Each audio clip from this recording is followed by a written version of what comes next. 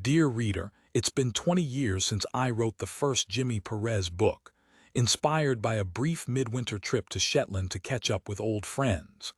The anniversary of its publication will be next year. Raven Black was planned as a standalone novel, a brief foray into the islands that had been special to me since I'd worked there in my early 20s. In the end, there were 8 books. The last, Wild Fire, showed Perez settled, about to become a father and ready to leave Shetland. I'd met my husband on Fair Isle, one of the more remote islands, during my first year of working there, and the publication of the final book so soon after his death seemed fitting. It was time, I thought, to move on to new projects. More recently, I felt an itch to move north again, to experience once more the constant views of the sea and the big skies. I'd visited Orkney on my first trip to Shetland, and I've been back many times since. It's gentler than Shetland, more fertile, and it had become Jimmy Perez's home. It occurred to me that it would be interesting to catch up with Jimmy and Willow and to explore a new setting. The result is The Killing Stones. Like Raven Black, this is a midwinter book. It explores the history of the place and the more modern Orcadian traditions. But really, this is a domestic story about families and the secrets that can pull them apart. I hope you enjoy catching up with Jimmy and Willow as much as I enjoyed writing about them. And thank you for supporting your local independent bookshop by purchasing this special hardcover edition. And Cleeves acknowledgements: I loved writing this book and having time to explore Orkney. Thanks to everyone in Westray who made me welcome, especially the knowledgeable volunteers at the Heritage Center, Mabel Kent of the Pierwall Hotel and Tom and May Bain. Stuart Bain was my driver and fixer throughout my research, and through him I learned about cold beans and fatty cutters. I'm grateful to Orkney Island's archaeologist Paul Sharman for sharing information about the Knowltland dig, to Sandra Miller and her team for organizing the trip to Micho, and to Neil Stevenson for checking that I didn't stray too far from the reality of the bomb. Of course, all mistakes are mine. My friend Dr. James Grieve appears again as himself in the novel, and I'm pleased that he continues to work in fiction, even if he might eventually retire in fact. Thanks to the relatives of Rosalie Greenman, who donated a considerable sum to charity at Boucherkin, San Diego for her name to be remembered in this novel. While writing is a solitary occupation, it takes a team to get the book to readers. Thanks to the support team at Pan Macmillan, Alex, Lucy, Fran, Ella, Charlotte, Natasha, Stuart, Rosa, Mary, and all the reps who spread the word. In the US, I'm grateful to Kelly, Catherine, Kelly, Martin, and Sarah, in Australia to Praveen and Candace, and in Canada to all at PGC and especially to Jen. Huge thanks to my agent Moses, to all the overseas co-agents and publishers, and to Rebecca of VHA. I'm grateful as always to Jean and Roger of Cornwell Internet for their friendship and for managing my website. A special shout out to Emma, fabulous publicist and fun traveling companion. Also, touring wouldn't be the same without Steve and Jeff of Benchmark. I've had a great time working with the Reading for Wellbeing and Woodyard projects. I don't do much of the actual graft, so I'm thankful to the people who do, my assistant Jane, all the staff in libraries, the NHS and voluntary organizations for Reading for Wellbeing in the Northeast, and the Woodyard Committee members striving to turn our community center plan into reality in North Devon. Special thanks go to Naomi, who had that idea, and my best friend Sue, for agreeing to be a part of it. Finally, thanks to all the booksellers and library staff who share the magic of reading, and to the readers themselves who allow me the joy of telling stories. Prologue: Archie Stout screamed into the storm. His voice was as loud and echoing as a foghorn, but the noise of the wind blew the words away, scattered them like spindrift over the water. Incoherent and pointless. The person they were aimed at couldn't have heard them anyway. The torchlight had already disappeared, swallowed up by the midwinter darkness, and Archie was alone. He was Orcadian, a Westray man born and raised.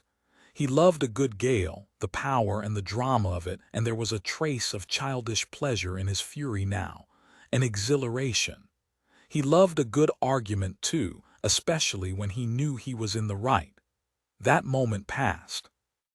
He was dressed for the weather, but there was no joy in standing here, ancient bones and rocks under his feet, when the Pier Wall Hotel bar was waiting for him, and his friends had been expecting him an hour ago.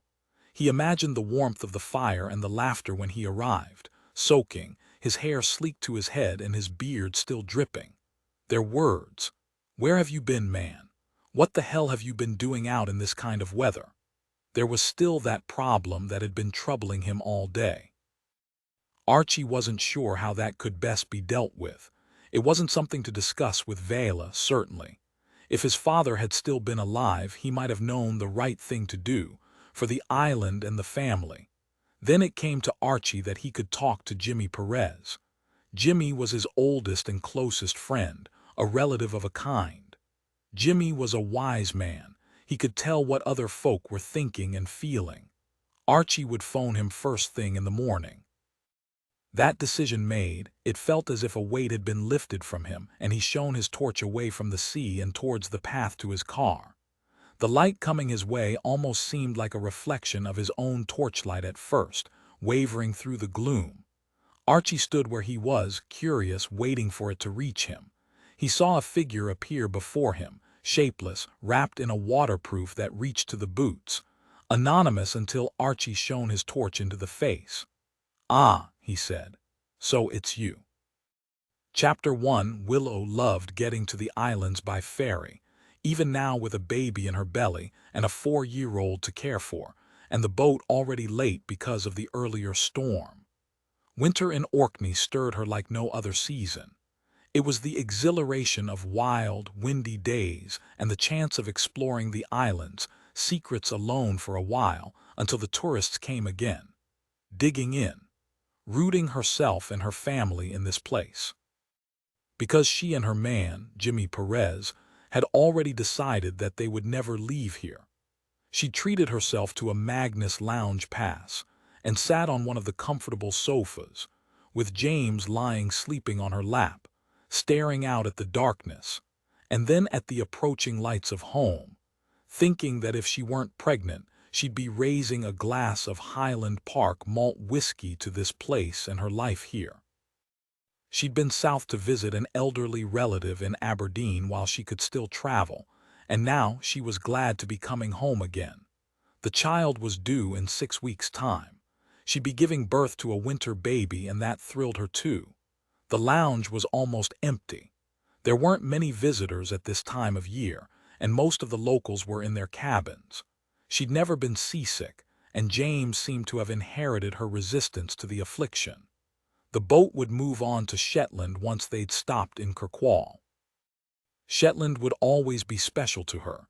Jimmy Perez had been born in Fair Isle, the southernmost island in the group, and Shetland was where they'd met, but gentler, more fertile Orkney was the home they'd made together. It was midnight when they arrived. She carried the child, still sleeping, to the car deck and strapped him into his seat, then drove out with the handful of other vehicles onto the dock, with its shadowy industrial buildings, out of Kirkwall and into the country. She'd been expecting Perez to be up, waiting for her, the fire still lit. She'd texted when they'd come close to shore and phone signal had been restored. There'd been no response, but Jimmy was as taciturn in text as he was in speech. There were lights in the downstairs windows of the old manse when she drove up. She could see them seeping through gaps in the curtains that had been drawn against the cold. But when she let herself in, she could tell at once that the house had been empty for a while, although there were still embers in the grate and the heating had been left on. If he'd been in, Jimmy would have heard the car pulling up outside and come into the hall to greet them, reaching out for his son, insisting that he be the person to put James to bed. His adopted 14-year-old daughter, Cassie, was part of the family too, of course, but she was in Shetland for the school holidays, staying with Duncan, her birth father, and Celia, his partner. Over Christmas, it would just be the three of them, and the child waiting to be born. Now Willow climbed the stairs and put James to bed. He'd already been changed into his pajamas. She wasn't anxious about Jimmy's absence. It would be a work matter. He'd always cared too much about work, and now she was on maternity leave. He was more conscientious than he'd ever been. His patch included Shetland and Orkney, and he was often pulled away. Perez had married when he was young, but the marriage hadn't lasted. His wife couldn't cope with the time and energy he'd given to his work. She'd called him emotionally incontinent, and it was true that all his sympathy seemed to be channeled towards the victims, the relatives, and even the perpetrators of crime. Sometimes Willow wondered how he had anything left to give to his family, but she was passionate about her work too, and she understood.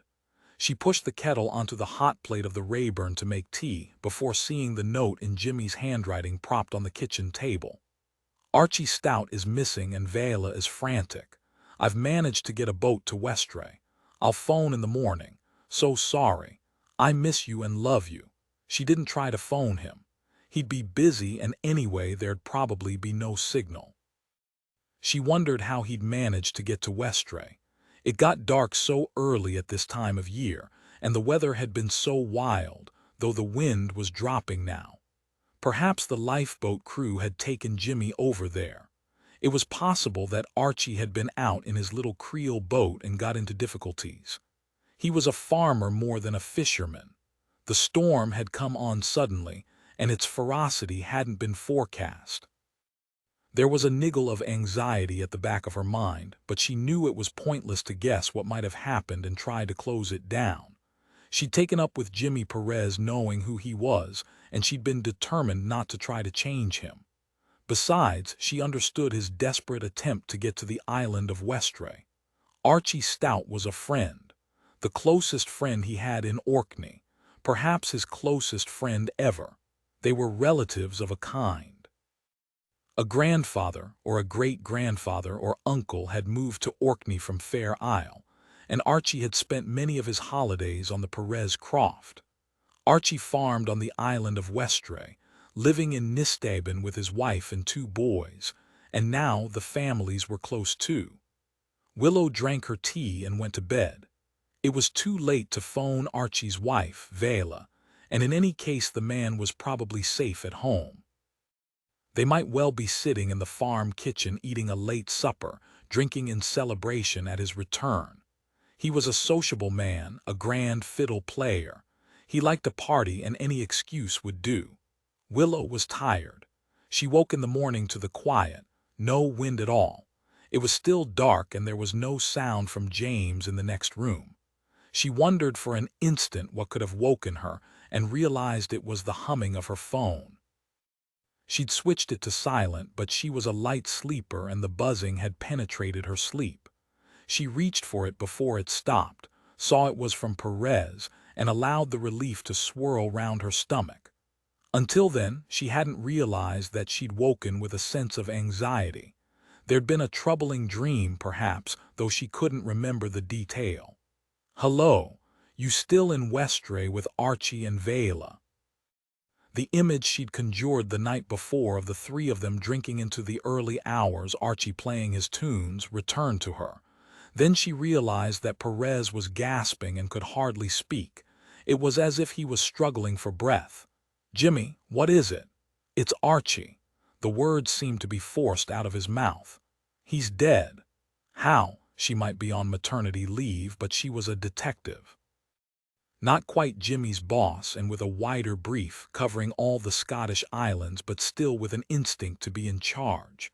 Her brain was already firing with the procedures that would have to be followed. There was a long pause. "It looks like murder." Another pause. "It must be murder." "Is there a doctor on the island who can certify death?" "Oh, he's certainly dead." Jimmy was sobbing now. He was no longer holding it together, that excess of emotion again. "But you know the procedure, Jimmy. You know how it has to work. Sure, yes, there's a doctor. Where was he found? Now Willow had the bedside light on and had found her notepad and a pencil. On the links of Knowlton, just inland from Grabus Beach, close to the old archaeological dig. Any sign of cause of death, blunt force trauma to the head. The weapon is still next to the body. We'll get Dr. Grieve from Aberdeen onto the next plane. You'll make sure nobody else can get into the site. Of course. His voice was already calmer. Who found the body? Me, he said, almost in a whisper. It was me. Chapter 2. It was cold, the first frost of the winter, shocking after an autumn of mild, windy days and after the previous night's storm. Jimmy Perez stood on a narrow dune, keeping guard over his friend's body. When it was properly light, he'd have a view of the long beach. There was a footpath where dog walkers came, a bench looking out to the sea. He'd asked Vala's mother to stay with Archie's wife and bairns and was glad to be here alone until colleagues arrived from Orkney mainland on the early ferry into Westray. He looked north into the first light of dawn, everything shadowy and blurred and not quite real. There was still a pale moon. The fact of Archie's death wasn't real either. The man had always been very much alive, even larger than life. A risk-taker, fearless as a boy, leading the quiet Jimmy into mischief and adventure that he'd never have had the guts to face on his own. Perez had loved him for that. Perhaps it was Archie who'd given him the courage to move south to Aberdeen to join the police service, and Archie who'd pulled him back to the Northern Isles when his first marriage had failed. They'd been opposite in every way. Perez had inherited the dark looks of his Spanish ancestors, and Archie was Viking through and through. Sandy-haired and icy-eyed, impulsive and quick to laughter and to anger. Tamed by Vala, his childhood sweetheart, but not entirely. There'd still been an edge of danger to him. Archie had been overjoyed when Perez had told him he was bringing his family to Orkney. He'd wrapped Jimmy in his arms and repeated over and over again, "What splendid news! Just splendid! The old team together again." The J in just pronounced CH in the Orcadian way. He'd helped them to find their new home in Harray, unloaded boxes and bags and drunk to their health. Archie was one reason why Perez had decided he never wanted to move again. Perez looked at his phone to check the time. The ferry from Kirkwall would be arriving soon. It was a roll-on, roll-off, and the officers would have a car with them. When they got here, he'd have to drive back to Nisteben and face Vala. After he'd been dropped off at Rapness Pier by the lifeboat crew, Perez had called in at the farm and asked to borrow a car. Westray was a big island, 3 times bigger than his original home of Fair Isle, and he'd known he'd need transport. He dreaded meeting Vala this morning. She would be full of questions, and he knew that he had no answers to give. He'd spoken to Willow. She'd manage matters with her usual quiet efficiency. He was overcome suddenly with a wave of gratitude for the woman who always had his back. She might look like a hippie with her long tangle of hair and charity shop clothes, but she was the best detective he knew. The best woman, wise and totally reliable, his woman. Despite his grief, he smiled at his good fortune. He heard them before he saw them, Phil Bain and Ellie Shearer. Ellie was older, apparently happy to be in uniform and to stay a sergeant, policing their patch. Solid and sensible.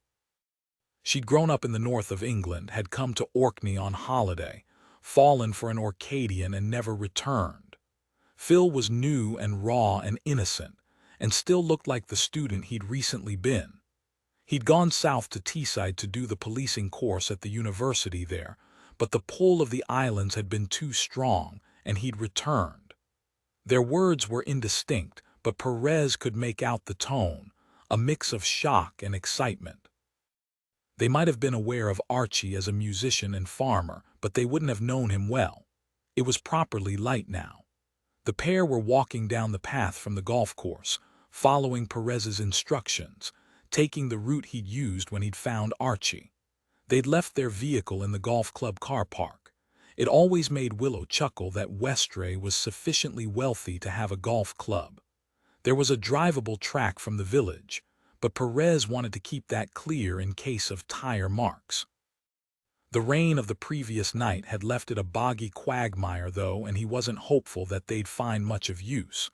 Now he called out to his colleagues to stay where they were. He didn't want them stumbling over the body. Then he moved down the slope to greet them, only aware of how chilled he'd become as he started moving. He circled a good distance from the locusts and joined them. "I'm sorry, Jimmy," Ellie spoke first. "I know you were good mates." She looked towards the body. It lay between patches of heavy black plastic, which was held down by dead tires. "What's this place? Some kind of dump?" It was an archaeological dig. When they'd finished on it, they covered it for any other team that might want to come back to excavate again. Perez remembered one summer when the diggers were on the island. He'd been staying at Nisteben with Archie and his parents. He and Archie had been young then, 8 or 9, and the students had seemed exciting, creatures from a different world. The archaeologists had been staying in a holiday rental owned by Archie's parents. It was close to Nisteben Farm, and the team had held parties on the beach that went on late into the night. Perez and Archie had peered out of their bedroom window to see the dancing shapes in the firelight, to hear the strains of music. "Will you wait here," Perez said, "while I go and talk to Archie's widow? I'll need you to keep an eye on things until the pathologist arrives. Willow has arranged for Doc Grieve to come in on the early plane, and I'm hoping he'll have the crime scene team with him too." "Is he still working? I thought he'd retired." "Nah, he can't keep away." Perez wasn't sure why the forensic pathologist was back in post, but he was glad he'd be dealing with someone whose respect for the dead and their relatives only matched his skill. Nisteben was solid and squat, built against the weather, but substantial, surrounded by byres and outbuildings.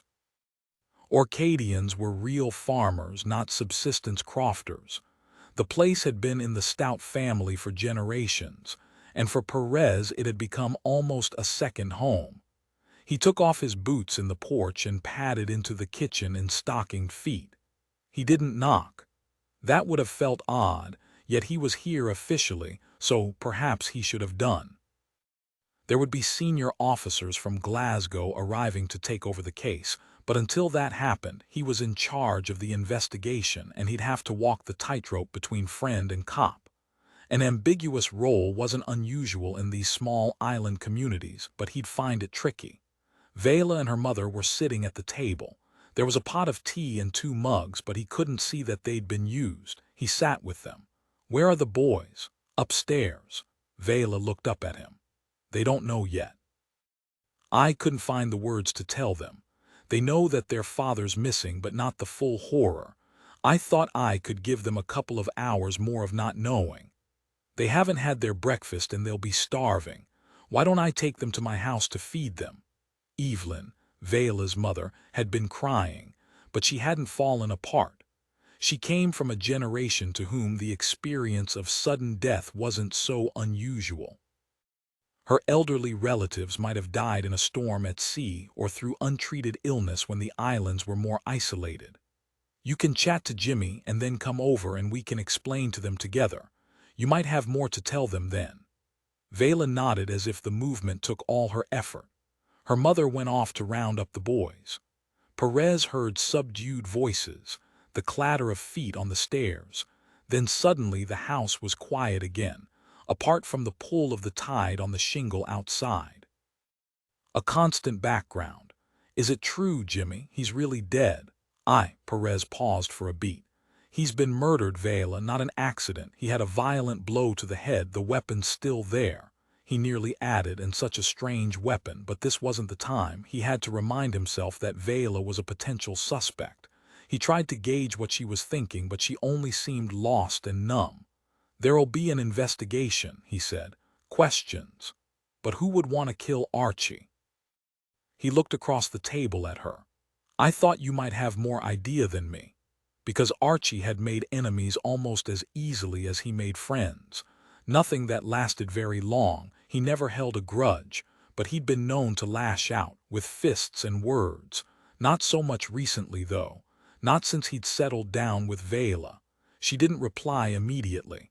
Instead, she stood up to make more tea. The inevitable compulsory hospitality of island women. Perez didn't try to stop her, and besides, just in that moment he longed for tea hot and strong. She set the pot on the table and he poured it out into one of the unused mugs. "Honestly," she said, "I have no idea at all. He's been a bit calmer lately, and everyone here knows him. Even the new islanders, the folk who have come in more recently. If he were to lose his temper, they'd just laugh at him and tell him to cool down." Perez thought that was right. "Tell me everything about yesterday." "I know we went through it all when I got here last night, but the detail is more important now. You do understand?" "Not really. I can't take it in. It's like a nightmare or a gruesome fairy tale." She looked up at him. She was slight and dark.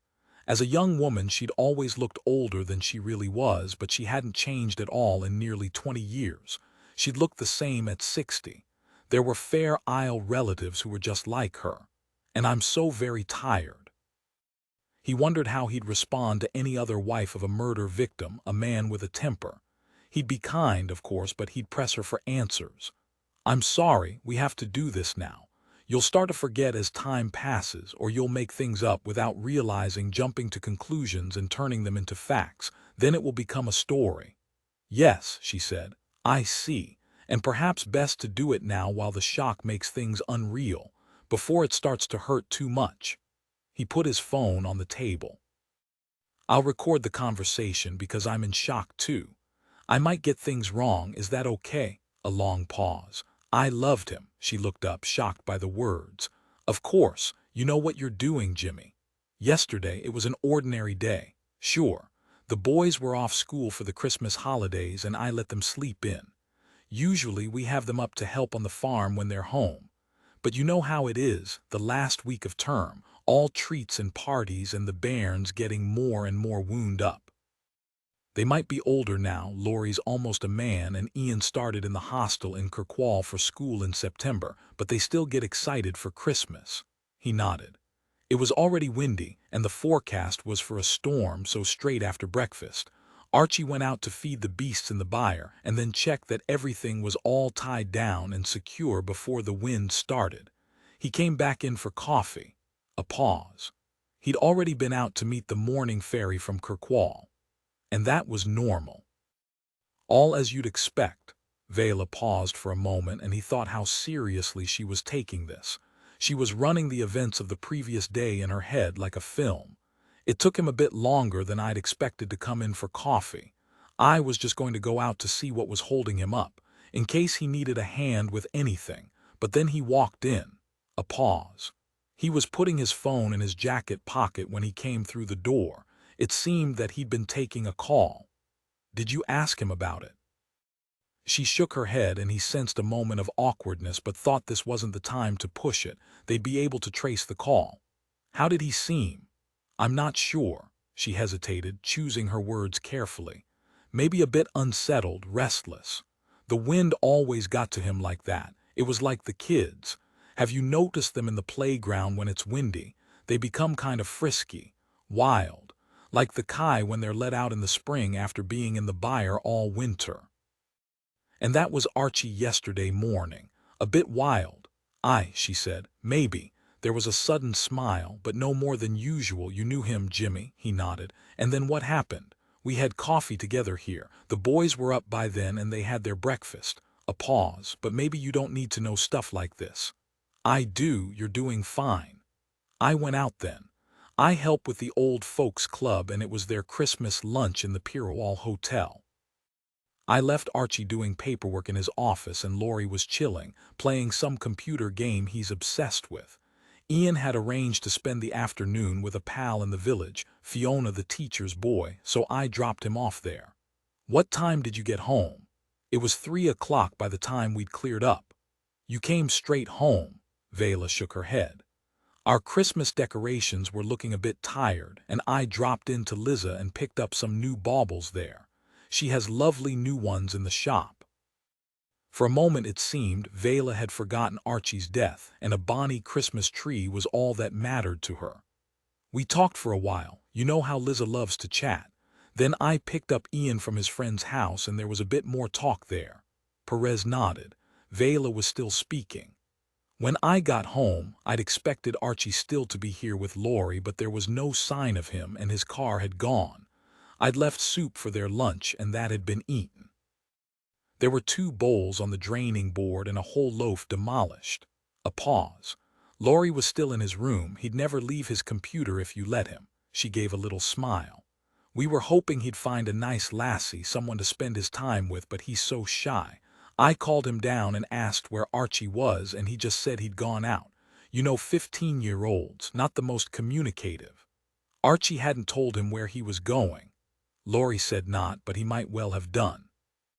Boys that age, they don't really listen when adults talk to them. They seem wrapped up in a dream world of their own. That's true enough. He had no experience of teenage boys other than having been one himself, but he wanted to reassure her somehow and to encourage her to continue speaking. But that wasn't the last you saw of Archie. No, he was in for dinner. He was later than I'd expected, and it was already dark. I was starting to worry. The wind was really fierce by then. He said he'd been delivering wood. He took down a long fence last week and cut up the posts and bagged them. There was more than we need here, and some of the old folk are grateful for it. This close to Christmas, wherever he went he was invited in for tea and home bakes. She hesitated. Or a dram. He was drunk when he got home. Not stupid drunk, she said, but he'd been drinking. This time of year, you know how it is. He nodded. He knew how it was. And he knew how Archie had been, never one to refuse a dram. Would you be able to give me a list of everyone he visited? Of course. She turned away from him for a moment, and he thought these details were bringing her man's death home to her. But it was hard to tell, and when she faced him again, her face was still stony and unmoving. We had an early supper, all of us together around the table. It was Ian's first term away at the hostel in Kirkwall, and it's been good to get him home for a few weeks at least. Most of the Westray kids boarded during the week in Kirkwall once they'd been through the junior high in Pierwall. It had been the same for Perez growing up in Fair Isle and moving out to the Anderson High in Lerwick, though he'd had to leave home even earlier at 11. It was a rite of transition that some children found more difficult than others. How's he been doing? He seems fine. And thanks to you and to Willow for keeping an eye on him. They'd had the boy out for tea and Harry a few times and taken him to see a film and some music. Ian was a great musician, something of a show-off, a little young for his age. It was nothing. He's a lovely boy. Laurie's the quiet one, but Ian can be a bit wild. Perez knew in different circumstances she might have added, just like his father, with an affectionate smile. Now she was very close to tears. How was Archie at the meal?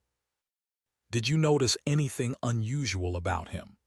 There was a moment of silence broken by the sound of a small plane circling over the island. If Dr. Grieve had managed to catch the early flight from Aberdeen into Orkney mainland, he'd be on it. Ellie would know to meet it from the airstrip. Archie was restless, Vela said, but he'd been like that all day. It was the wind and being nearly Christmas. He was like a bairn about Christmas. He loved every minute of the preparations. With the weather as it was, I'd thought we'd stay in, leave the boys to their gaming and watch a film of our own in front of the fire, maybe share a bottle of wine, a bit of adult time. But he decided to go out again. Yeah, he said he'd arranged to meet some of the boys in the Pierwall bar, but he'd not be more than an hour or two. His mind was made up. I didn't like the thought of him driving home after more drinking, but you know how it is in the smaller isles, Jimmy, with no police stationed here anymore. There was the quick flash of a smile, a glimpse of the old Vela. Was there a row, because he'd rather be drinking with his pals than staying in with you and the boys? No, she looked at him, horrified. What are you thinking, Jimmy, that I followed him out to wherever he was going and I killed him, leaving me a widow and my children without a father? Do you really think me capable of that? Perez looked away. I'm sorry, he said. I told you that there'd be questions. A pause. I hate having to ask them. You do know that. She gave a little nod, but he couldn't be sure that she really understood. Go on, what happened then? Once I'd cleared up the supper things, I was a bit restless too. Of course, the boys are old enough to leave now, so I thought I'd go and meet him in the bar. I could have one drink with them and drive him home. And make sure he didn't get silly drunk and stay out all night, Perez thought, or end up driving into a dike. He said nothing and waited for her to continue. But he wasn't there. Now Vela was struggling to hold things together. She stuck to the facts, her voice flat and cold. His friends had been expecting him, but he hadn't arrived. Where was his car? I didn't notice when I first got there. When I looked later, I saw it was parked in Pierwall, close to the hotel. Nobody in the bar had seen him. I tried his mobile, but reception can be tricky, so I phoned everywhere he might be. Annie and Bill at the hotel helped, and between us we called all the houses on the island in the end. That took quite a while. And then I phoned you. Perez knew what had happened after that. He'd left a note for Willow and banked up the fire, and arrived into Westray on the lifeboat after the storm had reached its peak.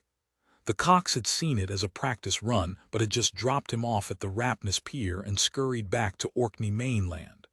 Vela had met him, waiting outside the car despite the weather. She'd been wearing a bright yellow oilskin that reached the top of her Wellington boots, standing just under one of the street lamps at the pier, downlit, crazy with anxiety. The whole island has been out looking, Jimmy, but it's as if he's disappeared into thin air. He hadn't known what to say or how to reassure her. It's a huge island, he'd said in the end. Just at the north end there are lots of places he might be sheltering. The wind had dropped quite suddenly, magically, as they were standing on the quayside. The cold front from the northwest had moved through, and the clouds had parted suddenly and dramatically to give sight of the moon. Perez had seen the sweep of the white beach and the cottage where the students had partied all those years ago. Everything sharp and clean after the rain, monochrome like a moody black-and-white photo. He'd told Vela to go home to stay with the boys. Archie might come back after all with some tale of adventure, and you need to be there for him. I'll join the search. He traveled at random then, through the strange landscape, as much to escape Vela's panic, the fraught tension she generated like sparks, as in any hope of finding Archie. He'd started off in Pierwall, where Archie's car had been left, and followed the footpath until he'd reached Grabus Bay. The sky was completely clear now and filled with stars, the moon huge and not quite full. He'd stopped for a minute, admiring its beauty despite himself, and had looked inland towards the old dig site to see Archie, lying on the plastic, a pale shadowy shape in the sea of black, caught in the soft light. Beside the shape a square stone, almost exactly rectangular, quarried. Not much bigger than a modern house brick, but obviously not some random rock lifted from the beach. He'd run towards Archie, stumbling over the uneven ground with a mixture of fear and relief, hoping to see some sign of life. Then, horrified because the man was clearly dead, he'd looked more closely at the stone in the torchlight. He saw the markings, exact spirals, picked not chiseled. He'd seen the stone before in the Westray Heritage Center, a Neolithic find, one of a pair. This was one of the Westray story stones. Chapter 3. After that first almost interview with Vela, Perez drove back to the golf course car park and walked to the locus. It wasn't a long walk from Pierwall, Westray's biggest settlement, to Grabus, but in the storm why hadn't Archie taken his car? Suddenly, Perez had an image in his head of Archie, strong, marching across Ward Hill on Fair Isle, impervious as he was dive-bombed by Bonxies. That had been after a mutual relative's funeral, a woman Archie had cared for. The man had always walked when he was troubled. He'd said it helped him to clear his head. It occurred to Perez that no other investigating officer would know that or understand it. After all, despite their friendship, perhaps he was the right person to be working this case. A skein of greylag geese flew overhead and landed in the flat field behind him. In the distance he saw the ruins of Knowltland Castle, romantic, the stuff of adventure stories. As he'd expected, Dr. Grieve was crouching beside the body. This adventure was gothic too, but far too close to home. "You're back then, Doc. You've had more retirement bashes than I've had arrests." Perez was keeping it light, not wanting the pathologist to know how closely involved he'd been with the man, how deeply the death had hit him. The words were muffled by his crime suit mask, but the doctor must have heard them. He just pretended that he hadn't, and Perez continued, "I hoped it would be you." "There's nobody else, Jimmy." He paused. "This is a strange kind of do. Where would anyone get a stone with all that fancy carving?" Perez could answer that question at least.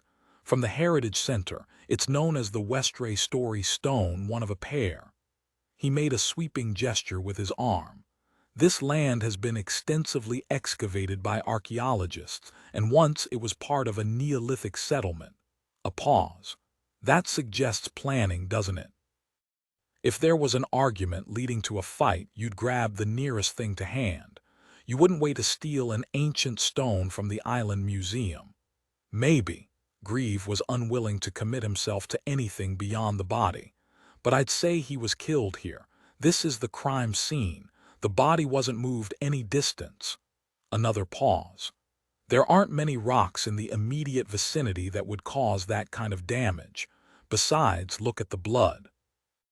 Perez thought that was even more reason to suggest that the crime had been planned, but the whole death was mystifying. Archie had been a huge personality, given to occasional outbreaks of temper, but here on Westray he was truly loved. He'd gone out of his way to help people. The afternoon of his death he'd been delivering firewood. Here, they'd forgive him anything for the warmth of his smile and his generosity. It occurred to Perez then that he should check who else had been staying on the island. This might not be peak tourist season, but the Pier Wall Hotel had rooms. Islanders might have guests with them too, friends and family visiting for the holidays. Though the island had a population of 500 and it wouldn't be easy to check out all the visitors, the thought that Archie could have been killed by an outsider was strangely reassuring. "I don't suppose you can give me anything approaching a time of death." The pathologist straightened. "By now, you should know better than to ask me that." He returned to his work. Phil and Ellie were standing some distance away, listening and watching. "How's the victim's wife?" Ellie asked. "Vela, is it?" "Just about holding it together. She's gone to her mother's place to tell her teenage sons that their father is dead."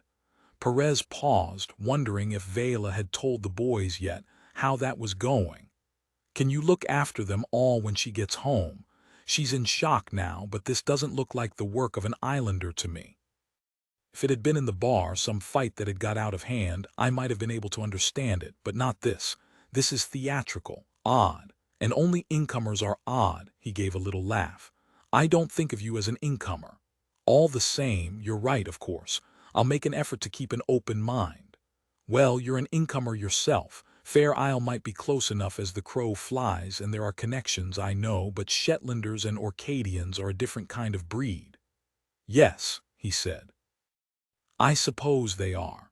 The trite saying was that Orcadians were farmers with a boat and Shetlanders were fishermen with a croft. It held some truth. Orkney was less bleak, more wooded, more fertile, rounder and softer, despite some dramatic cliffs. Willow said that the landscape here was less macho than Shetland, and Perez thought she was right. If islands could be gendered, Orkney would be feminine. "You want me to find out from Vela if Archie had any contact this week with visitors?" "I." Perez laughed again, more awkwardly. "Something like that." Perez drove to the hotel. Archie's car was still parked there, and Perez thought that was something else he should do. The crime scene team were due in on the lunchtime ferry, and he'd need to keep it uncontaminated until they arrived. He suspected it wouldn't be locked. Only visitors locked their cars here, and he was tempted to have a thorough look inside. Instead, he used gloves to take the keys from the ignition and clicked it shut. It was the best he could do until the team could take over. The hotel looked out over the water. It was welcoming in the low winter sunlight, and there was a fire in the bar inside. He realized how hungry he was. He'd not had a meal the night before, and it wouldn't have been right eating in front of Vela. The landlord was preparing for any lunchtime customers and recognized him. "What a terrible business this is, Jimmy." Naturally, everyone on the island would know of Archie's death by now. "Can you do me a strong coffee and a bacon sandwich?" "Of course I can. Anything you need, just say." Bill was a new islander. He'd arrived originally from Belfast, and there was still the accent to set him apart. He'd been running the hotel with his Orcadian wife for 30 years, but the awareness of difference was there all the same. "Annie will sort you out." Annie was his wife, a quiet, nimble woman who kept things running smoothly in the background. She'd looked middle-aged when she was 20, and now, approaching her 60s, she didn't look any different. Bill was a joker. He could have the whole bar in fits, smooth over any tension by turning it into laughter. Despite the difference in ages, he and Archie had been close friends. "This was Archie's second home," Bill said now. "I can't imagine the place without him." "You were expecting him in last night." His pals were expecting him, sure enough. They were surprised when he didn't turn up. Perez was distracted briefly by the smell of bacon frying from the kitchen beyond the bar. Annie McBride was working her magic. "I don't know if there was a definite arrangement, but there was some comment at his not being here." A pause. "They thought Vela was cracking the whip. There's a lot to do this close to Christmas if you have a family." And then Vela turned up looking for him. Yes, she braved the storm and drove down the road to collect him. "At first we thought she was getting her own back for all the time she'd stayed at home with the bairns, that she'd left him in the house with the lads and was in the bar for a bit of crack herself." A pause. "There was a kind of cheer when she came in. Ironic, you know." Perez nodded. He could picture the scene. "Then it turned out she'd been expecting him here." Bill looked out at Perez. He was a big man with shaggy white hair. His large head always reminded Perez of an animal, maybe an old English sheepdog. "At first there was no panic. We thought he'd be in one of the houses drinking, keeping one of the old boys company on a wild winter night. It was the sort of thing he might do. He was a kind man." "He was. And I loved him," Perez thought again. "But Vela had seemed certain that he'd be here," McBride went on. "She said he'd been out visiting in the afternoon. So she used her mobile to get in touch with all their friends, and we got on the landline to go through the Westray directory to speak to everyone else on the island, and nobody had seen him." "How did Vela seem when she arrived in the bar?" Perez hated asking the question. "Did she look as if she'd spent any time out in the gale?" Bill looked at him sharply. "No, nothing like that. A bit damp maybe, but it was raining so hard that she'd get wet just running from the car." There was an awkward silence before Perez asked the next question. "Do you have any guests staying?" "Not many just now. A middle-aged couple who met here in Westray and are celebrating some kind of anniversary. The Johnsons. He's a professor, a bit of a celebrity because he's appeared on the telly. An expert in the history of the island, apparently. He brought a film crew in a while ago. We were hoping they'd stay here, but they were in and out in a day. She's something arty. And Godfrey Lanston, who's an elderly guy, a regular, a kind of naturalist writing a book about the island." A pause. "We're expecting more visitors in tomorrow and the day after, mostly folk who used to live here or relatives of islanders. Will that be okay, Jimmy?" Perez nodded. "There'll still be areas cordoned off, but I don't see why not. I'd hate to turn customers away. This time of year we're grateful for all the business we can get." "Where are your guests now?" Bill shrugged. "They all went out straight after breakfast. The prof and his wife were getting the ferry to Pape, I think. Godfrey said he wanted to make the most of the light for a walk." "Did they know Archie's dead?" "They knew he was missing last night. They all went out this morning before the news came through that you'd found the body." "They'll know by now," Perez thought. "Even on Pape the news will be out." Papa Westray was a small island with a great community spirit linked to Westray by ferry and history. "I'll need the full names and contacts of your visitors." Bill paused and then nodded. "Of course, but I'm not sure how well they'd have known Archie apart from meeting him in here. Why would they want to have killed him?" There was a hopeful edge to the question. It seemed to Perez that Bill too would much rather one of the ferry loopers was the killer than an islander. Annie appeared before Perez could reply. She looked gray and tired. Nobody had managed much sleep the night before. She set a plate with the sandwich and a mug of coffee in front of Perez. "This is a terrible business, Jimmy. You'll clear it up soon." She looked out at the room decorated with a tree and lights and strings of paper lanterns. He knew what she was saying, clear it up by Christmas. Please bring things back to normal by then. It hadn't quite been a question and he didn't answer. He wasn't one for giving false promises. "Why don't you get a coffee for yourselves? I'd like to talk to you both before folks start coming in. I need to know who was here last night, when people left." He paused, wondering how much of Archie's death he should give away. Then he thought that news would get out soon enough and he needed information more than secrecy. Annie sat beside him without bothering to get herself a drink. Bill came out from the bar and took a seat next to her. "I'm interested in the story stones," he said. "They're kept in the Heritage Center, aren't they?" Apparently the prof is an expert. He went in to look at them when he first arrived. We arranged for the center to be open for him. She shot him a look across the table but didn't ask why he wanted to know. Maybe listening to other folks' tales in the bar had made her incurious. "Would you mind having a look this morning, see if they're both still there?" "Sure." Still, she didn't ask why he wanted to know, but she had a question of her own. "When did Archie die?" Jimmy knew what Doc Grieve would say. "Vela last saw him after having had supper with the boys. I found him at nearly 7 o'clock this morning. So between those times, it's not like in the films. Impossible to be more precise." "It could have been anyone then." Annie sounded distraught. Perez nodded. "But maybe more likely soon after he left Nisteben. Otherwise, surely, he'd have turned up here where everyone was expecting him." Nisteben was at the other end of the island, close to the Rapness ferry terminal, but no more than 15 minutes drive away. "His car is here, though, so what does that mean?" Bill shot a glance at Annie. "What?" Perez said. "You think he might have been somewhere else? He was always a ladies' man, you know that, Jimmy." When he was younger, not now." Silence. "Tell me." "There's a young Englishwoman who's renting Coimbra, the big house just out of Pirawall. She makes jewelry from silver and sea glass.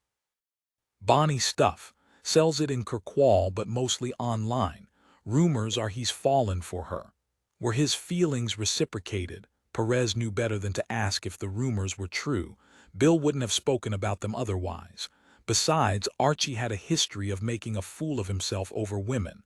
"Not at first," Annie said, "but I had a feeling she was warming to him." "Tell me about her." "Her name is Rosalie Greenman. She's in her 30s. She arrived in the late spring, and we thought she'd just be here for a couple of months while the weather was good and the nights were light. You know what it's like, Jimmy. These arty folk fall for the dream, but they can't cope with the dark days and the lack of facilities." "Is she single?" Annie nodded. "It seems so. She doesn't speak much of her life before she came to the island, but there are stories, of course. I heard that her man died young. An accident or illness, maybe. There was a lot of sympathy for her." Perez nodded. He could understand that. He'd lost Fran, the love of his life, when he was a relatively young man, too. After his divorce, he thought he'd never get close to another woman, and then one snowy midwinter he'd met and fallen head over heels with Fran, a single mother. She'd left him Cassie, her child. A gift and a responsibility. Annie was still speaking. "But then people's attitude changed a bit when they thought she was having an affair with Archie." A pause. "I hoped that the rumors wouldn't chase her away." Perez hadn't heard any of these rumors. Westray was quite a different place from Orkney mainland, and news didn't always travel. Archie wouldn't have mentioned it. He thought Perez was straight-laced and would have known that he'd disapprove. But Rosalie staying through the winter. It seems she'll make this her permanent home. She's become a part of island life now. She helps out with art classes at the school, trained to join the fire crew, and takes her turn up to the airstrip with the fender when the planes are due in. In the summer she volunteered in the Heritage Center. She's liked. This time the answer came immediately. Yes, generally. A pause. Perhaps I was more worried that Archie would have chased her away, rather than the gossip of Westray folk.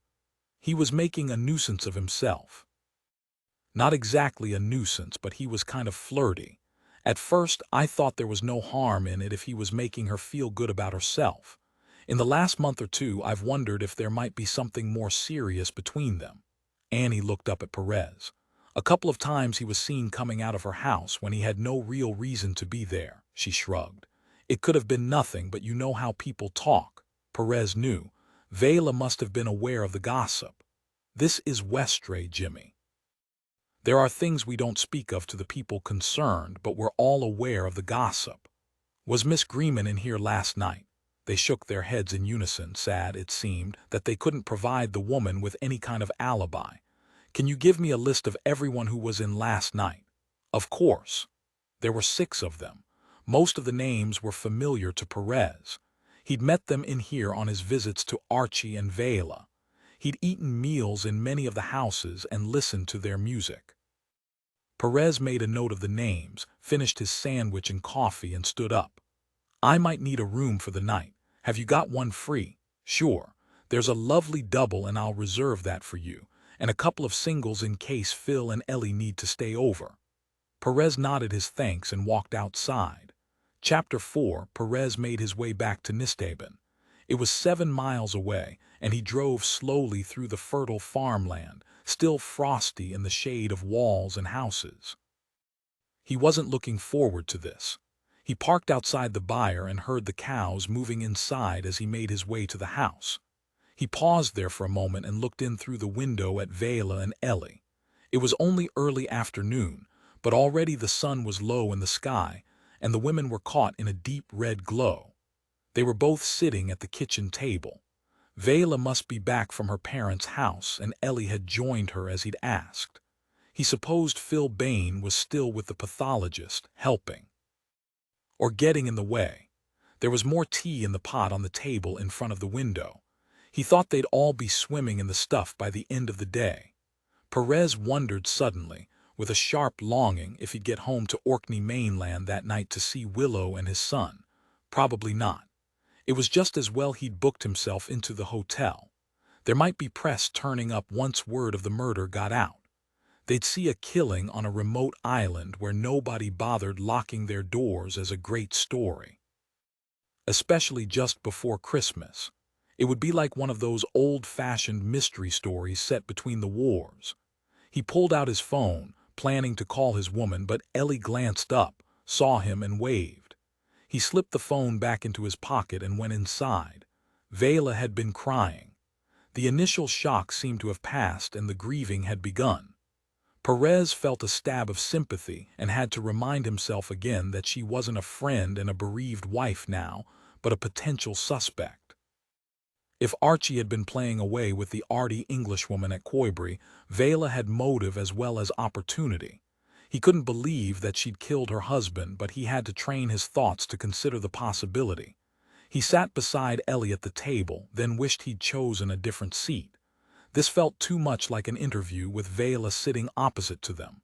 "I'm sorry," he said. "I have more questions." Vela didn't respond directly. "Is Archie still there?" she asked. "Behind Grabus Beach at the old dig site," Perez nodded. "Dr. Grieve, the pathologist, is with him. Can I see him? I still can't quite believe he's dead." "Not there," Perez said. "It's a crime scene. We have to be careful about contamination, you understand, but when he's in Kirkwall, before he goes south to Aberdeen for the post-mortem, I'm sure we can arrange something then." He thought Grieve would be open to that. He was the most compassionate medic Perez knew. He'd said once that his patient wasn't the body on the table but the grieving relative, and that his door was always open to them. He thought she might protest, insist on driving off and walking along the beach to see Archie at his last resting place in Westray, but she seemed overwhelmed by a kind of lethargy.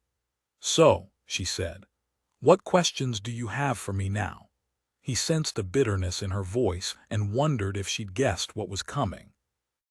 "There have been rumors," Perez said. About Archie's relationship with a woman on the island, Rosalie Greenman. You know Orkney. Her face was gray with exhaustion. There are always rumors. Sometimes they have some basis in truth. You knew Archie too. He was given to wild infatuations. That word again, Perez thought. Wild. That surely was the best word to describe Archie. He said nothing and waited for her to continue. I knew it would pass, she said. Did you talk to him about the woman? She shook her head. He would have lied. I could tolerate his flings, but not the lies. I didn't know, Perez said, that Archie had flings. Then he wondered if that was true. There had been times when the two of them had met for a drink in Kirkwall, and Archie had been high, not with drink or drugs, but some kind of excitement that had made him talk too much and laugh too much. Perez had suspected then that Archie might have come straight from a woman, but like Vela he hadn't asked, not afraid of lies but the truth. Archie was the sort of man who might have boasted about his conquests, to his best friend at least, and Perez would have hated that. Vela leaned forward across the table. It wasn't the most important thing about him, she said. His sordid encounters with women, I mean. He wasn't at it all the time. She shook her head, as if the words hadn't come out as she wanted, as if they were too crass. He was easily bored, you know. What was the most important thing about him? She looked up straight into his eyes. Us, me and the boys, whatever else was going on in his life, he loved us best and forever. Perez wanted to ask if Archie had loved any of his other women, if he'd loved Rosalie Greenman, for example, but he couldn't bring himself to do it and ask the question differently. Was the relationship with the woman at Coibrey just a fling too, like all the others, something that would pass? There was a moment of silence, broken by the sound of sheep on the in-by land next to the house and a plane coming in to land. Perez wondered if it were bringing reinforcements, maybe some of his crime scene officers. I don't know, Vela said. Like I said, he was infatuated, less cautious, probably because she didn't fall for him straight away. He had to woo her and he was always up for a challenge. If you didn't talk about it, how do you know all these things? I'm his wife. It came out as a scream. I've looked after him all these years, sorted out his scrapes. I knew him as well as I know myself. But this time, Perez said, almost to himself, you couldn't fix it. No, I wasn't sure I could fix it. All I could do was wait, and hope that it would fizzle out like all the others, or that she would tire of the island and him and move back to where she belonged. Again, there was a silence. Perez could sense Ellie beside him, uncomfortable because this wasn't the way interviews should be conducted. This was too intense, too personal. She shifted a little in her seat and he was worried that she might intervene. Tell me about the Heritage Center, he said. His voice was normal now, more detective than priest. Is it kept locked? Of course. Vela seemed surprised by the change in tone, but grateful too. There are valuable artifacts. The Westray wife is famous. The oldest representation of a woman in Britain. We're all fascinated by what the archaeologists found when they did their exploration. And there's the Westray story stone. Stones, she said. There are two of them, stones with a spiral carving. Why are you asking, Jimmy? Because one of those stones killed Archie. It's lying beside him, smeared with his blood and fragments of his scalp. But he didn't answer. Instead, he asked, who has a key? All the committee members. I have one. She looked up at him. Why? The response, honest and open, made his heart sing. She couldn't be guilty, could she? Then he thought of all the suspects he'd known who were liars, brilliant liars. You know, I'll have to talk to Miss Greenman. Mrs. Vela said. She took her husband's name. They married just before he died. She paused for a moment before continuing. We were friends when she first came. I was pleased, someone of about my age bringing in a breath of the outside world. We got on so well. I loved art when I was at school, and history. There was a time when I thought I might go south to study. I was offered a place in the art school in Glasgow. We shared ideas. She took me seriously. Vela was nearly in tears again. I was almost angrier about Archie spoiling that friendship than about what he was doing with her. The cheating. Perez nodded. He thought he understood. In a small community, it was often hard to find a soulmate. She looked at him. What will happen now? He was already on his feet and looked down at her. We'll investigate and find out who killed Archie. I'll need that. Her voice was desperate. It's not about revenge or justice, but I'll need some sort of explanation to give the boys, and for me, I need to understand. He thought again that he was crazy even to suspect Vela of killing Archie Stout. Are the boys back here? I'll have to talk to them too. Laurie's out on the tractor. It's as if he thinks he's got to look after us all now and run the farm as Archie would have done. He's grieving Jimmy. He hasn't cried since he was a toddler, but he was sobbing. He went outside so I couldn't see. Ian's upstairs, curled up and asleep, maybe hoping it's all a dream. Can it wait for another day? Perez thought for a moment. Sure, he said. It can wait. Out in the yard, his phone rang. It was Annie from the hotel. I've been into the Heritage Center, Jimmy. Both the Story stones have disappeared. She rang off before he could thank her. He parked back in Pirwall and began walking up the road towards Coimbra, curious now to meet the woman who had captivated both Archie and Vela. He was lost in thought, and the figure coming in the opposite direction towards him seemed to appear out of nowhere. The low sun was behind her, so he had to squint, and she was just a silhouette, but he knew her at once and broke into a run, excited as a boy. When he drew level with her, he took her in his arms and held her for a moment. What are you doing here? Well, that's a nice way to talk to the mother of your children. They still weren't married. He liked the idea, but Willow had grown up on a commune in the Western Isles, and he thought of her as a free spirit. He was worried that she'd laugh at him if he asked. Even after all this time together, he still didn't feel that he entirely knew her. I'm all there is, she went on. There's a technical fault on the plane that was going to bring the team from Glasgow, and besides, none of them fancy being stranded here just before Christmas if the weather closes in. The forecast isn't great and they're all city boys. I suspect they'll make excuses until after the holiday. She laughed and his mood improved again. James was very happy to stay with his Auntie Allison, who will of course fill him with sugar and let him stay up for most of the night, so here I am on the scheduled flight from Kirkwall. Not really in an official capacity, but to provide a bit of oversight and feedback to Glasgow. I dropped my bag at the hotel. Bill said you had a room, and then I needed a bit of a walk to get a feel for the place again. You know how I work, Jimmy. It's all about the place. He nodded. He knew how she worked. James will have a fine time. Allison wasn't a real aunt, but a friend and occasional childminder. James adored her. Are you sure you'll be okay? Perez put a hand on her belly, then quickly pulled it away. Willow hated any kind of sentiment. Of course, I'll leave the strenuous stuff like running after dangerous criminals and car chases to other people. My role is to listen in and drink tea. Are you okay to sit in on an interview now? Of course. The old team, back in action. She turned to him. I'm so sorry about Archie, but it feels good to be back in the field again and not stuck behind a desk. They walked slowly up the road and he brought her up to speed. He sensed the intensity of her listening. Tell me about the murder weapon. I recognized it, he said. It came from the Heritage Center, one of a pair of Neolithic stones. It had Norse writing on it. Apparently that was added later, a kind of Viking graffiti. He paused. I asked Annie to check. Both the stones have disappeared. So what does that mean? She stood still in the road. A message, premeditation. He shook his head. He had no answer for her. Rosalie Greeman was sitting outside her house on a white bench, looking out over a small cove of sand and shingle. Perez had never been to this part of the island before, but he'd heard Archie speak of the house. Once Coimbra would have been the grandest property on Westray, home to the laird. It had 2 stories and thick stone walls. Since Perez had been visiting Westray, it had been rented out as a holiday let or short-term rental. He thought it was owned by a Shetlander, bought perhaps as some kind of investment. The woman was wrapped in a long fleecy coat and had her hands around a brown pottery mug.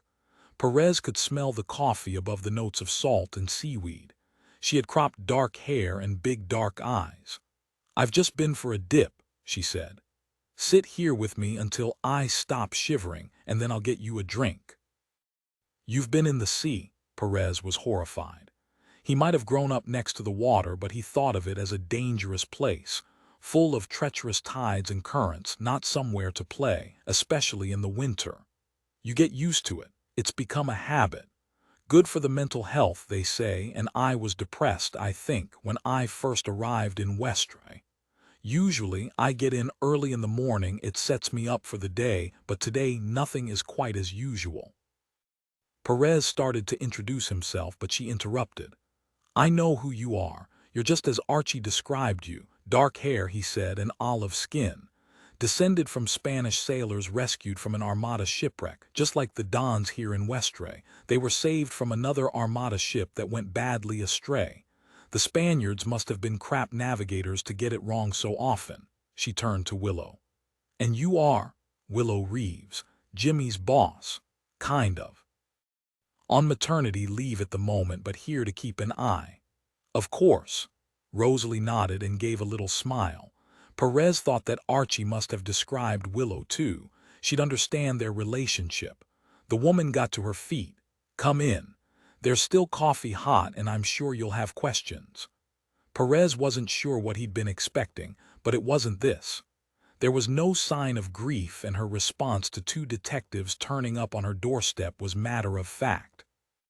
She'd not even broken her routine of a daily swim in the sea. It seemed cold and hard-hearted. It came to him that Archie had deserved better, but he pushed away the thought. Inside, the kitchen was a blast of color. He thought this was Rosalie's work. A rental landlord would have played it safer. One wall was painted a deep red. There was art on the others, big paintings, abstract splashes of yellow and orange. Autumn colors. Autumn colors if you lived in the South, at least. Perez was reminded of Fran, the artist who had once been the center of his life. She'd have enjoyed this room. He'd taken Fran to Fair Isle to celebrate their engagement, and she died there. It occurred to him in that moment that perhaps he hadn't discussed marriage with Willow out of a strange kind of superstition. If he proposed to her, did he think that she would die too? Rosalie poured coffee from a filter machine. Willow shook her head at the offer. "I'm trying to avoid too much caffeine." So here they were in another kitchen, talking again about a dead man and who might have killed him, to a woman who might have had a motive for wanting him dead. Willow had taken a seat in a rocking chair next to the Rayburn, leaving Perez and the woman at the table. It seemed that she expected Perez to lead the conversation. "We're investigating Archie Stout's death," he said. "Of course." Rosalie had shed her dry robe, but her fingers were still a startling red, a response to the icy water. Her hands were flat on the table as if she needed to be steadied. "You'll have heard that the two of us were friends." "Friends? Is that all you were?" It came to Perez that the Archie he'd known had always wanted more than friendship from a woman. "We weren't even that at first.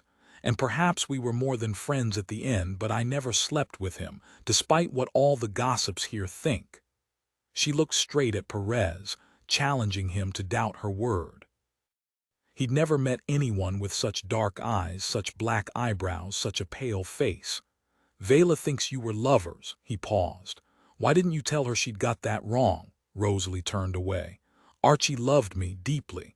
Better that she should believe we were having some sort of fling than that I tell her that." "Yet you didn't have sex with him." She shook her head. "But I was close to it, and that was another reason for not explaining to Vela. I think it might have happened in the end." A pause. "It's rather flattering to be adored."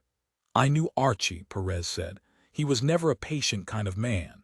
You think he was putting pressure on me to have sex, perhaps even that there was some kind of sexual assault or stalking, and so I killed him." She gave a bitter little laugh. "No, it was nothing like that." "When did you last see him?" Perez thought it was safer to move on to facts. He found this relationship impossible to fathom. He was glad Willow was in the room. She might understand it better. Yesterday afternoon, he was delivering wood and he called in. He wasn't here for long. She hesitated. He seemed troubled. Did he tell you what was troubling him? She shook her head. Not in any detail. Perez was starting to lose patience. But you were close. You must have had some idea. She shook her head again. I don't think it was anything to do with us, with our relationship. Maybe it was an island matter. He had a sense of responsibility, for Westray. His father had been a community leader, and since he died a couple of years ago, Archie felt he should take over the mantle. They were different men, though. Archie was easily bored and couldn't step easily into his father's shoes, so there was a kind of frustration. Yesterday, he seemed weighed down with some problem, but he said he couldn't discuss it with me. I had the sense that it was because I was an outsider and that I wouldn't understand. There was a silence while Perez struggled to process that. How about later, yesterday evening, did you see him then? Perez thought Archie might have parked at the hotel to give the impression that he planned to spend the evening there, then walked out to Coimbra. She paused for a moment. I was expecting him, she said. We'd planned that when he called in earlier, but he didn't turn up. I wasn't surprised. This time of year, the family will always come first. There was no trace of bitterness in her words. At any time of year, I think family would have come first for Archie. I believe that he loved me, but he wouldn't have left his wife for me. She looked across the table at Perez. He might have been unfaithful, but he had a great sense of duty. Perez nodded. He would never have described Archie in that way, but he thought it was probably true. And that didn't make you angry, that you always had to come second? Not at all, Rosalie said. I wasn't ready for another intense, long-term relationship. There was a moment of silence before she continued, speaking in a voice so low that it was almost a confession. I was lonely when I first came here, so lonely. My husband had just died.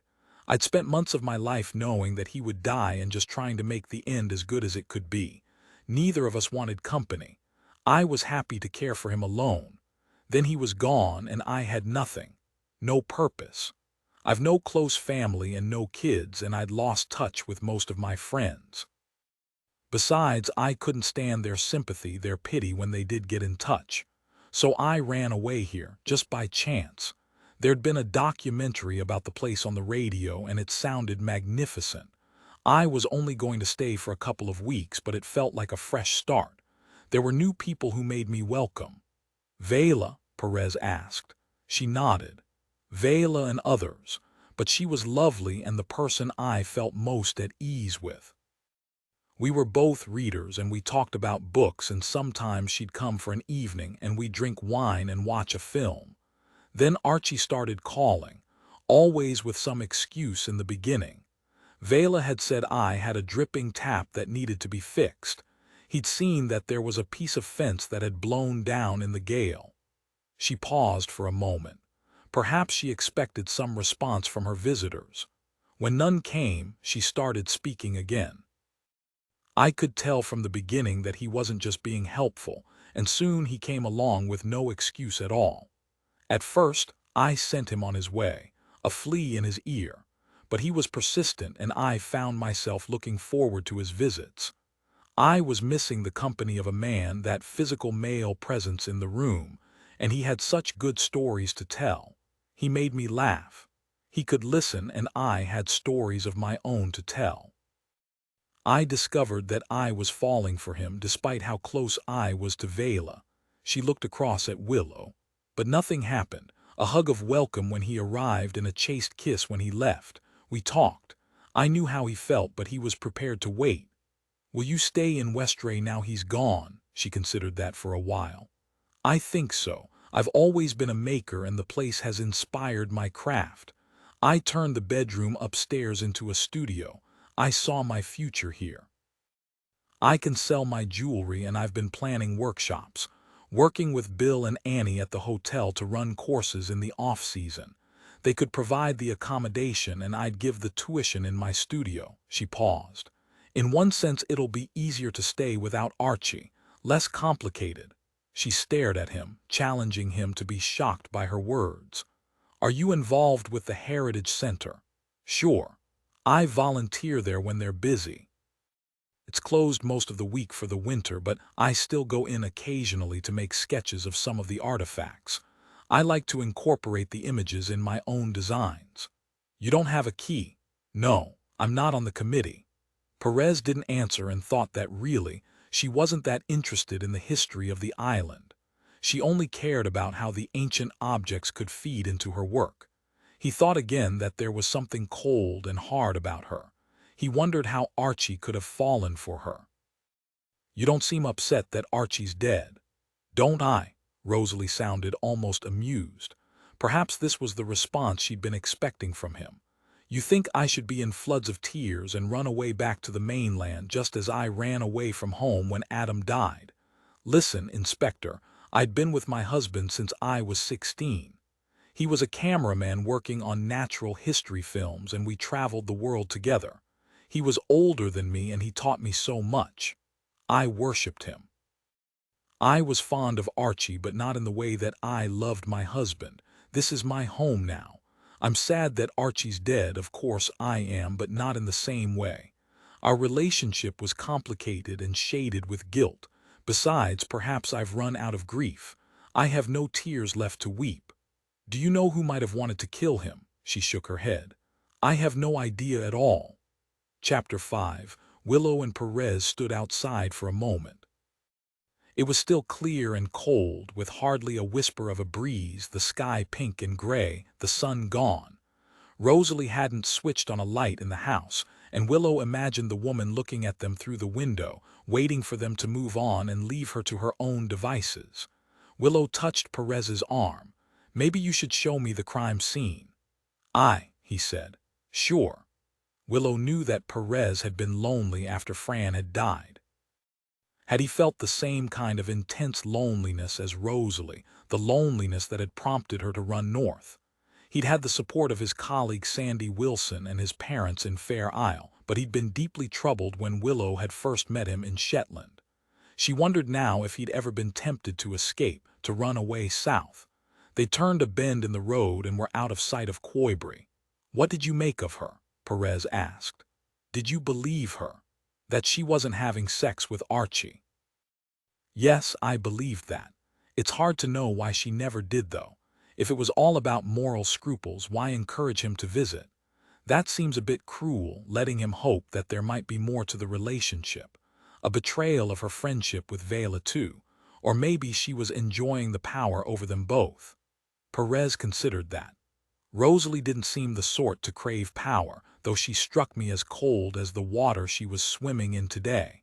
But I can't see what motive she might have for killing him. Willow thought motive was always tricky. It didn't take much for some people to be submerged by anger, overwhelmed by it. She knew one killer who'd strangled his wife because she laughed at the way he ate his food. That had been about power too, or the lack of it. Rosalie had opportunity, though, and no alibi. We only have her word that she was expecting him to turn up at Coimbra last night. If she'd asked him to meet her at Grabust, he'd have done it, wouldn't he? She was always the person pulling the strings. You didn't like her. Not that exactly. I don't quite trust her. What about means? How would she have got hold of that stone from the Heritage Center? She said herself that she visited the place to sketch the artifacts. I doubt there's much security, or if they do an inventory after a regular's been in. She looked across at Perez. I'm not saying she's our killer, but that we have to keep an open mind. She knew that sometimes Perez found it hard to maintain a distance. He often had too much compassion, too much empathy. Was he putting himself in Rosalie Greenman's place because he knew what it was to grieve? If so, wouldn't he find it even more difficult to stay objective when it came to Vela? They walked on for a moment in silence, down the path towards the old dig site. It wasn't a long walk from Coimbra to Knowltland. Willow thought that Rosalie was fit and strong. She'd get there in 15 minutes, probably faster than that. When they arrived, the pathologist was still working on the body. He preferred to do as much as he could at the locus.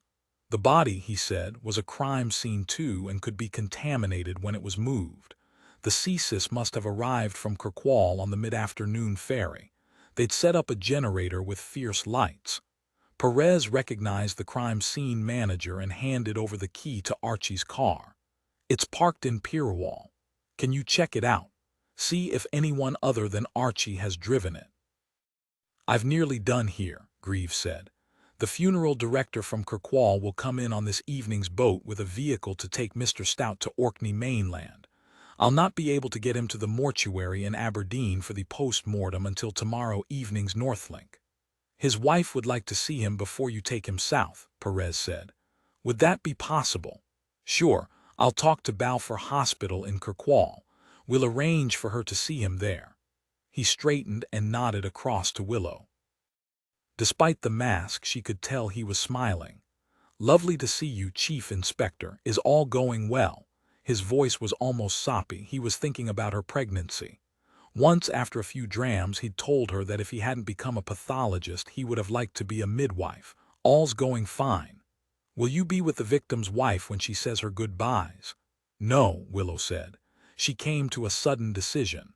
It was wrong for Perez to be here in Westray. He was too close, too involved. "I'll leave that to Jimmy. He's more sympathetic than I am, and besides, he's not seen his son for a while. He can go out on the ferry to Kirkwall with you and have a night at home so they can catch up." She could tell that Perez was shocked and probably hurt that she'd not consulted him first. "Is that a good idea, leaving you here on your own?" "I'll not be on my own," she said.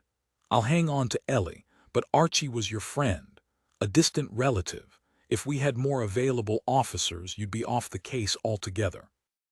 You're too attached, and when we find our killer, the defense will have grounds to pull any of your evidence apart. You could do with some distance, and there's work to be done in Kirkwall. You got in the night of the storm.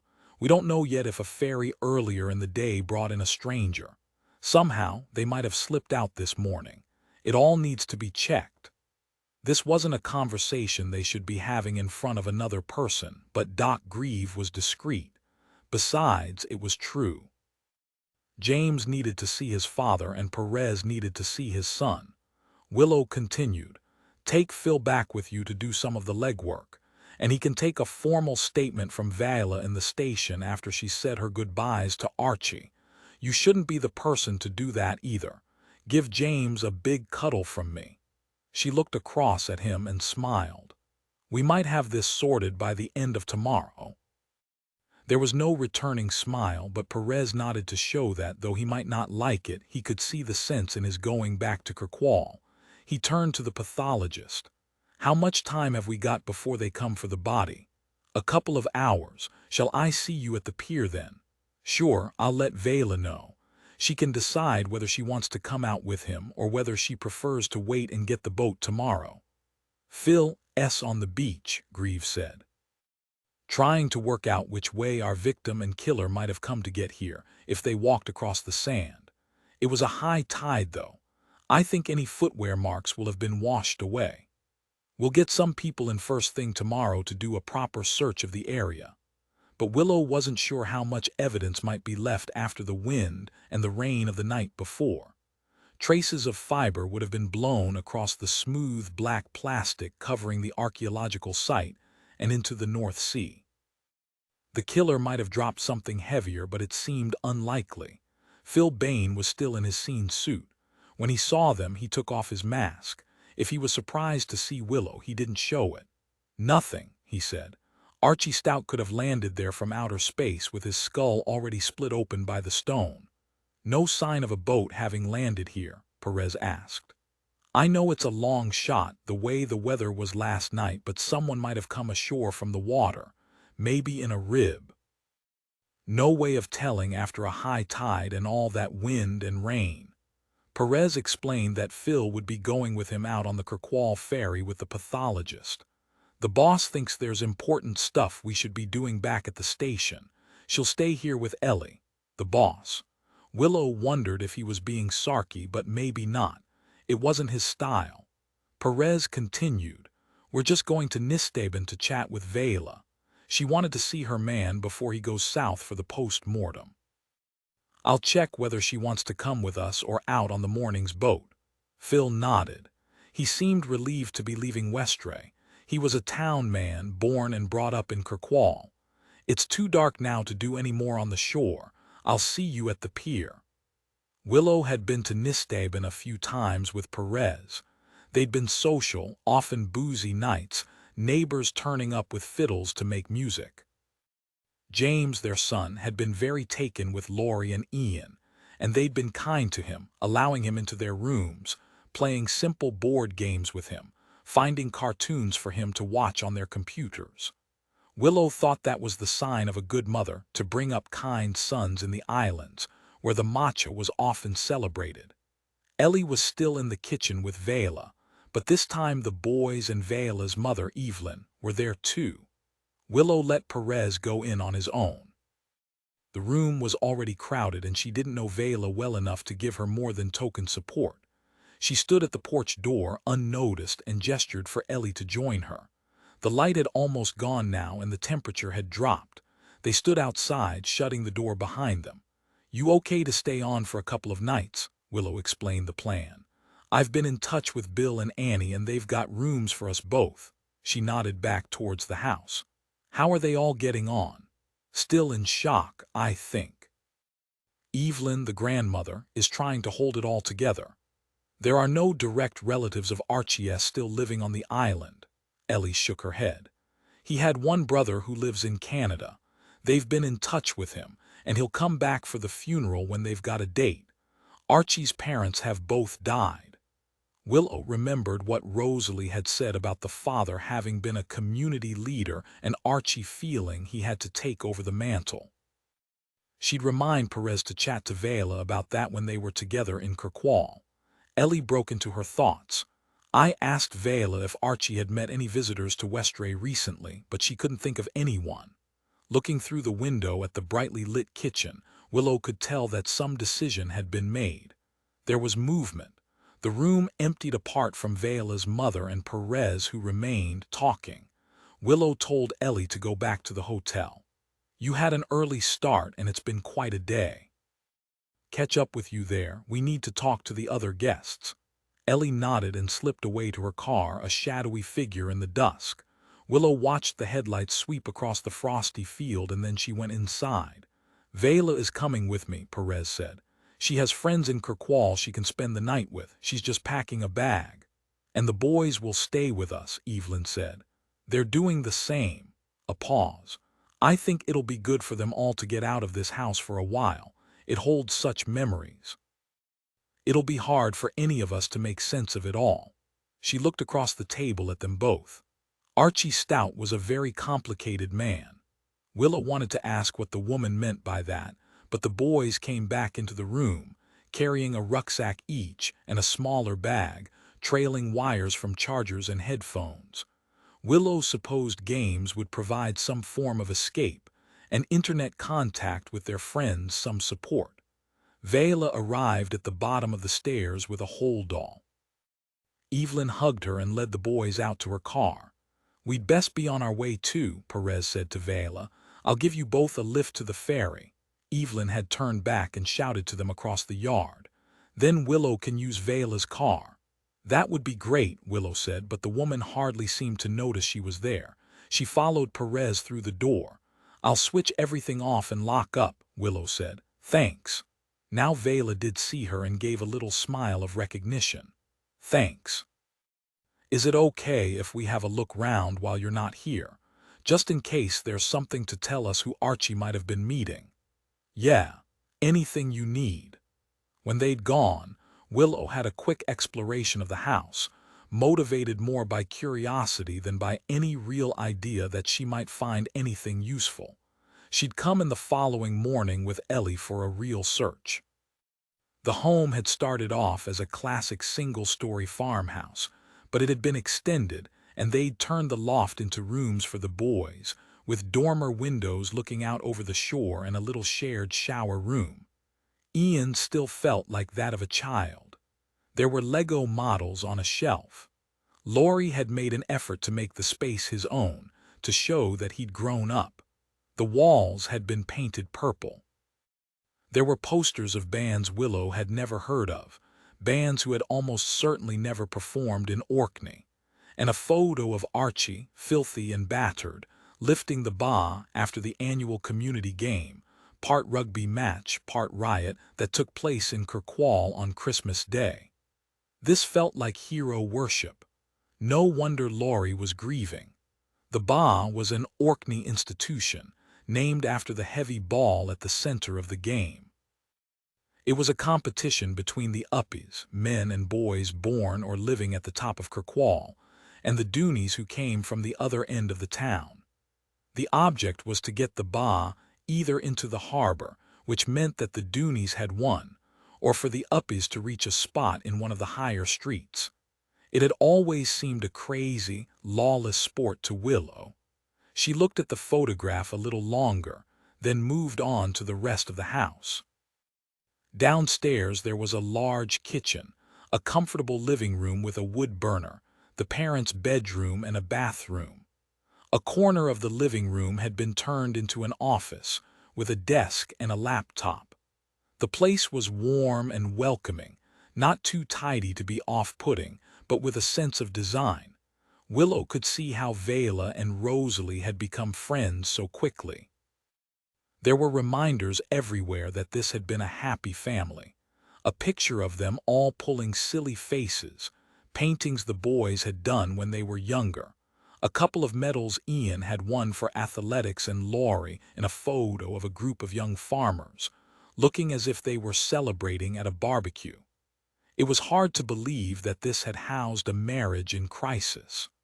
Willow wondered where the money to extend the house had come from. Small farmers hadn't had it easy in recent years, and as far as she knew, Vela hadn't worked away from the farm. Maybe Archie had inherited land or money or a house when his parents had died. That was something else to ask Jimmy. She locked the door and went outside. It had been warm in the house, and the sudden cold shocked her. Instantly, she felt more alive. Perhaps this was how Rosalie felt during her icy dips in the sea. But Willow thought that she was exhilarated too at the prospect of working in the field again, and working almost alone. Chapter 6. Ellie was waiting for her in the lounge reserved for hotel guests. She changed into jeans and a big hand-knitted sweater and was flicking through her phone. The room was otherwise empty. "Where are the other residents?" Willow asked. Because Ellie was experienced. She'd have found that out before coming here to relax. "The old guy is in the bar with the locals. Maybe wanting the authentic island experience." Ellie's voice was a little mocking. "The couple's having dinner in the restaurant." A pause. "Do you want to talk to them now?" Willow shook her head. "They've had all day to perfect their story if that was what they wanted to do, and they're not going anywhere. According to Bill, they're here until after Christmas and there are no ferries or planes until mid-morning tomorrow. Let's eat first. And if they're still around, we can always see them later." Annie McBride came in then. Willow wondered if she'd been listening, waiting for a good moment to take their order. "Can we eat in here, Annie? The veggie special for me." Willow had rejected most of the commune's weirder ideas but still couldn't bring herself to eat meat. Ellie seemed to be relieved about the prospect of food. "And haddock and chips for me." "Of course you can eat in here. I thought you'd want a little privacy." Annie hesitated. "Is it right they've taken Archie south for a post-mortem?" "Not yet," Willow said. "Vela will see him tomorrow and then he'll go to Aberdeen on the Northlink. Dr. Grieve will be looking after him. But he'll be back in Westray to be buried." That wasn't a question. "When the time is right, he'll rest in the graveyard next to the shore and his friends will dig the grave for him, the way it was done for his father. The Stouts have always followed the Fair Isle tradition." Annie nodded towards the bar. "They've been talking about it." "Of course. But I can't tell you yet when the body will be released." Annie frowned. "His brother will want to come from Canada. It would be good for him to have a date." Willow nodded but said nothing. After they'd eaten, she led Ellie into the bar, curious to listen in to the talk there, and to meet the older visitor, though she didn't have the energy or concentration for even an informal interview. She ordered drinks from Bill and took them to the table in the corner where Ellie was sitting. With their backs to the wall, they had a view of the whole room. The conversation had paused briefly when they came in and everyone stared, but then continued, the voices lower and a little self-conscious. The hotel resident was obvious. He sat separately at a table furthest away from the fire. He was writing in a notebook. His binoculars stood on the table beside him, although it had been dark for hours. Willow had spent time in Jimmy Perez's home of Fair Isle, a magnet for birders, and had come to understand the passion. The heat and the background buzz made her feel very tired. She'd been laid off the ferry the night before, and it had been a long day. She wanted to talk to Jimmy and check that their son was well and asleep. She got to her feet and went to the table where the man, Godfrey Lansdowne, was sitting. She introduced herself, aware that the locals were eavesdropping and would already know, fine well, who she was and what she was doing there. You'll have heard that a local man was killed here, either in the early hours of today or yesterday evening. You'll understand that we need to talk to everyone. As you're staying in the hotel and we are too, would it be convenient if we spoke in the morning? Of course. Lansdowne was gray and wiry, his voice a little anxious. Perhaps that was his nature. He must wear boots when out on the island, but now he was in highly polished brogues. Willow thought there was something of the tortoise about him. It was the way his face was thrust forward, the wrinkled neck. I breakfast early. The days are so short that I like to be out as soon as it gets light. Willow arranged to meet him in the residence lounge in the morning once he'd eaten, and he made his apologies and left. The exit seemed unplanned. The conversation appeared to have thrown him. He moved deliberately across the room, looking down at his feet, and the image of the tortoise returned. She left the bar then and made her way through the restaurant on her way to the stairs and her room. A couple was still sitting at a table, the only diners left. They'd finished eating, but some coffee cups and glasses remained. An empty bottle of wine was upturned in a bucket. It appeared that they'd moved on to whiskey to go with the coffee. In contrast to Lansdowne, the couple seemed entirely relaxed. They too were English, but of the confident, educated variety. They would feel no need to scuttle away to their room. They sat opposite each other and for a while seemed not to notice she was there. They were speaking very quietly, something intimate that she couldn't hear. She felt that she was intruding. The woman gave a throaty chuckle, then looked up and saw Willow. "Oh, hello, we're quite finished if you'd like to clear the table. I'm afraid I don't work here. I suspect all the staff have gone home and Annie will be busy in the bar." Amused, Willow introduced herself. The woman laughed again. "Oh dear, now I feel like a terrible fool." There was no sign of embarrassment, though, and no apology. "We're the Johnsons, Tony and Barbara." She didn't ask Willow to sit down. "I'm investigating the sudden death of one of the islanders. I'll have to ask you some questions. I won't interrupt you now, but if you could be free after breakfast. Perhaps at 9 o'clock. Could you make it a little later?" This was the man. He had a voice like some of the politicians with whom Willow was forced to work, charming but entitled. "We are on holiday after all." Willow agreed to make it 9:30 and left them still talking across the cluttered table. In her room, she opened the curtains and looked out at the night. When she phoned Jimmy, he answered at once. They spoke of their son, and then a little about work and their plans for the following day. "I looked round Nisthaven this evening," Willow said. "They've had lots of work done on the farm. Any idea where the money came from to do all the upgrades?" Magnus, Archie's father, was a grafter full of ideas for the island. He had his own Creole boat and bought into a couple of Westray ventures. He came across as a gentle, dreamy soul, but he was a good businessman too. Archie would have inherited much of that. Money was never a problem for the family. Perez paused. "I have a feeling that Archie owned a part share of the Pierwall Hotel too. Magnus bought into it when it was struggling after the financial crash. Something else to check out tomorrow." Money had never meant much to Willow, but she knew it could be a powerful motive. They said good night. There were no declarations of love. Perez might be emotionally incontinent, but there was nothing showy about him. Unlike Archie Stout, his feelings were deep and hidden, and for that, Willow was grateful. Chapter 7. Perez ended the call from Willow and went into his boys' room to check that James was still covered by the quilt. It was a cold night. He stood for a moment looking down at the child, listening to the breathing, and felt the weight of paternal responsibility. Willow had taken to motherhood easily, almost recklessly. She teased him for his anxiety and told stories of her childhood in the commune. She described it as benign neglect, or freedom. Children were resilient, she said. They usually survived. He should worry less. He could hear her words in his head and found himself grinning. Really, he knew she was as protective of their son as he was. James had been born in this house. Perez and Cassie had moved in with Willow at the same stage of pregnancy as she was now. She'd opted for a home birth despite his anxieties, and Perez had been astounded by the whole loud and messy and joyous process. The exuberant physicality of it.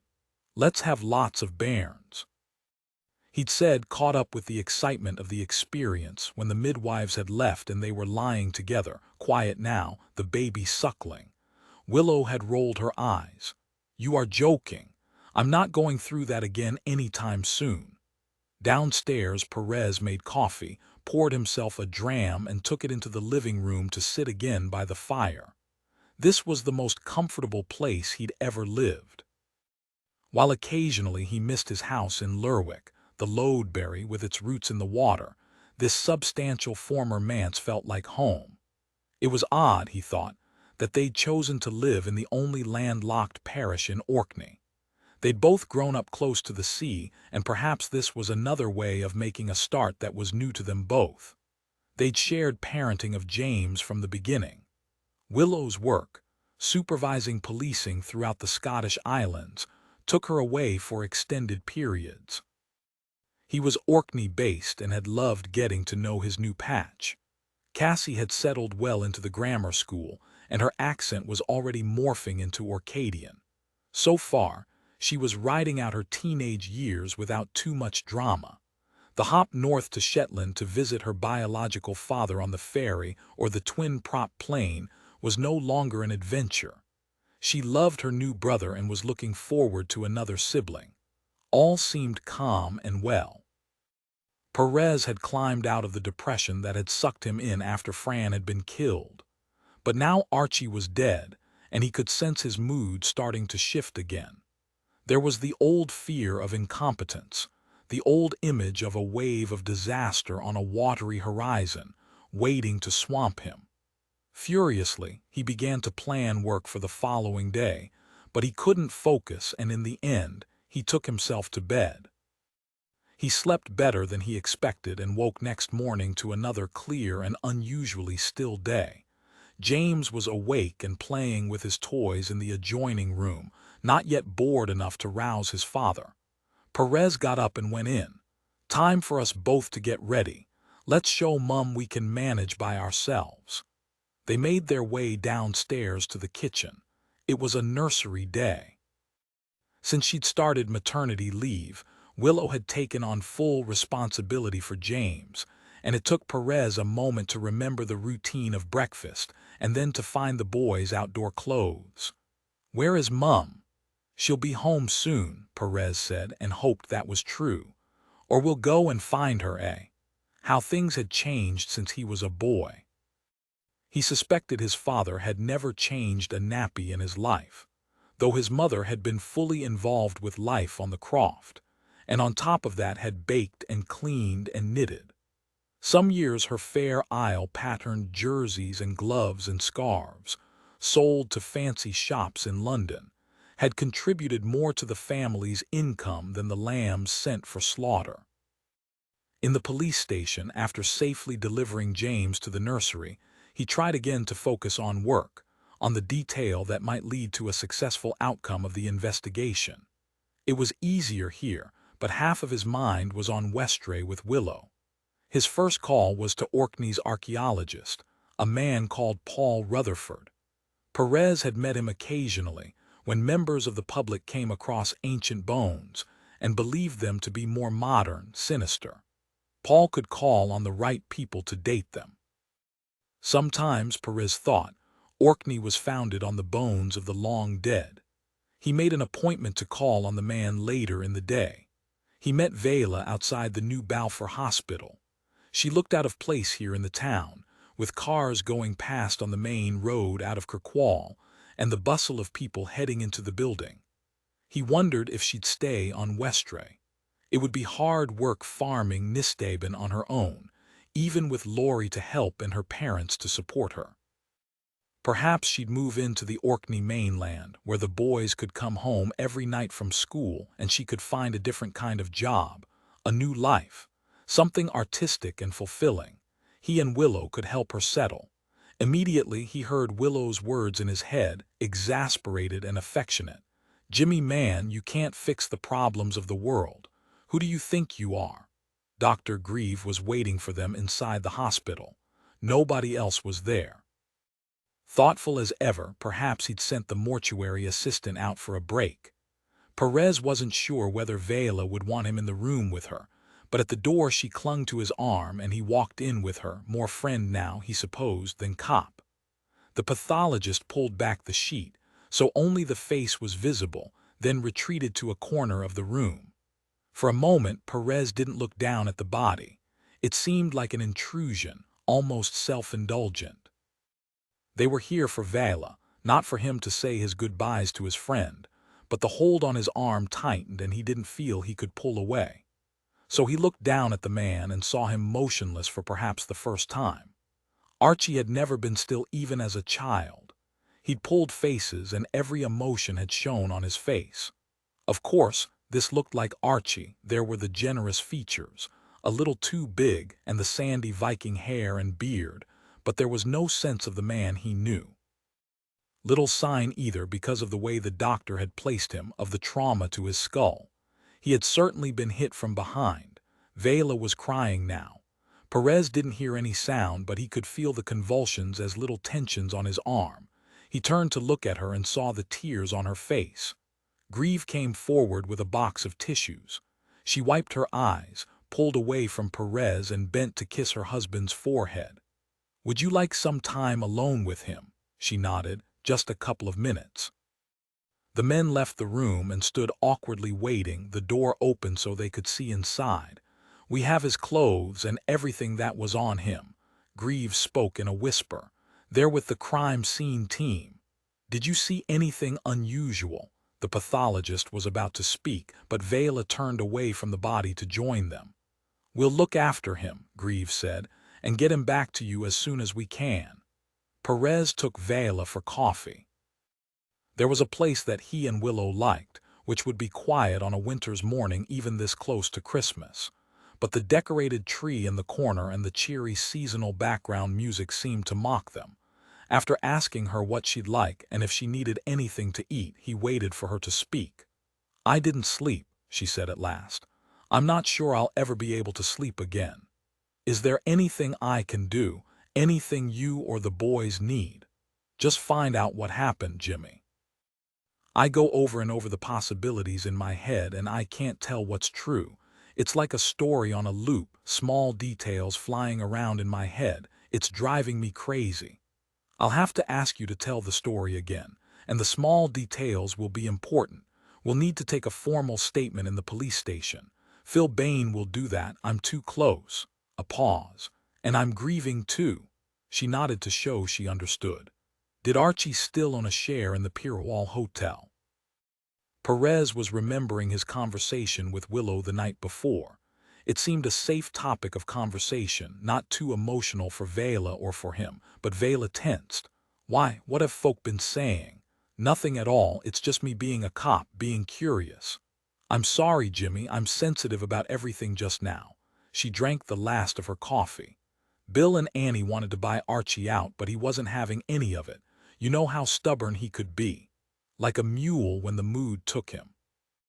Bill said they were working all the hours God sent and Archie was contributing nothing." Vela stared at the shoppers on the pavement outside. "Archie said they'd have lost the place altogether if Magnus hadn't stepped in. It would have sorted itself out in the end, but it had caused some bad feeling." "Why wasn't Archie prepared to sell?" Vela shrugged. "He said it was for the boys. Laurie was a natural-born farmer, but he couldn't imagine Ian driving a tractor all day. He might make a good landlord, though, and would be full of ideas to pull in more visitors. And now the share in the hotel comes to you. She said.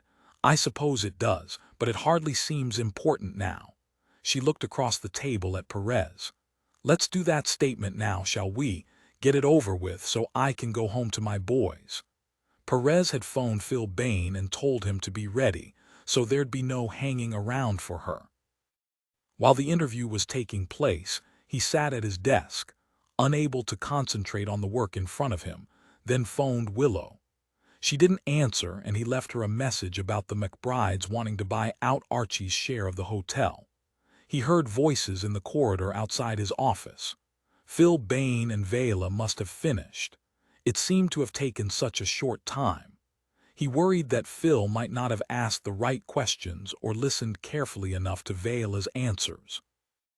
He wished he'd taken the statement himself, and the control freak in him wanted to read it before letting her leave the station in case there were gaps or inconsistencies. But she was keen to get back to Westray, and that wouldn't be fair to her or to Phil. Instead, he saw Vela out of the building and stood there with her. She hesitated for a moment before heading off. I'm not sure I want to go home now, she said.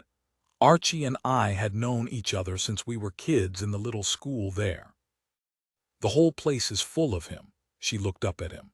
How did you manage after Fran died? I didn't very well. I had to hold everything together for Cassie, I suppose, or at least to pretend that I was holding it together. It took a lot of time. It's trite, but grief can't be hurried. And even now I get swamped by it. It's like a wave with the tide behind it breaking over my head. I sometimes feel that I'm drowning. She took his hands in both of hers and then turned away. He watched until she walked around a corner and was lost from view. Back in his office, he looked at Vela's statement. There was nothing new, a list of facts and times, apparently accurate and precise. Perez supposed Phil had got what was needed, but now he regretted not talking informally to Vela about the case when they'd been in the cafe. He could have asked about any of the conflicts within the island, the power struggles that Rosalie Greeman had mentioned. He wondered if he should have told Vela that Archie hadn't been having an affair with the woman, but he suspected she would have found her husband's restraint harder to handle than any fling. Looking back, the whole encounter with Vela had been unsatisfactory. He thought that Willow would have handled it much better. He phoned Willow again, but still, there was no reply. Chapter 8. Godfrey Lansdowne was waiting for Willow in the residence lounge when she went downstairs. He still seemed nervous, but perhaps anticipating a meeting with the police could do that to you. The fire was already lit there. Annie looked in and asked if she'd like breakfast, but Willow shook her head. She'd stopped throwing up every morning months ago, but still couldn't quite stomach anything but tea until later in the day. Lansdowne stood up when she came in. She thought the gesture was an automatic response to a woman, not respect for her position. He seemed to belong not just to a different generation but a different age. Willow suspected he'd be shocked that a pregnant woman was heading up the inquiry. He was still neat, but dressed now for outdoors in cord trousers, a jersey, and thick socks. His boots and jacket would be in the flagstone porch waiting for him. His binoculars were round his neck. Everything about him was tense. Perhaps he was shy, thrown by any contact with strangers. It occurred to her that birdwatching might attract loners. Thanks for giving up your time. I know you just want to be out on the island. Of course I want to help. It's such a tragedy. He was so young. There was a pause and he seemed to feel the need to explain. My wife died 3 years ago. She was a little older than me and suffered a heart attack. Terrible for me. We'd been married for 50 years and had scarcely spent a night apart. We never had children and were everything to each other, but Mr. Stout still had his life ahead of him and a family depending on him. Did you know him? The man shook his head. Not really. I'd seen him in the bar. It would be hard to miss him. He'd be the life and soul of every party, I think. But you're a regular here in Westray. You must have come to know the locals. The challenge to his answer seemed to throw the man. He was silent for a moment before speaking again. Upstairs there was the distant buzz of a vacuum cleaner.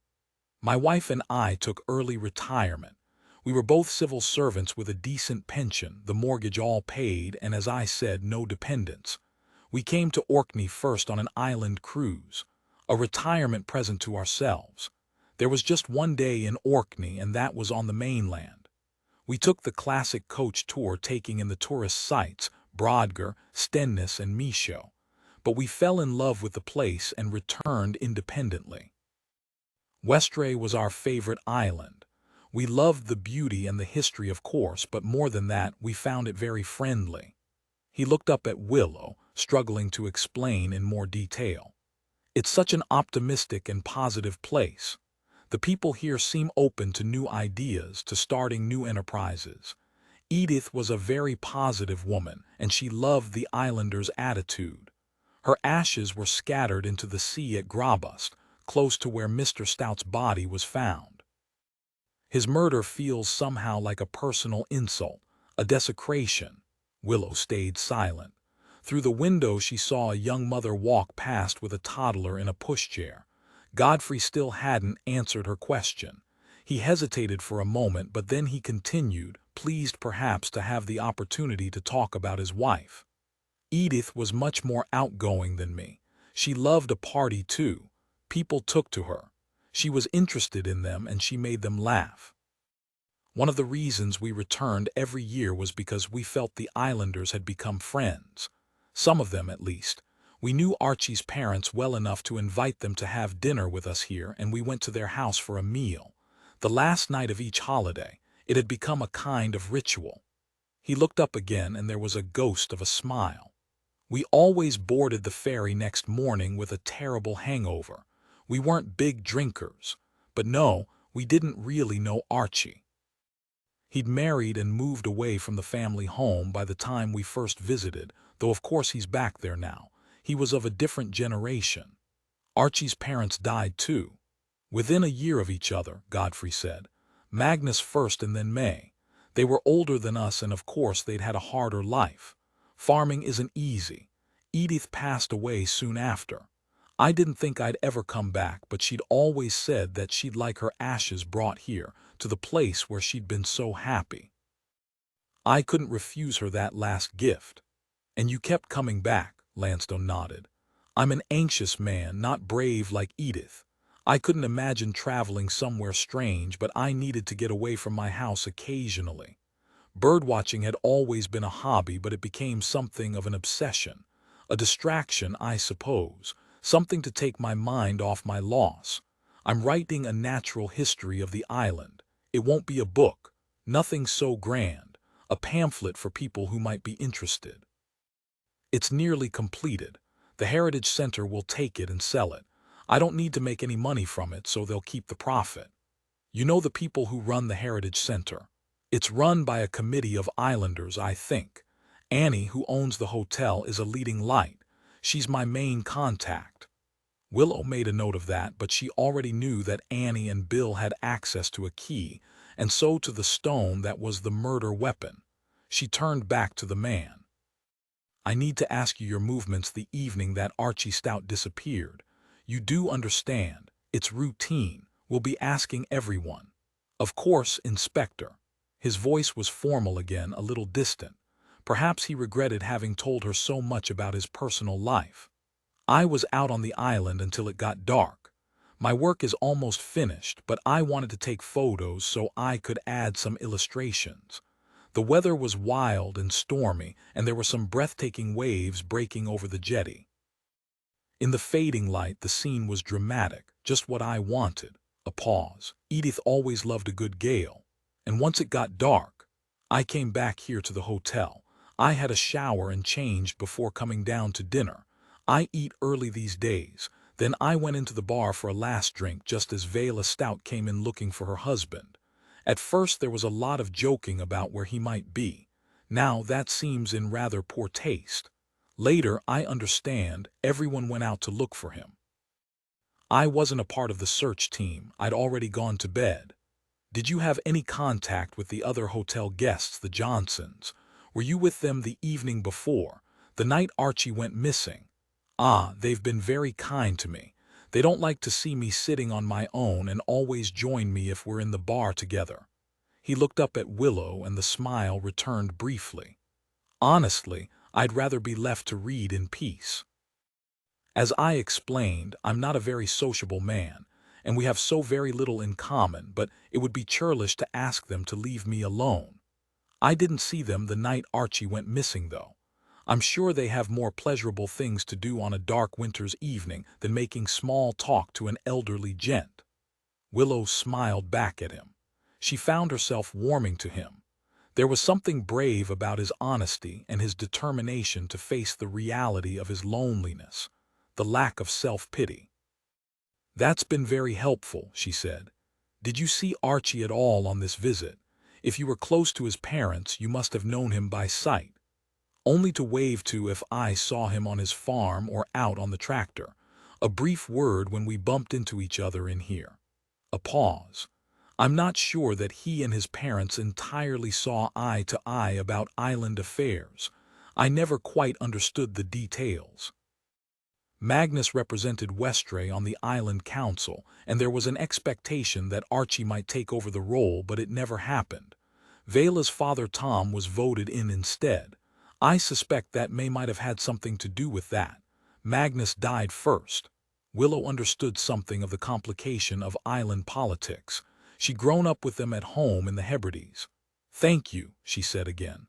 "I'll know where you are if I need to speak to you again." "Oh, yes. I'll be here for another couple of weeks until after New Year. I come every year now." He paused. "It sounds ridiculous, but it's a way of spending Christmas with Edith." Although it was already 9:30, she found the Johnsons still in the dining room. They hadn't even ordered breakfast, though there was tea and coffee on the table. Annie was hovering waiting for them. "Oh, sorry, we slept in. And then we saw you were still chatting to Godfrey, so we thought we'd have something to eat before Annie stopped serving." Barbara smiled as if she was sure Willow would understand. "The full breakfast for us both, please, Annie.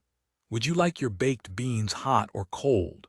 "Hot, of course. Who on earth eats cold beans?" "Westray folk." Annie turned sharply away. Willow couldn't help smiling to herself. Vela had served her cold beans when she'd stayed over at Nisteben after a party, and she'd been about to comment when Perez had explained.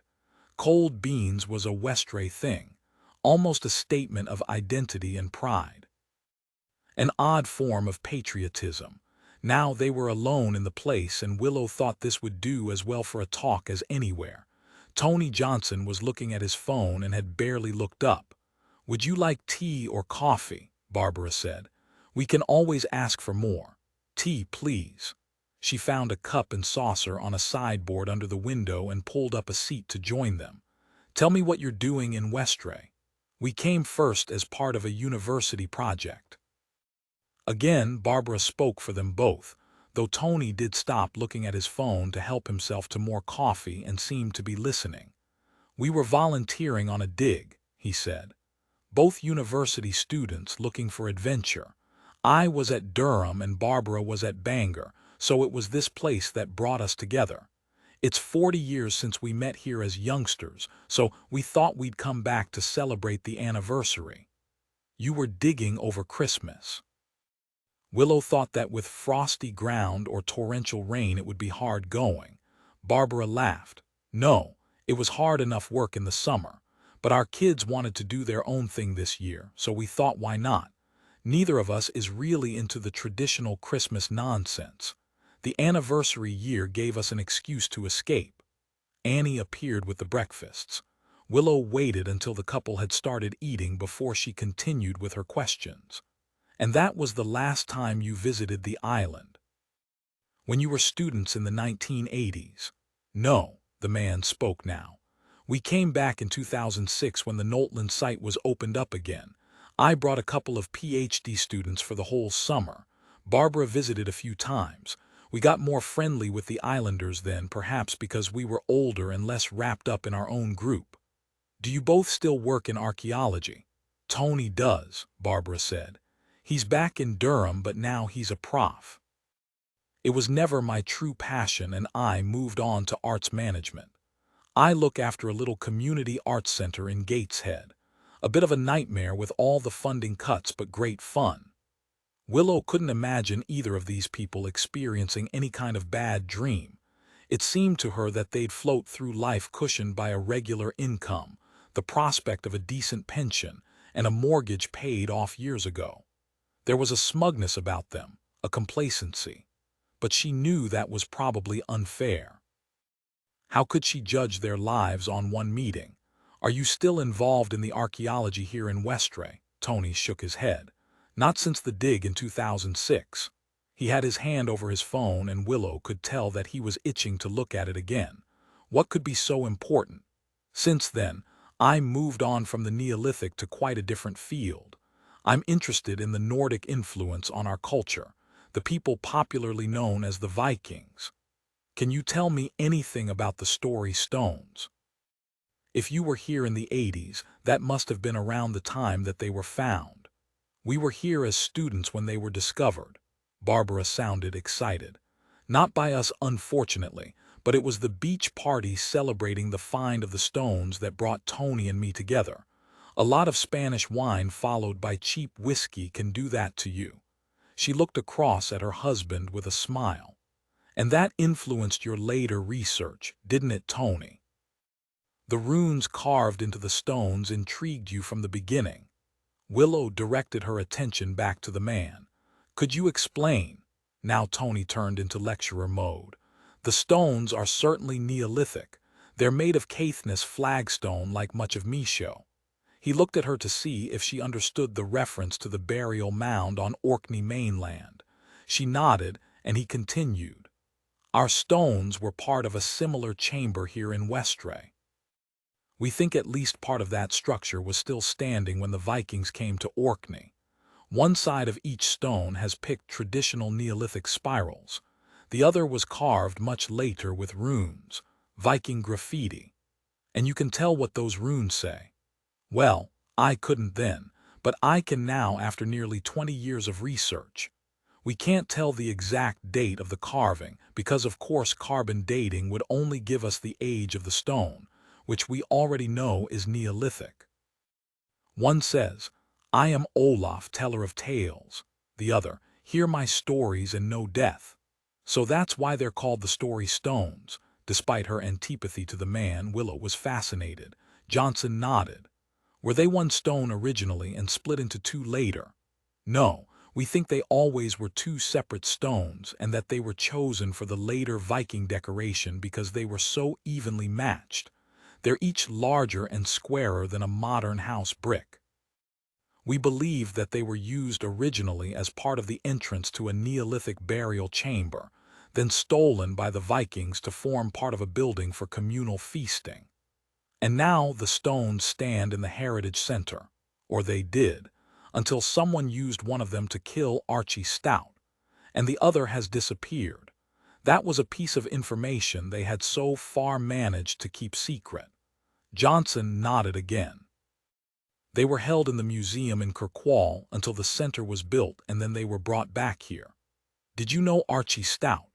"We knew his parents better," Barbara said. "May and Magnus. A few of us stayed in their holiday rental on that first visit in the 80s. They were so kind and did seem very interested in everything to do with the dig. May would come along to volunteer sometimes. Magnus would drop off Crab if he'd been out with his Creel boat, and we'd invite them to our parties. They were farming Nisthaven then, and Archie was just a lad, mischievous, into everything." "They died," Willow said. "They must have been quite elderly," Barbara said. "I think Archie was a late child. The first son was already away to school in Kirkwall when we were here as students. They were still alive in 2006, and I got to know them better then. Because I wasn't officially working, I had more time for visiting islanders. They were always up for tea, home bakes, and chatting." "And did you last see Archie?" "The afternoon before he disappeared," Barbara said. Now that Tony wasn't talking about the stones, he seemed to have lost interest again in the conversation, and his hand twitched back towards the phone on the table. We were here in Pirwall walking down the street past the shop and he was just coming out. We stopped for a moment to chat. How did he seem? Barbara looked at her husband. I'm not sure. A bit distracted. We've been talking about it since we heard he was dead. Because we know what happened later, we wondered if we've been reading too much into it. I know what you mean. We all make up stories in our heads after any kind of drama. I'm interested in your impression, though. Usually, he was very friendly, Barbara said. He'd take time to chat, reminiscences of when we were staying in his parents' cottage. He remembered that summer with great fondness, I think. He was the sort of man who wanted to be liked, a big character. We've met him in here in the hotel a few times, and he could switch on his personality like a light as soon as he had any sort of audience. He became more alive. But that afternoon, it was as if he hardly saw us. I wondered if he'd had bad news and called after him to ask after Vela and the boys in case one of them was ill. He just muttered a response and turned his back on us. It was almost rude. It was rude. Now the temptation became too strong, and Tony picked up his phone. I'm sorry, there are some work calls I need to make. I won't be much longer, Willow said, her voice mild.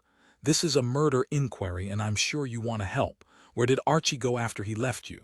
He was walking and he came this way, towards the hotel, Barbara said. Did you see a vehicle? The woman shook her head. We were walking in the opposite direction, though. It might have been parked here. What were you doing later that evening? Godfrey Lansdowne said he hadn't seen you in the bar. We'd been invited out to an early supper and then we went straight to our room. We skipped the bar. We fancied a night to ourselves. Where did you go for supper? To Hillhead with Tom and Evelyn. Vela's parents. Willow was surprised. She wasn't sure what the couples might have in common. Are you friends? We knew them when we were here that summer in the 80s and then again in 2006. I've kept in touch. Nothing formal. Christmas cards. They let me know when Magnus and May died, and they came to stay with us once when they were on their way south for a wedding. Islanders are remarkably hospitable, Inspector. I know, Willow thought. I grew up on an island, and I'm married to an islander. She found herself resenting the woman's tone. There was something annoying about tourists who felt they absolutely understood a place's culture and sensibilities because they'd visited a few times. Did you mention that you'd seen Archie? Or that he'd been behaving a little strangely? No, it wouldn't have been appropriate to gossip about their son-in-law, would it? Barbara seemed amused. Besides, it only became more significant once he died. What did you talk about? I'm not sure. It turned into a strange evening, cut short when Vela phoned to say that Archie was missing. We thought maybe there'd been some domestic problem, a row between them before Archie had stormed off. I'd have thought he might be given to dramatic gestures. It seemed tactful just to make our excuses and leave. Chapter 9. Ellie had been out after an early breakfast, liaising with the crime scene team at the Knowlton site.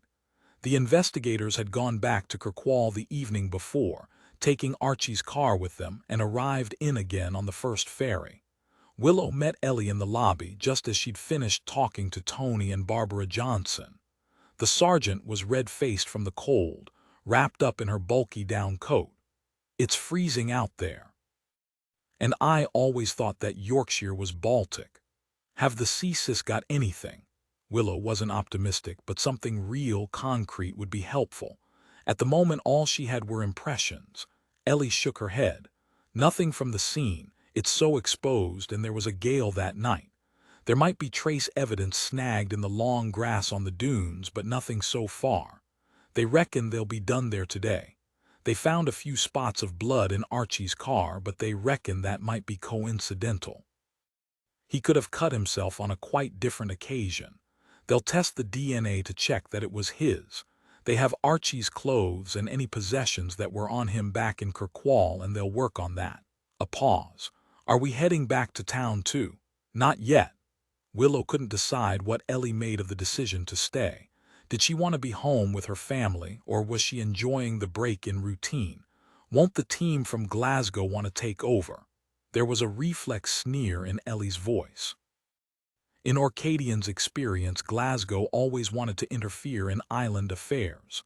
Now, apparently there's freezing fog all over the mainland and there's no way the flights would get north. I think they're more worried about being stuck here for Christmas. Willow grinned. So let's show them how it's done, shall we? I'd like to chat to the angels before Vela gets back from Kirkwall, and Jimmy has asked me to talk to the boys. They were too upset to face any questions yesterday. Angels.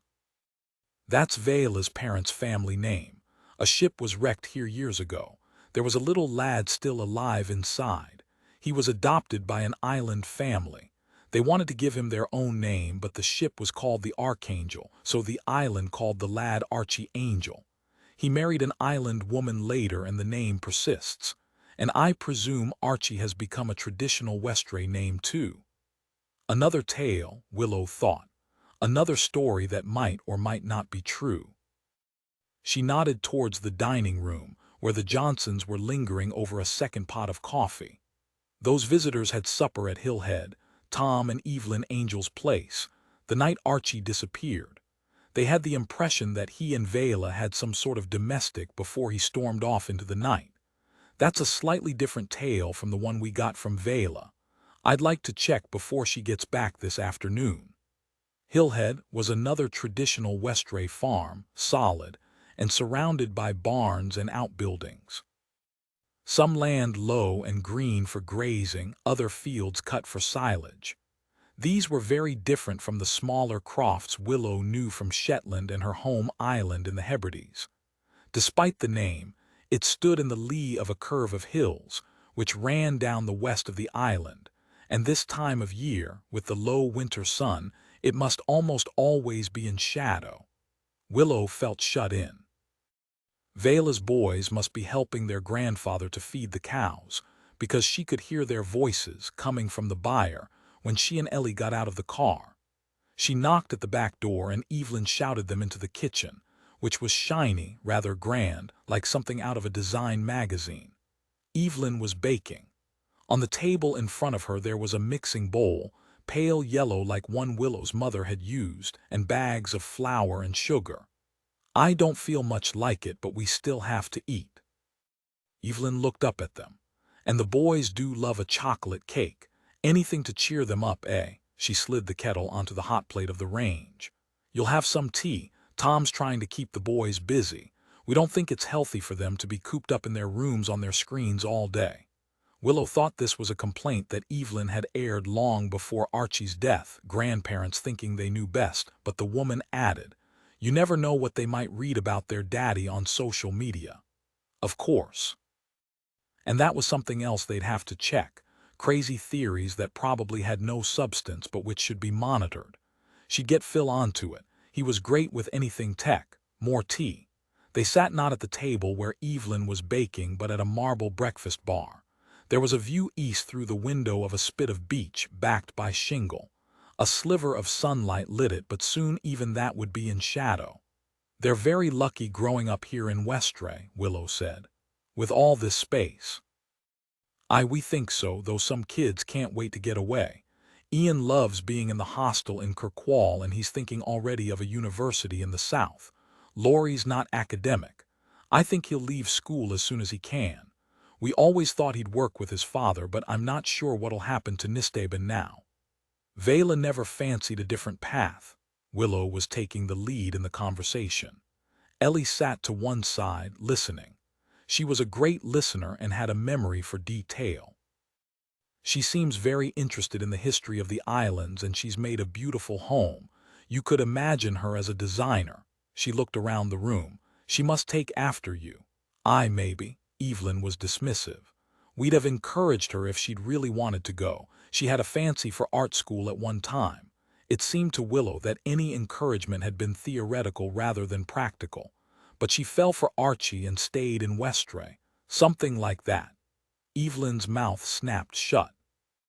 Perhaps she'd been even less enthusiastic about the marriage than the idea that Vela might go south to study.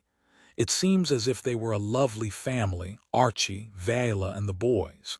This time Evelyn didn't reply. She emptied the kettle into a pot before turning back to the table. We're checking where everyone was on the night Archie disappeared, Willow said. Can you confirm that the Johnsons spent the evening with you? The Prof and Barbara, they did. We've known them for years. But they've only been in Westray twice, once when they were students and then again when Tony came back in 2006 to work on the dig. They were different from most of the visitors who come. Westray was special for them because this is where they met and they weren't just here for a week at a time. They kept in touch with us, and then they put us up when we went south last year. The least we could do was offer them a meal. Evelyn's voice was defensive. What time did they arrive? You can't think they had anything to do with Archie's death. Respectable people like that. Tony's famous in his field. Besides, they barely knew him. We have to ask, Willow said gently. Routine, you know, it's what makes for good policing and how we'll find out what happened.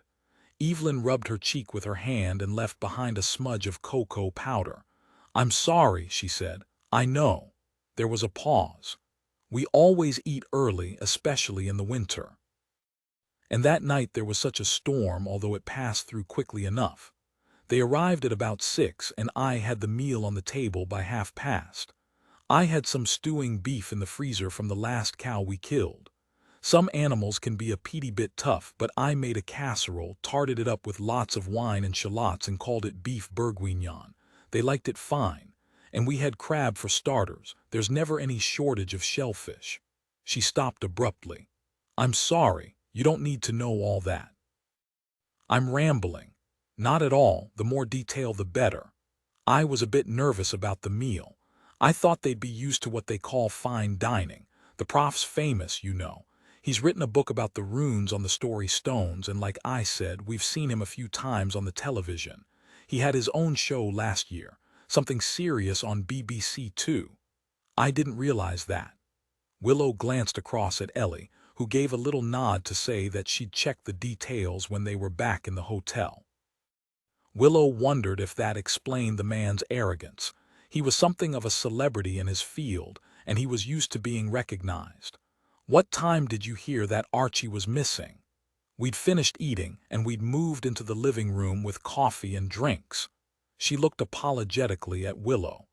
We don't have a resident police officer here in Westray, and we're not as careful as we should be about drinking and driving. Willow smiled back. She understood even if she didn't condone, and this certainly wasn't the time to comment. It was just before 8 when Vela phoned, maybe a little bit earlier. At first, I wasn't anxious at all. We knew they'd been going through a bad patch recently, and Archie wasn't the easiest of men. I thought he'd be in some house down the island with a pal, whining about the life that he had. A pause.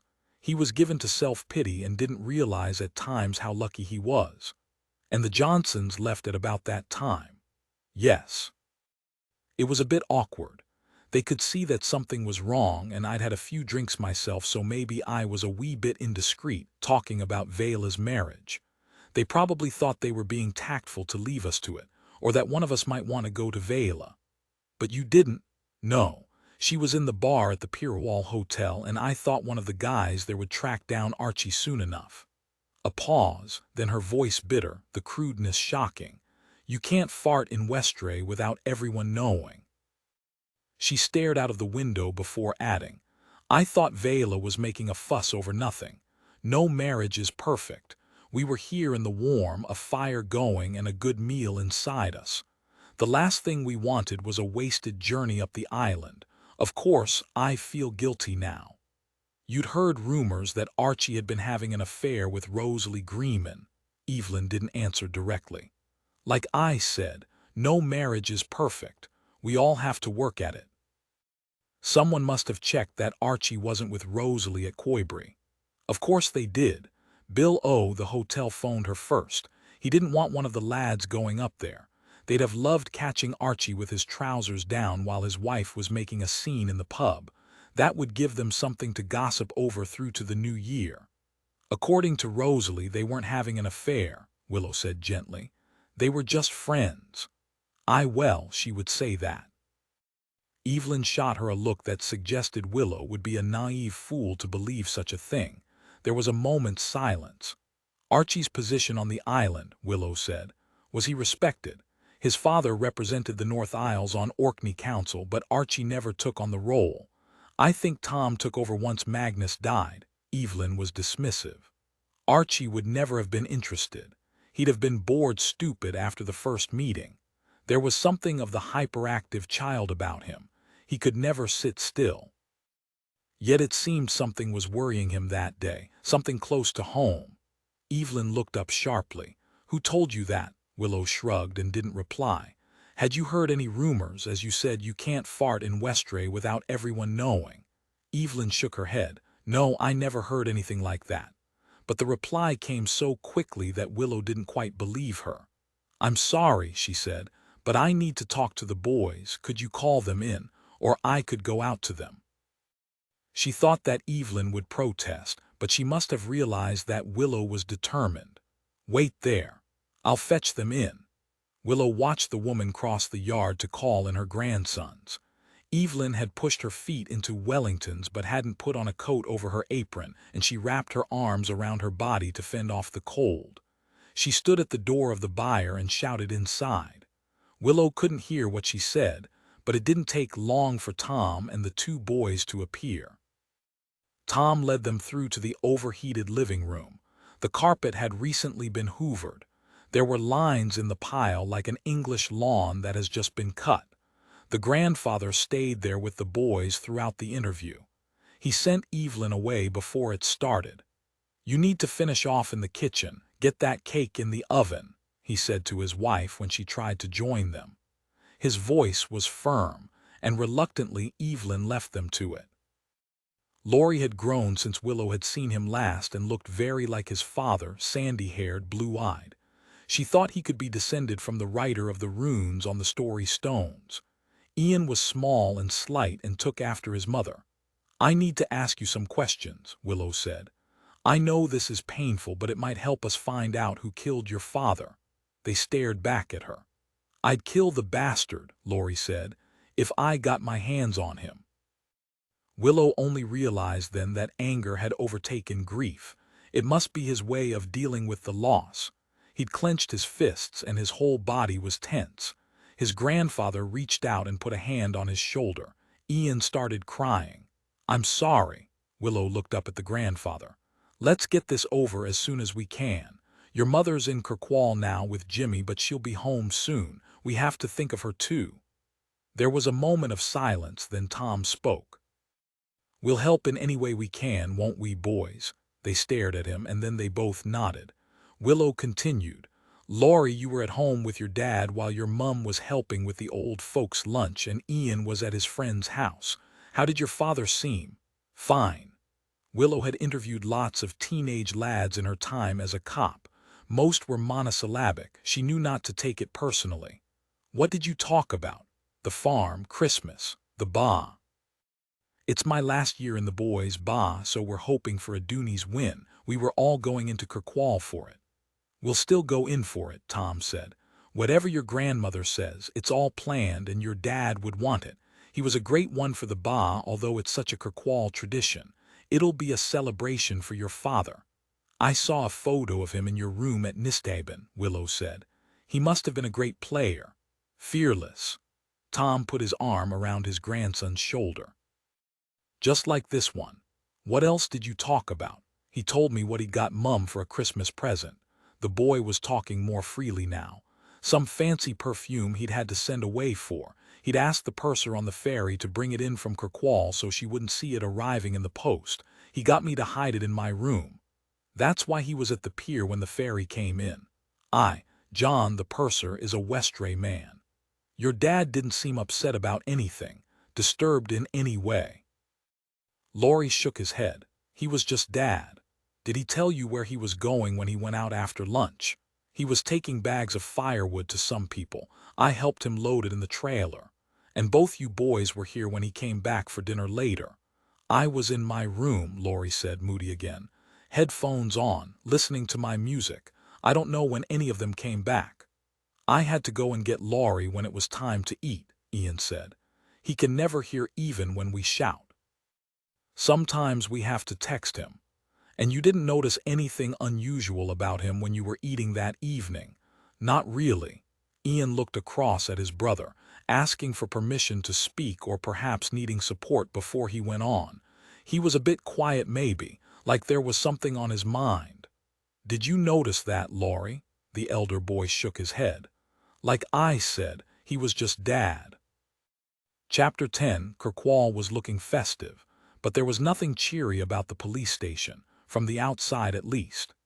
It was a square, stained concrete block, which Perez supposed had been put up very quickly in the 60s, with no thought to any aesthetic appeal. He loved being in Orkney, but there were times when he missed the police station in Shetland's biggest town, Lerwick, with its traditional stone and its view over the town to the play park, where the Uphelly galley was burned every year. Phil wandered into Perez's office. After taking Vela's statement, the constable had been on the phone, checking the records of the ferry to Westray on the day of Archie's murder and back to the Orkney mainland on the first sailing the following morning, the day Archie's body had been found.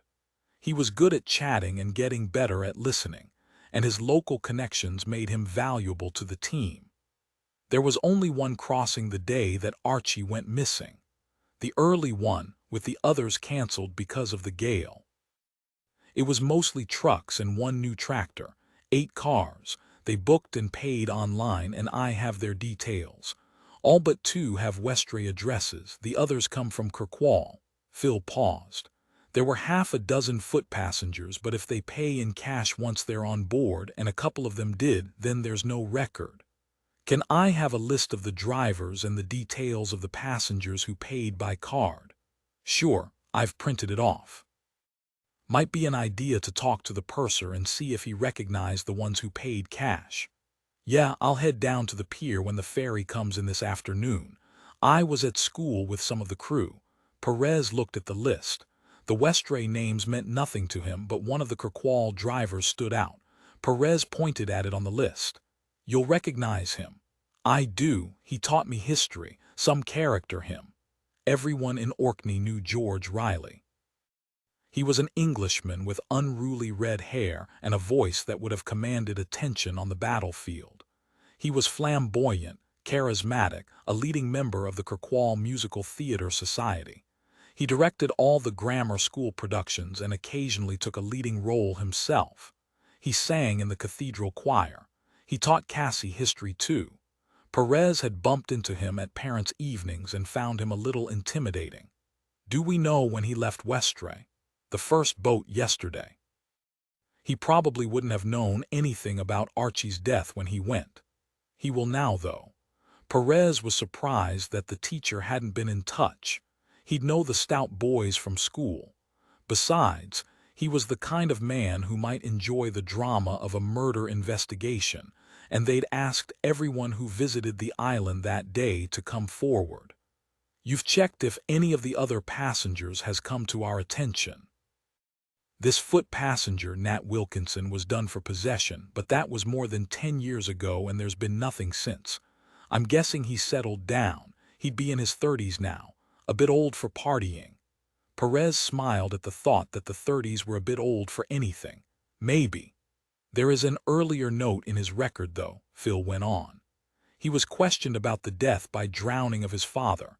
Nat was 14, still at the grammar school, and home from the hostel for the summer holidays. His father slipped off the pier, and the lad was the only witness. Any indication that the death was more than an accident? Nothing here to suggest it. The father was known as a boozer apparently, and often unsteady on his feet."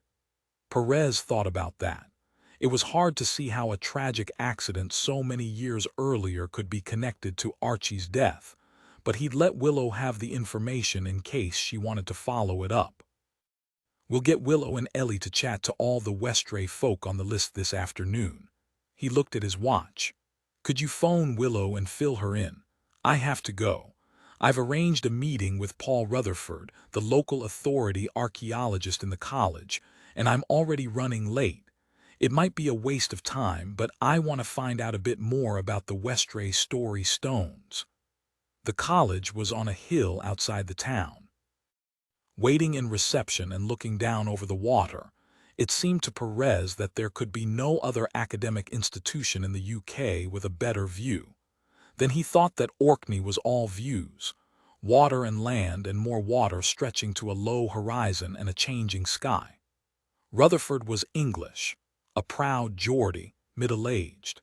He was wearing a Newcastle United t-shirt under his jacket and had kept the accent. He looked more like a trucker than an academic, and Perez liked him immediately. They sat in his office. "You're interested in the story Stones?" Perez nodded. "They could play a part in the Westray murder. Of course, everyone in Kirkwall is full of it. You were friends, weren't you? It must be hard dealing with all this." He looked up at the detective but didn't expect an answer. Perez liked him even more. "There are rumors that one of the stones was the murder weapon." "Where did you hear that?" So Perez thought word had got out. "The lass on reception has an auntie whose man comes from one of the Westray fishing families." They shared a grin. Perez didn't think Annie would have gossiped, but Bill was a storyteller in his own right. He'd have been tempted to entertain the bar, and any information about the murder would spread like wildfire. There'd probably be a Facebook page dedicated to it, WhatsApp groups sharing weird theories. "One of the stones was the murder weapon," Perez said. "The other is missing. I just wondered if they could have any significance to Archie and his death. As far as I know, Archie never showed any interest in the stones themselves. Vela was an important part of the Heritage Center committee. I don't know her well, but she's been along to every meeting I've held there. Tell me about the stones." "They're a matching pair. We don't think they were split as part of the excavation. They're both smaller versions of the famous Westray stone and were found a little later during an excavation of one of the Knowltland sites. We believe they were part of a chambered tomb, much like Micho here in Orkney mainland, but much later the stones were incorporated into a communal feasting structure, probably in the 9th century. The time of the Vikings." Rutherford smiled and nodded. "We can tell that because of the runes carved into the back of the stones. And you can tell what those runes mean." "Yes, they were first translated when the stone was found in the 80s. Then Prof. Johnson looked at them again when he was in for the later dig in 2006 and confirmed the original translation. He's an expert in the field now." "And what did they say?" "The first one reads, 'I am Olaf, teller of tales,' and the other, 'Hear my stories and know death.' It's clear that they were meant to be read together. Olaf sounds like a show-off, a 9th century vandal." "You think he raided the original burial mound of the stones?" Rutherford laughed. "No, but I think he wanted to make his mark on them once they were incorporated into the feasting structure. You can imagine him holding court there with his stories of Nordic death and destruction." His voice became more serious. "These are important pieces, both for the original Pict carvings on the front and the runes on the back. We need to retrieve them." Perez took a while to reply. "The stone that killed Archie is evidence. We'll have to hang on to it until after the trial. I have no idea yet where the other is, but of course we're looking for it. And if we find it," he thought, "we'll know who killed my friend who hit him so hard that his skull is all over the stone." Perez got out his phone and showed Rutherford a photograph of the murder weapon with the runes. "Which inscription is on this one?" "Is that blood?" Rutherford looked away for a moment. Perez wondered if the man might throw up, and then why he had so little physical response to the image. "Because this is work," he thought, "and I need a level of detachment. I'm sorry, yes. It was used to kill Archie Stout, but I'd like to know which inscription is on this particular stone. It's not really my field, but I understand the stones well enough to know that this one says, 'Hear my stories and know death.'" Rutherford was still pale. "Do you think there was a reason this was used? That it was some kind of message?" Perez shook his head. "I don't know anything yet. On impulse, when he left the college, he drove out of Kirkwall towards Finstown and stopped at the house where the teacher George Riley lived. It had been built in the Scottish baronial Gothic style as a hunting lodge for the grand people who came to the islands to shoot with the laird. It had a tower in one corner with a conical roof, leaded windows, and an arched front door. Perez had always thought it would be a drafty, gloomy place for one person to live, but maybe it suited George Riley with his taste for the theatrical. The rumor was that he was the son of landed gentry, something of a laird himself. Certainly, the man didn't seem short of money. There was a Range Rover parked on the gravel drive. Because the car was there, Perez assumed that Riley would be in. There was an iron bell pull, and he could hear the ringing, loud despite the thickness of the door. Perez waited for a while and tried again. When there was still no response, he wandered to the back of the building. Even in the grandest houses, most Orcadians used the rear entrance. The back garden was walled, and a flagged courtyard lay between the back of the house and the wall. A latched door led into the garden, and Perez could hear a noise inside, a gentle scratching. Riley must be working there, though it was hard to imagine him as much of a gardener. That seemed too gentle a hobby for someone so flamboyant. Perez lifted the latch and went through. The garden was magnificent. It could have belonged to a grand English country house. There was a greenhouse against one of the walls, tall enough to contain fruit trees in pots. Half of the rest was separated into beds with paved paths running between. In the other half, there were a couple of rows of vegetables, leeks and sprouts, already frosted. Then there was a large patch ready to be dug over for planting in the spring.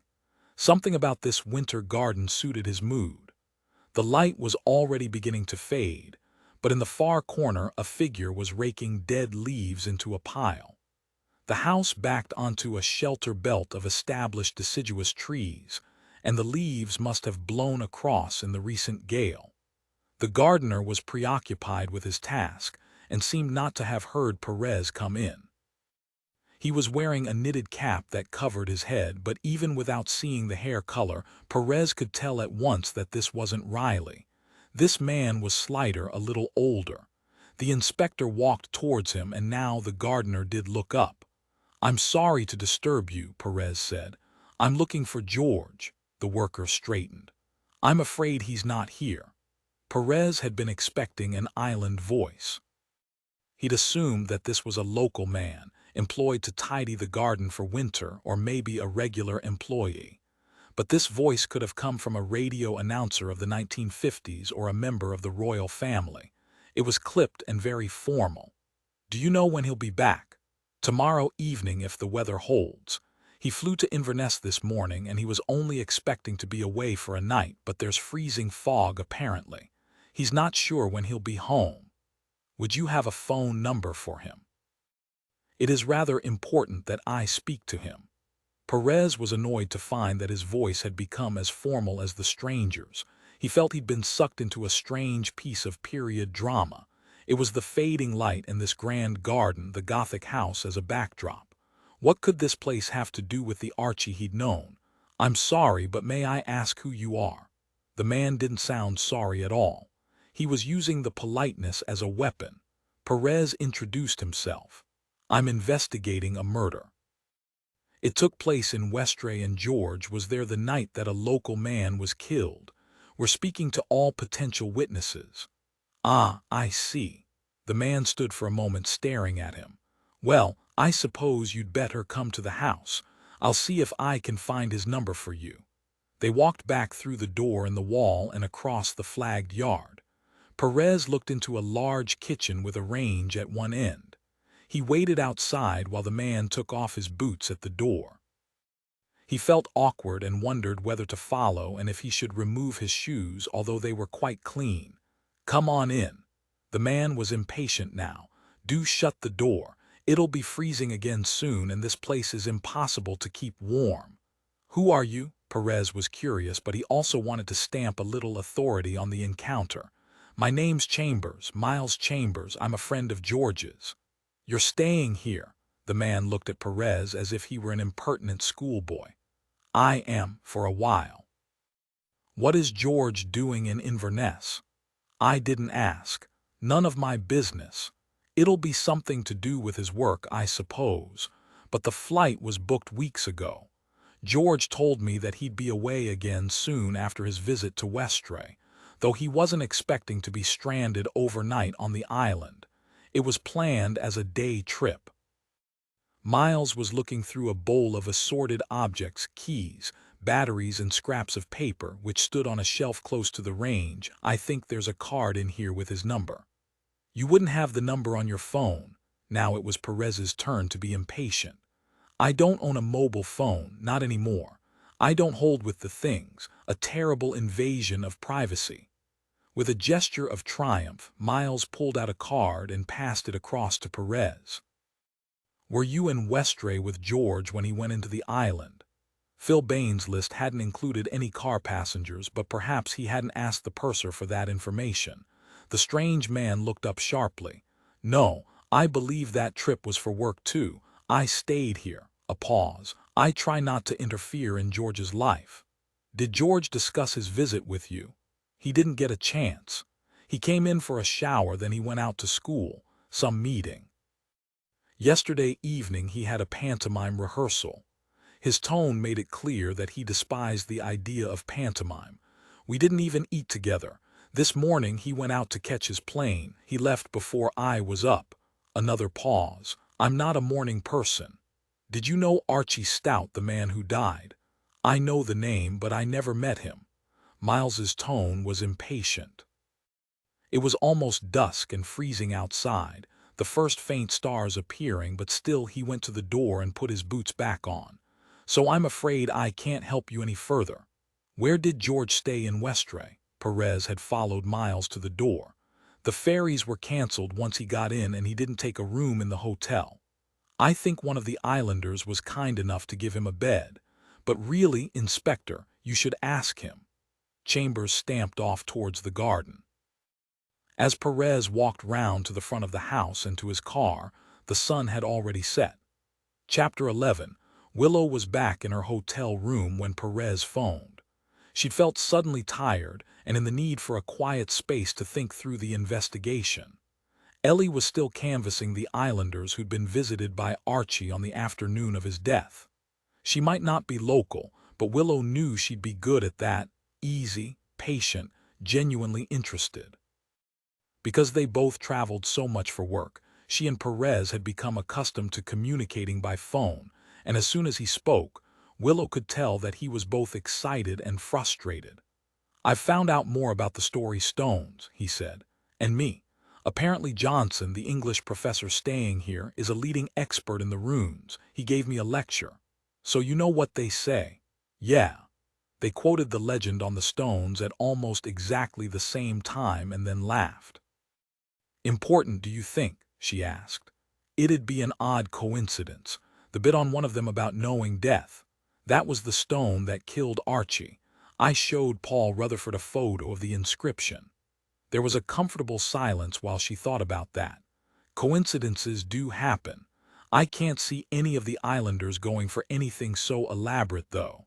They'd know about the stones and what was written there, but it seems too much like a cheap horror movie to be a Westray person style. I found out that there was someone staying in Westray that night who definitely had a flair for the dramatic." "Oh, who?" "George Riley." Willow listened while Perez told his own story about his visit to Riley's home and his encounter with the strange visitor who was working in the garden there. "And George must have stayed on the island overnight," Perez said, "because there were no ferries running. According to Riley's pal, someone there gave him a bed." "What was the friend like?" "Strange. Uncommunicative. You can't imagine they'd have much in common." "In a relationship, do you think?" There was a moment's silence on the other end of the phone. Perez was usually good at working out what was going on between people, so she was happy to wait. At last he spoke. "Perhaps. I'll try to find out where he stayed." Willow paused for a moment. "He's not a man who you'd miss. Someone will know." "I'd be interested to know what brought him to Westray. Miles said it was work, but term ended nearly a week ago."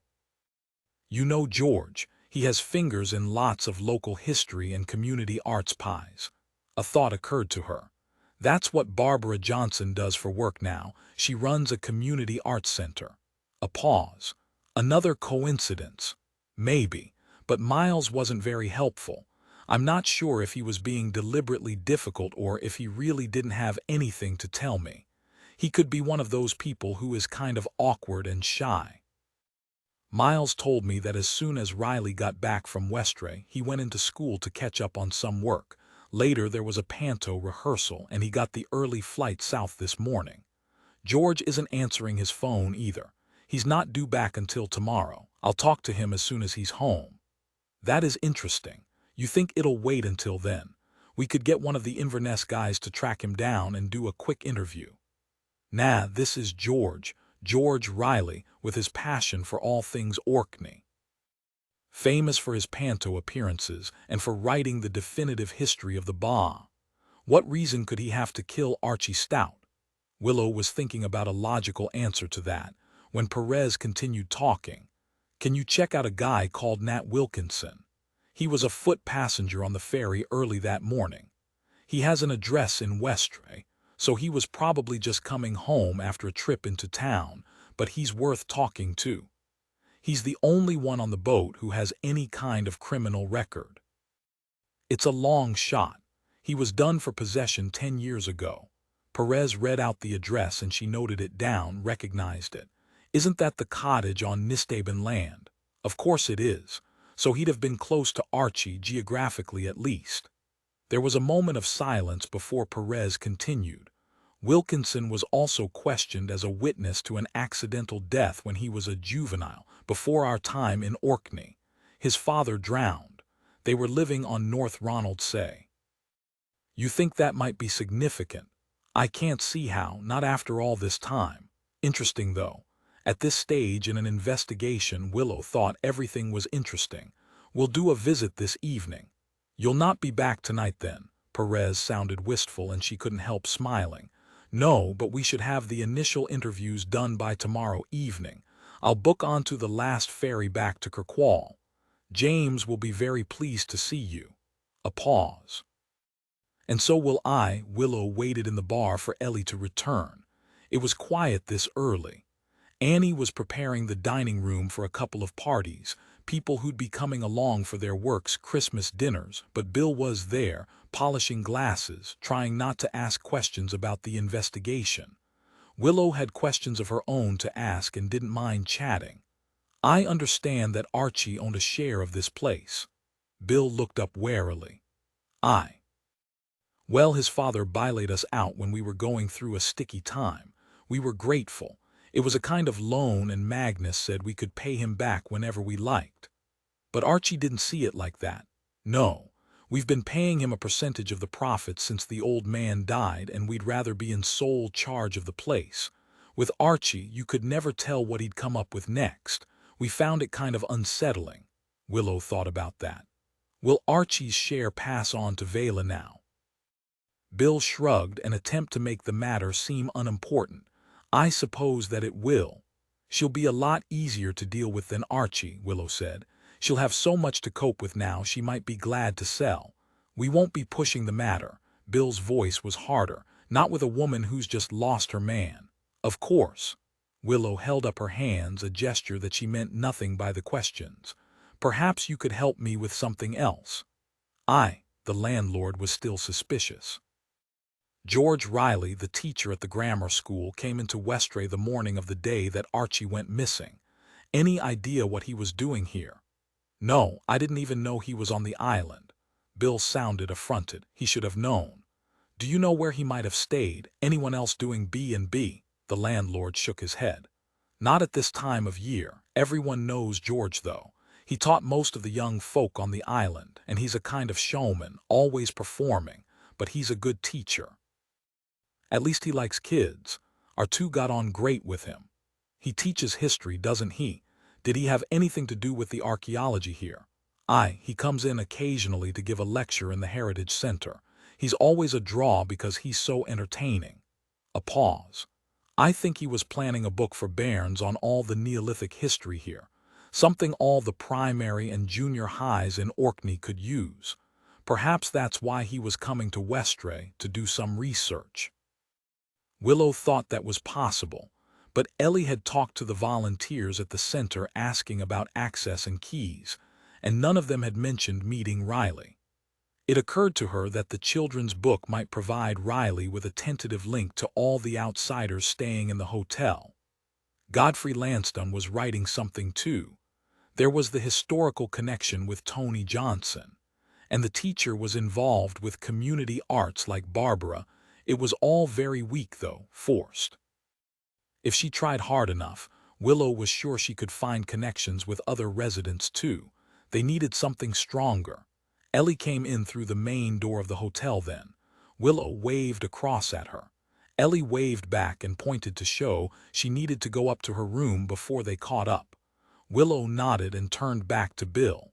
I want to chat to Nat Wilkinson, just because he came in on the ferry too that day.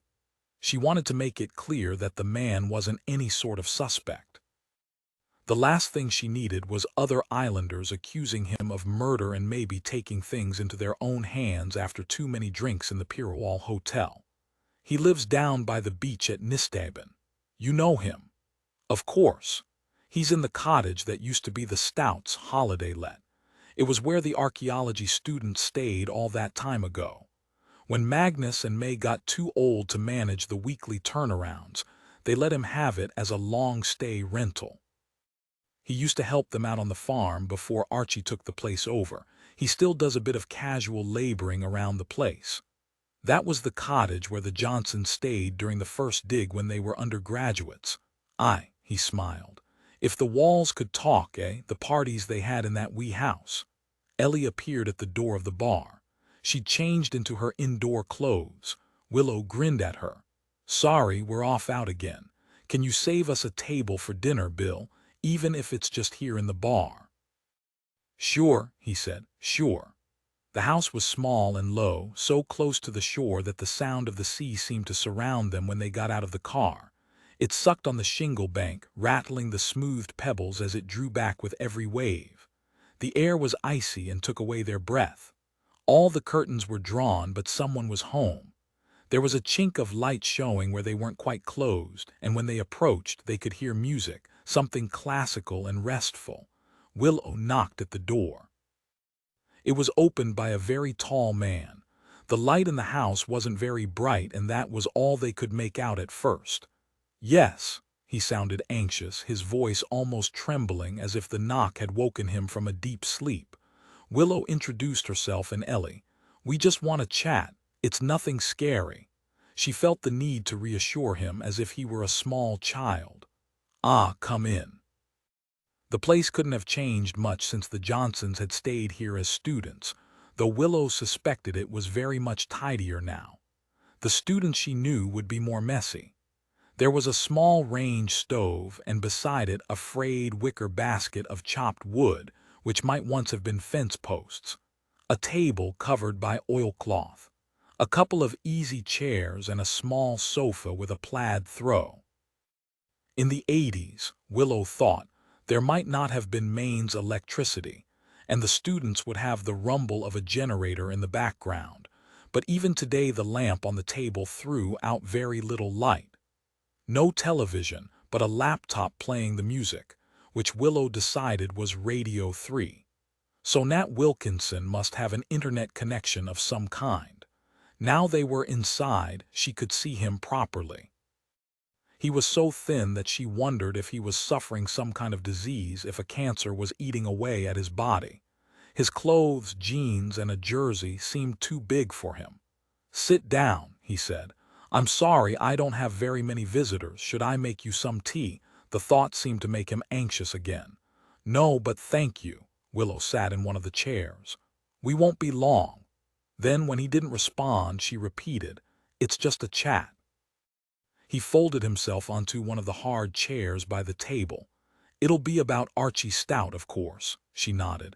We're talking to everyone on the island, you do understand. I do. You came in on the ferry from Kirkwall the day that he disappeared, he nodded. What were you doing in Kirkwall? There was a pause. I'm not very well. I was in to meet the team who look after me. So I was right. I hope it's not too serious. Because what else could she say? He shook his head. I have underlying mental health issues, depression, anxiety, a pause. Addiction in the past, though that's not so much of a problem these days. There's a community nurse who keeps an eye on me. The appointment was the day before, and I stopped the night with a recovery pal in Kirkwall, then got the early ferry back. Did you see Archie that day? He must be your nearest neighbor. He dropped in some wood for me soon after the ferry got in. He was waiting at the pier for a delivery, saw that I was home, and came along not long after. You were friends? Nat had to think about that. Kind of, I'd like to think so. My parents were English, but they moved to Orkney before I was born. They ran the shop in North Ronaldsay before my mother retired and moved south again. I never fitted in. When I was 11, I had to move into the hostel in Kirkwall for school. It was terrifying. There was a lot of bullying. Archie was there too, but he was older than me in his final year. He saw I was struggling and became a kind of protector. He was popular, confident. It made a difference to have him on my side. Willow was working out how to bring up the drowning on North Ronaldsay. The man seemed so emotionally frail that she wanted to be tactful. In the end, though, he mentioned it himself. I saw my father die. We were fishing together and he slipped on the pier. I was only a lad, too young to know death. It took me a long time to get over it. The words shocked her. To know death seemed a strange way of describing his reaction to what had happened, and mimicked almost exactly the words on the stone that had killed Archie. She didn't follow it up, though. Now wasn't the time. If he'd been involved in the murder, she didn't want to spook him. How did you come to be living here in Westray? When I left school, I got a bit lost. Drink, drugs. I was in a real mess. Archie saw me in a bar in Kirkwall when I was so bloated I could hardly stand. I guess that he kind of rescued me again. He said I could work for him. It was winter and there were no holidaymakers to stay in the cottage, so I got a place to live too. His parents were getting older and not wanting the hassle of new people coming in every week, and they were happy enough with a little bit of rent. Then Archie took over the farm from them. That was more than 6 years ago, and I'm still here. I do some casual work on the farm, help out where I can. A pause. I've taken up painting and turned some of my work into greetings cards and postcards. They sell in the shops in the village. I make enough to live. I don't need much. He stopped for a moment, then looked across at his visitors. Suddenly there was pride in his voice. Archie showed them to Rosalie at Coibury. She's a real artist, and she rated them. How did Archie seem when he called in to drop off the wood? Wilkinson shrugged. He was busy. It's that time of year, isn't it, if you have a family? We didn't really have a chance to chat. He dropped off a bit of wood and drove north. The man had turned down the sound on the computer when they came in, but the music was still there, very faint in the background. A piano piece that Willow didn't recognize. You came to Westray on the ferry with George Riley, the teacher. Did you speak at all? We did. He taught me in the grammar school, and I always got on fine with him. I think he liked the strange and troubled kids better than the swats. He thought we were more interesting. Did he tell you why he was coming into the island? He was a bit vague. I know he was planning a kid's book about Orkney's Neolithic archaeology. He was going to do something on Micho and the stones of Stenness, and he wanted to include the Westray digs too. So I assumed he was here to do a bit more research on that. Are you interested in the island's archaeology? Willow looked across at him, hoping for some reaction, but he only shrugged. Not much. Do you know where George planned to stay that night? He hadn't planned to stay over at all. It was going to be a day trip. Then when we were halfway across, the captain announced that it would be the last boat of the day. They do that sometimes. Cancel the boats without warning. The wind was already getting up and you could see the clouds building from the west, and they said the more recent forecast was for storm force winds. So where did he stay in the end? He stayed here. The pride was back in his voice. I have a spare room, and it's so close to the pier that he knew he wouldn't have to get up too early in the morning. Was he with you that evening? He turned up here late afternoon. I don't know exactly what time it was, but just as it was getting dark. We ate a meal together. I cooked for us. I had some monk in the freezer, and I'd got that out when I came in from the ferry. A pause. He did go out for about an hour after we'd eaten. He said he had someone he needed to speak to, but he wasn't late back here. He was probably back in the house by 8:30. Did he say where he'd been? No, and I didn't ask. Another pause. He'd been my teacher. You don't pry into a teacher's doings. I thought maybe he'd fancied a drink and he'd know I don't keep alcohol in the house. Had you been told that Archie was missing before he came in? Nat shook his head. Vela phoned just after 9 to ask if I'd seen him, but Mr. Riley was already in his room by then. He said he had work to catch up with and he'd have to be up sharpish to get the first boat out the next day. By the time I knew Archie was dead, George had already left on the ferry. How did George seem when he got back here from the island? Nat shrugged. A bit quiet maybe. I thought he might stay up with me for a while. I had a few bits in for Christmas. Good cheese, fatty cutters, mince pies. I was going to make some coffee and bring those out. Have a bit of a celebration, you know. I spend a lot of time on my own and I'd have enjoyed the company. But I could tell as soon as George walked through the door that his heart wouldn't be in it. He seemed low when he got in, quiet, and he wasn't usually that sort of man. Willow thought that anyone would be a little low if they just battered the head of a former pupil with a large piece of Caithness flagstone. She thanked Nat for his help, and she and Ellie walked out into the still, frosty night. Chapter 12. When the police officers returned to the hotel, a table had been laid for them in the residence lounge again, and the fire had been lit. Willow looked through to the bar where Godfrey, the elderly birder, was sitting at a table writing in his notebook. There was no sign of the Johnsons, but there was laughter coming from the dining room, and they could be there. She made her way into the bar, and again Godfrey stood up when he saw her approaching. "Just a quick question," she said. "Do you know a teacher called George Riley?" The older man was still standing. He shook his head. "I'm sorry, I don't know anyone by that name." "Ah, well, thanks anyway. I'll let you get back to your book." He seemed almost disappointed when she returned to Ellie. Perhaps he was just choosy about his companions. Annie took their order almost immediately and left them to talk. Willow wondered if Bill had told her of their previous discussion about the ownership of the hotel. "Do you really think George Riley could be a killer?" Ellie sounded skeptical, and Willow thought it was hard to believe that the man who every year performed with the Kirkwall Players as a perfect pantomime dame, dressed in an outlandish wig and corsets, was the sort to hit a Westray farmer so hard that his skull was smashed into thin fragments of bone. "I'd like to know what he was doing here and who he met. None of the people we've spoken to has mentioned him. And then to disappear off in a plane to Inverness without giving any real reason is a bit odd."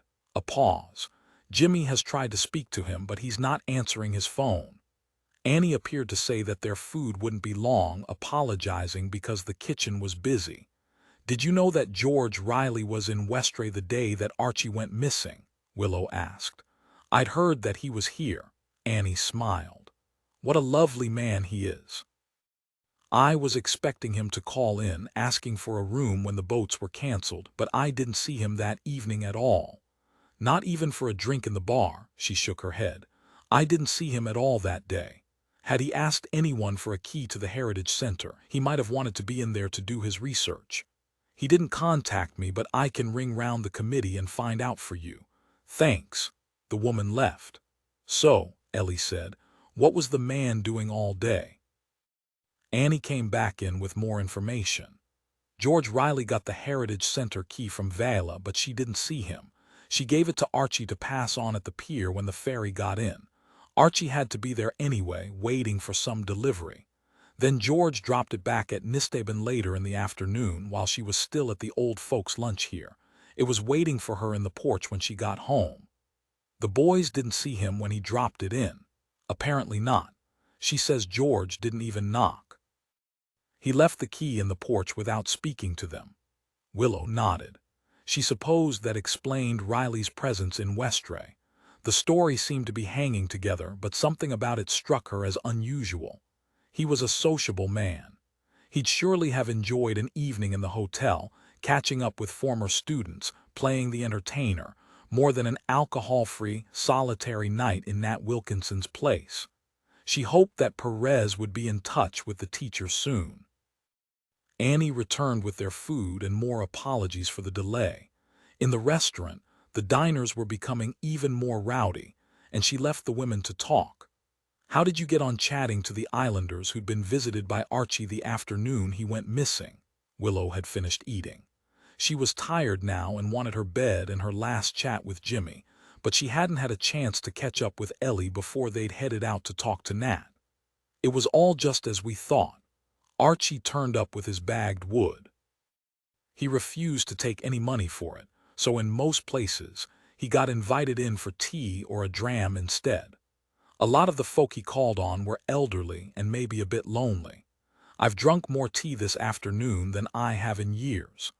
Archie didn't stay long in one place, and really, I don't think he'd had so much to drink that he wouldn't notice if someone came up to him and hit him over the head with an ancient rock. There's not much more we can do here at the moment. Willow was turning over the logistics in her head. Suddenly, she felt a longing for home. Let's book ourselves out on the ferry to Kirkwall tomorrow. We can bring Phil in to be a presence on the island because folk here will still be anxious. She looked up at Ellie. It's Christmas in a few days, but he doesn't have kids and he'll be glad of the overtime. We can always come back if anything crops up. A pause. I'd like to talk to Vela again before we go, but we can do that on our way to the ferry. And I still haven't quite got a handle on Rosalie Greenman. It might be flimsy, but her entanglement with Archie does give her a motive of a kind, and she certainly had means and opportunity. Let's visit her in the morning. We might catch her just as she's doing her swim if you fancy joining her for a dip. Ellie pulled a face and nodded towards the bar. I'm having one last drink before bed. Shall I go and disturb Godfrey Lansdowne again, just for a chat? Sure. Have a drink for me. Willow thought she should find the Johnsons to ask if they'd had any dealings with Riley, but the noise from the restaurant was even louder and she thought it would wait for another day. She couldn't face the educated English tonight. In her room, Willow opened her curtains wide so she could see the stars. Perez answered the phone as soon as it started ringing. How are you? His voice was concerned without being patronizing. I'm fine. Both of us are fine, meaning her and the baby. I'm planning to head back tomorrow on the afternoon ferry. Ellie will come too. I want to talk to Rosalie and Vela before we leave. We need a presence here though, so let's bring Phil back in. He's a local Orcadian at least, and if anyone has any concerns, they'll feel they can talk to him. He's bright enough to know that he has to pass on everything he hears, even if it doesn't seem to be immediately important. That makes sense. I think we found out what George Riley was doing here, and we know where he stayed last night. Willow explained about the children's book on the Neolithic history of the islands. So he had a key to the Heritage Center. He did, and as far as I've been able to tell, nobody was in there after him, so he could have taken the story stones. And Wilkinson told me he seemed quiet and preoccupied when he got back that evening. We still don't know where George went after he'd eaten there. According to Bill, he wasn't in the bar. He dropped the Heritage Center key back to Vela in Nisthaben, so he couldn't have been in there still working on his book. Isn't the old guy, Godfrey Lansdowne, writing a book too? There must be more written about Westray than anywhere else in the UK. Willow laughed. That's more of a pamphlet, I think, and he claims never to have met Riley. What did you make of Nat Wilkinson? Willow could imagine Perez in the living room of the old manse, a notebook on his knee, a pen in his hand, waiting for her answer. She was tempted to tell him how much she was missing him, that she wanted to be there too, but instead, she played the professional and answered his question. Honestly, he seems like a reformed character, sober and clean, and I know that addicts make the best liars, but I believed him when he said he was no longer using. He brought up the fact that he'd witnessed his father's drowning and said that it had screwed him up. I suppose it would. Yeah, but the words he used resonated a bit. He said he was just a lad, too young to know death. That last phrase made me think of the inscription on the story stone. Another coincidence. Willow had been thinking about that herself. Maybe. Worth checking out, though. It might be useful to speak to the cop who went in to look at the accidental death. And I wonder if Doc Grieve did a post-mortem. I'll ask him. There was a moment's silence then. Willow imagined that she could hear slightly damp wood spitting in the fire in their living room. She wished that she was there already, but when she spoke she was calm. Nat's still living in the cottage on the Nisthaven farm, earning a living with his art. He makes cards and gifts for the tourists, and helping out as a casual laborer there. I'll ask Vela about him tomorrow. I've been trying to phone George all day, Perez said. He's still not answering. I'll be at the airport to meet the Inverness plane in the morning if the flight goes ahead. The weather's still not looking good on the mainland, though. It's beautifully clear here, but there's still a blanket of freezing fog grounding the plains across the central belt and into the highlands. Willow thought at least that meant they were keeping Glasgow off their backs. She couldn't imagine that they'd want to make the trek on the boat. Not until after Christmas. She hoped she and Perez and the team would have things tied up by then, if only for Vela and the boys. Maybe you should get in touch with the head teacher of the grammar school, she said. Lucy Martindale. If Riley is away with work, she'll know what he's doing. I've set up an appointment with her. I'm going to see her first thing in the morning. Willow stopped talking about work then and asked about James and nursery festivities and all the Harry gossip. That was what kept her grounded. Kept her sane. Chapter 13. They arrived at Coibrey while Rosalie was still in the water. They saw her swimming in the small bay below her house, her hair black and sleek so she looked like an otter or a seal. Is it safe? Ellie sounded concerned. Surely she shouldn't be out there alone. There's still frost on the ground and ice on the shore. Aren't there rules about it? Willow shrugged. She knew what it was to take risks, and she'd been brought up by hippie parents to have a disregard for rules, even the sensible ones. She looks as if she knows what she's doing. It seemed the woman had had enough because she turned towards the shore and walked out of the water, shaking her head like an animal. Willow saw she wasn't even wearing a wetsuit. The skin of her arms and legs was glowing red, contrasting with the white face and black hair. She wrapped herself in her dry robe and headed for the house, grinning. It seemed to Willow that she was high or light-headed with the cold and the freedom. Again, there was no sign of grief at the death of her friend. She caught sight of them and waved. "Inspector," she called, "you should have come a bit sooner than you could have joined me. Not for me, though, if I weren't pregnant. Ah, excuses. Come on into the house. I'll just change and then I'll join you, make us all some coffee." They sat in the kitchen where Willow had been with Perez. She looked at the paintings on the walls. A recent addition was a piece of driftwood which had once been part of a tree. Now it was white as bone, and Rosalie had planted it in a green ceramic pot and tied red glass balls to the upper limb. Rosalie came into the room. "My own concession to Christmas," she said. "White, green, and red, the colors of the season." She switched on the kettle. "I suppose you have more questions." She changed into jeans and a big Norwegian sweater. "A few. This is Ellie, a sergeant from Kirkwall." "Hi, Ellie. We're heading back to Orkney mainland later today, so I thought I'd bring you up to date." "That's kind." Rosalie scooped coffee into a jug and poured over the water. She waited before pushing the plunger. "Do you know a man called George Riley? He's a teacher at the grammar school. He's writing a children's book about the island's history." She looked up from the coffee. "Vela told me about it before the rumors about Archie and me began, and she stopped visiting. She encouraged me to talk to George about doing the illustrations." "And did you?" "Yeah, I phoned him. He said he hadn't reached that stage, but he'd keep me in mind. He came into Westray on the morning Archie disappeared. Apparently, Archie gave him Vela's key to the Heritage Center. Did you meet George to discuss his book when he was here?" She shook her head. "I didn't even know he'd come into the island." She poured the coffee. Willow was about to refuse a mug, but the smell was so tempting that she took it. "Have you had any more thoughts about what might have disturbed Archie that afternoon?" A number of people say that he was quiet and preoccupied, but so far we have no explanation for his change in mood. No, but perhaps there is no explanation. His mood could change like the Orkney weather, triggered by some comment or slight. He came across as thick-skinned and jovial, but in reality he was remarkably sensitive. He needed everyone to love him.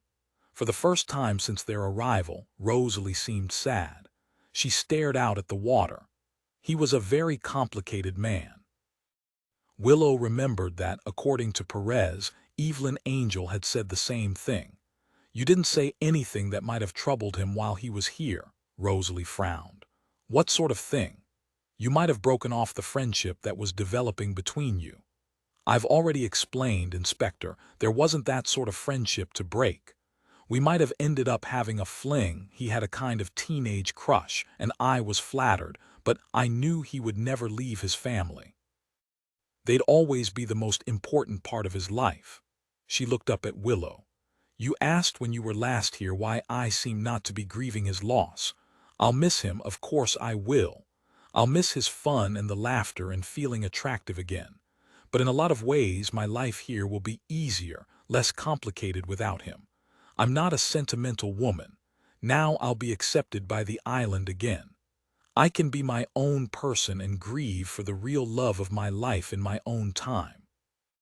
"Did you say any of that when you last saw him?" Rosalie shook her head again. "I had a vague plan that I would explain to him just how I felt, but he seemed so down that I ended up holding him and reassuring him that all would be well, that he'd come through whatever was worrying him." She glanced up at them. "I'm not sure that I convinced him." They left Rosalie and drove south down the island to Nisthaben, where Vela and the boys were living, to talk to another of Archie's women. Ellie was driving, and Willow looked out on hills flooded with light, stretches of water, and deserted buildings falling into ruin. This end of the island was almost empty. She asked Ellie about her conversation with Godfrey Lansdowne in the hotel bar the night before. Did he have anything useful to add? "Nah, I asked if he'd seen George Riley on his wandering around the island, but he didn't even know who the man was. He said the same to me." Turning into the track to the farm, they almost bumped into a small tractor carefully driven by Laurie. He'd be doing his best, Willow thought, to keep the farm running, to take his father's place. He raised his hand in a kind of greeting, almost exactly mimicking the gesture Archie would have made, and pulled in to let them past. She hoped that Ian would be out too. She wanted to speak to Vela alone. They walked past the barn where the cows were in for the winter, the rolls of silage, a smaller shed holding the chainsaw Archie had used to cut up wood for his neighbors, a sawhorse, and a shiny new quad bike. They glimpsed Vela through the living room window. She was sitting in the corner that she'd turned into an office, staring at a computer screen, apparently lost in thought. Her hands weren't moving across the keyboard. Willow tapped on the window, and the woman turned and waved for them to come in. By the time they were in the room, the screen was dark and she was on her feet to greet them. "Willow, Ellie." This time there was no offer of tea. She still seemed preoccupied. "I was trying to keep things straight for the farm, but I just can't focus." "Of course not. It's too soon." She nodded for them to sit down. There were still ashes from the night before in the grate, and the house felt a little cold. "How can I help you now?" She was doing her best to be civil, but Willow could sense that she resented the interruption, the demands on her, the inevitable questions. "We've just come from Rosalie." "Oh." Vela pretended not to care, but Willow picked up a spark of interest. "She said that she and Archie weren't in any sort of sexual relationship, that she was flattered by his attention, but there was nothing more to it than that. And honestly, I think I believe her." There was a silence.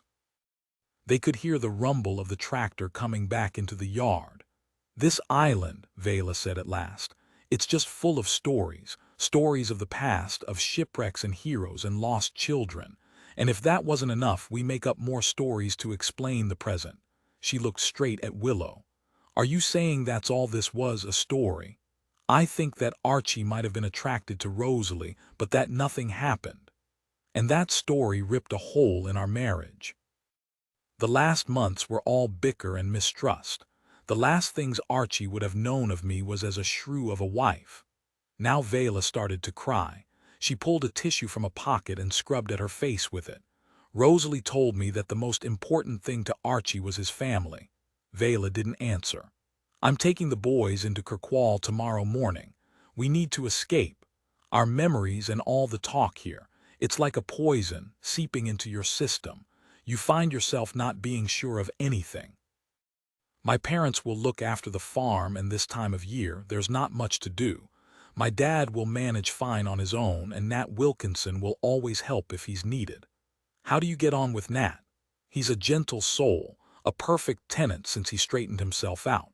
He worshipped Archie and would do anything for us. Did you know George Riley was staying with him the night that Archie disappeared? No, I didn't know that. But you knew that George came into the island that day. Yes, he wanted access to the Heritage Center, so I sent Archie down to the ferry to pass on the key.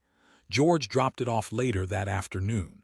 I wasn't in, but it was in the porch when I got back from the old folks' lunch. The boys would have seen him, though. No, Ian was in Pierwall at a friend's house. Laurie was in, but he'd have been upstairs in his room. Her voice tailed away. He's a good lad, a great worker, but he still needs time for himself. He'll take over the farm when he's old enough. That was always the plan, if I can hold on to it long enough now. Of course. Willow tried to choose her words carefully. As Vela had said, stories could be fabricated out of nothing here. George was out that evening and nobody seems to know exactly where he went. Would you have any idea? None at all. He wasn't in the hotel when I went there looking for Archie. You'll have to ask him. We're struggling to get in touch with him. He flew south and he's not answering his phone. We're hoping he'll be back today. Willow paused. How did George and Archie get on? I assume they knew each other. What are you saying? Vela looked horrified. That George Riley killed my husband. Why on earth would he do that? We have to ask these questions, Willow said, if we're going to find out how Archie died. George might be an important witness if he met up with Archie that evening. Were they friends? I wouldn't say they were friends. George taught Laurie throughout the grammar school. The boys never been particularly academic, but George was good at bringing subjects to life.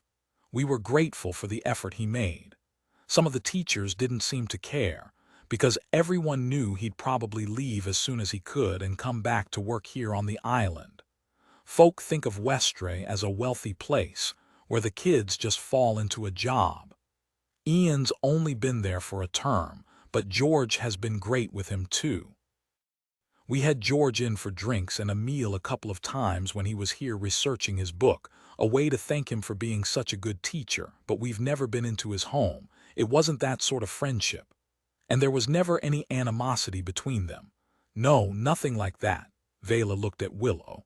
You have to be close, don't you, before you can really fall out. Like you and Rosalie. Vela seemed shocked by the question. Just like us. Ellie and I are leaving today. Phil Bain will be in to keep an eye on things here.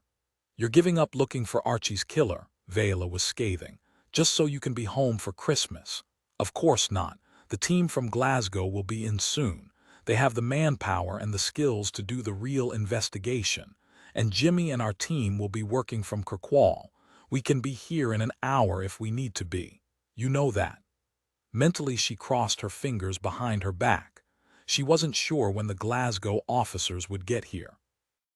And Jimmy will be talking to George as soon as his flight gets in. He might well have important information for us.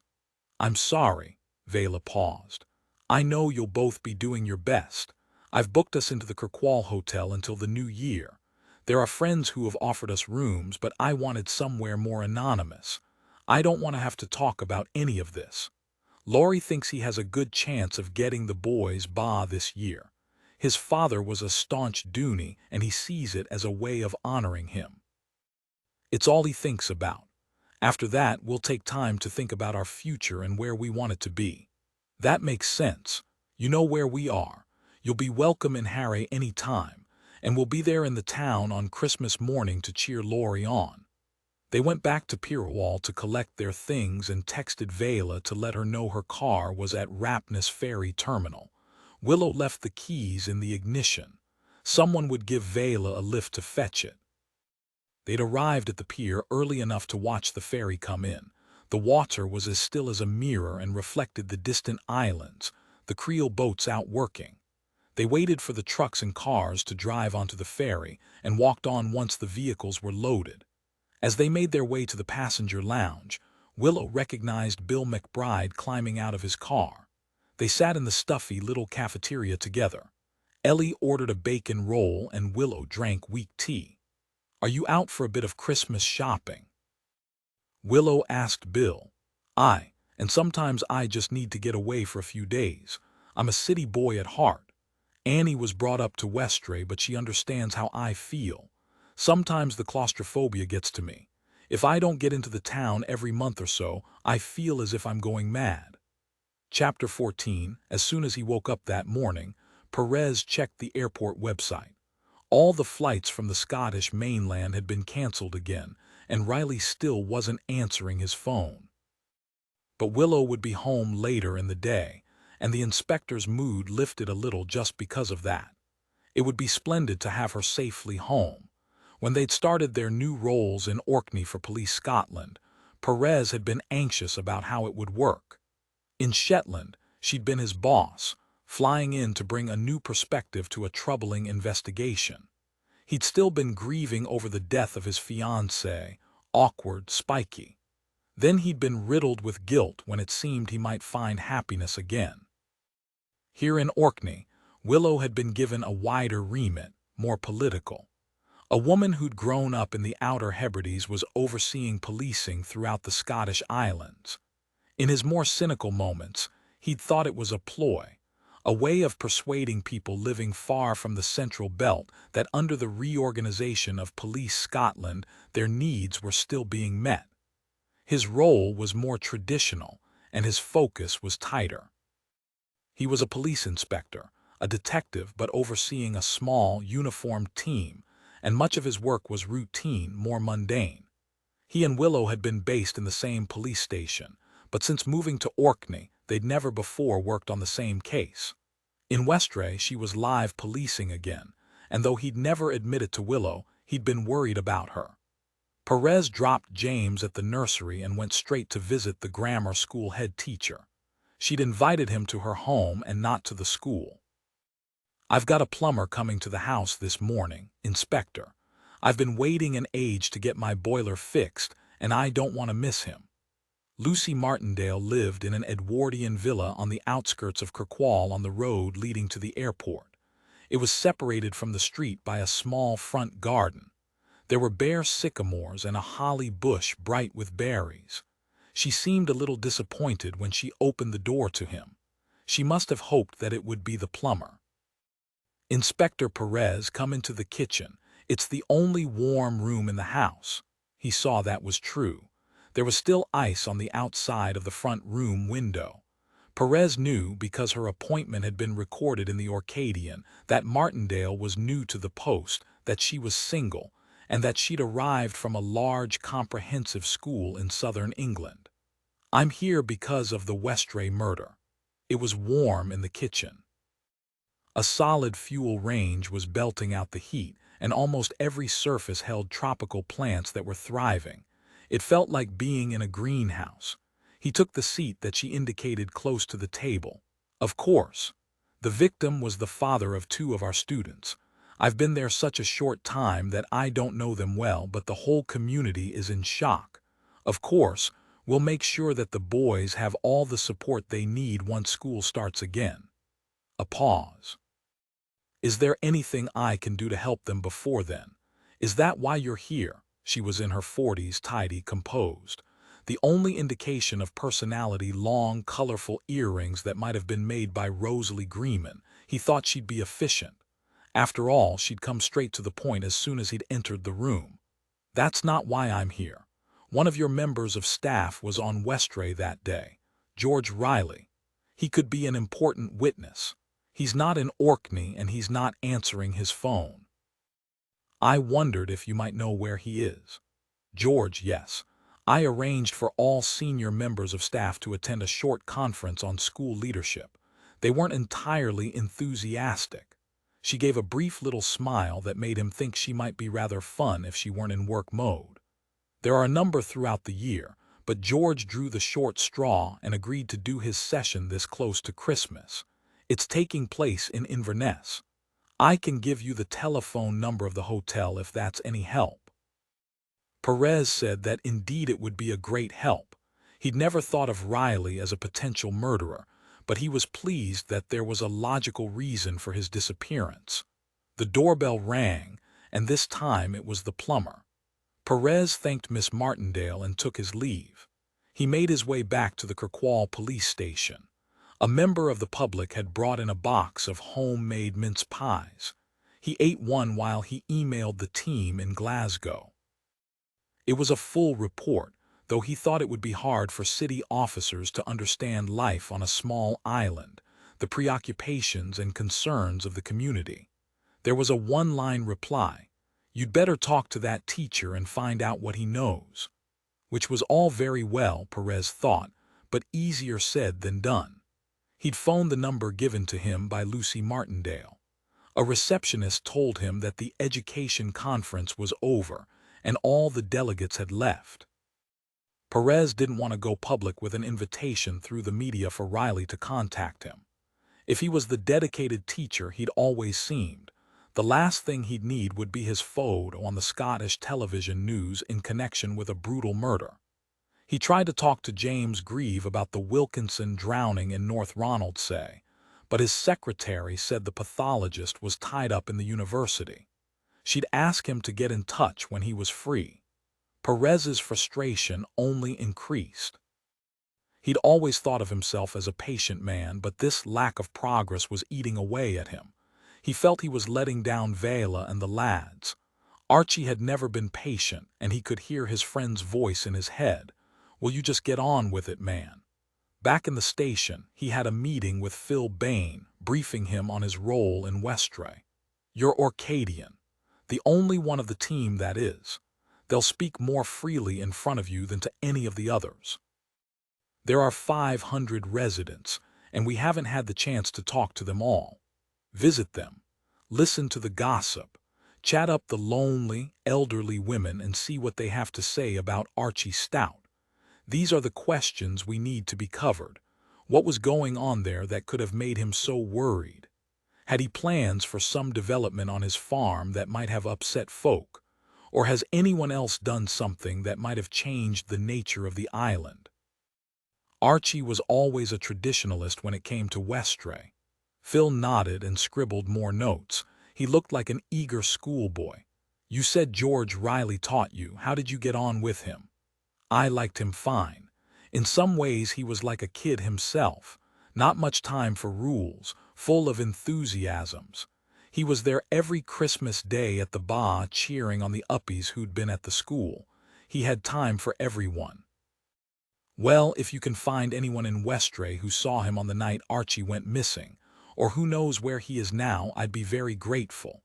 You get a bottle of the best malt to put in your Christmas stocking." Phil pulled a face. "I'm not really a whiskey drinker, sir, but a good Burgundy would go down a treat." They drove in Phil's car to the pier. The constable would need to take it to Westray with him, and Willow, on the same ferry coming into the harbor, traveled light. She could walk back to the station with Perez. He'd be glad to carry her bag. Phil sat in his car in the queue while the ferry unloaded. Then Willow was there, striding to meet him, a rucksack on one shoulder, a knitted hat over her hair. With her outsized anorak hiding her belly, she could have been a student home after a backpacking trip to the wilds. Perez thought this was crazy. He was feeling like a teenager again, giddy at the sight of her. She kissed him. He was the one to pull away, feeling awkward and shy, aware that Phil Bain would be watching, but he took her bag in her hand and they walked together like that into the town. For once, he wasn't embarrassed by the public show of affection. In the police station, Willow made straight for her office. "Hey, you're supposed to be on maternity leave. Why don't you go and get James early? Surprise him." "I just want to make a few notes. while things are still fresh in my mind. Then we'll go to the nursery together, shall we, at the end of play? When they collected James, he had paint on his sleeve and glitter in his hair. Willow swung him into her arms, and all the way home in the car they listened to his chatter about his day. I know I'm a soppy git, Perez thought, but I want nothing more than this. The call came just as they were thinking of going to bed. They'd fed James early, and Willow had pulled something veggie and homemade from the freezer. He drunk several glasses of wine to celebrate her return. They'd lit a fire and eaten chocolates for pudding.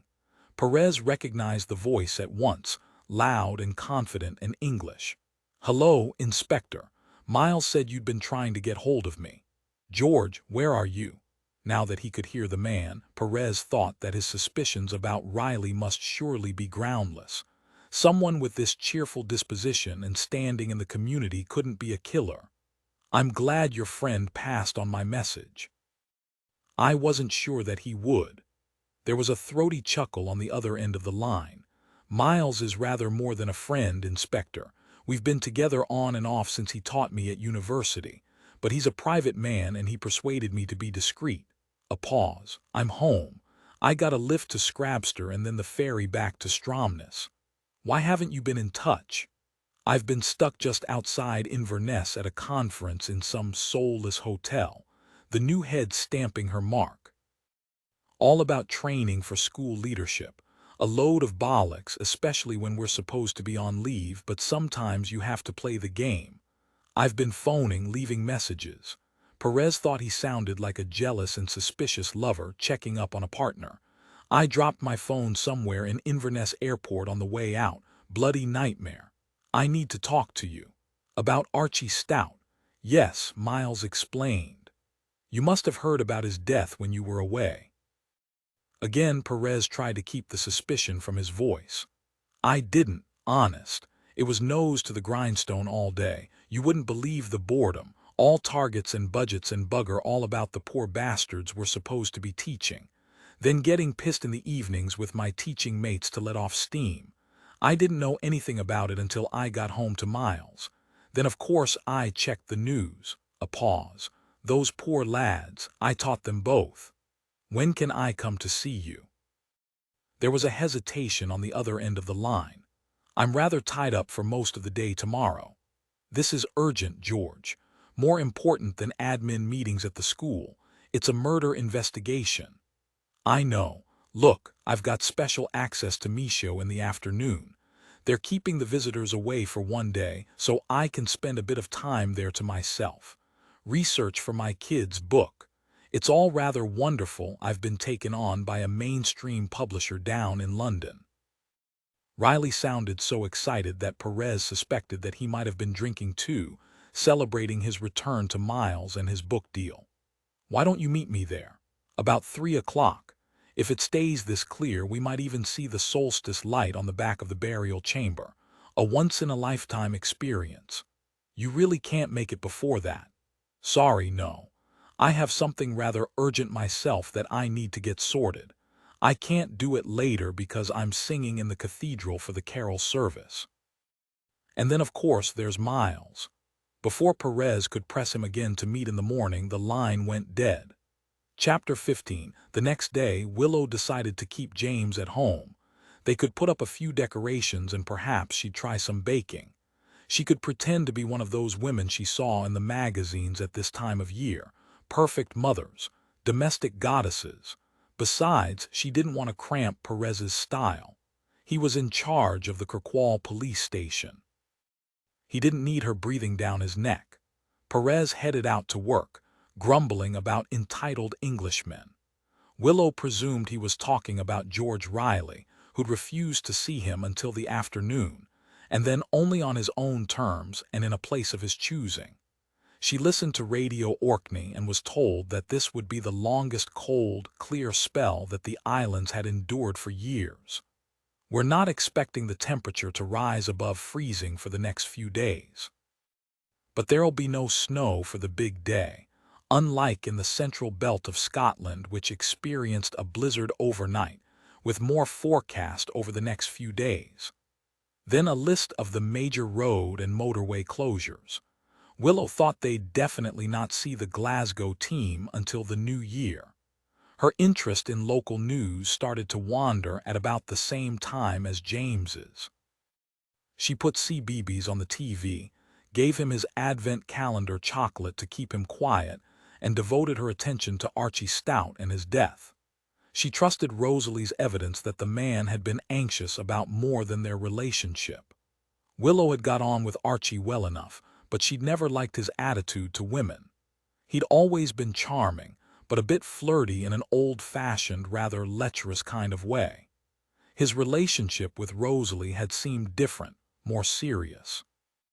Willow could see how he might imagine himself in love with someone like the artist, strong, intelligent, a little exotic because she was an outsider.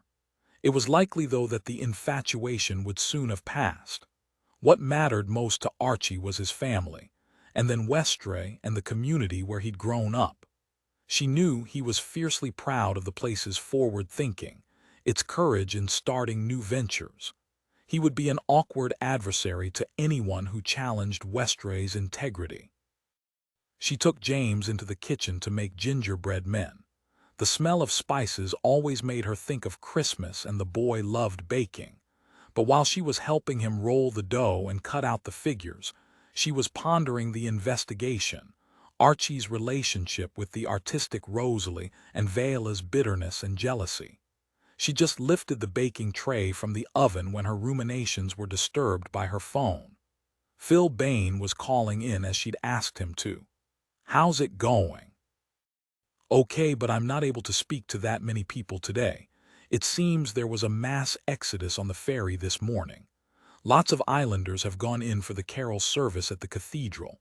Most are planning to come back this evening on the last ferry. I'll get to the folk who are still here today and catch up with the others tomorrow." "That's fine. Nothing else you can do. I know Vela was planning to bring the boys out. Who else have you lost?" Bill was already out. The three residents at the hotel, Godfrey, Lansdowne, and Prof. and Mrs. Johnson. Apparently, Godfrey goes to the service every year. It's something he used to do with his wife. I think the Johnsons made a last-minute decision to join him. A pause. They might rave about island living, but I get the feeling they were getting a bit bored, and the idea of the bright lights of Kirkwall and a fancy lunch attracted them. Ah well, island life isn't for everyone. Willow had left the commune on North Uist as soon as she was old enough to run away. Though now she was back on another island and she had no wish to escape from this one, Phil was still talking. They said something about wanting to explore some of the archaeological sites as it's close to the winter solstice. Did they say which ones? Nah, they don't really think I'm worth talking to. I'm definitely seen as their intellectual inferior, she laughed. Yeah, right. Any news on George Riley and where he might have gone the night Archie died? Yes, I caught up with Fiona, one of the Westray teachers. I know who you mean. Her son is best pals with Ian Stout, and he spent the afternoon of Archie's disappearance there. I tried her because I thought she might know George professionally, and she might even recognize his car. And James was starting to fidget. Willow fed him half a gingerbread man to keep him quiet. So much for being the perfect mother. Fiona went out that night to check on her mother, who's been a bit poorly, and she saw George's car parked outside the Pierwall Hotel. Willow thought that was odd. Everyone said that Riley hadn't been into the hotel. Did she see George? Not then. But when she was on her way home later, George was just driving away. What time was that? About 8:30, so that fits in with the time he got back to Nat's. Willow was sorting through the details in her mind. Well, I guess that's interesting, but it doesn't help much. Jimmy's meeting up with George later today, so he should be able to give us more useful information. He's back in Orkney at last. But still playing hard to get, she thought. What's that all about? There is something else, Phil said. Yes. Fiona noticed that the light was on in the Heritage Center when she was on her way to her mother's. That couldn't have been George, Willow said. He'd already dropped the key off at Nisthaben in the afternoon. He might have left the place unlocked so he could get in again later. You're thinking he might have gone back to pick up the story stones. Maybe. So he could. Again, her mind was racing, trying out different possibilities, different scenarios, but she could tell that Phil was waiting for further instructions. Can you ask around and see if anyone else was in the Heritage Center that evening? There might have been a volunteers meeting or some sort of party for them this close to Christmas. Annie might know, though I think she would already have mentioned it. Sure, he said. What are your plans for the rest of the day? I think we'll wrap up and go out. It's too sunny to be at home all day. James might enjoy the carol service at St. Magnus Cathedral. That sounds like a grand thing to do. They hold it in the early evening just after it's dark so all the kids can take part. Perfect. Besides, she thought, I've had enough of being stuck in the house with a 4-year-old. It'll be interesting to see who turns up at the service from Westray. There might be the opportunity for an informal chat. So much for not wanting to cramp Jimmy's style. Outside, the chill took her breath away, and she had to clear the ice from the windscreen of her car, which was parked in the shadow of the house. In the market square outside St. Magnus, a crowd had gathered. Old friends stood chatting before going into the magnificent cathedral. The sun was already low, and the lights on the trees shone in the early dusk. The sandstone of the building glowed red. Shoppers wandered down the street. The people at the front of the queue were already making their way into the building. Willow hadn't seen any of the Westray visitors, but they could already be inside. She'd never been religious. Her father had been a scientist before he dropped out to set up the commune in the Western Isles, and if her mother had believed in anything, it was a vaguely pagan celebration of the living world. At first, she was scanning the crowd, looking for people she recognized, the Westray visitors and any of the island residents. It had occurred to her that Vela might have brought the boys, that being together in this space might have provided some comfort for them. But Vela had come to Kirkwall wanting anonymity, and she wouldn't have found that here. Just before entering the cathedral, Willow looked out again at the busy street. A woman in a coat made of brightly colored patchwork drifted past, carried, it seemed, by the tide of people. It was the coat that had caught Willow's attention. She would have worn it herself. But then she realized she knew the woman. It was Rosalie Greeman, with her pale face and her dark eyes. She too, it seemed, had taken advantage of the convenient ferries to come to Kirkwall. Willow would have liked to speak to her here, away from her home territory, but by now she and James were at the head of the queue and they were swept inside. Inside the cathedral, Willow caught a glimpse of Godfrey Lansdowne sitting near the front of the nave, smart and serious, focused on his carol sheet, remembering, she thought, his beloved wife. She couldn't imagine this quiet, dignified man as a killer. But as the service progressed, the investigation became less important, and she found herself moved by the music and the readings. The story of the virgin birth, this building, the child beside her and the child in her belly. When her thoughts did return to the investigation, it was to ponder the old communities that seemed to have infiltrated the case. The Neolithic Orcadians and the Vikings who came later. They'd all needed faith that the seasons would shift and the light would return. Like Olaf, they'd needed their tales of horror and of wonder. James was getting bored. He started kicking the chair in front of him and annoying an elderly woman who turned and frowned. Willow put his favorite video about a dog with magical powers on silent on her phone and handed it to him. He was soon quiet and engrossed. That, she told herself, was just a story told in another form, nothing to beat herself up about. She wasn't a terrible mother, whatever the woman in the chair in front might think. When the service was over and they went outside, it was already dark and the people in the street were finishing their shopping and making for the bars. She thought she saw Bill McBride, already a little unsteady on his feet, heading away from her. "Inspector," she turned and saw Tony and Barbara Johnson, arm in arm, part of the crowd behind her. "What a lovely service," Barbara said. So moving, and of course it's a magnificent building. You were there, I didn't see you. Willow couldn't work out why she disliked the couple so much, why she was so eager to distrust them. Oh, we were there, right at the back though. It's really a celebration for the locals, isn't it? We didn't want to intrude. Barbara smiled. We're just going to sample one of the local whiskeys before we get the ferry back to the island. They wandered away. Only then did Willow look at her phone and see that there were a number of missed calls from Perez. She thought that George Riley must have passed on a piece of very useful information. Perhaps this was what they needed to find out who had killed Archie Stout. Chapter 16. Perez had been restless all morning, annoyed with himself for not insisting that George Riley should make himself immediately available. He should have stood up to the man. Why had he allowed himself to be intimidated by an Englishman with a loud voice and a sense of entitlement?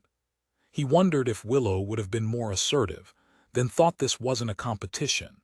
He was tempted to head to Finstone to see if Riley was there, hiding away in his Gothic pile, but his first encounter with Miles had been less than productive.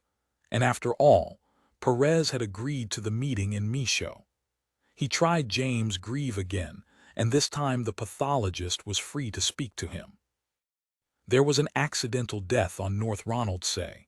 Perez had already tried to work out the time frame. Midsummer 20 years ago, a 14-year-old lad witnessed his father drowning. I wondered if there'd been a post-mortem. That's a long time ago, Jimmy. But you have a better memory than anyone else I know. There was a moment of silence. Was the man's name Wilkinson, Trevor Wilkinson? It was. If you're thinking suspicious death, then I'd say that was highly unlikely. The man had so much alcohol in his blood that I was astonished he could stand. It was hardly surprising that he slipped on an uneven pier. There was a moment's pause. His son was with him. He jumped in and tried to save him, but he was a skinny little thing and the father was heavy, clinically obese. He had no chance. Thanks. So it was a coincidence, Perez thought. Odd though that Nat had used almost the same words as those on the story stone when he'd said he had no interest in the archaeology of the island. It must have been a coincidental turn of phrase. Just before midday he had a Zoom call with the team in Glasgow. The chief inspector was working from home. It's a nightmare, the man said. Nothing's moving. I can't even get into the city. Anyone not living within walking distance is working remotely. So you finally tracked down your teacher. He came in on the ferry yesterday evening. I'm just about to meet him. Perez passed on the latest information from Phil Bain about Riley's car having been seen outside the Pierwall Hotel and the light having been on in the Heritage Center. And that's the nearest you've got to a suspect. It seems a bit thin. The DCI was less than impressed. I don't see him as a suspect at this stage. He might have had access to the weapon, and he had the opportunity, but there's no motive at all and no evidence to connect him to the scene. It seems that there's no evidence of anyone at the scene. We're a very small team here. Perez was losing patience. We could have done with more officers. As I said, Riley managed to get back here. The implication was that the Glasgow officers could have taken the ferry too. But Glasgow seemed to see the islands, as the Romans saw northern Britain, as a wild and uncivilized place best avoided. That was why they'd appointed Willow to manage all the Scottish islands on their behalf. Well, he was coming from Inverness. It's a bit different down here. The man was defensive, but immediately became more placatory. Orkney's a small place, Jimmy, and you know it well. With your experience, we thought you'd have it all wrapped up in a couple of days. No need to stretch the budget with overtime and travel at this time of the year, and as the weather's turned out, it seems we made the right call. I see George Riley as an important witness rather than a suspect, Perez said. I'll get back to you when I've talked to him. As he spoke, he wondered if that was true. There was something odd about the teacher's lack of communication, his insistence on meeting Perez at a tourist site instead of agreeing to come to the police station. "Sure, Jimmy. We'll leave it in your capable hands." Behind the DCI, a woman appeared on the screen. She was carrying a mug of coffee and a slice of cake. Suddenly, the Zoom call ended. For the Glaswegian, it seemed, the holidays had already begun. Riley had arranged to meet the inspector at 2:45 in Micho. If it stays as clear as this, we might even see what our ancestors saw, the very reason for building the burial chamber in that position. The man had sounded as excited as one of his pupils. "I'll be there before you, Inspector. I'll be inside, waiting for you and for the magic to happen." Perez parked outside the old mill, which had been turned into a visitor center. There was nobody there now. It would open again in the summer. In the far corner there was an old Land Rover, and closer to the road there was another car belonging, Perez supposed, to George Riley. He crossed the main road, waiting for the bus to Kirkwall to pass, and made his way along the footpath towards the rounded mound of Micho, stopping on the way to look out over the standing stones of Stenness, with the ring of Brodgar in the distance. These were Orkney's answer to Stonehenge, and the area was flooded with visitors in the summer, the car park full of tour coaches from the cruise ships. In the distance there were the twin hills on the island of Hoy. They seemed visible from every point on Orkney mainland. Now everything was still and quiet, the flatland leading down to the loch still frosty, the water covered in ice. At the entrance to the burial chamber he waited for a moment. There was a metal cage on the wall next to the tunnel, which Perez thought had held the key to the entrance. The cage had needed to be unlocked too, and George Riley must have been given that key. He'd be inside as he'd promised. Perez paused for a moment and looked out once again to Hoy. The sun was lower, approaching the rim of the left-hand hill. Perez felt something of the teacher's excitement. He knew people who'd visited Micho many times in midwinter, only for clouds to appear at the last moment to cover the sun. Today the sky was still completely clear. He bent double and almost crawled through the low entrance into the chamber itself, determined not to miss the spectacle that was only apparent at the time of the solstice. Inside, it was dark. Electricity had been connected to the monument, but with his sense of the theatrical, George must have switched off the lights. Perez saw that he was just in time to see the magic of the solstice, but at the same time felt a frisson of danger. The teacher was a murder suspect, and Perez could be walking into a trap. Then he remembered the man that he knew and thought he was being ridiculous. A thin light ran along the floor of the chamber, not silver but gold, a very rich gold. Perez called out to the teacher, "George, where are you?" The chamber was small, it would hold only a dozen people in comfort, and there was no sign of the man. Perez was torn between a desire to see the full impact of the rays of the sun filling the place with its light, and a sense that he should go back outside to look for the teacher, his star witness, his possible suspect. The earlier anxiety returned with the idea that this could be a trap. But the light was increasing, and Perez stood mesmerized, astounded at the knowledge of the ancient builders who had built this place in exactly the right place for the sun to come through this narrow entrance and fill it with light in midwinter. George must be playing silly buggers. Or perhaps, with a teacher's desire to thrill his students, he wanted Perez to have this almost mystical experience alone. In any event, Perez waited, sharing some of the wonder and awe felt by the early builders. He had never felt so close to the ancient world. The gold path was widening. Perez started to make out the scratched runes on the walls. There had been Viking graffiti artists here too, it seemed. The light appeared liquid now, more like a stream than a path.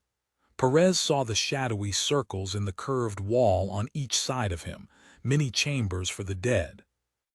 Then the golden stream seemed to defy nature and gravity and to flow up the wall ahead of it, lighting the whole building, pouring into the small cavity opposite the entrance, which had been in darkness until now. George had been a big man, and it must have taken some force to squeeze him into that small circular chamber, carved into the wall. He was bent double and one of his legs hung out limp, making him look like a giant puppet. His face was turned out towards Perez. His eyes were open, astonished. Lying on the floor at the foot of the chamber behind a large rock was a rectangular stone picked with spirals. Perez knew that on the other side there would be carved Viking runes. Translated, they would read, "I am Olaf, teller of tales." Even in this fading light, Perez could see that it was covered in blood and shards of bone. The flood of light was withdrawing, like an ebbing tide. The sun would be sinking behind the hills of Hoy. Perez pulled on gloves and felt for a switch to turn on the electricity. Suddenly everything was normal, prosaic. With the discovery of George Riley, the magic had disappeared. Perez went outside to check that he had phone signal.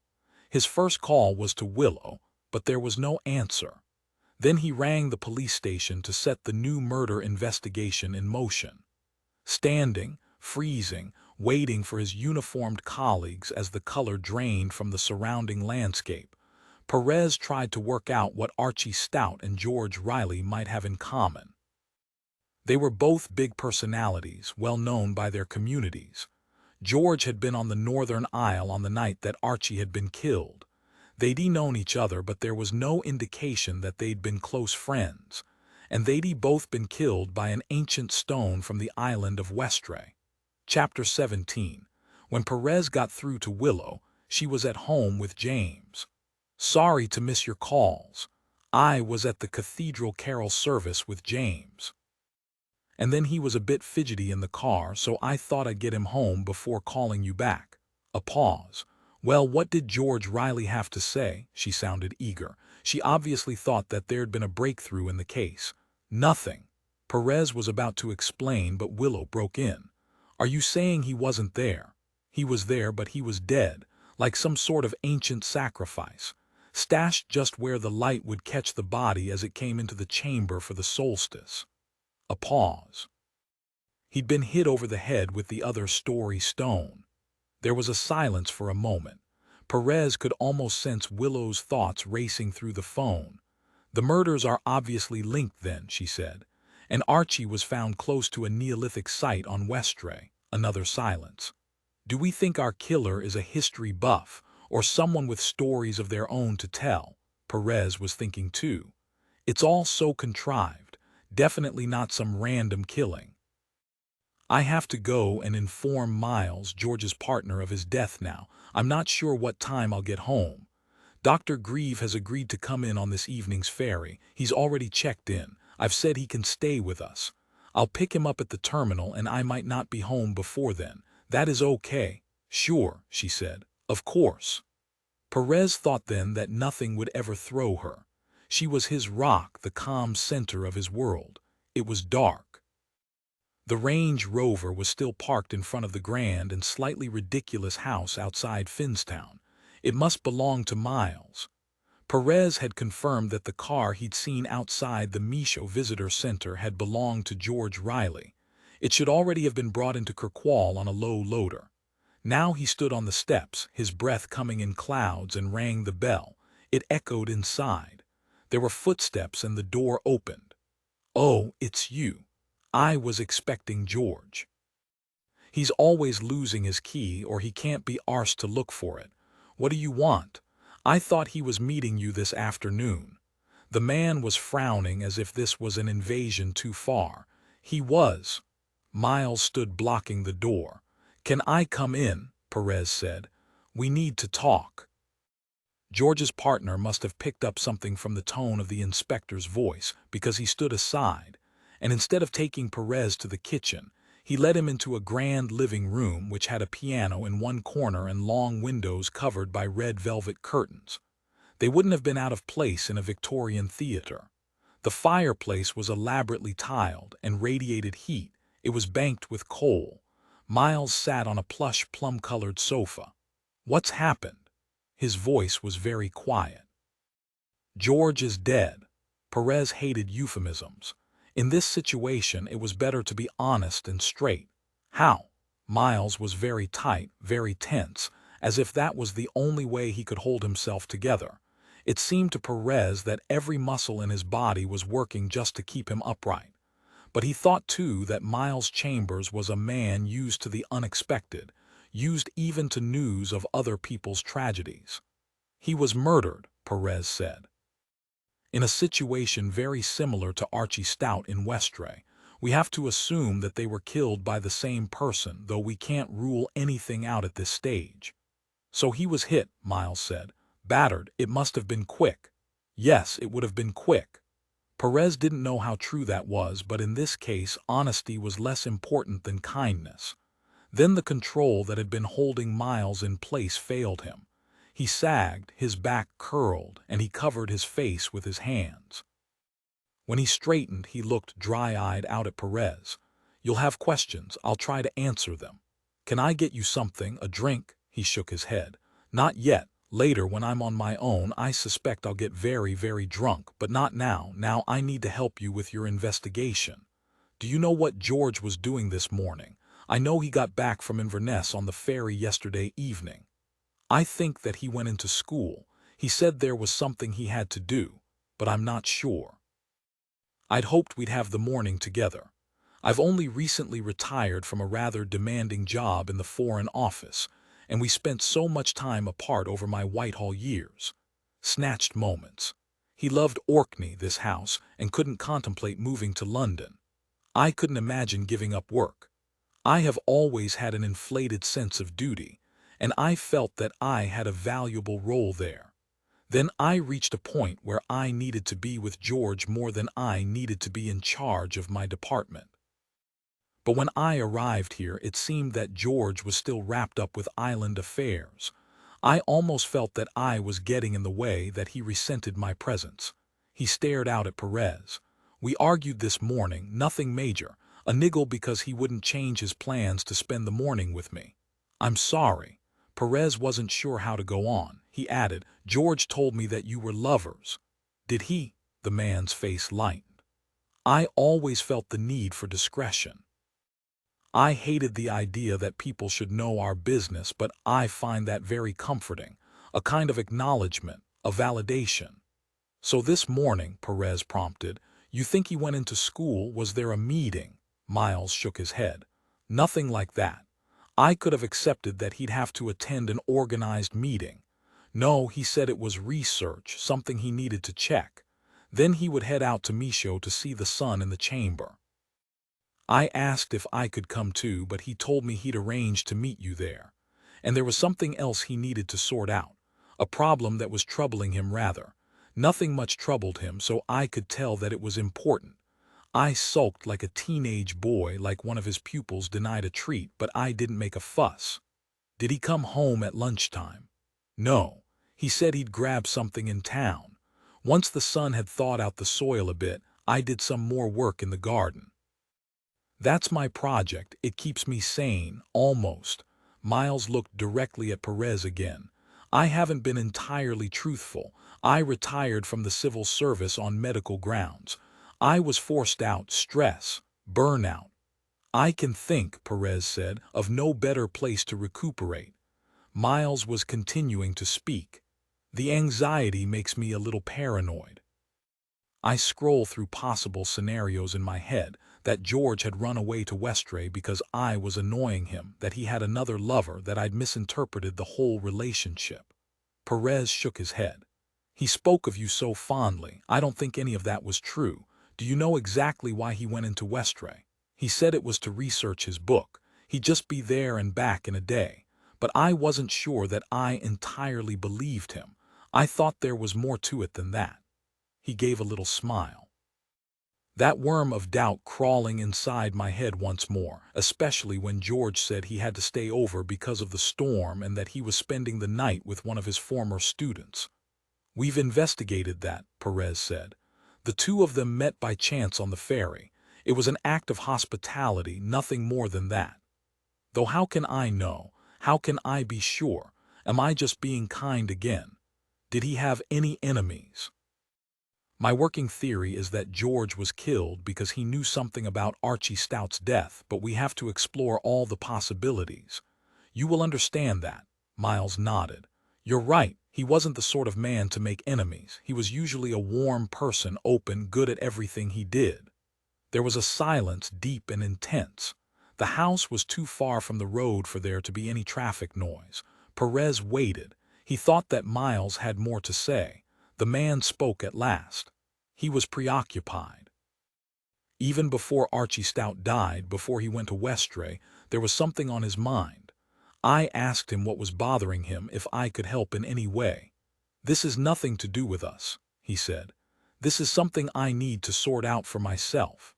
I wonder if he was protecting me, if he thought I wasn't mentally strong enough to help him. Perez thought that was another coincidence because Archie Stout had been preoccupied too. "Did he talk to you about what he did on Westray, who he met? Anything that seemed strange to him?" "He wouldn't talk about his Westray stay at all, and that wasn't like George. He'd be sad that someone had died, of course, but he'd usually be rather enjoying the drama of a murder. I told him about your visit and thought he'd come back from Inverness full of theories and suspicions, playing the big detective, creating an exciting narrative. It wasn't as if he and the dead man were close. The man was the father of 2 of his students." But he just shut down the conversation. Perez wouldn't have expected that sort of response from the teacher either. Reticence wouldn't have been the man's default position. It occurred to him that the couple's relationship had been less perfect than he'd first supposed. The silence could have been the result of a deeper conflict, a crack or a split. Sometimes a long-distance partnership was easier to maintain than close, day-to-day living. It was a big step, though, to believe that Miles was a murderer. His response to George's death had felt totally authentic, and besides, the man had no reason to kill Archie Stout. He hadn't even been on Westray when the farmer had died. "Is there anyone I can contact? Someone who might stay with you?" Miles shook his head. "I've been rather a recluse since I moved here permanently. George said it was his mission to find me some friends." "Will you stay on in Orkney?" "Oh yes," as if the question was almost ridiculous. "This is where George was happy. The house is mine. George fell in love with it when it first came on the market, so I bought it. He insisted that it should always stay in my name. We never married, you see, so there'd have been legal complications if he'd been the owner, if he'd died first." Miles stared bleakly into space. "He asked me to marry him, but I hated the idea of any fuss. He wouldn't have contemplated a wedding without a party. Besides, I have to stay. There's my garden to consider. I have so many plans for the garden." There was another silence, and again Miles was the first to speak. "If you don't mind, Inspector, I think you should leave now. I do need that drink rather badly, and I think I might weep, for George and for me." He smiled again. "I can't blub in front of anyone, you see, my public school upbringing, so perhaps you could go now. Come back tomorrow if you like.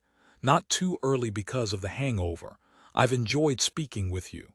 But now, I do insist that you go." Sitting in his car, the heater blasting, waiting for the windscreen to de-ice again, Perez imagined Miles in the big, theatrical house, with a bottle of very good malt whiskey, howling alone. The ferry from Aberdeen arrived into Kirkwall a little early. Dr. Cleeves hadn't managed to book his car onto the boat. The vessel was already full of people returning home for Christmas, and there'd been no room left on the vehicle deck. Perez waited for him in the terminal building and watched the students with their rucksacks being greeted by parents, the older couples being met by children. The pathologist was as smart as ever, his shoes highly polished. "This is a bad do, Jimmy."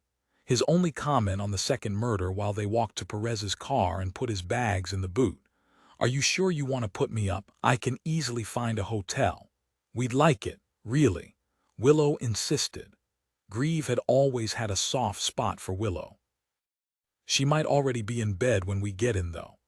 When they reached the house, however, Willow was waiting for them, dressed in pajamas and dressing gown, the fire still alight, and a platter of local cheese ready in the kitchen in case they were hungry. But not just, it seemed, playing the dutiful little wife. "I don't want to miss anything. I can sleep in tomorrow while you two are out working." It was, Perez thought, an odd debriefing. Willow was still, in one sense, in overall charge, and she led the conversation. If it were anyone else, he thought, he'd resent it. Have you had a chance to carry out the post-mortem on Archie Stout? Yes, there was nothing unexpected. He was a fit man, healthy for his age. He'd been drinking, but at the point of his death he wouldn't have been drunk. He was hit from behind and the murder weapon was at the scene. It was all as we surmised when I first saw him. Could you tell if the assailant was left or right-handed? Willow again asked the question. Perez was feeling very tired now. He was willing to let her take the lead. I'd guess right-handed, but I wouldn't swear to that on oath. I think the assault on George Riley was almost identical to that on Archie, Perez said. It's difficult to tell, though, because he was stuffed into the smaller chamber facing the entrance to Michaud, and I couldn't see the back of his head. The stone has the same traces of blood and bone. We've left him where I found him, Doc. You can see for yourself. I'll take you first thing tomorrow. Chapter 18. Despite what she'd said about lying in, Willow was up before the men. She'd left Jimmy sleeping. Sleep never came easily to him, and he'd been restless the night before, troubled. An investigation would never just be work for him. It was a personal crusade, even if he'd never met the victim. He'd be troubled by guilt, too. She knew that he'd be feeling responsible for Riley's death, believing that he should have gone to more effort to meet the man earlier. She made coffee and laid the table for breakfast, then went to get her son dressed and ready for the day. She heard Perez stirring and the sound of the shower. Both he and Dr. Grieve were up when she returned to the kitchen with the boy, who was already in his coat, ready to go out. I'm dropping James with Allison. She said she'd feed him and take him to nursery. I'd like to come with you to Michaud. This wasn't a question. She wasn't asking permission. She might officially be on maternity leave, but she was the senior officer. I'll see you there, shall I? Can you wait for me in the car park? I won't be long behind you. And she left them there and drove off into the darkness, wondering why she was such a control freak, why she found it so hard to let go. She knew that it wouldn't help Perez's state of mind, his confidence, if she continued to interfere, but she thought too that she could contribute to the outcome. It was still dark when she arrived at the car park by the old mill, but the men were already there, waiting for her. There were other vehicles, all related to the investigation. Some of their people had been there all night. She pulled on her big coat and her knitted hat and allowed Perez to take her arm as they crossed to the main road. The ground was icy underfoot, and she wasn't so proud that she'd risk her baby with a fall. Michaud was lit up. The spotlights that had so recently flooded the Noltland crime scene on Westray were here now, making the place look like a film set. There was an officer near the entrance to the footpath who recognized them and let them through the cordon. You'll be freezing, she said. When does the next shift start? Half an hour. Ellie was here earlier with flasks and bacon sandwiches. A lifesaver. She made a mental note to thank Ellie. She should have thought of that herself. We need extra people on the ground. She was talking to Perez now, her scene mask already in place. The pathologist was walking ahead of them. She could hear the crunch of his boots with their covers on the path. We're seriously stretched. Glasgow can't pretend that this is a little local incident now. 2 killings. They'll have to take it more seriously. They can drive to Scrabster, get the ferry, and be here this afternoon. She realized how angry she was. Did headquarters only care about their own patch? I know I'm officially on mat leave, but do you want me to contact their chief? Get them to shift their RCs. She sensed that Perez was smiling. You can try if you like, but really, do you think it would help?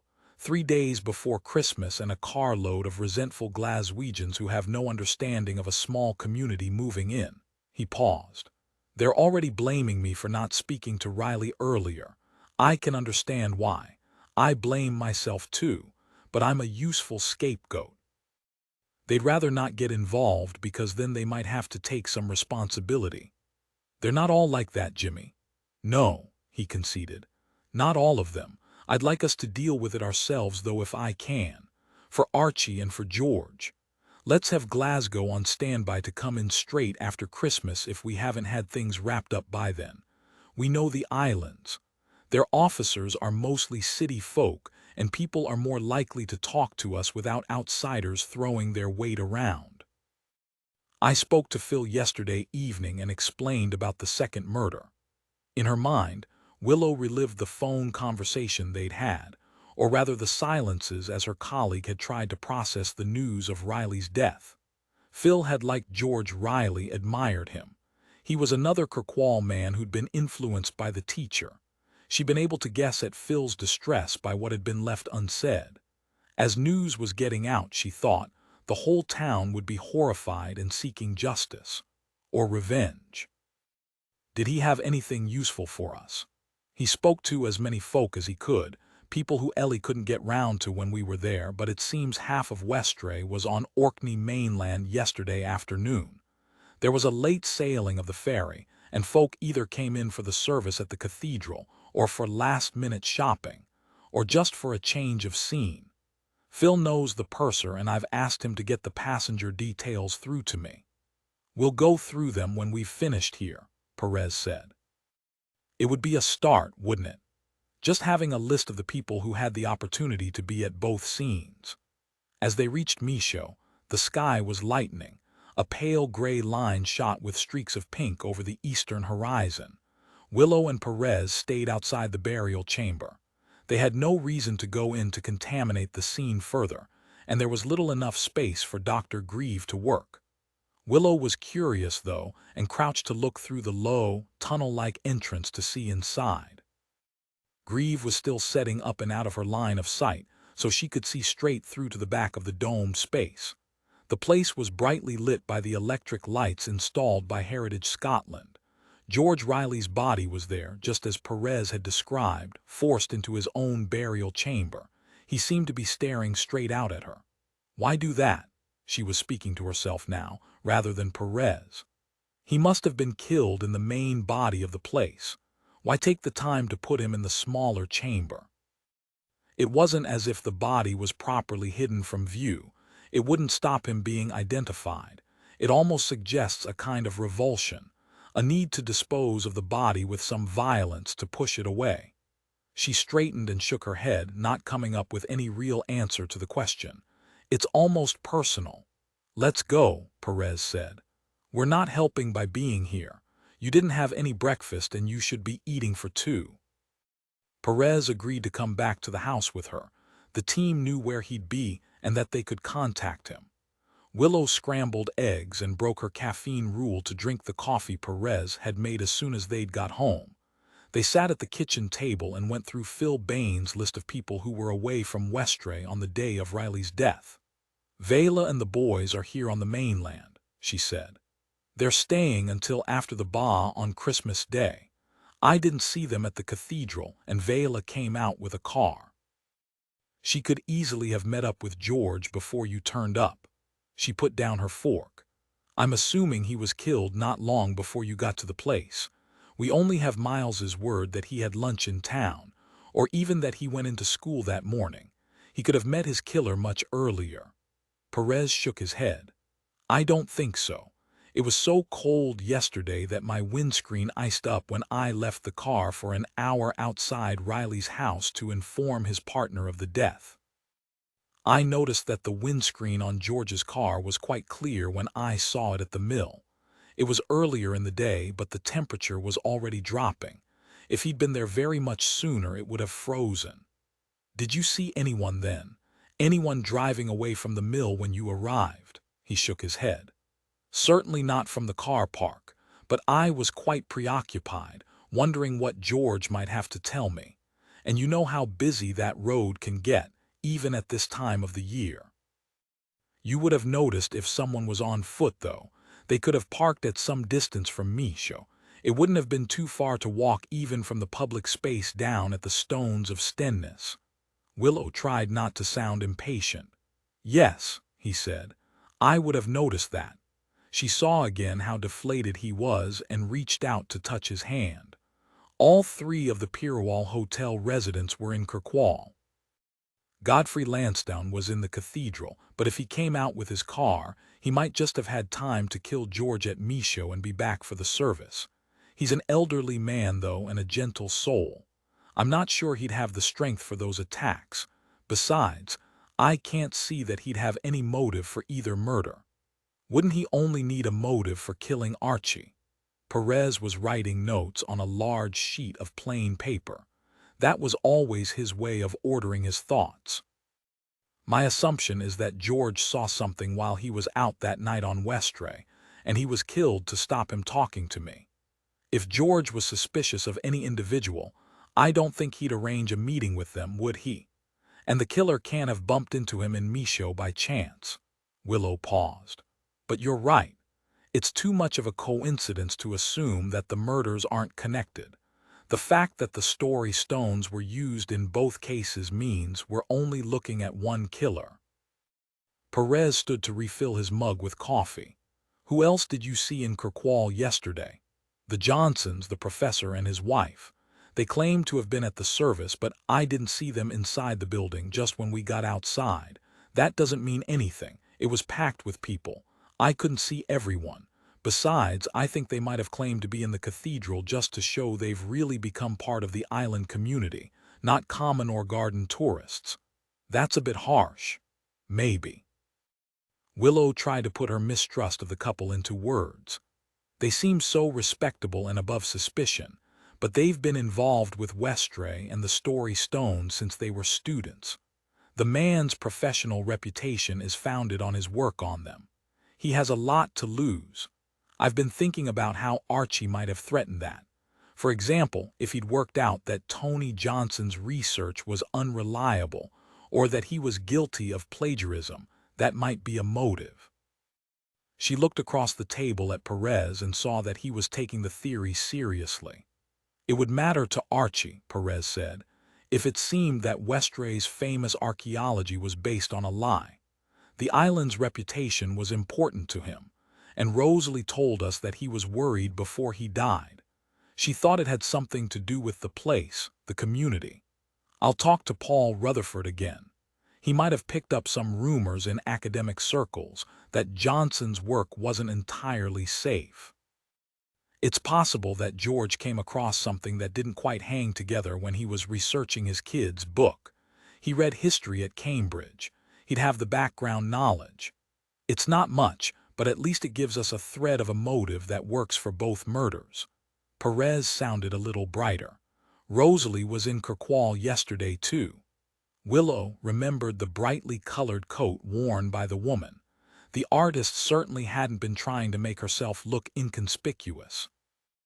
I didn't speak to her, but I saw her wander past when James and I were going into the cathedral. Perez added another name to his list. And Bill McBride came out on the ferry with me the day before. He said he needed to escape Westray for a while, that the island was driving him crazy. I saw him when I came out of the cathedral too. Phil was right, Perez said. It seems that most of our suspects were on Orkney mainland yesterday. His phone rang. Phil. He looked across at Willow and smiled at the coincidence of the DC calling just as they were speaking of him. What have you got for us? Where are all our Westray residents now? Willow watched him take another sheet of paper and start scribbling on it. She'd never been able to read his writing, certainly not when it was upside down, and had to wait until the call ended to find out what was going on. He's spoken to the purser, Perez said. Vela and the boys are still in Kirkwall, as we knew they would be. Everyone else on our list took the last boat home last night. I'll pack a bag. Of course, Perez would want to come with her, but again, Willow knew that his involvement would cloud any trial that followed. They would be handing a gift to the defense. There's a plane in an hour. If you give me a lift to the airport, I should be able to make it, and I'll get Phil to meet me at the airstrip. I might even get home on the last ferry tonight. I'll talk to Rutherford again and check out Tony Johnson's research. Find out if there have ever been any suspicions that he's not quite the reputable academic that he seems. Great. Yeah, that makes perfect sense. Willow got the last seat on the plane. It only held 8 passengers and she had to sit next to the pilot. She was a neighbor of theirs, and her daughter was at nursery with James. She didn't need to ask why Willow was going into the island. She just grinned a welcome and talked through the safety procedure over a crackly mic. Willow didn't recognize anyone else, but gathered as they boarded that the elderly couple were from Westray and heading home to visit family for Christmas, and the others were a group who wanted to do the shortest scheduled flight in Europe. The plane would fly on from Westray to Papa Westray. She and Perez had done it once, just for the crack. As soon as the plane took off, it had come into land. It had been something of an anticlimax. It was another cold and sunny day. The weather was forecast to be like this almost until Christmas. Orcadians and Shetlanders were smug, watching the chaos the freezing fog and the snow were causing further south. The flight was as smooth as any Willow could remember, and she had a magnificent view of the islands scattered beneath them, a living map of water and land. She could hear the tourists behind her gasping at the beauty and felt again the privilege of living in this place. Phil was waiting for her at the airstrip. "Where do you want to start?" She thought about that. "Let's leave the hotel residence until later. We're not far from Rosalie. We'll go there first, shall we?" They found Rosalie at work. It took her a while to come down from her studio on the first floor. "I thought you'd be here. I heard about George Riley. I didn't really know him, but everyone said he was a lovely man and a brilliant teacher." She looked out at Willow. "What's going on, Inspector? Everyone's scared." "We thought this was a safe place where the kids could play out and we didn't have to lock our doors or our cars. And now people are hiding away indoors. The snake slithered its way into our paradise. I didn't even swim this morning. My imagination was running wild. We're talking to everyone from Westray who was on the mainland yesterday." "Of course. You have to do that. I saw you with your little boy outside the cathedral. Do you want to come upstairs?" "I've had the heating on in the studio because I'll be there all day." It was a large, light room with windows looking out across the bay where she did her ritual swim. Under the windows, a large trestle table held scraps of sea glass and coils of silver wire. "I just need to put the lid back on this glue." There was a battered sofa against the opposite wall, and Willow lowered herself onto that. Phil took a bentwood chair and Rosalie leaned against the table. "What were you doing in Kirkwall?" Willow asked. "I didn't see you at the carol service." Rosalie shook her head. "I was there on business. The craft shop that takes my work had run out of my jewelry. I know there are only a few days until Christmas, but I didn't want to miss out on sales, so I brought in a load more stuff for them." That made sense. "I'll need the name of the owner. You understand that we'll have to check." "Of course." Despite her comment about the snake in paradise, Rosalie seemed entirely at ease now. These questions weren't shaking her. "Did you spend the whole time in Kirkwall? We can see from the passenger list that you had your car with you. Why would you do that if you only intended to stay in town?" "I had boxes of merchandise. I'd have to drive down to the pier at Rapness anyway, so it made sense to take the car. I booked it in a while ago." "Of course. But did you head anywhere else? Take time to do a bit of sightseeing while you were out on the mainland?" There was a brief hesitation before Rosalie answered. "I went to Stromness, to the gallery there, to see if they would take any of my stuff. The main road from Kirkwall to Stromness would take you through Stenness and past the footpath to Misho. Did you stop at all? You're into the island's archaeology. You might have been tempted on a clear day on the solstice." There was a flash of anger. "Are you accusing me of killing a schoolteacher I barely knew?" "No." Willow kept her voice calm. "But if you did stop that afternoon, you could be an important witness. You might have seen somebody you knew or a car that you recognized." Rosalie shook her head. "I was tempted to stop, but I wasn't sure what time the gallery would close." "Did you manage to sell any of your goods?" "No. When I got there, the manager had already left and the lad at the desk didn't have the responsibility to make a decision. I left a few samples. You can check." "It was my fault. I was starving when I arrived in Stromness and went for lunch in the cafe in the street before going to the gallery. but it felt like a wasted afternoon. I just arrived back in Kirkwall when you saw me outside the cathedral. I was looking for somewhere I wouldn't feel awkward on my own to have a glass of wine. Chapter 19. Perez had phoned Lucy Martindale, George's head teacher, the evening before and had arranged to meet her in Kirkwall Grammar School that morning. She'd been stunned by the news of Riley's death. Perez had heard the catch in her voice on the phone and imagined silent tears. When he talked to her in her home, she'd been cool, matter-of-fact. Archie's death hadn't moved her. She might not have known George for long, but it seemed he'd made a strong impression on her. I can hardly believe it. I've never met anyone so full of life. Perez was thinking that he'd had exactly the same impression of Archie. Martindale was still speaking.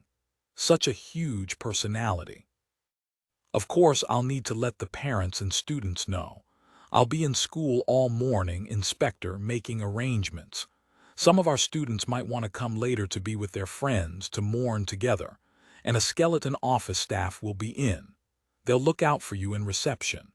She was still efficient despite the emotion. Since meeting Martindale, Perez had put out feelers, asking what people had made of the new head. The response had been mixed. There were grumbles about a new crackdown on behavior, rules rigidly upheld. This isn't an inner city. She could be a peedy bit more flexible. Other parents liked the change.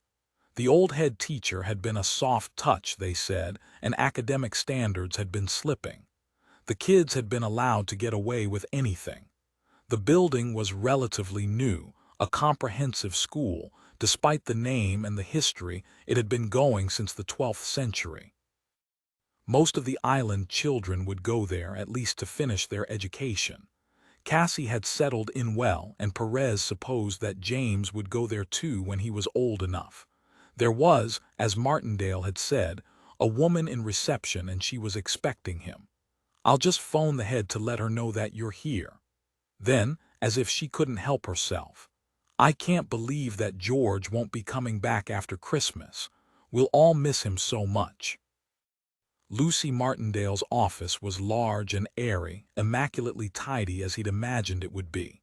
She sat behind her large, pale wood desk and he felt like one of her students, called in to be questioned about some misdemeanor. Is it true that he was murdered, like the Stout boy's father? I find that almost impossible to believe. I came here from an inner-city school. Even there, the death of a teacher seemed unimaginable. But here, her voice tailed off. Tell me about George. Details of his work and movements, Perez thought, could come later. He wanted her impression of the man. This woman would be clear-eyed about anyone working with her. We didn't always get on, and I never told him this, I think he was one of the best teachers I've ever worked with. Why didn't you get on? She paused for a moment, and when she spoke, she chose her words carefully. The former head teacher was here for years. I have a feeling that for a while he'd been coasting towards retirement. Exam results weren't as good as they could have been. We were letting down some of our brightest students. I was brought in to make changes. When you're new to a school or even to a class, I've always thought it important to go in tough. It's possible to relax later, but it's almost impossible to start off as if the rules don't matter and then try to tighten up. She looked up at him. I'm guessing that's the same in any institution. Perez thought about that. Willow wasn't exactly his boss now, but she was his superior. She'd never been one for sticking to protocol, even at the start. They were a small team, though, and she understood every different personality. It would be much harder trying to treat 900 pupils and nearly 100 staff members as individuals. Perhaps, he conceded.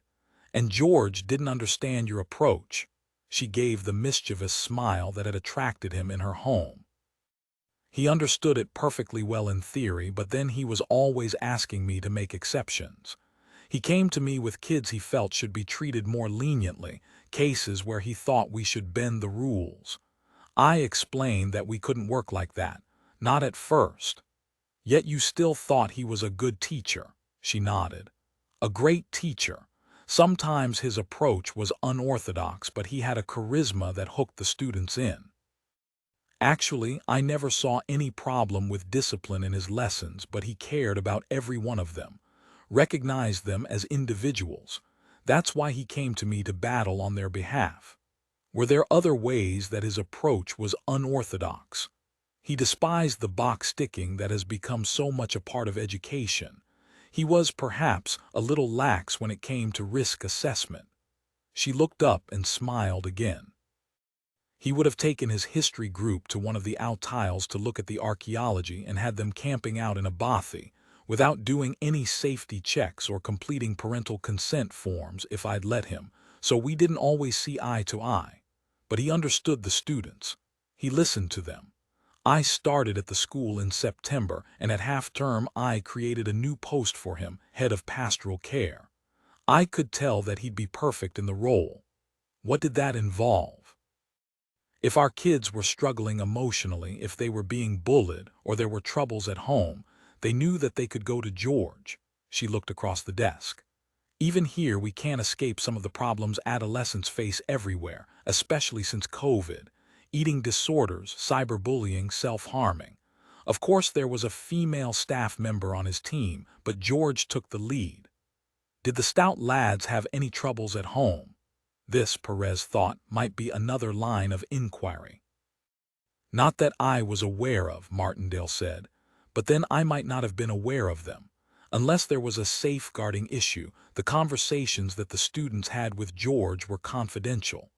Laurie and Ian both stayed in the hostel, of course, and some students find that daunting, but they went home at weekends, and when I did meet them, they seemed happy enough.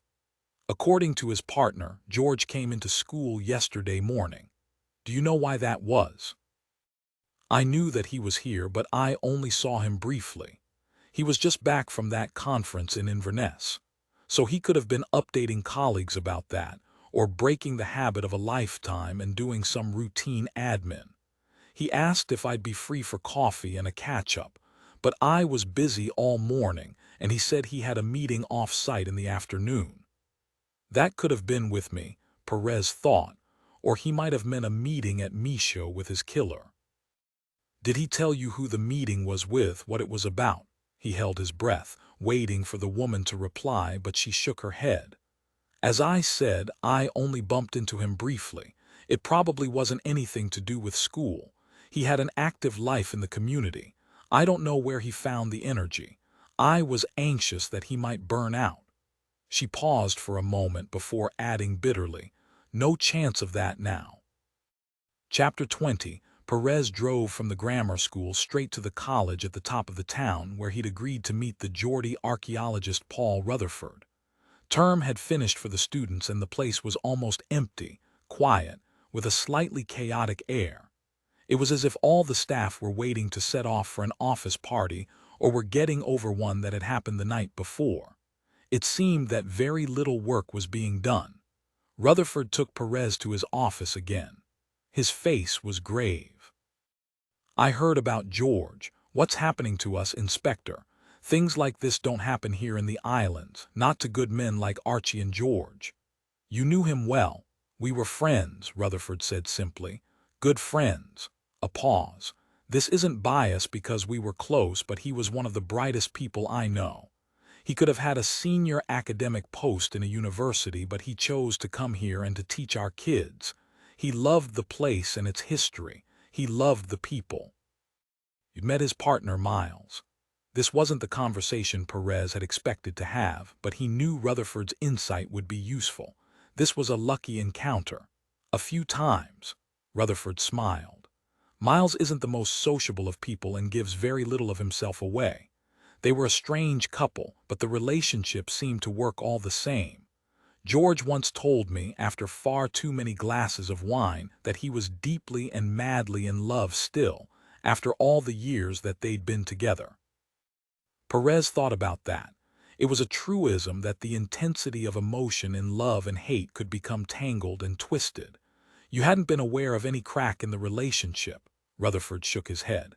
"I'm sure it wasn't all smooth sailing. George loved a drama and a good argument, but they seemed very strong to me. I had to inform Miles of George's death." Perez paused for a moment. He could use a friend now. He might seem reserved, even offhand when you make the approach, but I think he'd really be glad to see you. I found him fascinating when I met him. His apparent need for secrecy intrigued me. I once asked George if Miles was a spy. What did George say? Perez was intrigued too. He laughed and said that Miles could turn his hand to anything he wanted, but that his life was full of secrets, which left me none the wiser.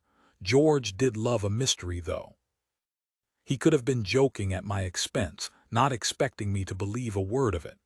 "I'm here to pick your brains," Perez said, "about one of the people staying in Westray. He's not under suspicion at all, but because the story stones were used as murder weapons, I'm interested to know more about him. He's a professor of archaeology, and he was on the island as a student when the stones were first discovered." "You're talking about Tony Johnson?" "Yes, do you know him?" There was a moment's hesitation. "Not personally. I know of him. I'd heard he was in Westray." "Who told you he was there?" Rutherford looked across his desk at Perez. "George Riley. He phoned me from the island early on the evening that Archie Stout died, just for a gossip," he said.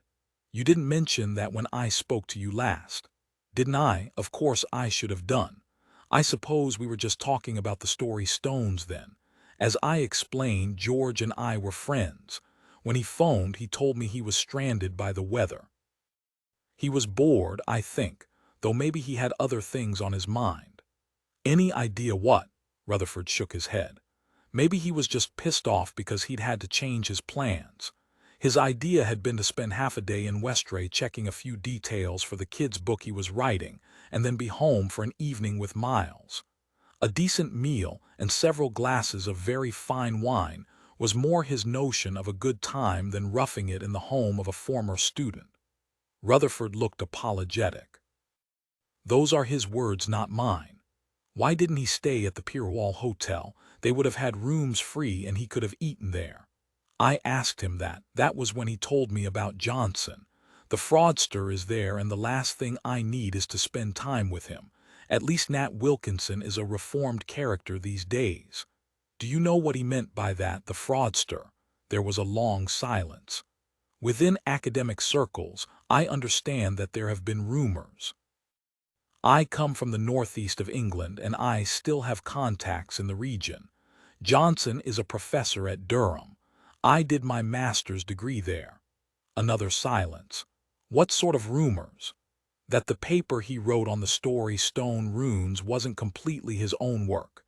The feeling was that his sudden change of research focus meant that he couldn't have had the depth of understanding to produce the findings. At best he must have had help which he never credited. At worst all his ideas came entirely from someone else." "Did you pass on these rumors?" Rutherford shook his head. "It's a big step to accuse another man of plagiarism. His career would have been ruined, and I had no proof. But George found out anyway. He suspected that Johnson's work was appropriated from a local man, someone he'd got to know, an amateur with an obsession with Viking culture who had hardly any formal education. Someone who'd lived and breathed the subject since he was a boy, who traveled to Scandinavia to follow up his studies and research the carvings there. And the name of the man? But Perez thought he knew. He'd seen the books and the maps in Nisteben when he'd stayed there as a boy. He remembered Archie's father as a calm, gray-haired man, a voracious reader during the dark winter evenings when there was little to do on the farm. Now it seemed he'd been a businessman too, buying a stake in the Pierwall Hotel when it was in danger of closing. But Perez thought Magnus been more attracted to the tradition of the island than making money. His research into the history of Westray and his desire to keep the hotel, a valuable community hub, open had probably come from the same impulse. Magnus Stout, Archie's father. Rutherford paused for breath, but his anger carried him on. Johnson didn't name Stout as a joint author or even acknowledge his help when the paper was published. He took all the credit for himself. And Magnus didn't go public about being left out of the picture. Rutherford shook his head. "I don't think he viewed it as a big deal. He was a Westray farmer who loved what he did, living on the island and bringing up his boys. He was grateful that Johnson had put the island on the archaeological map and glad that he'd contributed to its historical fame.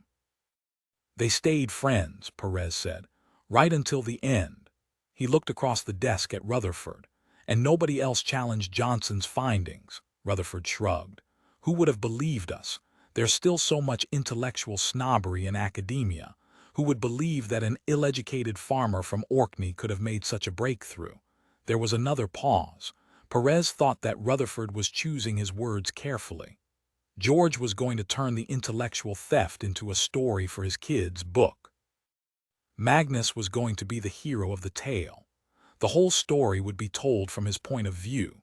He said that Johnson would find it impossible to challenge the content of the book.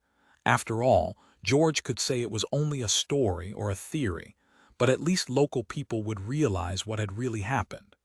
Would an alternative narrative about the discovery of the translation of the runes in a children's book really damage Johnson's reputation? Perez was skeptical. Now Rutherford grinned. George had plans. Nothing he liked better than making mischief. He'd made a list of important academics, broadcasters, journalists. He had a lot of media friends away from the islands. He'd grown up in those sorts of circles, and he was going to send them all a proof copy. He'd already found a mainstream publisher willing to take on the book. Along with the proof, he planned to send a little note explaining the background. Johnson is something of celebrity now, with his television appearances and books, and journalists love a scandal. I think there might have been quite a stir among historians, but the story could well have spilled over more widely. Had George made Johnson aware of those plans? Rutherford shrugged. That I don't know, but he was never particularly discreet. It's possible that word would have come out before the book was published. In fact, I think he was planning to send out proofs before it was available for sale. At the very least, Perez said, George might have discussed the idea with Archie. Oh, I think so. He'd need Archie's blessing, wouldn't he, before stirring up such a hornet's nest? George was an honorable man. I don't think he'd have gone ahead without talking to Archie first. You didn't mention this to me when we last met. Perez tried to keep any element of judgment out of his voice. The last thing he needed was to guilt-trip Rutherford when he was being so helpful. Of course, I should have done. The guilt, it seemed, was there without any help from Perez. It never occurred to me that a wrangle over intellectual copyright might cause the murder of a Westray farmer. It only seems relevant now with George Riley's murder. Perhaps Johnson and Archie met that night. Perez was running through possible scenarios. George didn't mention anything like that when he phoned. He hadn't seen them together. He thought that investigation was all about what if. Perhaps Archie realized for the first time just how much Johnson had stolen from his father. He and George would have met at the pier when the ferry came in. Archie was proud of the island's heritage, and he'd had a very short fuse. He'd been drinking all day, and the resentment on his father's behalf could have grown until he demanded a meeting with Johnson. It was possible that Archie had removed the story stones from the Heritage Center, a dramatic way of making his point, and that Johnson had grabbed one of them to kill his accuser. Sorry, no, Rutherford was apologetic. It was just a chat, and I was cooking supper at the time. There was all sorts of noise going on with my kids in the background. I didn't realize that it might be important. It probably isn't important, just something that I need to follow up. Can you give me a shout if anything else occurs to you? Sure. More than anything, Perez would like to be sitting with Willow in the old manse in Harry, throwing out ideas, reaching some sort of viable conclusion. But Willow was in Westray, and so was the man he suspected might have killed twice. Chapter 21. Willow sat on the harbor wall at Pirrawall and listened with fascination to Perez's account of his conversation with Paul Rutherford. But she couldn't allow herself to be swept along by his enthusiasm, his certainty that he'd found a probable suspect. She knew that her antipathy to the professor was in danger of coloring her attitude to the man, triggering an unconscious bias, and she needed Above all things, to keep an open mind. She and Phil had just arrived at the hotel after speaking to Rosalie Greenman. When the call came through from Perez, she waved at her colleague to carry on inside, mouthed, "See you in a bit," and stayed where she was, her back to the hotel, looking out over the still sea. A Creole boat was making its way slowly towards the jetty. Its outline was reflected in the water, every line clearly etched, a mirror image. It was so quiet that she could hear the cries of the gulls that followed it. "I'm sorry, Jimmy, I just don't see it," she said at last. Johnson and his wife were at Evelyn and Tom Angel's house that evening, weren't they? According to Evelyn, they arrived at about 6 and stayed until the call came through from Vela telling them that Archie had disappeared. I don't see how the man could have made it to the excavation and back without the Angels noticing. And James Greaves said there would have been blood on the killer's clothing. Tom and Evelyn would have noticed that. Willow could understand Perez's excitement, and she wished she could accept his theory. For the first time, he'd come up with something like a credible motive. Besides, she disliked the Johnsons on first meeting them and wouldn't have minded at all if they turned out to be involved in the murders. Better them than one of Perez's friends on the island. But policing wasn't about personal preference, and practically she couldn't see how they might make this work. Perez wasn't swayed by her argument. She could tell he was committed to his idea, maybe dangerously committed. It wasn't like him to be so wedded to a notion that he might twist the facts to fit the story he'd created in his head. "I've arranged to talk to Vela," he went on. "Archie might have mentioned something about Johnson to her. Really, it's one of the few theories we have that explains both men's deaths. But that doesn't get over the problem of opportunity." She was almost shouting now, trying to get through to him. "Johnson has an alibi. Can you talk to Evelyn and Tom this afternoon? See if they might have made a mistake about what time the Johnsons arrived there." "Sure." A pause. "But they were certain, and what reason would they have to lie?" Perez continued talking, his words only just catching up with his thoughts. He was usually considered cautious, and the ideas tumbling straight from his brain surprised her. But of course this was personal. Archie had been as close as a brother. "Besides, I've been thinking about that. Even though Vela might have thought Archie was missing when she first went into the bar, that doesn't mean he was already dead then, does it? He could have met up with George to get more details of the professor's scam and then accosted the Johnsons later, or summoned the man to meet him. He'd have liked the drama of a meeting at the old excavation site. We know that Dr. Grieve couldn't be precise about the time of Archie's death." "That's true." For the first time, Willow felt a spark of optimism. This might work out. Perez had thought this through carefully after all. It would be interesting to know if the Johnsons received a phone call from Archie while they were at the Angels for dinner. "I'll talk to Evelyn and Tom before speaking to the Johnsons, just to see how it all might have worked out." Chapter 22. After leaving the college, Perez had phoned Vela's mobile. When she'd answered, she'd sounded wary. She knew about George Riley's death. He'd asked Ellie to tell her what had happened soon after the body had been found, but it had been clear that she'd wanted to distance herself from the investigation. "I'm sorry, Jimmy. I can't cope with this. Not now. I can't help you. You wanted me to find out who had killed Archie for the sake of the boys. And have you?" The question had been blunt, forceful. "There's a new line of inquiry. I think you'll be able to help us." "I don't know, Jimmy. I'm at the stage where I just want to pretend none of this has happened. Laurie is focused on the bar. That's all he talks about, strategies and plans, his way of coping, I guess, and Ian loses himself in the fantasies on his screen, and I just want to sleep and weep." "I'll come to you," he'd said. "To the hotel. Is that where you are?" That's where I am. Let's have a late lunch. I doubt you've eaten, just you and me. The boys will be okay." "Oh, the boys will be okay." Not in the long term, of course, but for now. He phoned Willow to bring her up to date, drove back from the college into town and parked at the police station, then walked along the harbor front to the red brick Victorian Hotel. Vela was waiting for him in reception, small and neat, inconspicuous. She seemed to have shrunk since he'd seen her last on Westray. It was very late to eat. Service for lunch was nearly over, and the restaurant was cold and almost empty. They had a table by the window. She ordered without looking at the menu. Soup of the day and then haddock and chips. He'd expected her to choose something less hearty. She must have sensed his surprise because she gave a little smile, and once he'd ordered the same and the waitress had left, she continued. That's what I always had when Archie and I came into Orkney mainland for some do or other and spent the night here. It's beyond me to come up with anything new. My brain won't function. He nodded to show he understood. What's all this about, Jimmy? Do you know a man called Anthony Johnson? The historian. Archie's dad knew him better than we did.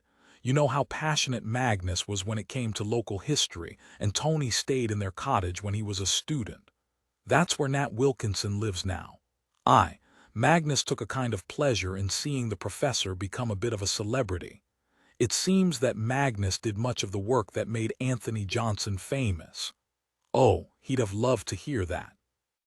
I think he always considered himself a collaborator, Tony's assistant. He wouldn't have been angry that Johnson took the credit for much of his original work. Honestly, I don't think he would.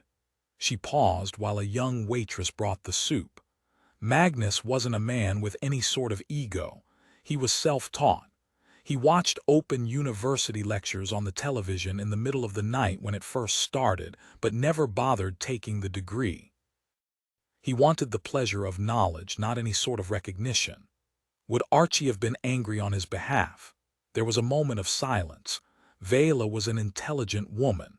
Perez thought she'd be working through the implications of the question. You knew Archie, Jimmy. You probably knew him better than I did. He never minded having an excuse for his fury. I think he felt most alive when he could lose himself in righteous anger. And he loved his father, admired him more than anyone else in the world. Yes, he'd have been furious to think that Magnus hadn't been given proper recognition. I don't think he knew what had happened, though. Certainly, he'd not given it any importance. He hadn't mentioned it to me. It seems that George Riley intended to make all this public by putting it into the children's book he was writing. Magnus would have been the hero of the story. Perez set down his spoon and looked across at Vela, but she said nothing and waited for him to continue. They would have met at the pier that morning, he said. It's possible that George explained his suspicions about the stolen research to Archie. You said that he was in a strange mood when he came in. He didn't mention anything of George's theory. She shook her head. I was in a rush to get out. Besides, he might not have done even if they'd had that conversation. Archie and me, we'd reached a point where we weren't speaking much, or I wasn't listening to what he had to say. My mind was clouded with jealousy. A pause. It's a terrible thing, the worst kind of sin. Perez didn't know how to respond to that. He didn't think there was anything he could say to make her feel better. Instead, he continued talking about his friend's last day. Everyone says that Archie's mood changed that morning. It's possible that he brooded over the slight to his family and to the island. He discovered that it wasn't an outsider who made sense of the story stones, but a Westray man, his own father. I think he'd have found the deception unforgivable. Now Vela did respond. He wasn't a man who found forgiveness easy. The comments sounded personal, about more than academic plagiarism, but Vela didn't expand. Perez wondered if he should probe the matter further to find out if Vela had behaved in a way that required forgiveness from her husband. He couldn't quite push the point, though, because the woman was so emotionally frail now. He didn't want to scare her away back to her room and her sons. Instead, he returned to his earlier point, realizing that this was a form of cowardice. You're quite sure that he didn't mention any of this to you? You had dinner together that evening. He didn't tell you what he'd learned. Vela shook her head. I knew that something was troubling him. He was so preoccupied. But I didn't ask. I thought it might have to do with Rosalie and the boys were at the table with us. I didn't want to row about the woman in front of them. Perez nodded. The waitress appeared to take the bowls and bring the fish. She had blue hair and a very short skirt and seemed full of joy and vigor. She stood for a moment chatting about the food, but their mood must have dampened hers because she wandered back to the kitchen disheartened. "What will you do now?" Vela asked. "Willow flew into Westray this morning. I've spoken to her about this. She'll talk to the man, see what he has to say for himself. We have no evidence, you see, and Johnson had very little opportunity to have committed the crime. Your parents have provided him with an alibi. He and his wife had supper with them at Hillhead that night. We need to look into that, see if the timings are remotely possible. But I wanted to ask if Archie had mentioned this at all, and to let you know how things are going." She'd been poking at her food, pulling back the batter to pick at the fish. "That was kind, Jimmy. You always were a kind man. Too kind maybe for your own good. I'm glad you and Willow are so happy." There was a wistful note to her voice.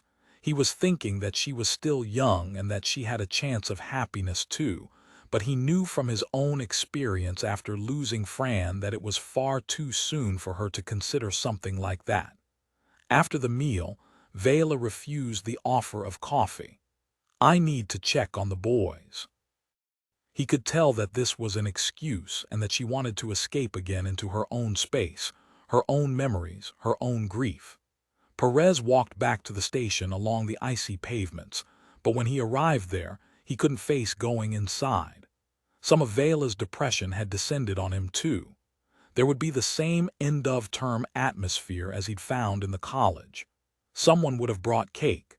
They'd be opening secret Santa gifts and talking of family Christmases. Suddenly, he was missing Archie again more powerfully than ever, and a wave of sadness washed over him. After Fran's death, Archie had flown into Shetland to be with him. They'd sat together in the house by the shore, talking for hours. And later, he'd always been there at the end of a phone to listen to Perez's pain. Perez thought he should be providing the same sort of comfort to Archie's wife, but his position was compromised. He couldn't just be her friend. Instead of heading into the police station, Perez sat in his car until the windscreen had cleared and then drove back towards Finstown and Miles. The man had invited him to return, and George might have shared something of his plans for the Westray book with his lover. Chapter 23. Willow went on her own to the Angels' farm. This wasn't a formal interview. In Scotland, the police needed 2 officers to do that, and she didn't want the pair to feel awkward or on their guard, protective of their daughter. This should feel like a chat between friends. She found Tom and Evelyn together in the smart Hillhead kitchen. The sun was already low behind the hill beyond the farm, and the place was in shadow. Willow glimpsed the couple as she walked past the window. They seemed to be having an earnest conversation, heads almost together. They must have heard her footsteps, or sensed that she was there, because she saw them break apart suddenly, as if they'd been caught in a shameful or inappropriate activity. It occurred to her briefly that they might be in some form of collusion with the Johnsons, or that they had been asked to provide an alibi, but they'd both seemed so distressed by Vela's loss of her husband and their daughter's grief that she couldn't believe they would do anything to protect a potential killer. It wasn't as if they were close friends of the professor and his wife. Evelyn had opened the back door into the kitchen before Willow had a chance to knock. "We saw you go past. You'd best come in." It was hardly a welcome. "I thought I should bring you up to date with the investigation. We'd heard that George Riley had died. You know how news spreads. There was no need for you to traipse out here just to tell us that." Willow was surprised at the antagonism. The woman, who had seemed strong and competent, holding the family together after Archie's death, now seemed so tense and brittle that she might snap at any moment. Willow bent to take off her boots before going into the immaculate kitchen. Grief hadn't stopped Evelyn cleaning. "Is everything okay?" "I'm sorry." Evelyn rubbed her face with her hand as if she could wipe away the exhaustion. "Neither of us have been sleeping. I know Vela thought it was the right thing to do to take the boys into Kirkwall, but I'd rather she was here in Westray where I can keep an eye on her. I imagine how low she must be. Maybe she thought they'd be safer there. Now there's been another death, and out in the mainland. She stared at Willow, her face bleak. Things like this don't happen in Orkney, expressing horror and disbelief. Oh, believe me, Willow thought, things like this happen everywhere. They were standing just inside the door, and Evelyn remembered the island woman's duty of hospitality. Come along through and get warm. You have to look after yourself with a bairn on the way. Then there was the inevitable offer of tea, and a plate of barrameal shortbread appeared on the breakfast bar. How can we help you? Tom Angel's words were polite enough, but the tone was wary, suspicious. How well do you know the Johnsons? We explained all that when you were last here. Now Tom sounded even more prickly. Willow thought stress would do that to you. She couldn't jump to conclusions. Had you ever heard rumors about how much Magnus Stout contributed to the professor's research? Magnus was a history nerd, always with his head in some book or another. Tony Johnson was kind to him and made him feel he was useful. I thought he was pandering to his ego. Tom was dismissive. Willow sensed there'd been rivalry between the two older men, or at least some jealousy on Tom's part if Magnus had been the acknowledged leader of the island. That happened sometimes in small communities. Some experts believe that Johnson took credit for research that had actually been done by Magnus. Willow paused. Archie would have been angry if he'd thought his father hadn't been sufficiently recognized, that another man had got all the glory for discoveries that had been made by Magnus. What are you implying? Evelyn had been standing ready to take the kettle from the hot plate. She turned to face Willow, her eyes on fire, her voice shrill. Nothing. Willow kept her voice even. She couldn't understand the couple's overreaction. Even though they were stressed and tired, it seemed out of all proportion. I'm asking questions, looking for a reason why two men might be dead. Accusations have been made, and I have to follow them up. I was hoping that you might help me to get the facts straight. Who's been making accusations? Evelyn spat out the words. You know I can't tell you that. Willow paused, wondered how much she could give away. But George Riley had his suspicions about Johnson's research too, so you can see why I must follow this up. It links the two murders. I can't ignore that. George Riley. He always seemed a strange sort of teacher to me. All that prancing around on the stage, dressing up in women's clothes. Everyone says he's a fine man, but I'm not sure you could take anything he said too seriously. Evelyn poured the hot water into a pot, her voice calmer now and her hands hardly shaking at all.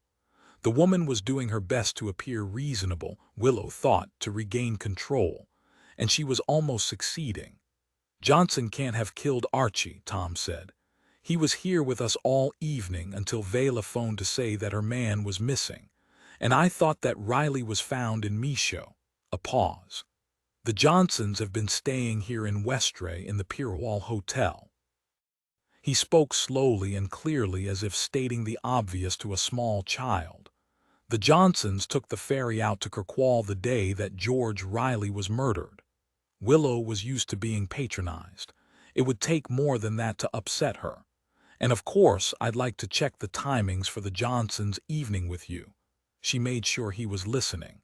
We won't ever have an accurate time of death for Archie. It's not as it is in TV cop shows. Just because Archie wasn't in the bar of the hotel when Vela arrived there, it doesn't mean that he was already dead. Now both Evelyn and Tom were sitting opposite her. She looked at each of them in turn, checking that they were taking in the implication of what she was saying. So I can't rule the Johnsons out as suspects. Now she spoke clearly too. She had a right, she thought, to be a little patronizing herself. That's why I need to speak to you. Almost simultaneously, they nodded reluctantly. They understood why she was asking the questions, but they didn't like the premise. I know you told us what happened before, but I'd be very grateful if you could take me through that evening again. Evelyn, you start. You'd cooked a special meal. What time did the Johnsons arrive? They were dead on time, 6 o'clock, just as we'd said. Archie was still alive then, having supper with Vela and the boys, so the Johnsons couldn't have killed him before they arrived. And what time did they leave? The pair looked at each other. Soon after Vela called, Tom said. Did she call your landline or mobile? The mobile. This time Evelyn answered. Through WhatsApp. We have terrible mobile phone reception here, but the broadband is fine, so people know to use that. So you'll have a record of the exact time of the call on your phone. Would you mind checking for me? Whose phone did Vela call? Mine, Evelyn said. I'll get it for you. It's just charging in the other room. She returned with a smartphone that was much more modern and flash than Willow's, opened it with her thumbprint and scrolled back to check the calls. Then she handed it to Willow. 5 minutes to 8. And they left almost immediately, Evelyn nodded.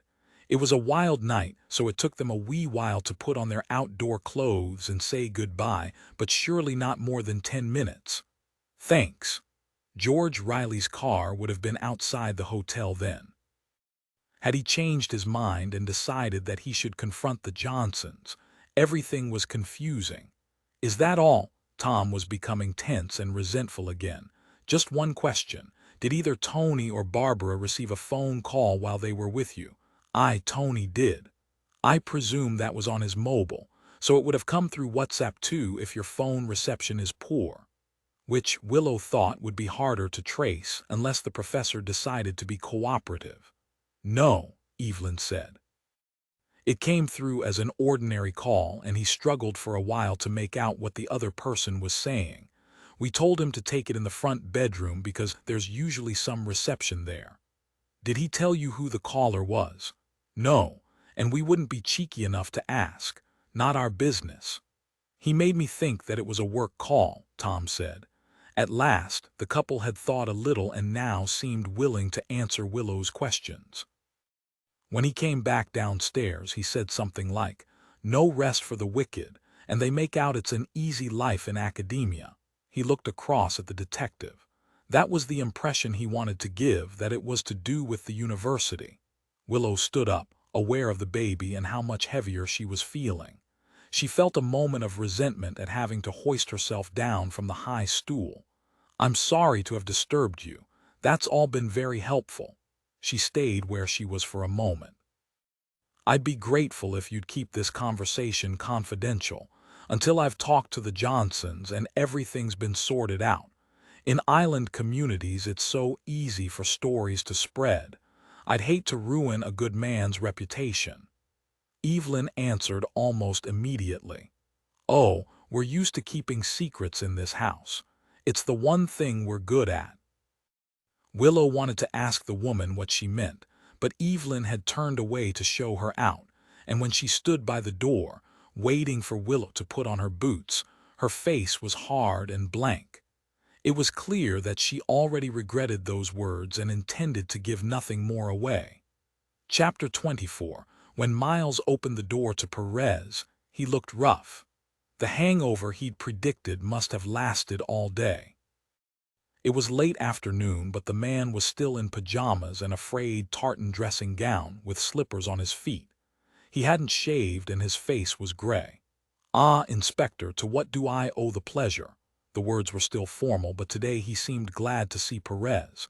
If the detective hadn't appeared, perhaps he knew he would start drinking again. "I'm afraid you don't find me at my very best, but do come in." He led Perez through the house and into the kitchen. It was uncluttered and tidy. Perez suspected he'd been drinking in the grand living room where they'd talked the day before, and the debris of empty bottles and snack wrappers would be there. He'd probably fallen asleep on the comfortable sofa. Perez would have behaved in exactly the same way after Fran had died if he hadn't had her daughter Cassie to look after, to hold him together. "I've just made coffee," Miles said. "Do help yourself while I go and make myself respectable." The man was gone for longer than Perez had expected. It was quite dark outside by the time he returned. He'd showered and shaved and was wearing corduroy trousers, a flannel shirt, and a hand-knitted sweater, the country gentleman in mufti. He went to the range where the coffee pot had been standing and poured himself a cup. "I suppose you have more questions, but do you have any information?" "A little information which has led to more questions." "Go ahead." The man must have spoken like this, Perez thought, to his subordinates. He could have been an army officer demanding information. The shower seemed to have cleared his head. He was sharp, focused. A professor of history called Anthony Johnson is staying on Westray. I wonder if George ever mentioned him. Oh, he did, especially recently, and never in a complimentary way. Most of his comments are unrepeatable. George had a wide and varied vocabulary when it comes to insults. A good university education can do that for you. George thought that Johnson had stolen much of his research from Archie Stout's father, Magnus, Perez said. Ah, that's why I recognized your other victim's name. I thought it was familiar when you first came looking for George. I knew about Magnus, of course. He was the main player in the story, and I knew he had a son, but I don't think George mentioned what he was called. George did suspect that Johnson was a plagiarist. Perez kept his voice even. He didn't want to influence his witness. He didn't just suspect, he knew. George had proof. Again, Perez tried to keep the urgency from his voice. Magnus's son came to see him in school a couple of months ago. That was how George referred to him, always as Magnus's son. Perez nodded to show that he didn't blame Miles for not making the connection to Archie earlier. Miles continued talking. In fact, it was a little longer ago than that because it was at the beginning of the school term. The new head had just started, and George was finding life a little less easygoing than under the last one. It was parents' evening, so officially Stout was there to talk about his sons, but he'd brought a box of notebooks and papers that he'd found at the back of a cupboard. His father's research. The notebooks were all dated, so it was clear to George that the initial translation of the runes on the story stones had come from Magnus. He'd done all the research about the presence of Vikings in the islands before Johnson had shown any interest in the topic. George didn't confront Johnson then. Miles shook his head. He wanted to get his facts straight before accusing a prominent academic of stealing another man's research. But then, in October, a television documentary aired to a lot of publicity. It was a history of the Northern Isles, Orkney and Shetland, fronted by Johnson. There he was, looking out from the screen being smug and professorial, with the beautiful island landscapes behind him. All the material he used to confirm his theories about the Westray archaeology had been taken directly from Magnus Stout, but the Westray man's name wasn't mentioned once. In fact, the islanders came across as ignorant farmers who hadn't realized the importance of the excavations on their land. Miles looked out at Perez. I've never known George so furious. Even though he wasn't personally involved, Perez thought it was unusual to feel such anger on another person's behalf. This seemed too abstract a subject to be worked up about. But he felt involved. Miles paused, pulling together the words so he could explain. It felt personal. History mattered to him. George might have appeared flippant and carefree, and in lots of ways he was, but he thought history was about truth. How could we understand the world if our knowledge of it was based on lies? He felt Johnson's rewriting of history like a kick in the gut. He said it wasn't just about the past, but about the way Westray people were regarded in the present. Political decisions were made on the basis of facts provided by historians. Miles was becoming more and more animated. He stopped and pulled a little face. I'm sorry to sound so passionate. It's not my default setting, and it feels a little odd to become so emotional. But now he's dead, I suppose I feel I should take on George's mantle. Protect his legacy. He got to his feet, stood with his hands resting on the edge of the deep, old-fashioned sink, and looked out of the window into the darkness, towards the garden where he spent so much of his time. Perez thought he needed a moment to gather his thoughts, or once again perhaps he wanted to hide the fact that he was crying. When he turned back into the room, though, he was dry-eyed. Did George tell you that the Johnsons were staying in Westray the day that Archie Stout was killed? Because he'd told Rutherford and explained that was why he'd spent the night with Nat Wilkinson. No, Miles Chambers seemed genuinely shocked. I'd have thought he might have mentioned it. I told you, Inspector. George and I hardly spoke to each other once he returned from the island. I was sulking, and George would have waited until we had time to talk it through properly. He'd know I'd find the story entertaining. He could make anything entertaining, and he loved an attentive audience. Miles looked across at Perez. Do you think Johnson killed George to stop him publishing his book? It's one theory. The one thing that links Archie and George is that they believe Johnson was a fraud, but we have no proof. I'll publish the book on George's behalf, Miles said suddenly. You can tell Johnson that.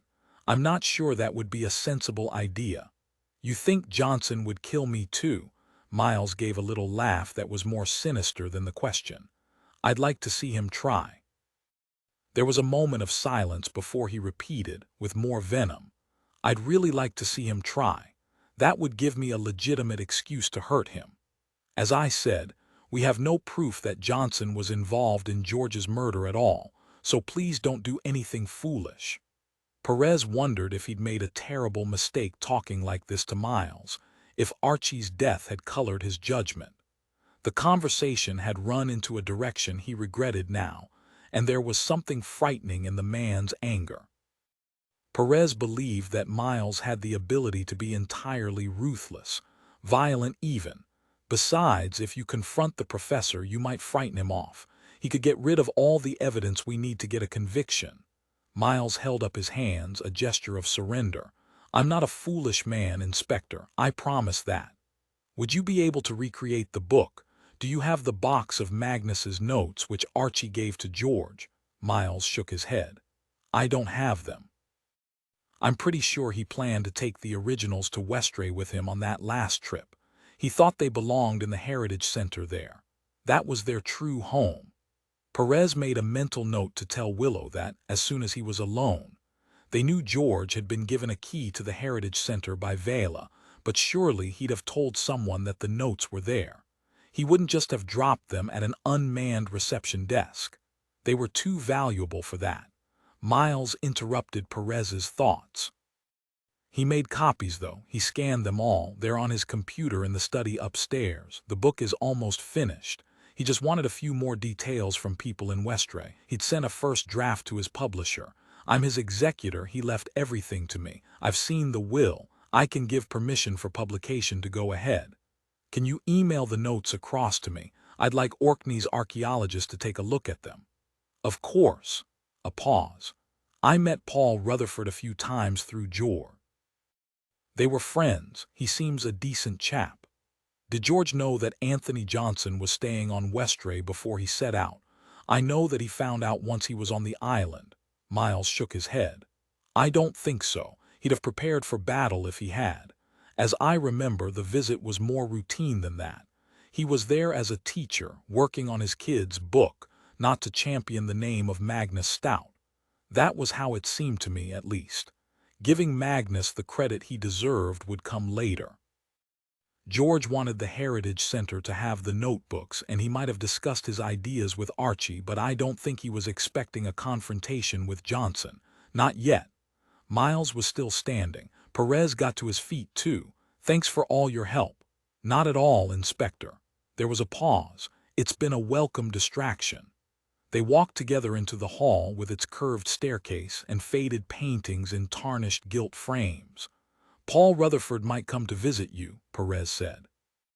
Would you mind that? Miles shook his head.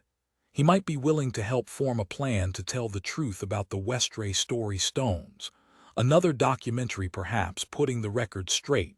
George would have loved that. Besides, a visit from Rutherford would be a kind of distraction, too. Perez nodded and left the house. Outside, the air smelled a little different. It had lost the scent of iron and ice that came from extreme cold, carried by winds from Siberia. It was softer, gentler, and his windscreen was clear. He drove to Allison's house to pick up his son. The pair were curled together on the sofa, and she was reading a story to him. There was a decorated tree in the corner, and a fire had been lit.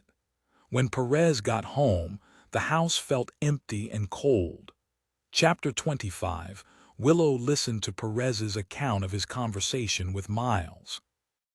If the CSIS had found anything at all to place Johnson at the crime scene, she felt they'd have more than enough for a formal charge, but because of the storm on the night of the murder there was no trace evidence.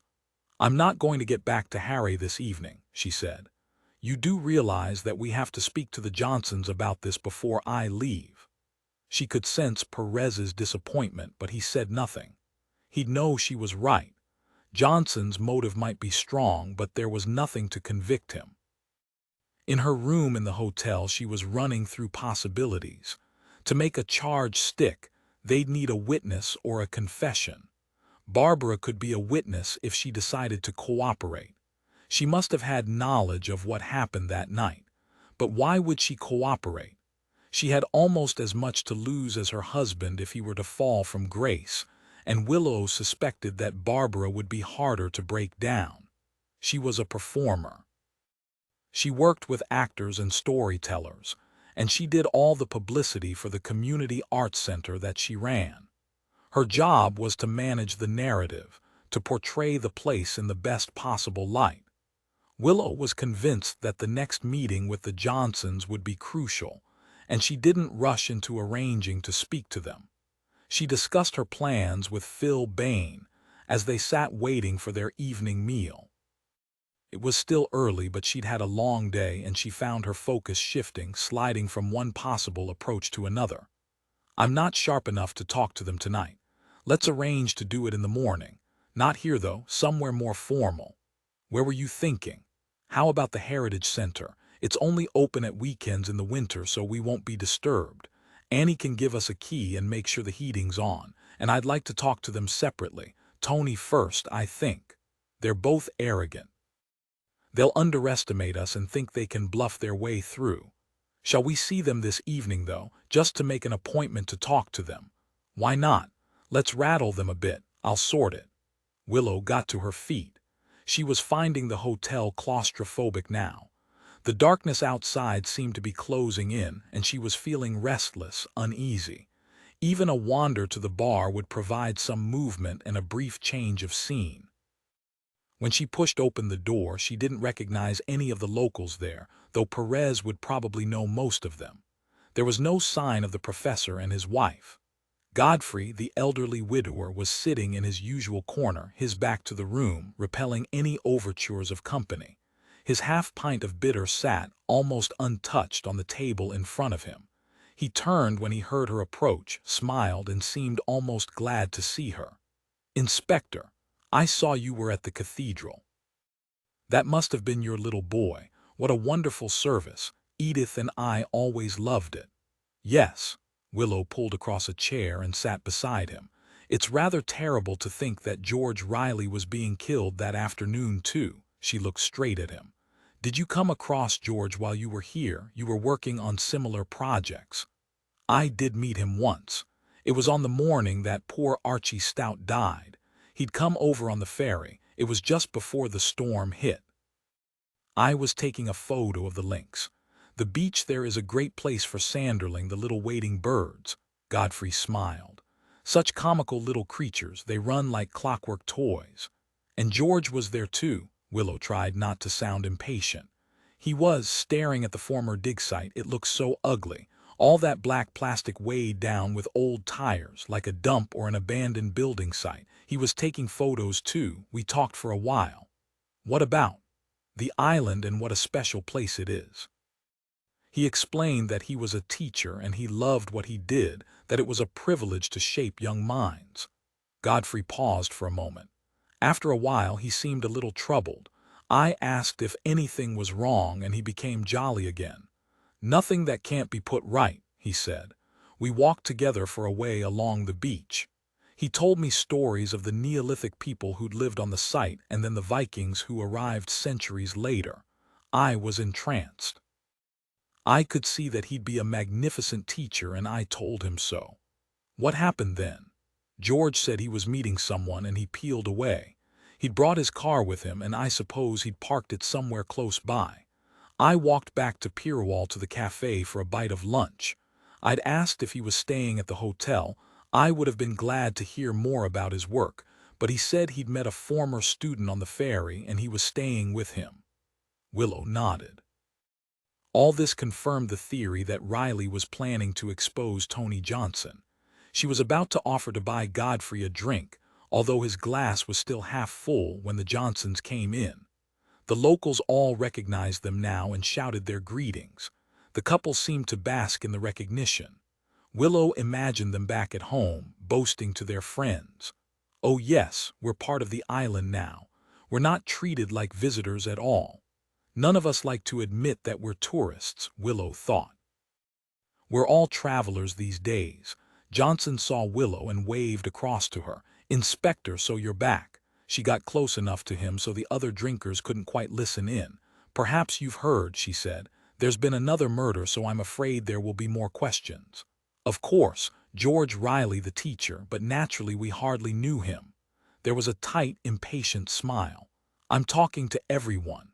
Willow didn't respond to the words. "I'd like to see you in the Heritage Center at 9:30. You too, Mrs. Johnson, though perhaps you could come along a little later.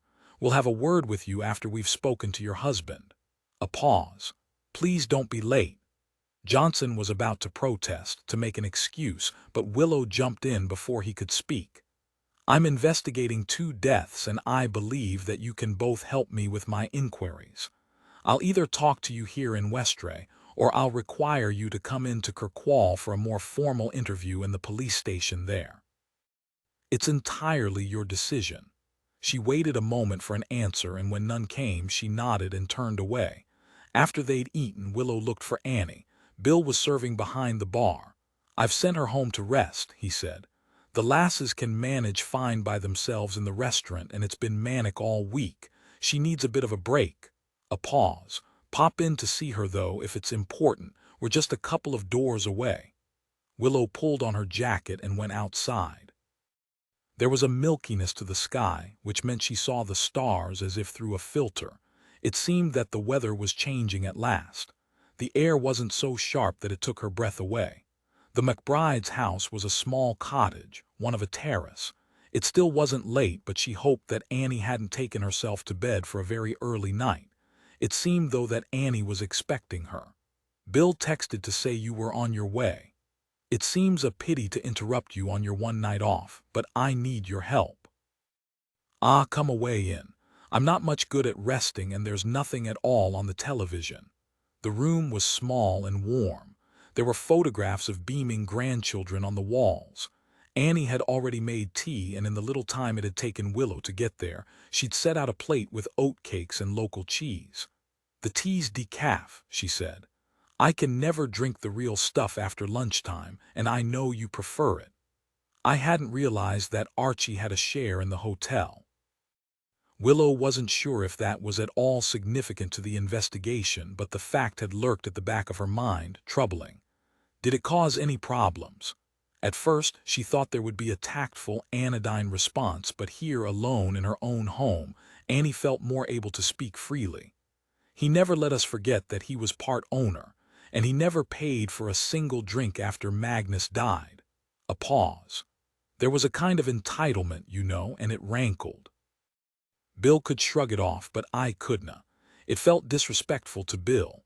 Archie wouldn't have tried it on if we'd both been born and raised here, but because Bill's a New Islander, somehow Archie felt he had the right.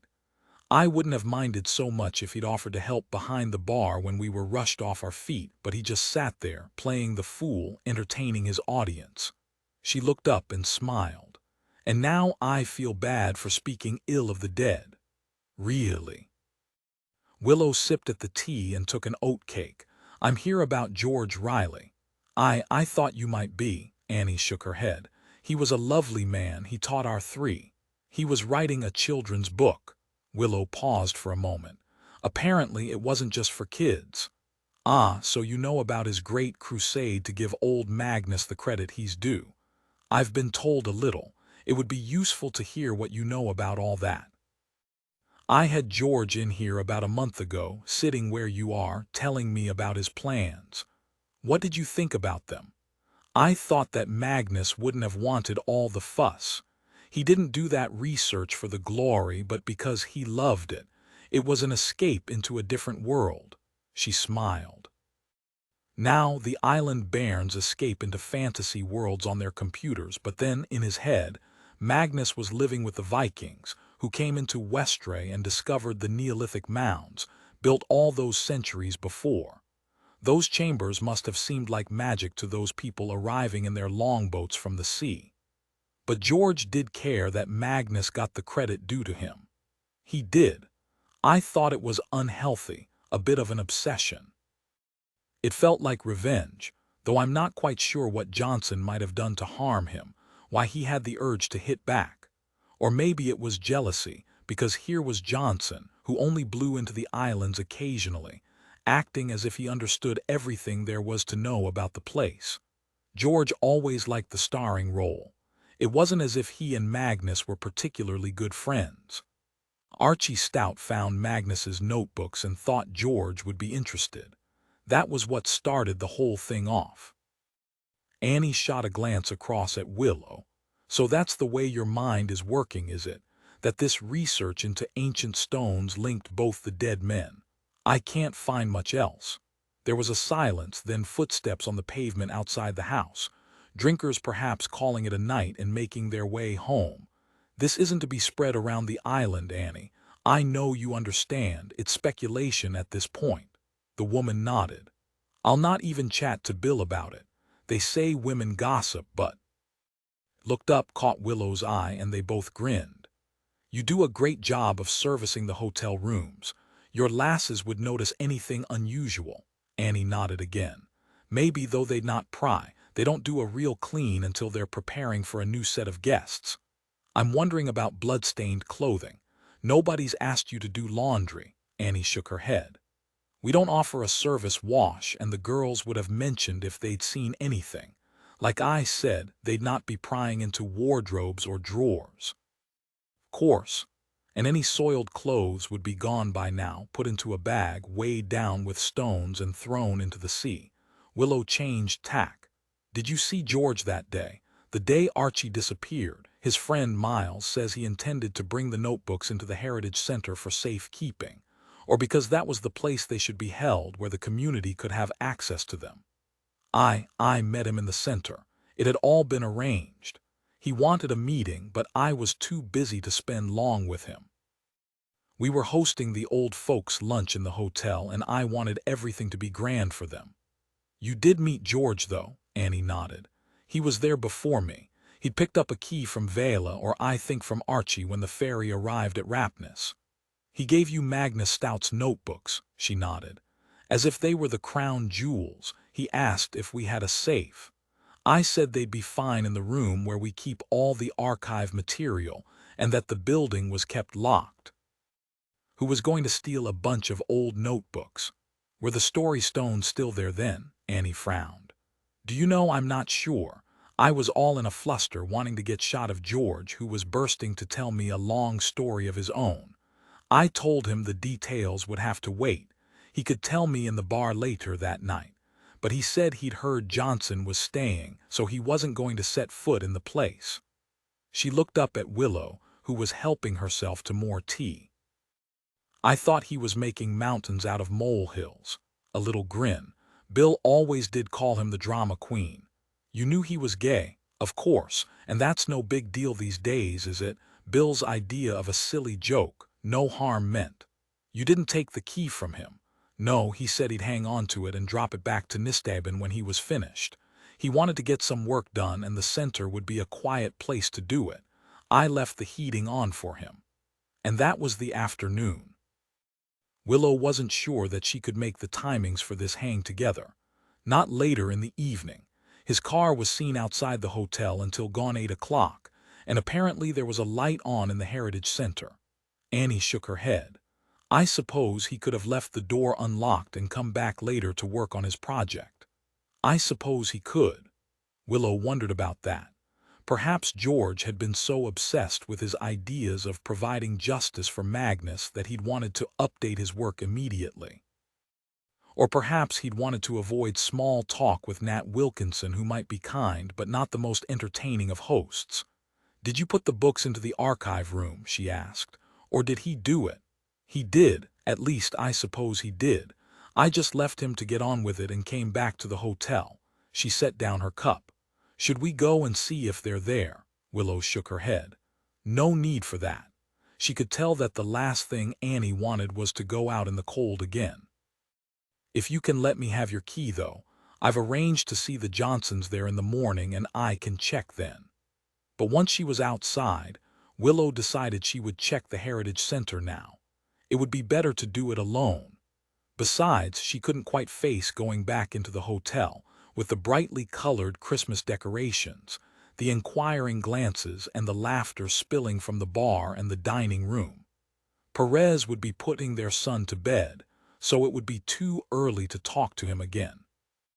The Heritage Center was purpose-built, smart, right next door to the hotel. Willow unlocked the door, switched on the light and went inside. This was more than a collection of the locals' objects and recorded anecdotes, though there were some of those too. She thought it was classic Westray. Anything the island decided to do, it did well. The labeling and information displays were as professional as in any small museum. Willow was distracted for a moment by the exhibits. The tiny figure of the Westray wife, the oldest depiction of a human form in the UK, then the story of the wrecked ship that had given Archie and the angels their names. At last, she walked through into the Archive Center, a room with shelves on 3 of the walls, loaded with a collection of books, journals, and articles. And there, on one of the shelves, stood a small square box full of notebooks. Each had Magnus Stout's name on the front, and each was dated. Willow stood for a moment, wondering what this could mean. It wasn't what she'd expected. Johnson might have killed Archie and George, but here the evidence of his fraud remained. Johnson wasn't a stupid man. Surely he must realize that even with both men dead, these books meant that his theft of Magnus's research could still come back to haunt him. There was a noise outside. Willow walked through to the reception desk. Perhaps somebody had seen the lights on and come in to investigate. But nobody appeared, and when she'd locked the door and walked back to the street, it was empty. Chapter 26 James's nursery was in the Harray Community Hall, not very far from the old manse. It was run by a couple of motherly women, helped by some younger lasses. Willow loved it because they got the bairns outside as much as they could, wrapped up against the cold in the winter, scooting around on the trikes and the bikes, climbing on the play equipment. Each day Perez went there were fewer parents queuing outside the building, fewer excited children. Everyone, it seemed, was winding down for Christmas. The school had closed days before, and now this was just a service for working parents. When he dropped James off, he felt a little guilty. Perhaps the boy should have been home too. In the police station, he found Ellie. He'd asked her to go through Archie's phone records again. She was clearly resentful. Did he call Johnson's mobile on the night he died? No, he didn't make any calls that night. She was quite certain, and the Yorkshire accent was more pronounced than ever. I'd have flagged it up to you if he had. Any way of getting a record of the call Johnson received when they were at the Angel's house? I've contacted his service provider. They're reluctant. We don't have a warrant and we haven't charged him. Frustration was digging away at her too, and she thought he was questioning her ability or commitment. Perez softened his tone. It wasn't the woman's fault that they couldn't find a more direct link between Archie and the professor. What about from the Nisteben landline? Archie was at home for a few short periods that day, and most Westray folk depend on that because mobile reception's so poor. I've checked that too, of course. Of course, you will have done. Perez could sense his theory slipping away. Johnson and Archie could have met in person during the day. They could have arranged to meet later at the site of the dig, but without any evidence, it would be impossible to move the case forward. What do you want me to do now? Ellie was still feeling truculent. Let's see if we can track the movements of all the Westray folk who were on the Orkney mainland on the afternoon that George was killed. We can check the restaurants where they claim to have eaten, the bars where they say they drank. There should be credit card records.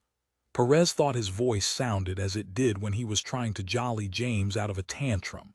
Ellie deserved better than that, but he'd promised Vela that they'd find Archie's killer. Christmas, the day of the ball when they'd all be celebrating Archie's life, had felt like a kind of deadline. Now it seemed certain that he'd fail. "You take Kirkwall," he said. "I'll go to Stromness, see if you can put together a timeline for the Johnsons once they drove off the ferry. We need a gap when they might have gone to Michaud. Without that, we have no case at all against them." He wanted to show Ellie that he had faith in her. This was the more important task after all, but he had his own reasons for choosing to work in Stromness. He felt the need to be somewhere different and alone, and to open his mind to the possibility of other suspects. It was dangerous to be too fixed on one theory. Willow was right about that. Rosalie Greeman had claimed to be in Stromness hoping to sell her crafts to the gallery there, and she'd said that she'd called in to the cafe next door for her lunch beforehand. He could check the time. Willow had described her wearing a bright patchwork jacket. That wouldn't be easy to miss. Besides, the drive could have taken Rosalie past the entrance to Michaud. There might be regular walkers who parked in the place. Someone might have seen her car. Perez had a strange superstition that just passing the site might trigger some new idea, some other possibility. His mood lifted a little as he drove out of the town, and the landscape opened out. He drove slowly and pulled in from the busy main road to the Tormiston Mill car park, with its view of the lock and the archaeological sites. An older woman was getting out of a Land Rover. She wore Wellingtons, a tweed skirt and a waxed waterproof jacket. A headscarf that gave her the appearance of the late Queen. She opened the back door and a dog jumped out and raced around her, barking. "Betsy, be quiet." No Orcadian in the accent, but that meant little. She might be local but educated elsewhere. She had that look about her, confident, entitled. Once maybe she'd been the daughter of a laird. Perez approached and the dog jumped up at him. "Betsy." The woman had a voice that would have carried all the way to the Stones of Stennis, but the dog took no notice. "I'm sorry," she said, the sound gruff as a bark. "She's still a puppy, not properly trained yet." Perez introduced himself. The woman looked at him sharply. "You'll be here about poor George Riley's murder." "You knew George?" Perez could see that the two people might be friends, or at least that they might move in the same circles. "We served on some of the same committees." Perez nodded. He could tell that she'd be a formidable committee member. He asked for her name. "Thorne," she said. "Belinda Thorne. I was here that afternoon. I saw him drive in. I wanted to talk to him about the local history society agenda, but Betsy was getting impatient for her walk, and in the end I just waved." There was a pause. "I've been going over it in my mind that I could have walked with him towards Michaud, stayed with him there. Then he'd still be alive, but I wasn't to know, was I?" She looked at him, suddenly vulnerable, wanting reassurance. "No," he said. "Of course you weren't to know." He looked across the road towards the burial chamber, his view blocked for a moment by a passing truck. "Was anyone else here? Other cars, other walkers?" She shook her head. "It was bloody freezing. Anyone in their right mind would have stayed indoors." She patted the dog's head. "But we're not quite in our right minds, are we, Betsy? What time was this?" "About 1:30. I'd been listening to the radio on my way here. The World at 1. It was still running." Perez thought about that. So George had arrived an hour before he'd arranged their meeting. Lucy Martindale had said he'd had to rush out to see someone, presumably his killer. "And when you came back from your walk, was the car park empty then too?" She shook her head. "Despite the cold, it was a beautiful day, and we were out for an hour and a half. I wanted to tire the rascal out. There was another car parked here when we returned." She paused, looked across at him, and smiled. "Your car." His hopes had been raised for a moment, but he smiled back at her. "Of course," he said again. The dog was tugging at its lead, so desperate to move now that it almost pulled her over. Quickly, he handed her his card. "If you remember anything, please ring." "Of course." She slipped the card into her pocket and was dragged across the main road, only just missed by a passing van. He found the Stromness gallery open and Grace, the manager, in the ground-floor reception area. Perez knew her. She was a friend of Willow's. The women had met in the Kirkwall Library reading group and bonded over a passion for translated crime fiction. "Jimmy, are you in search of a piece of art for the manse? Feel free to wander around. It's exhibition time and we have some wonderful local pieces." He shook his head. "It's work. I have a few questions if you have time to chat." "Sure." I'm hardly rushed off my feet. Lots of people are looking but not so many buying just now. "Do you know Rosalie Greenman, the English maker who lives in Westray?" "Yes, I love her stuff." "You'll have heard that George Riley died." "Of course. What a miss he'll be. Such energy and a wonderful teacher. He inspired Orkney kids to look at the place in a different way. He ran a series of lectures for me here in the gallery. I wasn't sure how it would work, but we had a full house every time. The most popular was his History of the Ba talk. He discovered old photos, none of which I had seen before." Grace shot a glance at Perez, suddenly suspicious. "You don't think Rosalie had anything to do with his death?" Perez shook his head. "No, but we're checking on everyone who was in Westray when Archie Stout died and on mainland when George was killed. The two murders are connected. Rosalie is just one of those people. It's a process of elimination." A grandmother holding the hand of a small child came in, followed by a blast of cold air. Grace waved to them. Perez waited until they'd moved through to the exhibition space before continuing the conversation. "Rosalie claims that she came here that day to show you some of her samples, but that you'd already left when she arrived. I need to check where she was along with all the others. You do understand. It was the day of the St. Magnus Carol service." Grace nodded. "I did leave early that day." She smiled, pleased that she could confirm Rosalie's story. She dropped in a few samples with Robbie at the desk, some lovely pieces, and she left me a phone message later that day, saying she'd been along and asking if she could make an appointment for the new year so she could discuss her stuff. I phoned her back the next morning.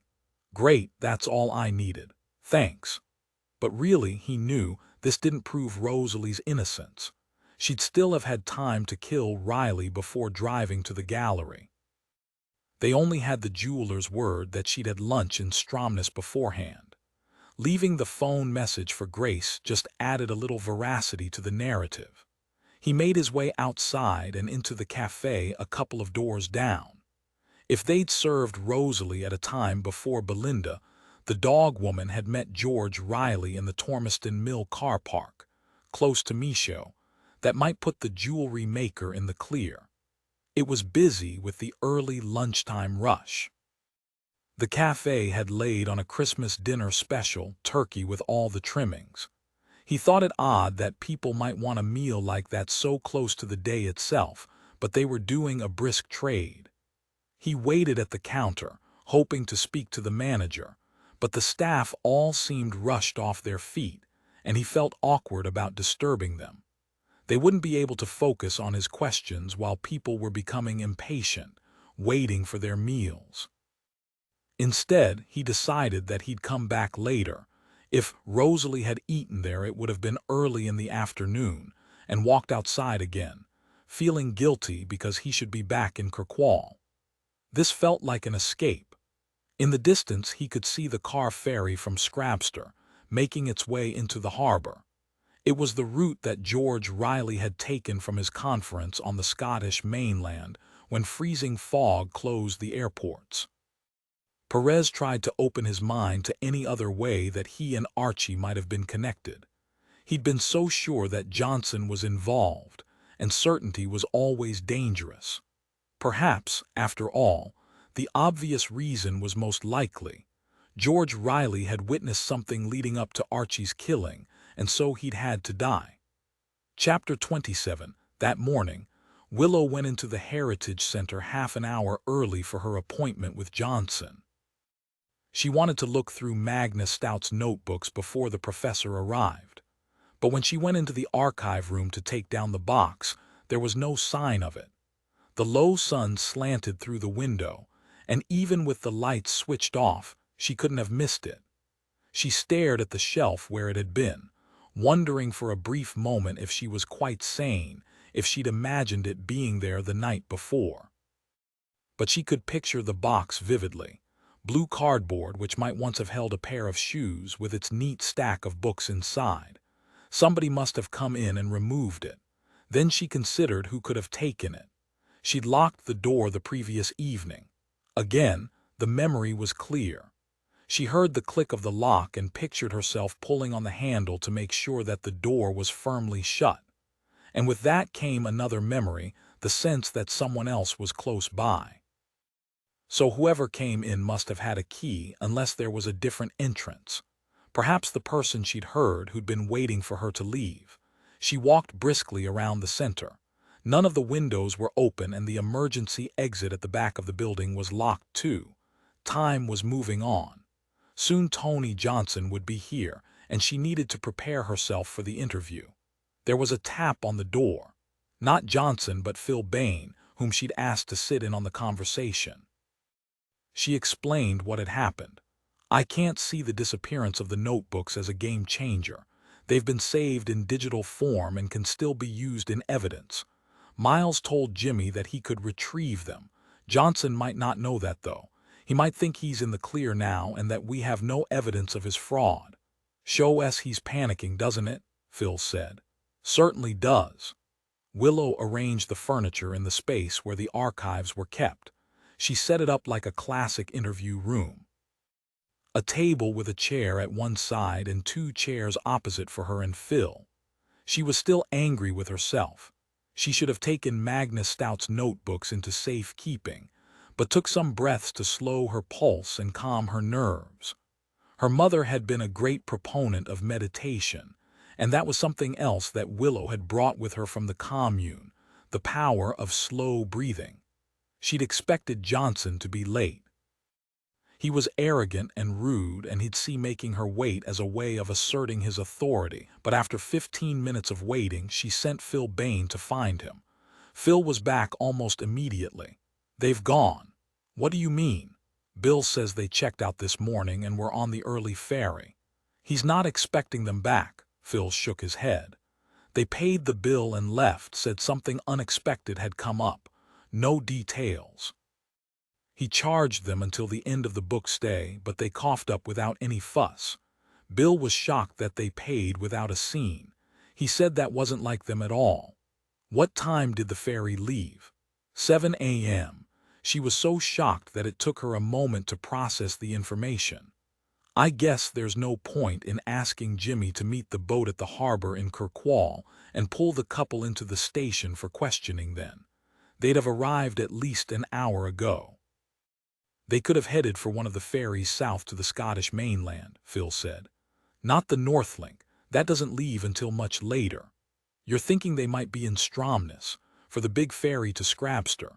We can get someone to check. That'd be more likely than going all the way south across Scapa Flow to get the Pentland boat south. As far as I know, all the planes to the Scottish mainland are still grounded, so if they're trying to get home, it would be by boat, not on a flight.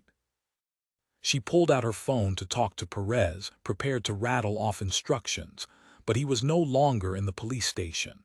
Sorry. Ellie's Yorkshire voice sounded very loud over the phone. It filled the Heritage Center. You've just missed him. He's gone to Stromness to check Rosalie Greenman's alibi for the afternoon of the Riley murder. Can you ask him to look out for passengers boarding the Scrabster ferry? We need to know where the Johnsons are. I must have frightened them off, and I think they have the hard copies of Magnus Stout's research with them. Sure, I'll try, and I'll get in touch with all the ferry companies now. There are no planes south because of the Scottish weather. A pause. It doesn't look good for them, does it? The fact that they've done a runner. Her voice was almost jubilant. She hadn't liked the couple either. Willow switched off her phone and stood up, feeling again the strain in her back and her legs.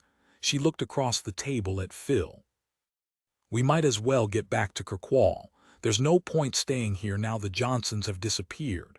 He grinned. Fine that. There's a party tonight at my lass's house. Even if we're on the last ferry home, I'll be in town in time to catch it. Annie was back on duty in the hotel and cooked them a late breakfast. The Johnsons have gone then. She delivered their scrambled eggs to the dining room and looked down at them, still holding the tea towel she'd used to carry the hot plates. So it seems. Willow grinned. I don't suppose you're sad to see them go. Not at all, but maybe you're upset that they've left in such a hurry. I went into the Heritage Center yesterday after we had our chat. I found those notebooks just where you said they'd be. They weren't there this morning. You think the Johnsons took them? Somebody did. I left the key with Bill last night. He'd not have handed it over to them. Annie was certain. Not without asking me first. Can you find out if Tom and Evelyn Angel were in the bar last night? And if the Johnsons were in the hotel all evening? They were there when I came to visit you, but that wasn't anywhere near closing time. Annie didn't speak. She wasn't a woman to waste words, but she nodded and left them to their breakfast. She returned as Willow was drinking her last cup of tea. The Angels were in for an hour before closing. The information was given with a trace of reluctance. Annie might see this as a form of betrayal. She'd grown up with the Angels and they'd feel like family. And Bill very definitely didn't give the key to either Barbara or Anthony Johnson. She turned and went out before Willow could thank her.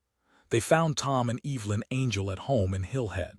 It was clearly coffee time, and they were both inside in the kitchen, exactly as they'd been on Willow's last visit. One sat on each side of the granite breakfast bar. They weren't moving, just staring at each other.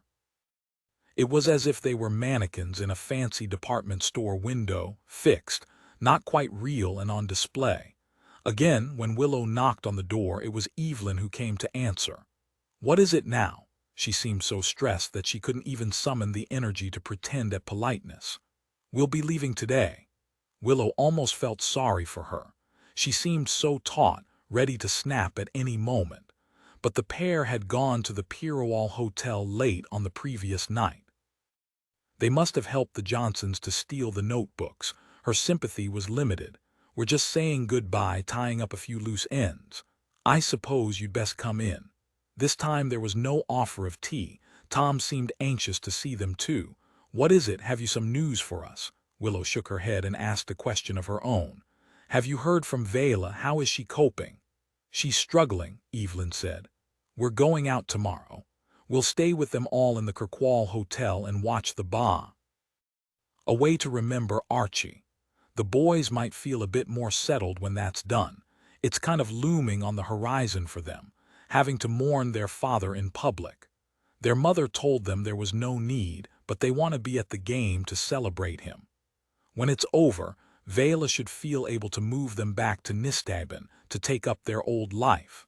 She says she's not sure she wants to stay in Westray, but this isn't a time for rushed decisions. Only then did Willow realize that the next day was Christmas Eve. There flashed through her mind a list of the things that needed doing. James's presents to wrap, food to sort out. But what would it matter, she thought, if they ate egg and chips and James pigged out on chocolate all day? If he had to wait for his presents, she'd be home. Why did you give the Johnsons your key to the Heritage Center? She asked. We never had a key. Tom's reply shot out without a pause. It was as if he'd been expecting the question and had prepared the answer. There was something of the guilty schoolboy about him. We're not on the committee, you can ask anyone. Vela had a key. You could easily have fetched it from Nisthaben and brought it back to the hotel. You were there last night. We felt the need to get out of the house, Evelyn said, and meet other folks, but we didn't stay long. It was hard hearing everyone talking about their plans, laughing and joking, when we knew how Vela is falling apart. And you gave the Johnsons a key to the center. Why would you do that when I explained how they linked Archie's and George's murders? I took you into my confidence, and now they've gone. They ran away on the early ferry. Evelyn looked wretched, but Tom was defiant. Tony explained, he said. He'd humored Magnus, let him help with his work. There was no question of any kind of fraud. They needed our help. He looked up, shamefaced. He could persuade a man to do anything. Did Tony tell you why they needed the key to the Heritage Center? For a few last hours of research, that's what he told us. Now Evelyn was carrying on the tale, desperate to explain. He said that the police, that you and Perez were determined to make them scapegoats. Because they weren't local, they were obvious targets. He thought everyone hoped they'd turn out to be the killers. That, Willow thought, was probably true, in her case at least. She carried an entirely conscious bias in her dealings with the pair.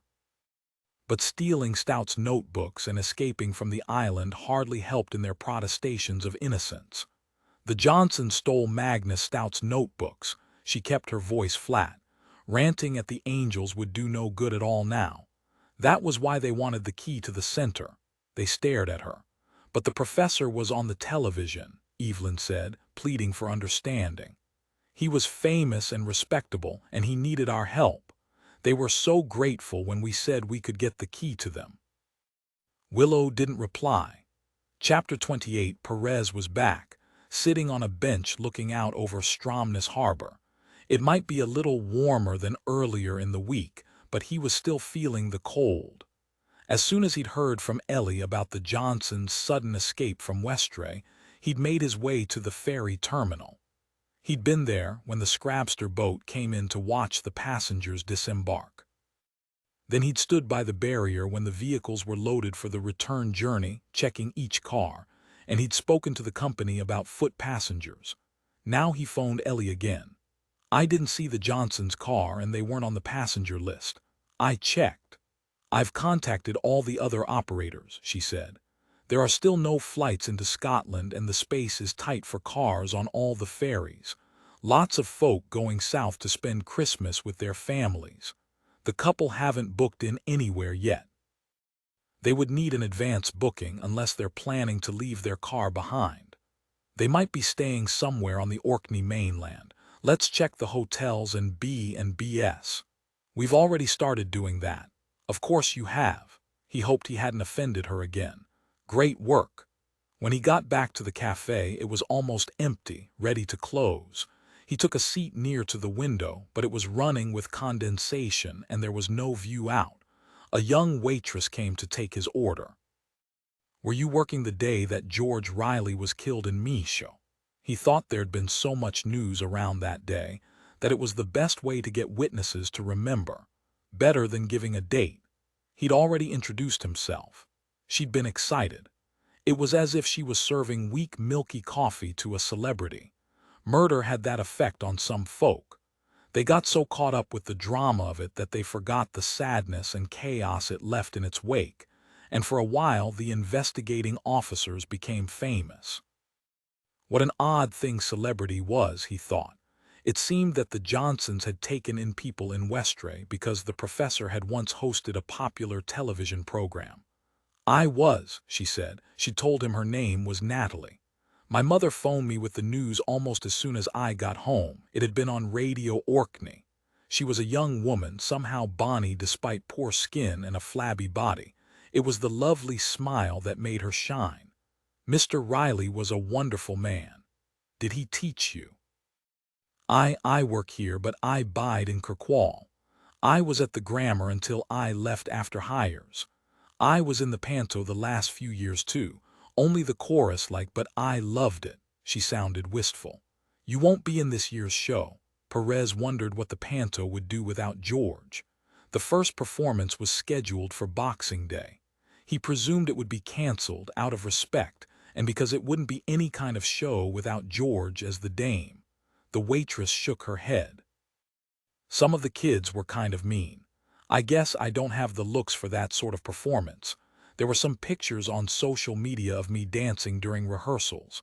The woodland scene. The comments weren't very flattering.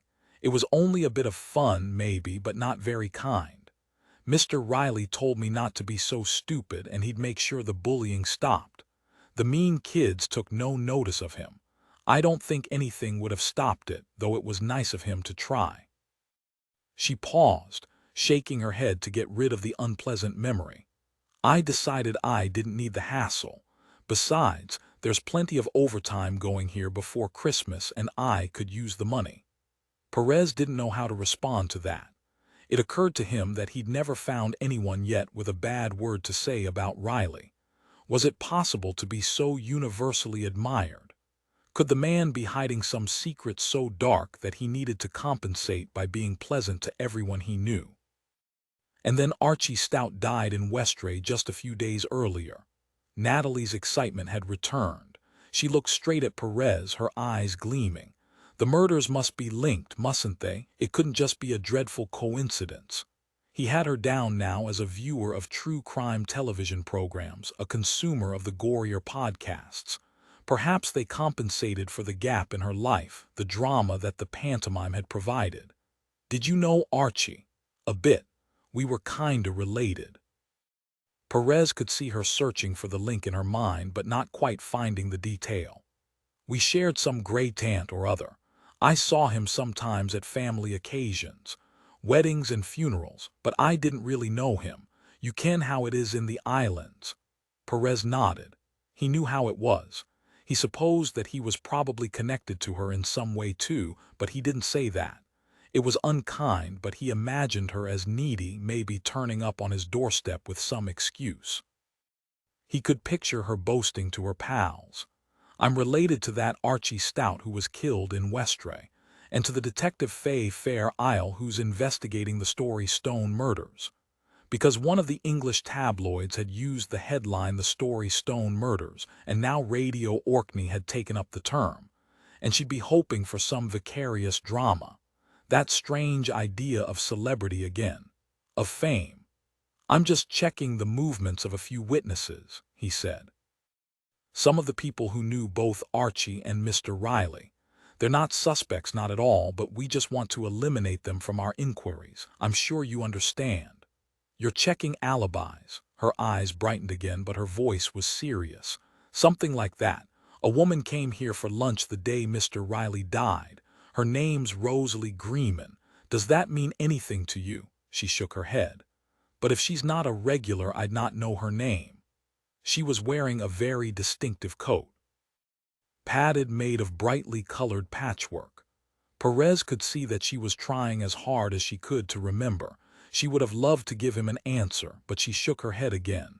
But I might not have seen. It was so cold outside that we cranked up the heating in here. It was steaming and people took off their coats as soon as they came in. If she paid by card, you'd have a record on the system. I guess so, but you'd have to ask the manager about that. Natalie sounded disappointed because he'd have to consult the boss because she wasn't enough for him. Can you ask around your colleagues? And if anyone remembers her, give me a ring on this number. He handed her his card. It had the station general number, not his direct line. Willow would approve. He was learning that he couldn't save the world. Sure. There was that lovely smile again. Sure. The manager had no record of Rosalie Greeman paying for a lunch by card. But that doesn't mean anything. She was a small shrew of a woman. We encourage cash here. Saves us paying the bank fees. He walked back to his car, thinking that he'd wasted most of the day. Chapter 29. In the police station, the lights had already been switched on. Ellie was still waiting on news of the Johnsons, and at the same time she was checking sightings of all the Westray folk who'd come into Kirkwall on the pretext of the cathedral carol service. The A4 notepad in front of her was full of meticulous notes. Like Perez, she preferred paper and a soft lead pencil at work. I think better with a pencil, she'd say when she was mocked by her tech-addicted colleagues. The ideas come straight from my brain. I don't need to think what my fingers are doing. Perez joined her, perched on her desk. Any joy? Have you found the Johnsons for me? Not yet. She looked up at him. I don't think they'd stay here in Kirkwall, would they? And I don't think they'd try to get onto one of the inter-island ferries. They'd stick out as visitors, and I've made sure that all the boats have their details. If I were them, I'd drive south across the barriers. In South Ronald, say, they'd be close enough to the Pentland Ferry Terminal in St. Margaret's Hope to get into the Scottish mainland when the heat dies down. Of course, that does make sense. The 4 concrete causeways known as the barriers had been commissioned by Winston Churchill at the beginning of the war after a German U-boat had crawled into Scapa Flow and fired torpedoes at a British battleship, the Royal Oak. 834 men had lost their lives, and the barriers had been built to prevent a similar tragedy. Orcadian kids were brought up on the story. George Riley had probably taught it in his history class, but the children would already have heard it from grandparents, the tale passed down through the generations, just as the Vikings had passed down their tales of heroes and villains. Now the barriers linked the four most southerly islands, so there was no need for ferries to cross, and commuting to Kirkwall was much easier. "I've got the word out to as many hotels and B&Bs as I can," Ellie said. "I've contacted Airbnb too. I haven't had much response from their hosts though, from anyone really. Everyone's either very busy or they've shut down their systems for the holidays.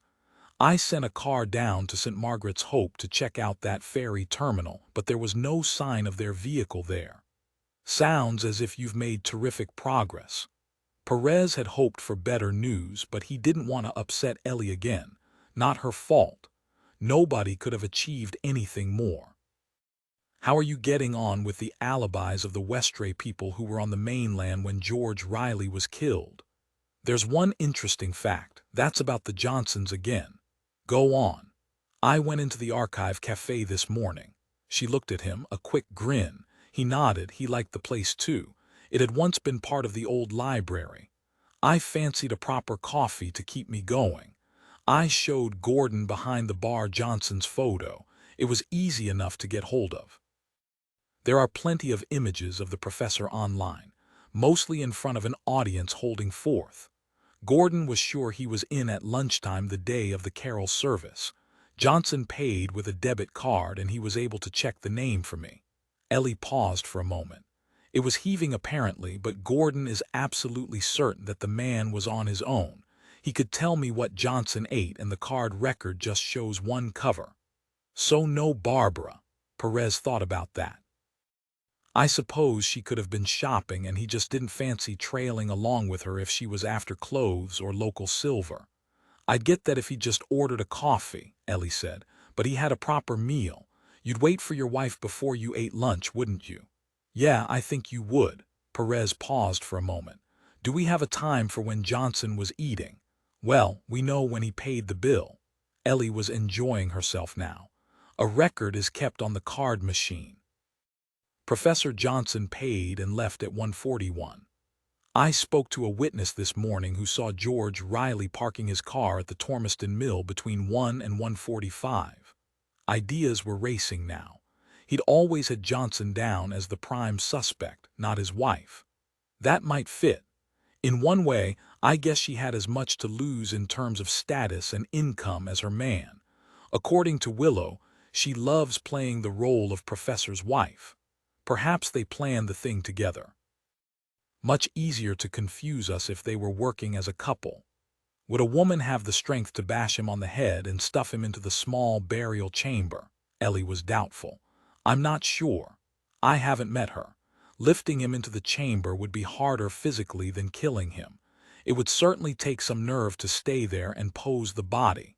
Most people would want to escape from the scene as soon as they could. Barbara works in theater, though. She runs a community arts center. Perhaps she had a taste for the dramatic. Just Perez thought, like George Riley. Perez called into the Archive Cafe bar before picking up James from the nursery. It was that time when people were switching from coffee to cocktails. For most, it was the last working day before Christmas, and people were letting down their hair. At one table there was already singing. At another, a big group of young women were crammed into the bench seats. They wore very little and their voices were loud, shrill as whistles, piercing the background noise. Gordon was still behind the bar. He was tireless. He'd grown up in North Ronaldsay. Perez had chatted to him about it one day over coffee. North Ronaldsay was the closest Orcadian island to Fair Isle, and they'd compared notes. For Gordon, Kirkwall was the big city, glorious in its variety and attractions. He loved it and had no ambition to move anywhere else. I know you spoke to Ellie about this, but why did Professor Johnson stick so clearly in your mind? Because you'd seen him on TV, Gordon laughed. Nah, I never watch TV. Why would I when there's so much better to do? So why did you remember him so well? Ellie said you were rushed off your feet that day. All those folk in town before the carol service. Because he was such a tosser. One of those guys who can't help throwing their weight around. You know the sort.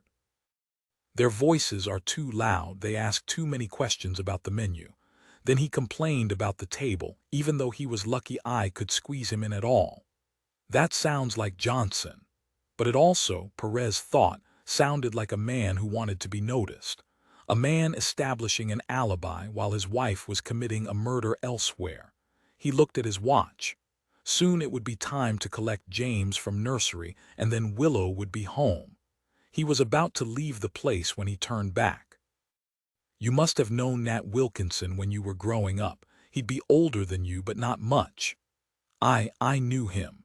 His folk ran the North Ronaldsay shop, came looking for a better life and found they'd brought all their troubles with them. You'll have met the sort on your Fair Isle. Perez nodded and smiled. The father was a boozer, Gordon went on, secret and steady. He'd disappear out the back of the shop halfway through serving and come back a little calmer and a little brighter, his hand not shaking at all. It was one of those secrets that everyone knew about but nobody mentioned. Perez nodded again. There'd been secrets like that when he'd been growing up too. Not surprising then that Nat developed an addiction. I don't think it was his father's drinking that made him an addict. It was his father's death. Oh, Perez looked at his watch again. He really should be fetching James, but he couldn't ignore a story like this. It was just past midsummer. Nat was already at the grammar school then, but he was home for the holidays. He and his father were fishing from the pier. Sometimes you could get silks just by throwing over a line and hook. Gordon paused, building the tension and the drama. His dad fell in and drowned. Word was it happened because he was drunk. He must have been kind of wobbly on his feet and he tripped. Nat jumped in and tried to rescue him, or so he said. There was nobody else with them. You don't believe it was an accident? Gordon shrugged. The father could be a violent drunk. I've seen the bruises on Nat, and his mother was a timid, peaty thing. She wouldn't have stood up to the man. There was no proof either way, and island folk who knew the family history weren't going to accuse Nat. If he had helped his father into the water, they wouldn't have blamed him. You think that was when his problems started? Gordon shrugged. Who knows what sends folk into addiction? Maybe he inherited the gene, but he had a bad time after that. In school, the idea got out that he'd killed his dad. There wasn't so much shit then on social media, but kids can be cruel face to face too. His nickname was Murd, short for murderer. George Riley tried to close it all down. He called out the bullies and threatened to expel them. Told their parents, though some of the parents believed the rumors too and didn't try too hard to stop them. Nat couldn't escape it, but maybe he tried with the booze and whatever else he could get hold of. There was a moment of silence, and then Gordon walked out from behind the bar to take more orders. His customers were becoming impatient. Perez made his way into the busy street to pick up his son, his thoughts racing. Nat Wilkinson was the one Westray man they dismissed from their inquiries, because he'd been on the island when George Riley had been murdered. Now, Perez thought, perhaps they should look at him again. Anyone who held on to a secret was interesting. He looked at his watch. Willow should be on the ferry on her way into Kirkwall. Soon she'd be home. Perez and Willow talked about Nat Wilkinson later that evening, after they'd had a video call with Cassie. Fran, Perez's former lover, had in one sense bequeathed the girl to him, and he thought of her as his own. The girl was 14 now, with a mind of her own. She decided to spend Christmas with her biological father. Perez had been a little hurt when she'd announced that it was all organized and Duncan, her dad, would come into Orkney to get her on the last day of term. Now he had to admit to himself, a little guiltily, that he was loving this time just with his new family. But he tried to speak to her every day. Willow had come home straight off the Westray ferry in time to put James to bed, just as she'd promised. That was when they'd spoken to Cassie, waving at her blurred image on the laptop, listening to her stories of the Shetland family, all the treats that she'd had. It seemed that her father, Duncan Hunter, was enjoying her company and that she was having a splendid time. Perez had grown up in a very traditional family on Fair Isle, and he hadn't been sure how it would work, a lassie with 2 dads and 2 stepmoms. Would the situation confuse her? What would her school friends make of it? Would there be teasing or even worse? But now it seemed the blended family was the norm. Cassie would have 2 celebrations. She'd be back on Orkney for Hogmanay, and they'd celebrate their Christmas then, and 2 lots of presents. Her only sadness was that she was missing James. Once the boy was in bed, Perez and Willow started talking about the investigation, catching up over a late meal. Everything seemed easier when they were together, the complicated family, throwing together a dinner, wrapping presents for James. Perez loved that about Willow, the lack of drama. In the rest of the country, people would be panicking about the trivia of Christmas, but Willow just said she'd pop into Asda in Downby the next day to pick up what they needed.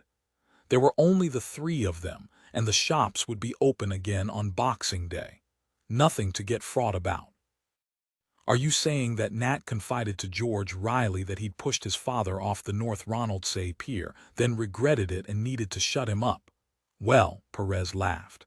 If you put it like that, it doesn't sound very plausible. It doesn't explain Archie's death either, or the story Stones.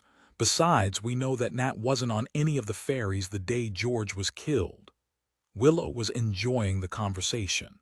Perez could tell, pulling holes in his theories. He could have got off on a plane.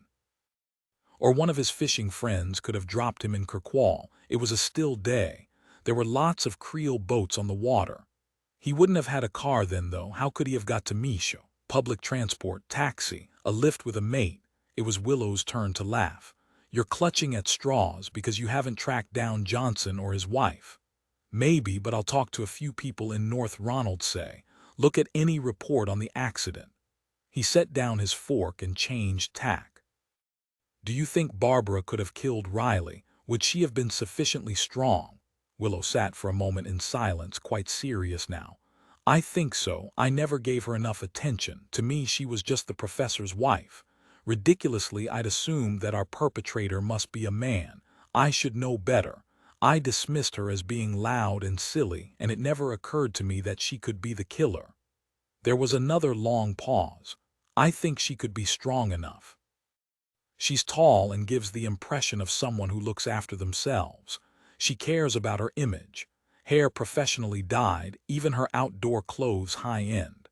I can imagine her in the gym, working out, doing resistance training, running. And from what you've told me, Johnson is weak and self-important enough to allow her to kill for him. He has that sense of entitlement. The meal was finished, and Perez cleared the plates into the kitchen. He returned with a mug of herbal tea for Willow. She was curled, cat-like, large and sleepy on the sofa next to the fire. She seemed to be dozing and to wake up again when he came back into the room.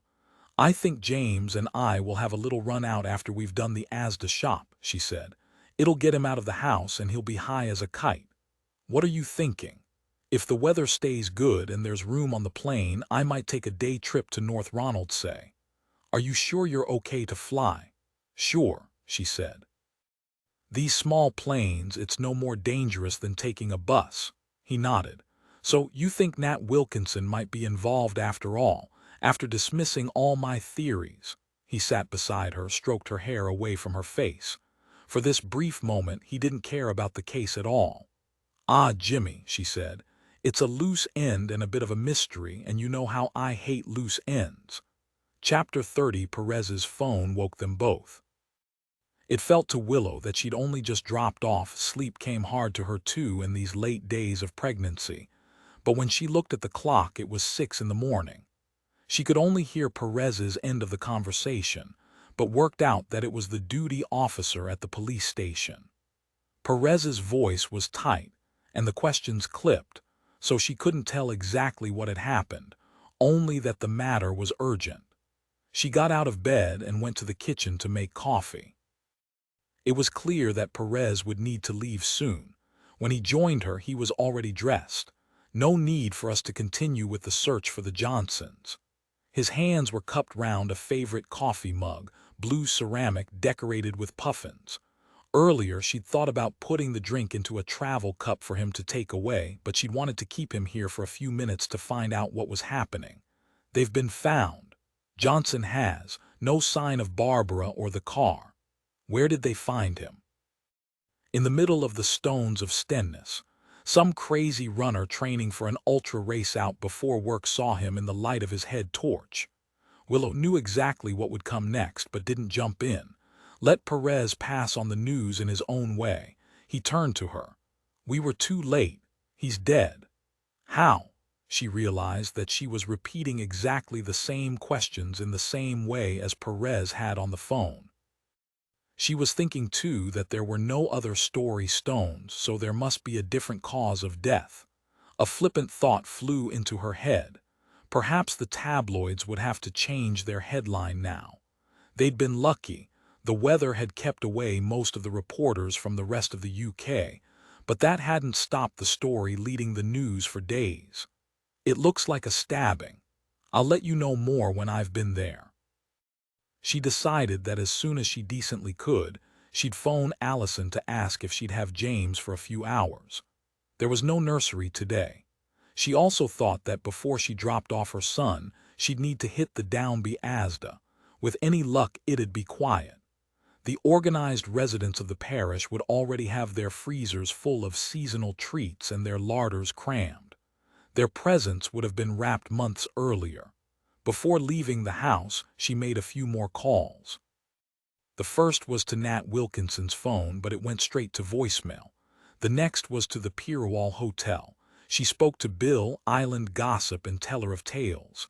I don't suppose you know where Nat is, still there in Westray. Nah, he went off on the ferry yesterday morning. Something urgent he had to deal with, he said. Any idea what that was? Nope. He was very mysterious about it all. He can get like that sometimes. Apparently, he'll stay out and come back with everyone who'll be at the bar tomorrow. We'll be in town for that.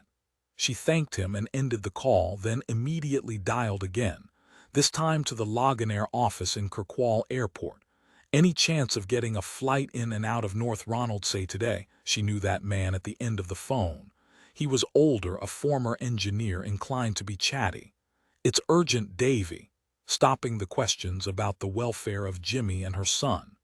You might be lucky, be here for 11. There's a charter flight going in. They're bringing old Willie home from the hospital to be with his daughter for Christmas. They have to be sure he's properly settled there before coming back, and that she has all the meds and equipment he'll need. A pause. Myself, I don't think he'll be back. He's gone home to die. Another pause before he continued, his voice cheerier. So you'll have an hour or so, that do you? Perfectly. You're a total star. She pressed the button on the phone before he could come up with any more questions. When she arrived at Stenness, it was just getting light. This time of year, daytime was late arriving. The circle of standing stones formed silhouettes against the rising sun, which disappeared occasionally behind low cloud. Willow had been to Stonehenge, but thought this monument was more dramatic, not because of the stones themselves, but because of the landscape within which it had been built. The hills of Hoy provided the backdrop, and in the same view there was the loch and the sea. A breeze had sprung up, and the loch was choppier than it had been for more than a week. In this light and dressed in scene suits, everyone there looked the same, but she picked up Perez even from a distance. It was something about the way he stood, the space he always managed to create around himself.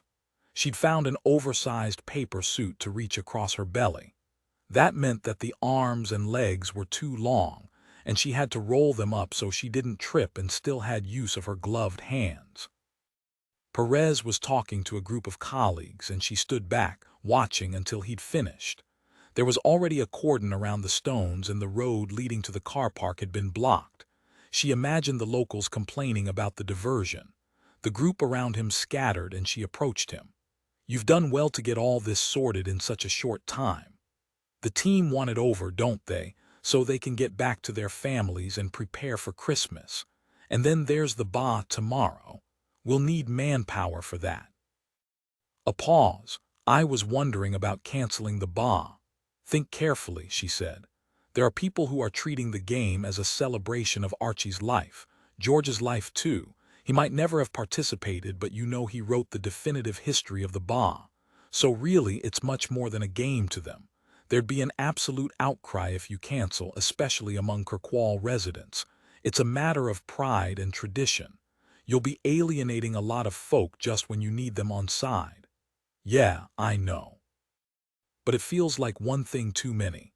She could hear the despair in his voice through the mask.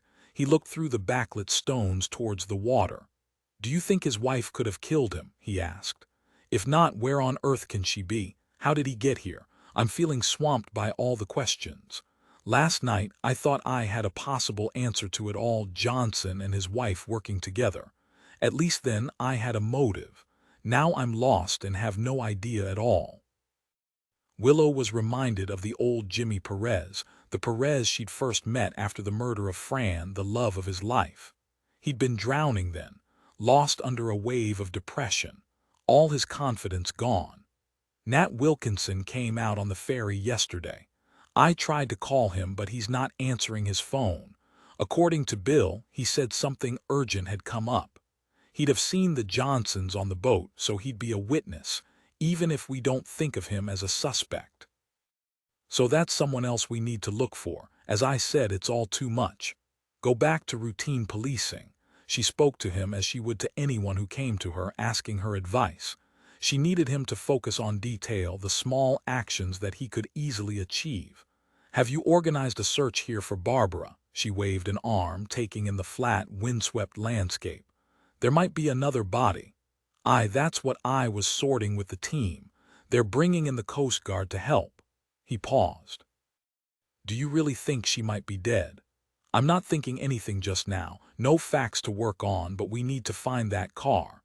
We've had a watch out for that since they went missing yesterday.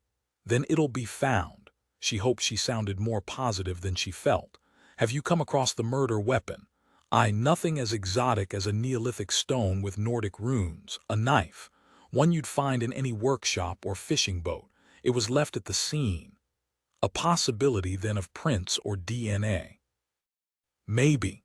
He waited for a moment before speaking again, and now the words came out as a cry, loud even over the sound of the wind. "But we won't hear about that anytime soon, will we? Not with the holidays. Even without the holidays, with the backlog there is, and the time everything takes at the lab. Vela and her boys are waiting for answers, and Miles is going slowly crazy in that madhouse that he shared with George." She wanted to take him into her arms to reassure him.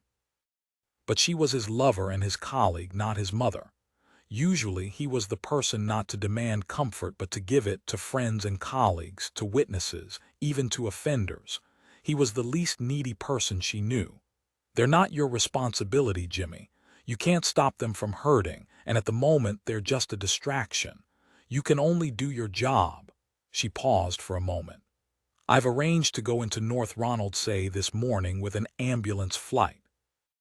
Probably a waste of time, but I'd like to talk to one of the islanders, see if I can dig up a bit more detail on Nat's father's death, and you've got it covered here. I should be back early afternoon." She looked across at him. In the artificial lights his face looked gaunt and haunted. His olive skin was gray. "That is okay." "Sure," he said, but he seemed distracted, focused entirely on his own thoughts. She touched his arm, turned away, and started walking back to her car. This was Jimmy's crime scene, and she couldn't interfere. Her presence would only undermine his authority. When she got to the cordon, she gave him a little wave, but she wasn't sure that he'd seen her. Willow was at the airport half an hour early, and the team at the desk were expecting her. She was antsy, uncomfortable, pacing past the display of Orkney crafts, and the posters celebrating the island's archaeology and natural history. She'd wondered if Nat might be there trying to get back to a place he thought of as home, but there was no sign of him and he still wasn't answering his phone. They were frying bacon in the cafe and the smell made her want to throw up. At last, the ambulance appeared and a frail elderly man was loaded into the plane. Willow knew one of the medics who was with him. "Thanks for letting me hitch a lift." "Ah, no problem at all. We're all seeing the news. Another death. We all want to help as much as we can." She knew the man was hoping for information about the investigation but couldn't quite bring himself to ask why she was heading into North Ronaldsay. She was grateful for his tact. Again, she sat in the front, next to the pilot, watching the map of Orkney spread below her, and thought once more how lucky she was to live in this place. They bounced to a landing on the airstrip. The fire tender and crew were there, and she waved to a couple of islanders she knew. North Ronaldsay always felt remote to her, different and separate. It was flatter, more distant. As in Fair Isle, most of the visitors stayed at the bird observatory and came for the natural history, or the sheep or the knitting.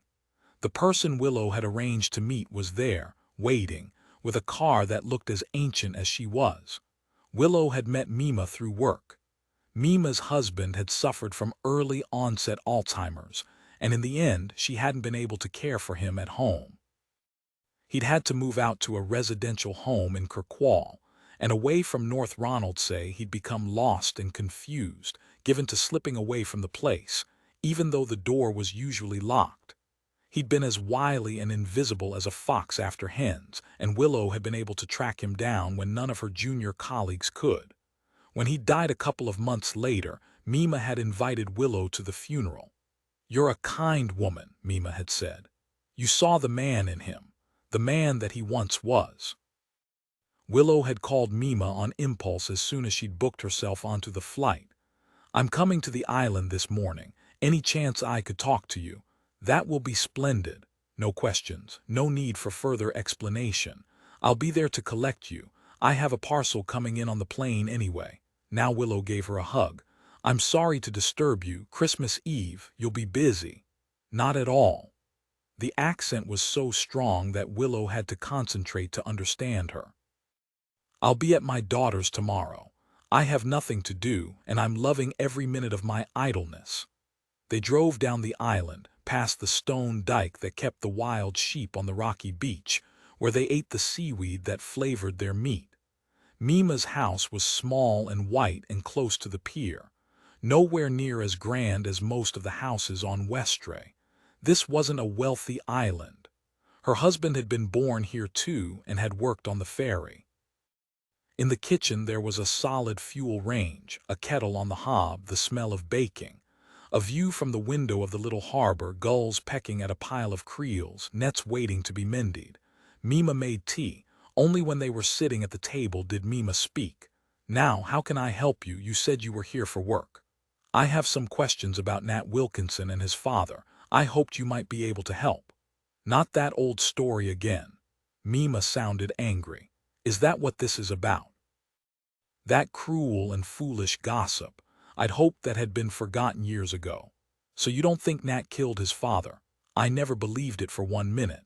"How could you be so sure? I understand that the father was abusive. The boy could have lashed out, sent him flying, more an accident maybe than a deliberate killing." Mima shook her head. "Nathaniel was a good boy, harmless, nervy, but that's hardly surprising with a family like that. We should have done something about the way his father treated him." "Called social services." There was a pause. "I nearly called the police once, but you know how it is in a place like this." Willow nodded. "The secret's known but not spoken of. We suspected that bad things were going on in the family, but we closed our eyes to it. They kept themselves apart, you know. Maybe we thought it wasn't our business. Of course it was our business. It should have been everyone's business. That doesn't mean Nat didn't push his father, you know." Willow kept her voice low. "You can't take the blame for what happened." "He didn't push his father," Mima said. "I saw it all. I was out on that bench in the garden shelling peas. It was summer, a splendid day. I couldn't hear what they were saying between them, but the lad was nowhere near the man when he tumbled in, and Nat was in the water trying to save him as soon as he realized that his father had fallen. She paused for a moment, and Willow could tell that she was reliving the afternoon. I told the young officer who came asking about it, but that would have been before your time, of course. So what caused all the rumors that the man had been pushed? Mima didn't answer immediately. Boredom. All those people with nothing else going on in their lives, so they had to make up stories. And ignorance. Because the Wilkinsons weren't local, they were fair game. Did you know that Nat was bullied at school? Mima nodded. He came here once and told me about it. His mother was struggling to keep the shop running, and I popped in most days to help her. Not out of charity, you understand, but a place like this, we need a shop to survive. It's not just the convenience. It's a place where folk meet and chat, and who wants to be collecting orders from the boat every time the cupboard looks bare. So I went in and I helped to keep things straight for her. Nothing formal, no pay. That was kind. They could have done with a bit more kindness in their lives. The woman struggled on for a few more years, but then she gave up the business and moved south. I got to know the lad properly when he was home from the grammar school for the holidays, when his mother was still thinking she could make a go of the shop. I was a sort of nan to him, and he knew he could always come in and chat. I liked the company when my man was out with the ferry. Have you seen Nat recently? Mima shook her head.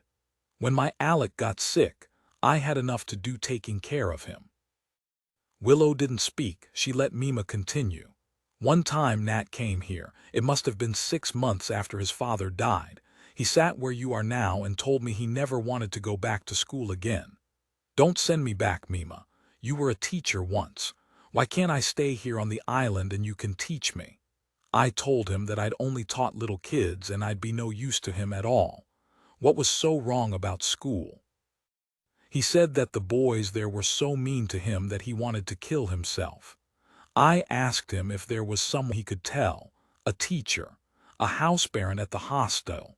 He said he'd already talked to his form teacher, but that had only made things worse.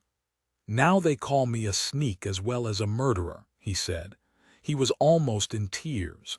It made my heart bleed. He told a teacher who'd had the arrogance to think that he could sort it all out, when what he really needed was professional help for his mental ill health. She looked up at Willow, who saw that now Mima herself was almost in tears. I'm so sorry to bring that time back, she said.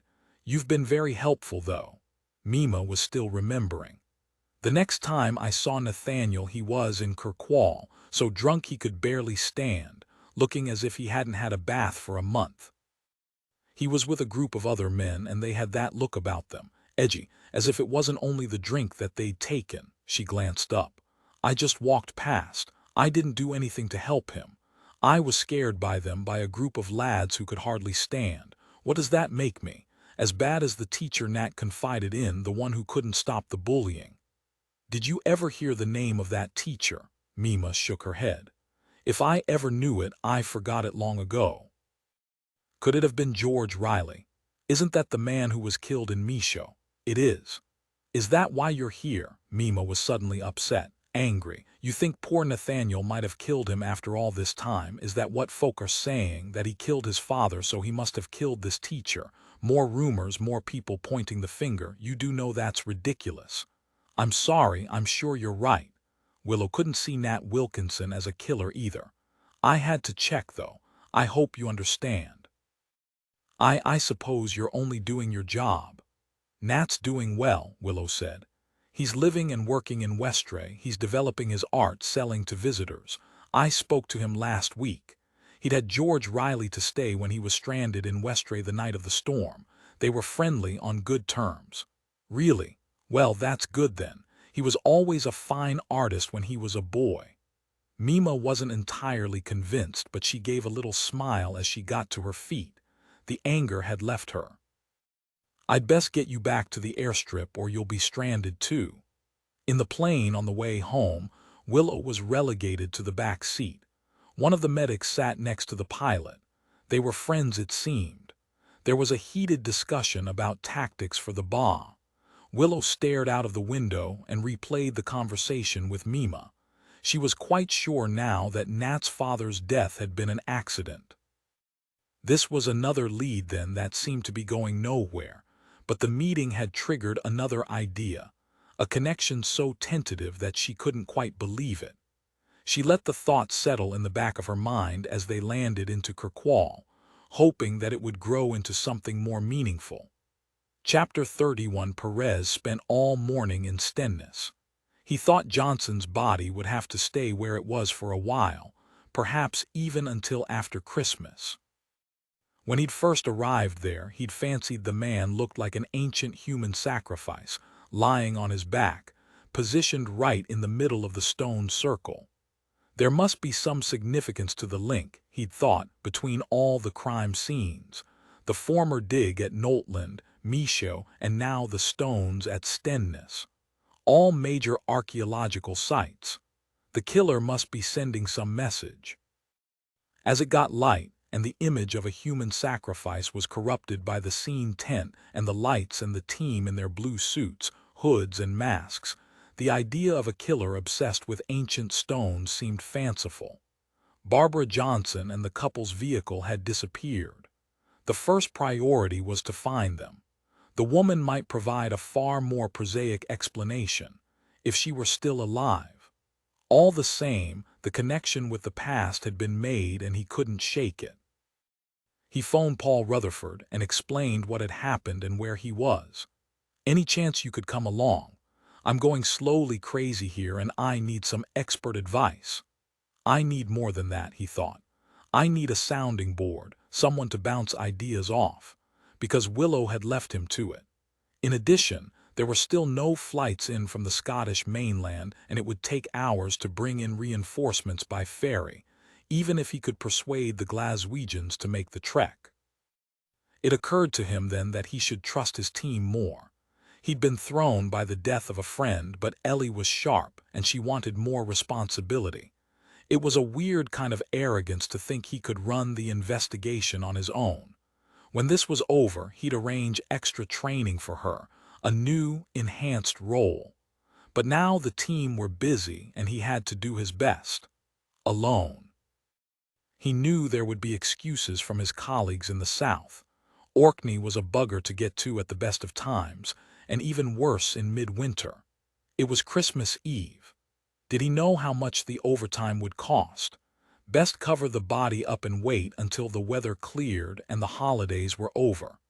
None of that would be said out loud, of course, not to him, at least, but the mood he was in, he imagined it was what his colleagues in Glasgow would be thinking. Dr. Grieve had only just returned home to Aberdeen and Perez couldn't get hold of him. That added to his sense of isolation and his anxiety that the investigation was going nowhere. He tried to follow Willow's advice and focus on routine policing. He spoke to his blue-suited colleagues. Don't contaminate the scene. Make a note of whoever comes through the cordon. Let's try to trace Johnson's movement since he left Westray, and we need to find his wife and their car. A pause. Can we keep a lookout for Nat Wilkinson too? He disappeared suddenly from Westray yesterday without any explanation. It felt as if he was repeating these instructions as a mantra throughout the morning, that somehow the words were just about keeping him sane. But his mood lifted when Rutherford appeared at the edge of the cordon. A new face and a different perspective. Perez made his way across the cropped grass to join him. They sat in Rutherford's car. He'd brought a flask of strong black coffee and a plastic tub of homemade mince pies. The sudden blast of caffeine and sugar made Perez jittery, light-headed. "So Tony Johnson's dead," Rutherford said. "There won't be many people in the field who'll mourn him. He loved his celebrity more than his subject, but you wouldn't wish that on anyone, and certainly not on his family. We can't find his wife. As far as we know, she's still here in Orkney. We're trying to track down his children too, to notify them of the death, and in the hope that they've heard from Barbara, but according to neighbors they're both abroad for the holidays. I'm not sure how I can help. We think he was killed here." Perez couldn't be certain about anything just now, but there'd been blood on the grass and no indication that the body had been moved. It seems odd that all three bodies were found at sites of archaeological significance, and sites of significance to Johnson. What do you mean? They were all featured in the TV series that he fronted. There were other places in Shetland, but those were the Orkney sites he visited. I was surprised that he didn't decide to go to Pape because the Nap of Howor there is so significant. It's thought to be the oldest preserved stone house in northern Europe. But Michaud, Noltland, and Stennis were the ones where he stood looking handsome and moody, talking to camera. It could be a coincidence, of course. Maybe. Perez thought this turned his whole perception of the investigation on its head. He'd come to believe that Johnson had killed Archie and George to save his reputation. Now, Rutherford was suggesting that Johnson could have been the intended target all along. If that was the case, why had the other victims been killed? Some warped attempt at misdirection, or collateral damage. According to Miles, it was the television programs that triggered George Riley's anger and made him determined to expose Johnson. Yeah, well, it made me pretty angry too, seeing the man standing there posing as the big expert trotting out his stuff. I suspect that he didn't go to Pape because he didn't know so much about the subject. He had no information to steal. We're still desperate to find the wife. We don't know yet if she's dead or alive. You say there was no other site featured on the television program. Rutherford shook his head. Not in Orkney. So that didn't help very much. It seemed, though, that Rutherford was having second thoughts. There was a quick piece about the Ring o' Brodgar, but it was in the same episode as the Stones of Stennis, so it slipped my mind. Did he do a piece to camera from there? Yeah, I think he did. The Ring o' Brodgar was very close to where they were now, on the same isthmus between the locks of Harray and Stennis as the stone circle where Johnson's body had been found. The team had already driven slowly along the road, looking for the Johnsons' vehicle, but Perez wasn't sure that anybody had walked into Brodgar, not since it was light. If Barbara Johnson was lying anywhere, it might be there. Rutherford seemed unaware of the impact of his words. Is that all? Only I promised I'd get the kids out of the way so my wife can finish wrapping the presents. Sure. Perez drew his attention back to the archaeologist. It was good of you to come out. He watched Rutherford drive away and looked at his phone. There was still no news on Barbara Johnson. He tried to call Willow, but it clicked straight through to voicemail. He wondered briefly if she was wrapping presents too, but couldn't quite imagine it. She could have made it to North Ronald, say. He had to push his way through a line of gawpers to get back inside the cordon. He wanted to shout at them, "Don't you have anything better to do on Christmas Eve?" At the scene, he left a message with one of his team. "I'm just heading over to Brodgar. Probably a wild goose chase, but that's where I'll be if anyone wants me." Then he walked away, along the empty road with water on both sides of him, glad to be alone for a while and to let the facts of the case churn around his mind. Brodgar was a completed circle, massive stones perfectly formed. Tourists came from all over the world to marvel at it. He paused for a moment before leaving the road, aware of the tension in his muscles, his limbs and his face tight and strained. The sun was well up now, the shadows dark and sharp on the grass. He imagined Neolithic people coming to the monument with a sense of wonder and awe. Perhaps they'd been here seeking answers too. Usually, there'd be traffic moving behind him, but because they'd closed the road, everything was still. He could see the work going on at the crime scene at Stennis, but he was too far away for any noise to reach him. A curlew flew calling across the hill. He followed the footpath, walking slowly, looking for any indication that someone had been here before him. There was nothing. Not even a scrap of litter or an empty beer can. At the edge of the circle, he paused again. His shadow was thrown in front of him, as if he was one of the stones. He thought he heard a movement behind him, but when he looked there was nothing there.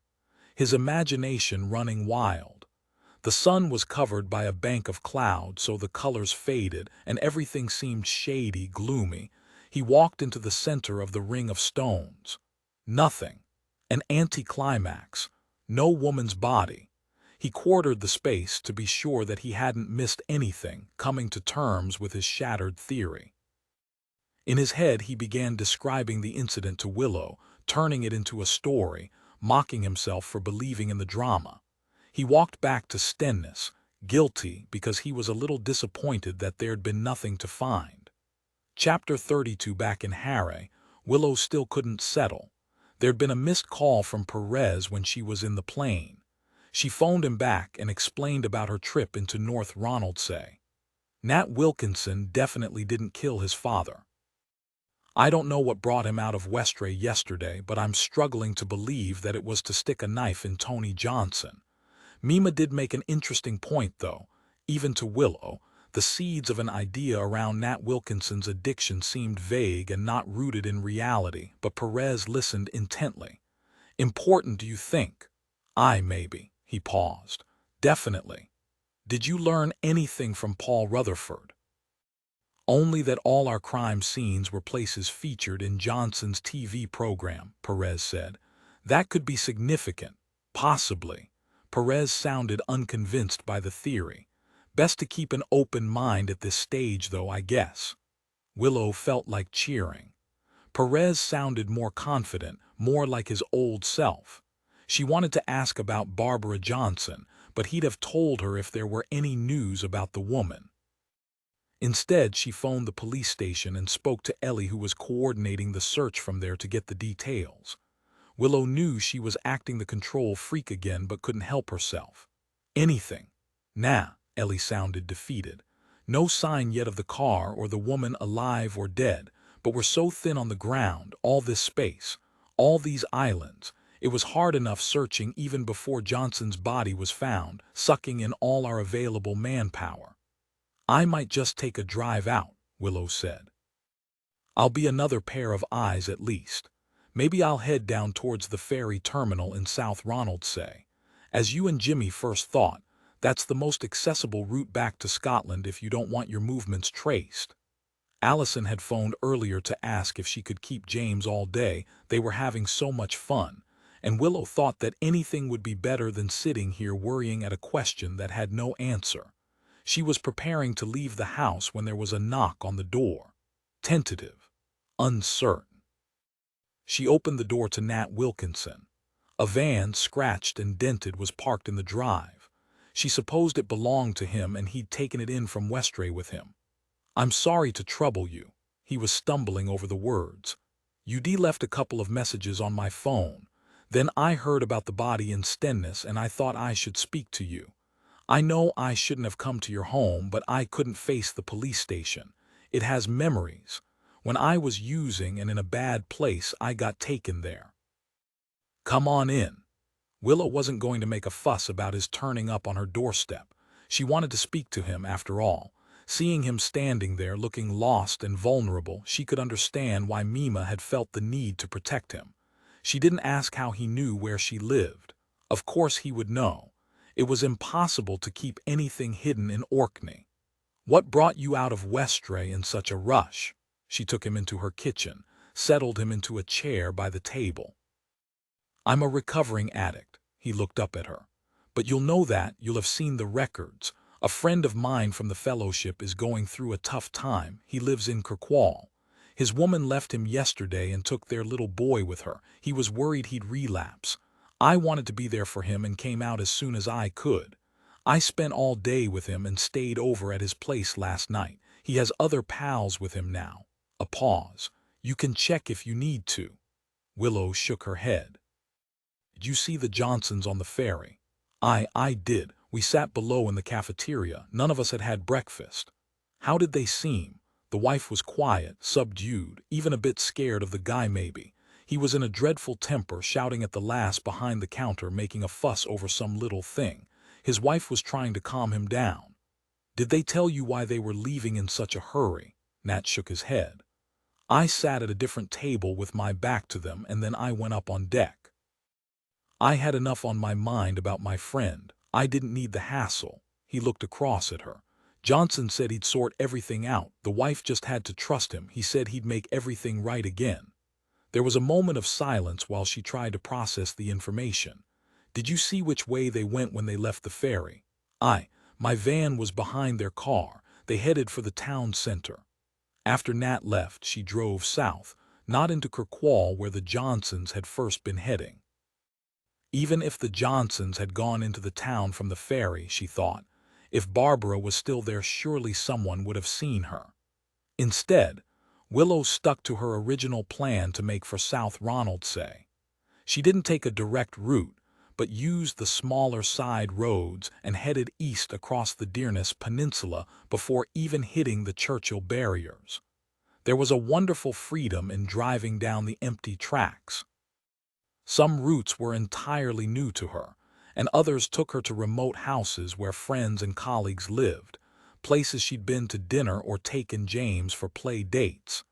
She felt a moment of guilt because she was enjoying this meandering road trip so much. Another man had died. She hadn't liked Tony Johnson, but perhaps she should grieve a little at his passing. Everywhere she came across spectacular views. She'd grown up on an island, was familiar with the huge skies, but here it was the vista of land and more land and more water spreading out to the horizon that made the landscape so special. The weather had changed. It was mild and breezy, with the knowledge that from now on the days would get a little longer.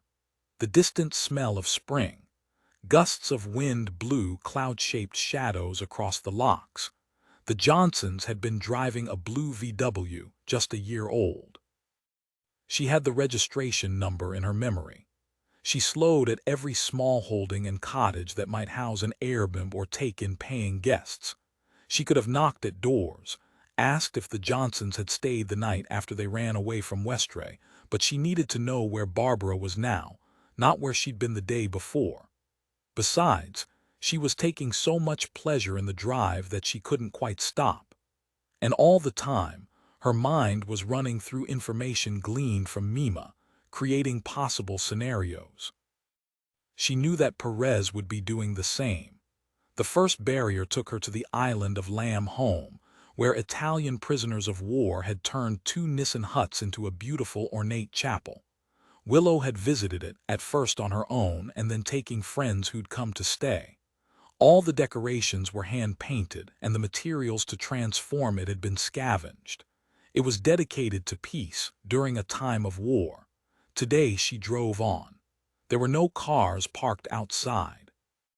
Crossing the next barrier, she was aware of the waves from Scapa Flow lapping against the concrete, the westerly breeze behind them. In a gale and with a high tide, sometimes the road was impassable. A flock of geese rose into the air as she passed.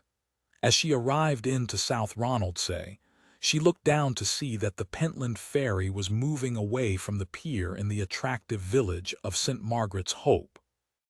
This was the first sight many visitors had of Orkney, and many stayed, buying up the pretty houses, inflating prices, only realizing too late that in winter the gales closed the barriers, and that the restaurants and shops that had appealed to them were closed.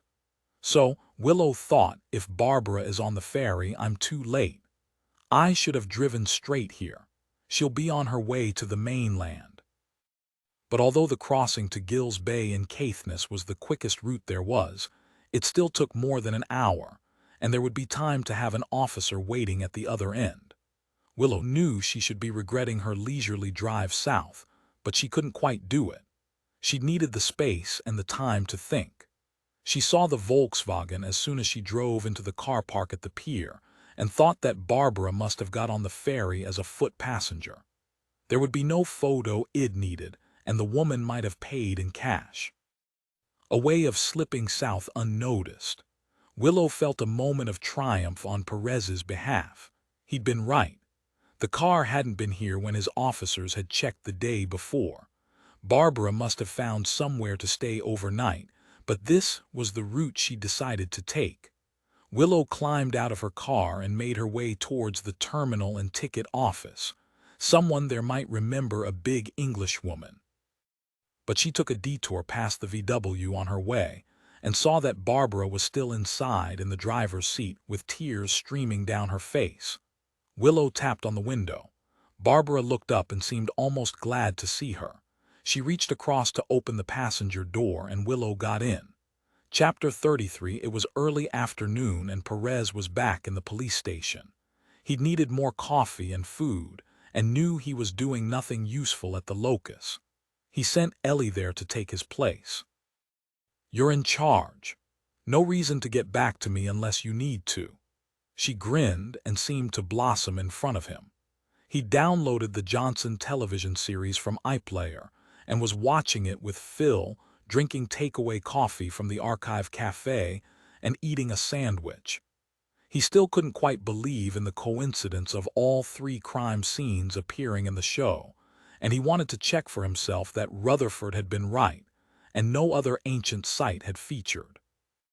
He had to admit that the professor had been a convincing performer. The viewers would have believed that he was the expert in the field, and that it was down to his skill that the runes on the story stones had been interpreted. Certainly, it would never occur to them that the man had only stayed on Westray a couple of times before making the film. He spoke fluently, with only a trace of arrogance, and anyone watching would be quite certain that nobody else could have been as knowledgeable as him. He came across as likable, a bit of a rogue, and he peppered the history with personal stories about his time on the island, first as a student and then as an academic. There were some wild parties. I'm not sure we would have got away with anything like that these days. A little chuckle, as if he regretted the old freedoms. Perez wondered what Willow would make of that, and again the spark of an idea floated into his head. Rutherford had been right. The 3 episodes based on Orkney had featured Westray, Michaud, and Stennis, including a brief piece shot with Brodger in the background. Perez didn't bother to watch the films based in Shetland. By then, he'd had enough of Johnson's strutting, the carefully windblown hair, and the patronizing air. "Man," Phil said when the screen went blank, "have you ever seen anyone so sure of himself?" Perez was about to answer when his phone rang. Willow, her voice a little breathless. "I've found Barbara." For a moment he didn't reply. He could hardly believe what she was telling him. "Alive?" "Oh yes, very alive." "Where?" "St. Margaret's Hope. You and Ellie guessed she might be there. She was going to get on the 2:30 ferry to Caithness when she heard on the news that Tony was dead. She was in her car crying her eyes out when I found her. The ferry sailed without her. She's still here. I've just left her in my car for a couple of minutes to make the call. I can see her. She's not going anywhere." "Do you believe her? You don't think she killed her husband?" "Oh, I believe that. I'm not sure about anything else. She could have been involved in the other 2 murders, couldn't she? As Johnson's accomplice, I'll bring her in. Leave their car here secure. You can send someone down for it." Perez was going to tell Willow to take care, to ask if she needed someone to come to South Ronaldsay so she wouldn't be on her own with the woman who might, despite what Willow had said, have recently killed her husband. But in the end, he thought better of it. The spark of his idea was growing a little brighter, and he trusted Willow's judgment. She knew what she was doing. He decided when Barbara walked into the police station that they'd both been right. He couldn't see this as a woman who'd killed her husband. Not in cold blood. Not leaving him overnight in the middle of a stone circle. She was a mess. Her eyes were red with crying. She was still rubbing them with her knuckles as she came through the door. She'd been wearing makeup when she'd set off for the ferry, but the mascara and shadow had smudged all over her cheeks. The confident extrovert had disappeared, along with the loud voice and the sense of entitlement. She'd clung on to Willow's arm as they made their way from the car park, as if she'd get lost without the detective, as if she wouldn't be able to stand straight without support. Either she was a consummate actor, or she was devastated by her husband's death. Perez knew he could be too sympathetic, too easily taken in by a good sob story, but he believed that Barbara was grieving. While he understood her anger and her pain, now he needed answers quickly. The woman was the best way to find out who'd killed Archie Stout, George Riley, and Tony Johnson.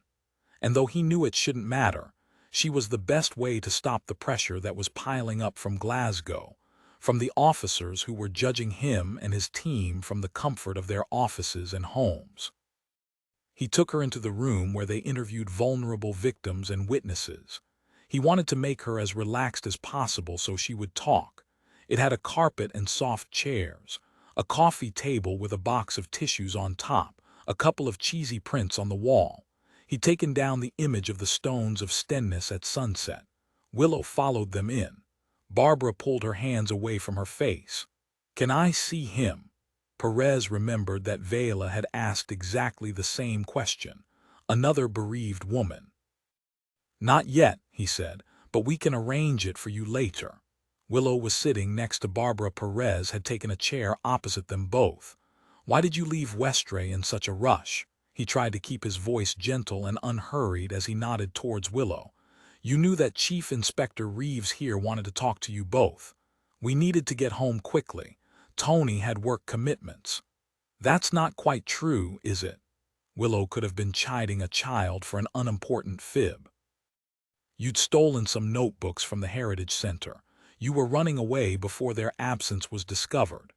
But that did relate to Tony's work. Perez thought Barbara had convinced herself that they'd done nothing wrong. She'd created a narrative in which she and her husband were the good guys, misunderstood. And he thought, don't we all do that at times? Barbara was still speaking now, earnest, desperate to persuade them. Tony had used that material for his research paper. He had every right to it. But it wasn't his research, was it? Perez decided it was time to challenge her.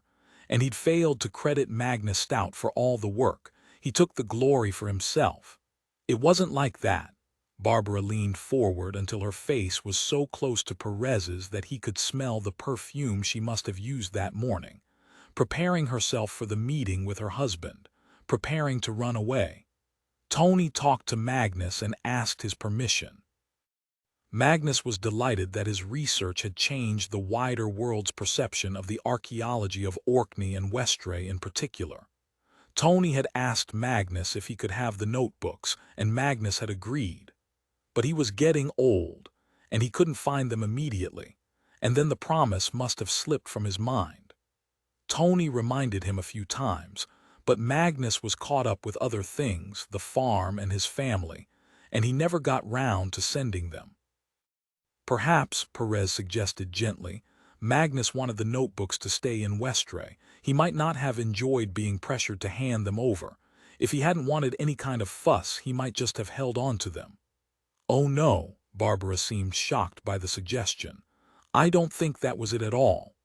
"Then he died," Perez went on as if she hadn't spoken, "and Archie found the notebooks in Nisthaven. He showed them to George Riley. He confronted your husband and accused him of plagiarism and fraud.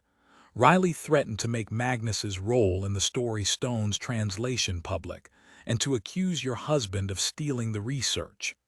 It was ridiculous." Barbara was almost back to her old self, shrill and certain. The loyal wife fighting for her husband's good name, or fighting for herself. Knowing, perhaps, that she'd be implicated too, that the lovely arty friends who came to her home for supper or drinks would pick up the scandal on social media and begin to keep their distance. It would have ruined Tony's reputation, just as he'd been commissioned to work on a new series for the BBC. So, Perez said, Tony arranged to meet Archie to discuss it all, to persuade him to hand over the notebooks. Barbara nodded. She glanced at Willow, as if hoping for her support.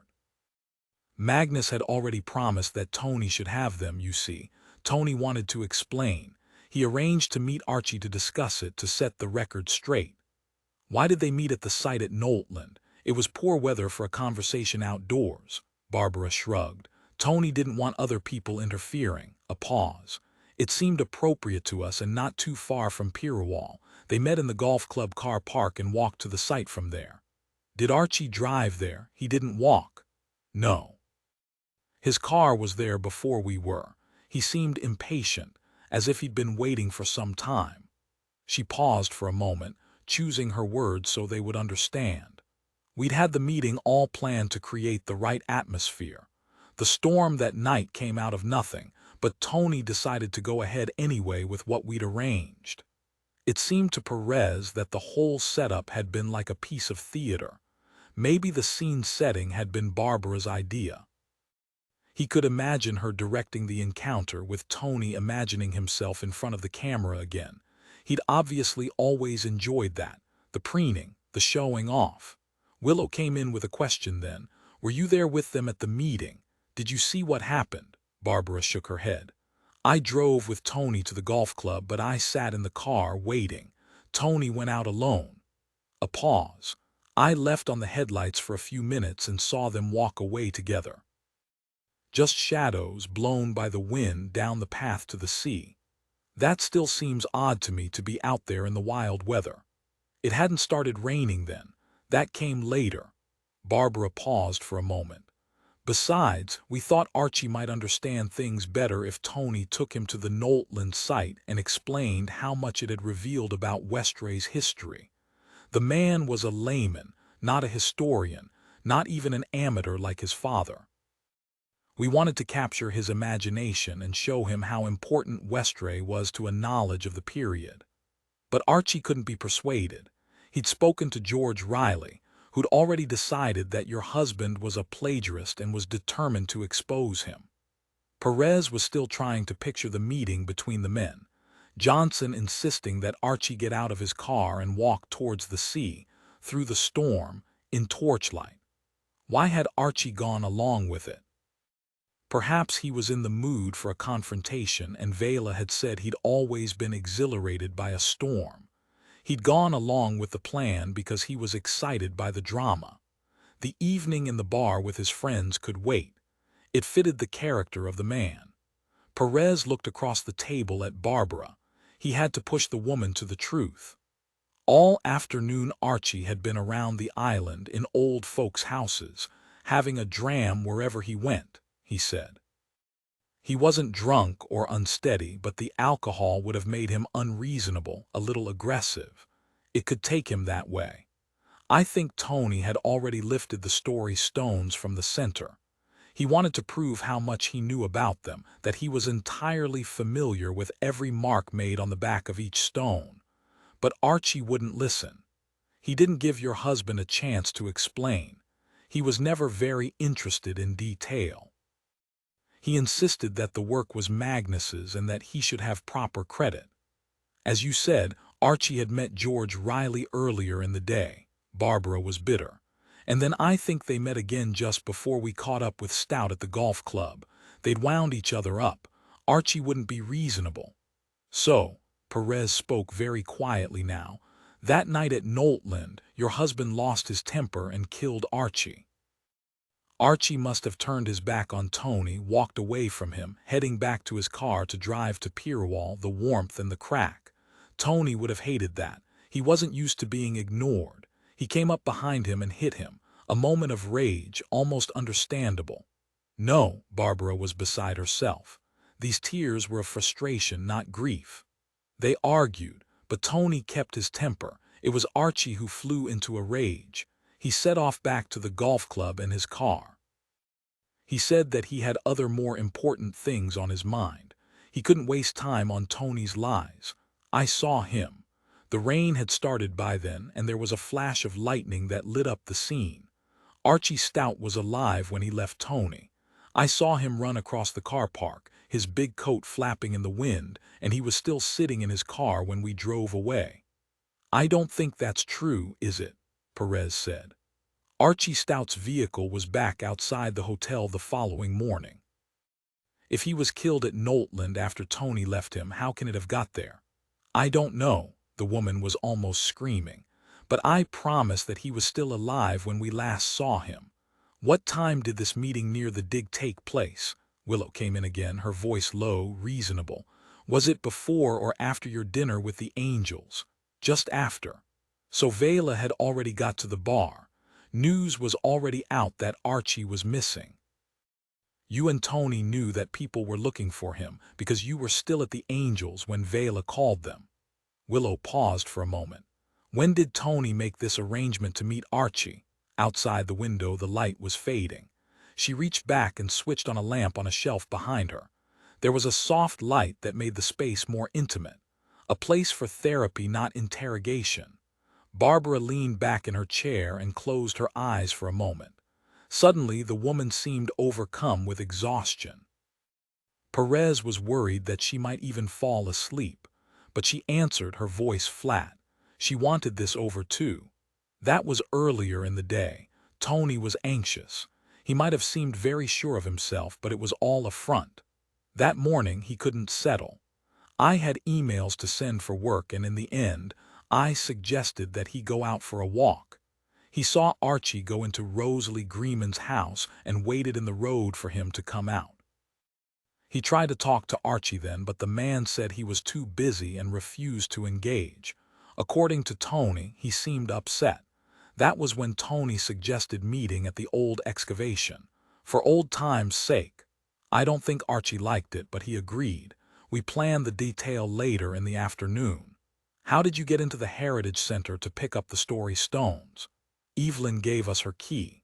Tony told her we wanted to do a little research. We pulled the door locked behind us. Perez supposed that was when Fiona had seen the light in the Heritage Center window. He was trying to make sense of this. He needed to create a real timeline of that day. He'd been given information by so many people that he couldn't keep track. Barbara was still talking. Even if Vela hadn't phoned the Angels to say she couldn't find Archie, we'd planned to leave Hillhead early. Tony had asked a colleague to phone him, so we'd have an excuse. So that was the phone call that Tom and Evelyn Angel had described. Perez and Barbara sat for a moment staring at each other. In the corridor outside, someone was whistling Silent Night. It was perfectly in tune. Willow took up the questions. Let's move on to the day of the carol concert in Kirkwall. You came out with the others on the ferry from Westray. I was at the concert, but I didn't see you in the cathedral, though you implied that you had been. No, Barbara said. We just thought we fancied a change, a trip into the mainland. It had all got a bit fraught in Westray after Archie died. We wanted a change of scene. A pause. I'm not sure why I lied about having been in the cathedral. I suppose it seemed a bit pathetic to say we'd come to town because we fancied a trip out when everyone else was having a deep and meaningful experience in the service. There was that sneer in her voice again, as if really she thought everyone else was pathetic. What did you do in Kirkwall? A bit of shopping, a few bits and pieces to take back as gifts for the family, a cocktail or three, a meal. Yes, we managed an early supper at the storehouse. What about lunch? Perez asked. Oh, I never bother much with lunch, and we'd had a full breakfast at the hotel. But Tony did have lunch, on his own in the Archive Cafe. Barbara seemed nearly to lose control again. Someone stabbed my husband and killed him. There have been 3 murders in your beautiful islands. And you're interested in our eating habits. This was the day that George Riley was killed. Perez's voice was icy. He was hit by the second-story stone that you've already admitted was in your husband's possession when he met Archie Stout on Westray. So yes, I'm very interested in your movements that day. Tony didn't have either of the story stones by then. She was wide awake now, shouting so loudly that her voice sounded hoarse. He left them at Knowltland with Archie. He'd been upset by the encounter, and anyway, why would he bother to carry the stones back with him? He'd had them to set the scene, to make Archie realize how much effort he'd put into making Westray famous. That obviously hadn't worked. Only one stone was there when I found Archie's body, Perez said. It was covered in blood and bone, and it had been used to bludgeon the man to death. That wasn't Tony. Are you sure, Mrs. Johnson? Willow said quietly. You weren't there. Can you really be sure? Barbara stared at her. Of course I'm sure. Tony was pissed off. He'd been out in the cold and the wind when he could have been in the bar. He'd failed to persuade Stout. His reputation was in danger, but I saw the man come back to his car. Besides, there was no blood on my husband's hands, literally or metaphorically. And there would have been, wouldn't there, if he'd battered Archie, on his hands and his clothes? Neither of them answered. "Where were you when your husband was having lunch in Kirkwall, Mrs. Johnson?" Perez asked at last. "We know you took your car with you on the ferry that day. Did you go out for a drive, explore a little?" She shook her head. "We did go for a drive, only out to Orkney. It was a beautiful day, but that was just after we first arrived in Kirkwall." "What were you doing while your husband was eating lunch? You still haven't explained." "What is this fixation with Tony's lunch?" "I was shopping. Tony hates it." "Hated it? I love it. So we split up. No big deal, no drama." "And then you split up again yesterday," Willow said. "According to a witness, you and your husband were arguing in the ferry on the way out of Westray. Is that why you were driving to St. Margaret's Hope on your own? You decided you couldn't live with him any longer." "No." "Then perhaps you could explain." Barbara didn't answer for a moment. "Mrs. Johnson, Tony thought he'd come up with a plan to get the Stout family on side. All it would take would be for Vela to explain that he'd collaborated with Magnus, that the notebooks might be in the old man's writing but that he'd been scribing for Tony, that the work was all his. But that wasn't true, was it? No, it wasn't all true, but honestly I think Tony had come to believe his own story. He was feeling cheated and betrayed." A pause. "I wasn't sure about him going to Vela. She just lost her husband. She might see it as the most dreadful intrusion. But Tony thought he had a way to persuade her. I'm not sure why. Your husband had stolen the notebooks the night before you left. I'd been in the center to look at them, but he came in later. He persuaded Tom and Evelyn to bring their key to the Pirwall Hotel." She nodded. "We had the notebooks, but Tony knew there'd probably be a digital record. Having the books wasn't enough. He wanted Vela to write him a letter of support." She looked up at them both. "He was hoping to persuade George's partner to be on his side too." "Did he go to visit Miles?" "I think so. He got a taxi to Finstone. The last time I spoke to him, the mobile reception was so poor that I wasn't quite clear what he was saying. We decided we'd be less likely to be found if we weren't together. We knew that running away from Westray would make us look guilty. So we split up. I found an Airbnb in Dearness. I never met the landlady. She just gave me the code to the key box." She paused. "I gathered from that last call that Vela had refused to talk to Tony, so he was going to try George's partner. George was the person who'd stirred up all the trouble against him." "Where was Tony planning to stay last night?" "I don't know. He said earlier that he'd found somewhere, but the line went dead before he could give me the details. I couldn't get through to him again." She looked across at Perez, horrified. "I suppose he was already dead." "We'd planned to meet in St. Margaret's Hope for the 2:30 ferry. He'd get a taxi down. We'd board separately in case they were looking out for us as a couple. We knew we didn't need photo id then, driving across the barriers. I was listening to the news on my car radio. I heard that he was dead. Didn't you think that running away would only make you look more guilty?" This question came from Perez. He couldn't quite reconcile the attempt to escape with the intelligent couple, who'd believed they could persuade the world that Johnson was an expert and not a plagiarist. Barbara hesitated before she spoke. "We panicked," she said. "We just wanted to leave it all behind us and go home." Chapter 34. They let Barbara go. It seemed there was nothing more she could tell them. Nothing more, at least, that she was willing to say. The owner of the Airbnb in Dearness hadn't seen her but had confirmed that someone had been in the place. "Oh yes, she definitely stayed there.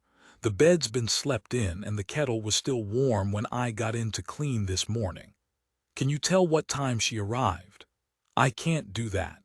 I live close by, but I was in Kirkwall with my father all night. A family party. A neighbor might have seen her car." Perez sent an officer to check, but even before he reported back, they both agreed that they had no reason to hold on to Barbara any longer. While they were talking to the woman, Phil had received a call to say that Johnson had booked into the pub in Stennis the night of his death. He passed on the message as soon as the interview was over. Ellie went across to the hotel to check the story.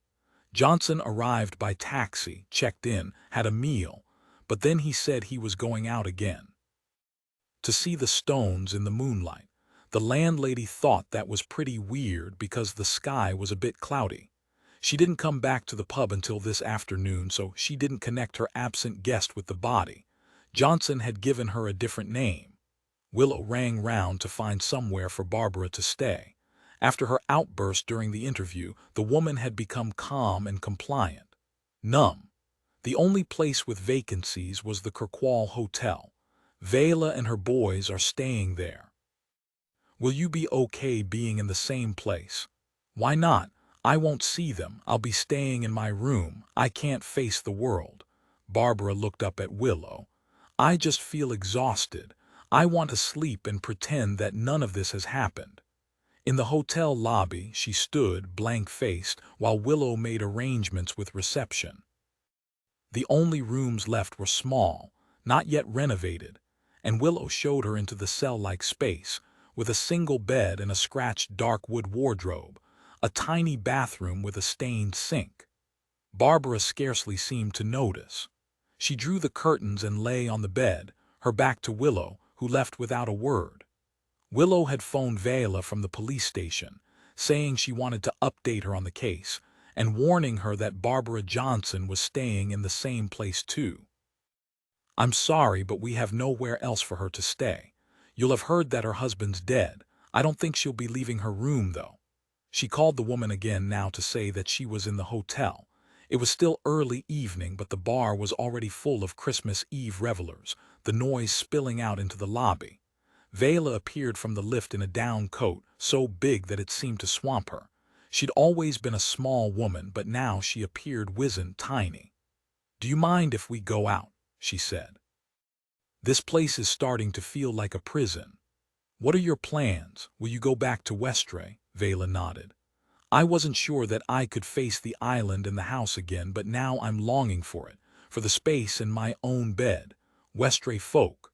Once the bar is over and all the speeches about Archie are finished, we'll head back.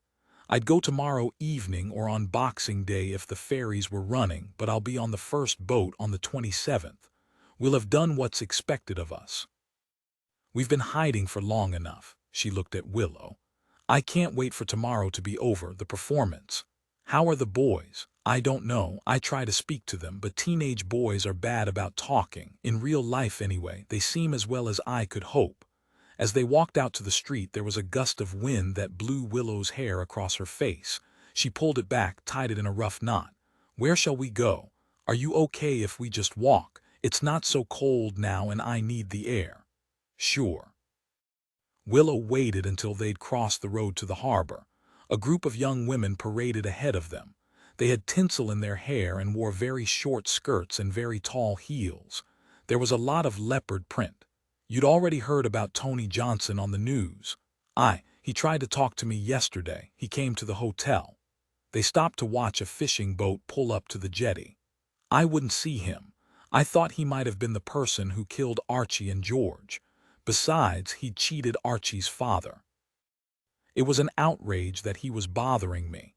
You should have contacted us. We'd have talked to him. And maybe Willow thought we'd have saved his life." Vela shrugged. Perhaps I should, but just now everything seems too much bother. I just wanted him to go away and leave me in peace." "There's a possibility that he did kill those men," Willow said. "The cause of death in this latest murder is a little different." "That would be some coincidence, surely. 2 killers in a place like Orkney." "I'm not saying the deaths aren't linked. Johnson's death might have been a revenge killing." "You think I killed Johnson because he murdered my husband?" Vela stopped walking and turned towards Willow. The small, pointed face stared out from the billowing hood. She shook her head very slowly as if the detective were crazy. Willow shook her head. "Not just you. Other people have been bereaved. It's a possibility we have to consider, as a theory." "When did he die?" Willow and Perez had talked about this. "Late yesterday evening, certainly after dark. Because before that there would have been people exploring the stones of Stennis, and there would have been locals walking their dogs. Well then, we were all in last night. We had an early supper in the restaurant, then the boys were in their room. It's a twin and they're in together. We have connecting rooms and I heard them through the wall. They were watching some film on the telly or maybe playing a game." Vela paused for a moment. They were still awake at midnight when I shouted at them to go to sleep. Could they hear you? You really think that I sneaked out late at night, drove to Stennis to meet a man I disliked and was scared of, and killed him? Vela gave a hard little laugh. As I said, it doesn't matter what I think. I need to ask these questions. It doesn't mean I don't believe you. It's important that I follow the process. You must understand. I suppose I must, but it's a strange, shitty kind of work you do. They'd been walking west away from the bars and the restaurants towards the industrial estate and had reached the little nature reserve on the edge of the town, a loch and wetland. During the day, there'd be geese and swans on the deep water and wading birds at the muddy edges. The ice had all melted and a breeze chopped the reflected street lights into tiny images. Did Johnson tell you why he wanted to see you? Oh yes, he was quite open about it just in that phone call. You'd maybe say that he was desperate. He seemed crazy, obsessed. He wanted me to write a letter saying that Magnus had given him permission to use his research. In fact, he'd already written the letter. He just wanted me to come down to sign it. He said I'd regret it if I didn't agree. It sounded like a sort of threat. He was still talking, but I ended the call. He tried phoning again, but I didn't answer. Willow didn't speak for a moment. She was processing the information, wondering how this might be relevant. Why had Johnson thought Vela would be so open to persuasion? That overweening arrogance, maybe. Did he have your mobile number?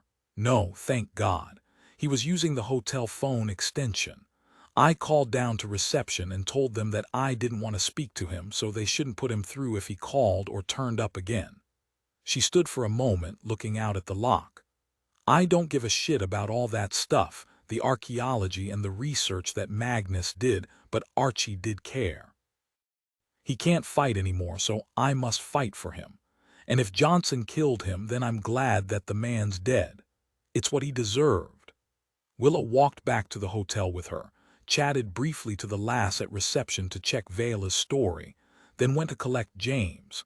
It was Christmas Eve, and she wanted to spend a little time with her son. Chapter 35. Perez drove to Finstone again, to the grand stone house where George Riley had lived with the love of his life.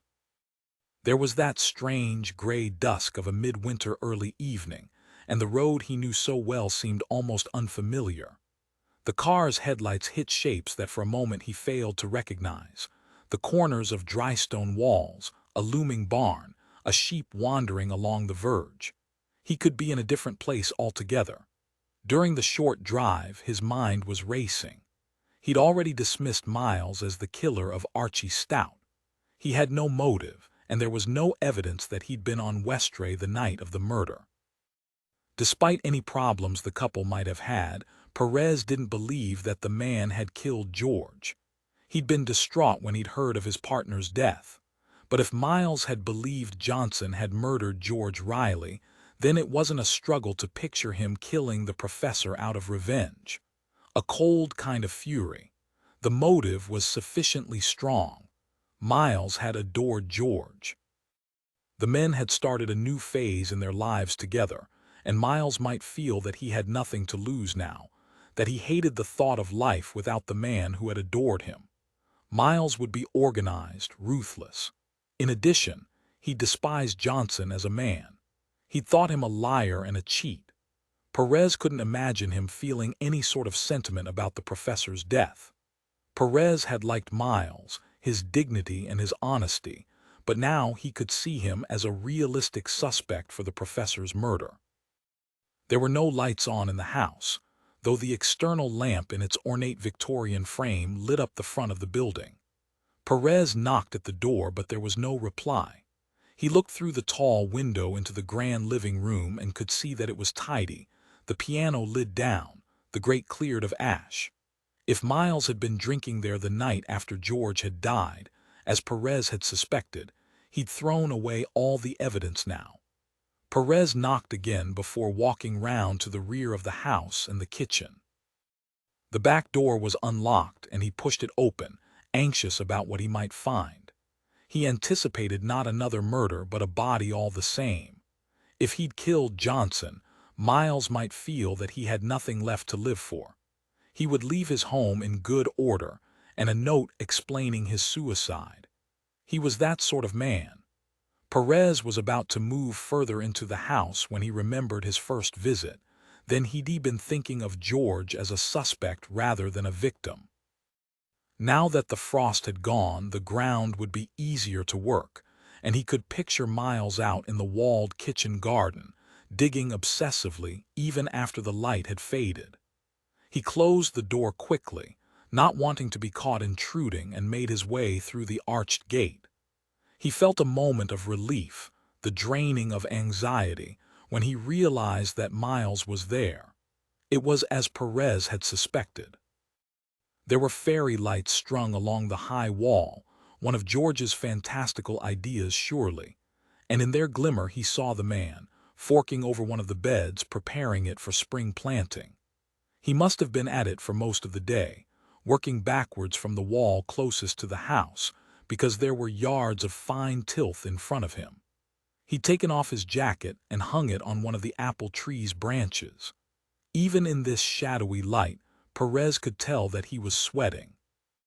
Miles stuck the fork into the ground and turned away to reach into his jacket pocket for a handkerchief as Perez stood in the archway, but the man must have heard the opening of the gate because he looked round.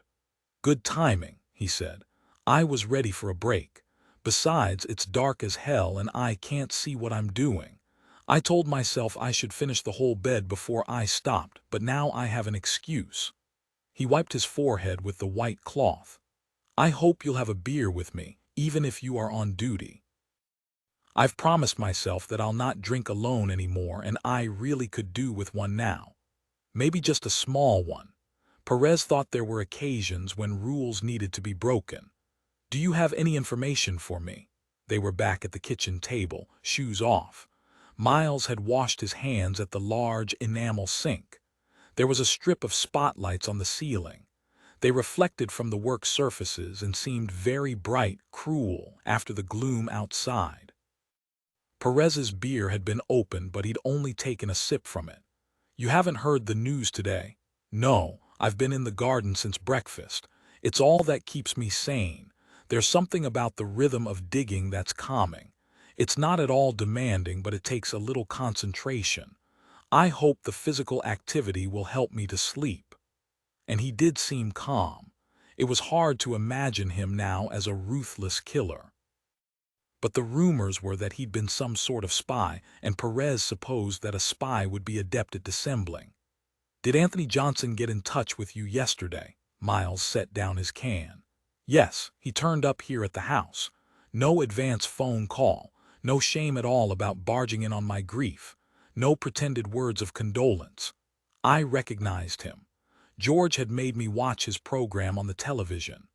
George swore all the way through it, so I couldn't hear a word, but I could see the images.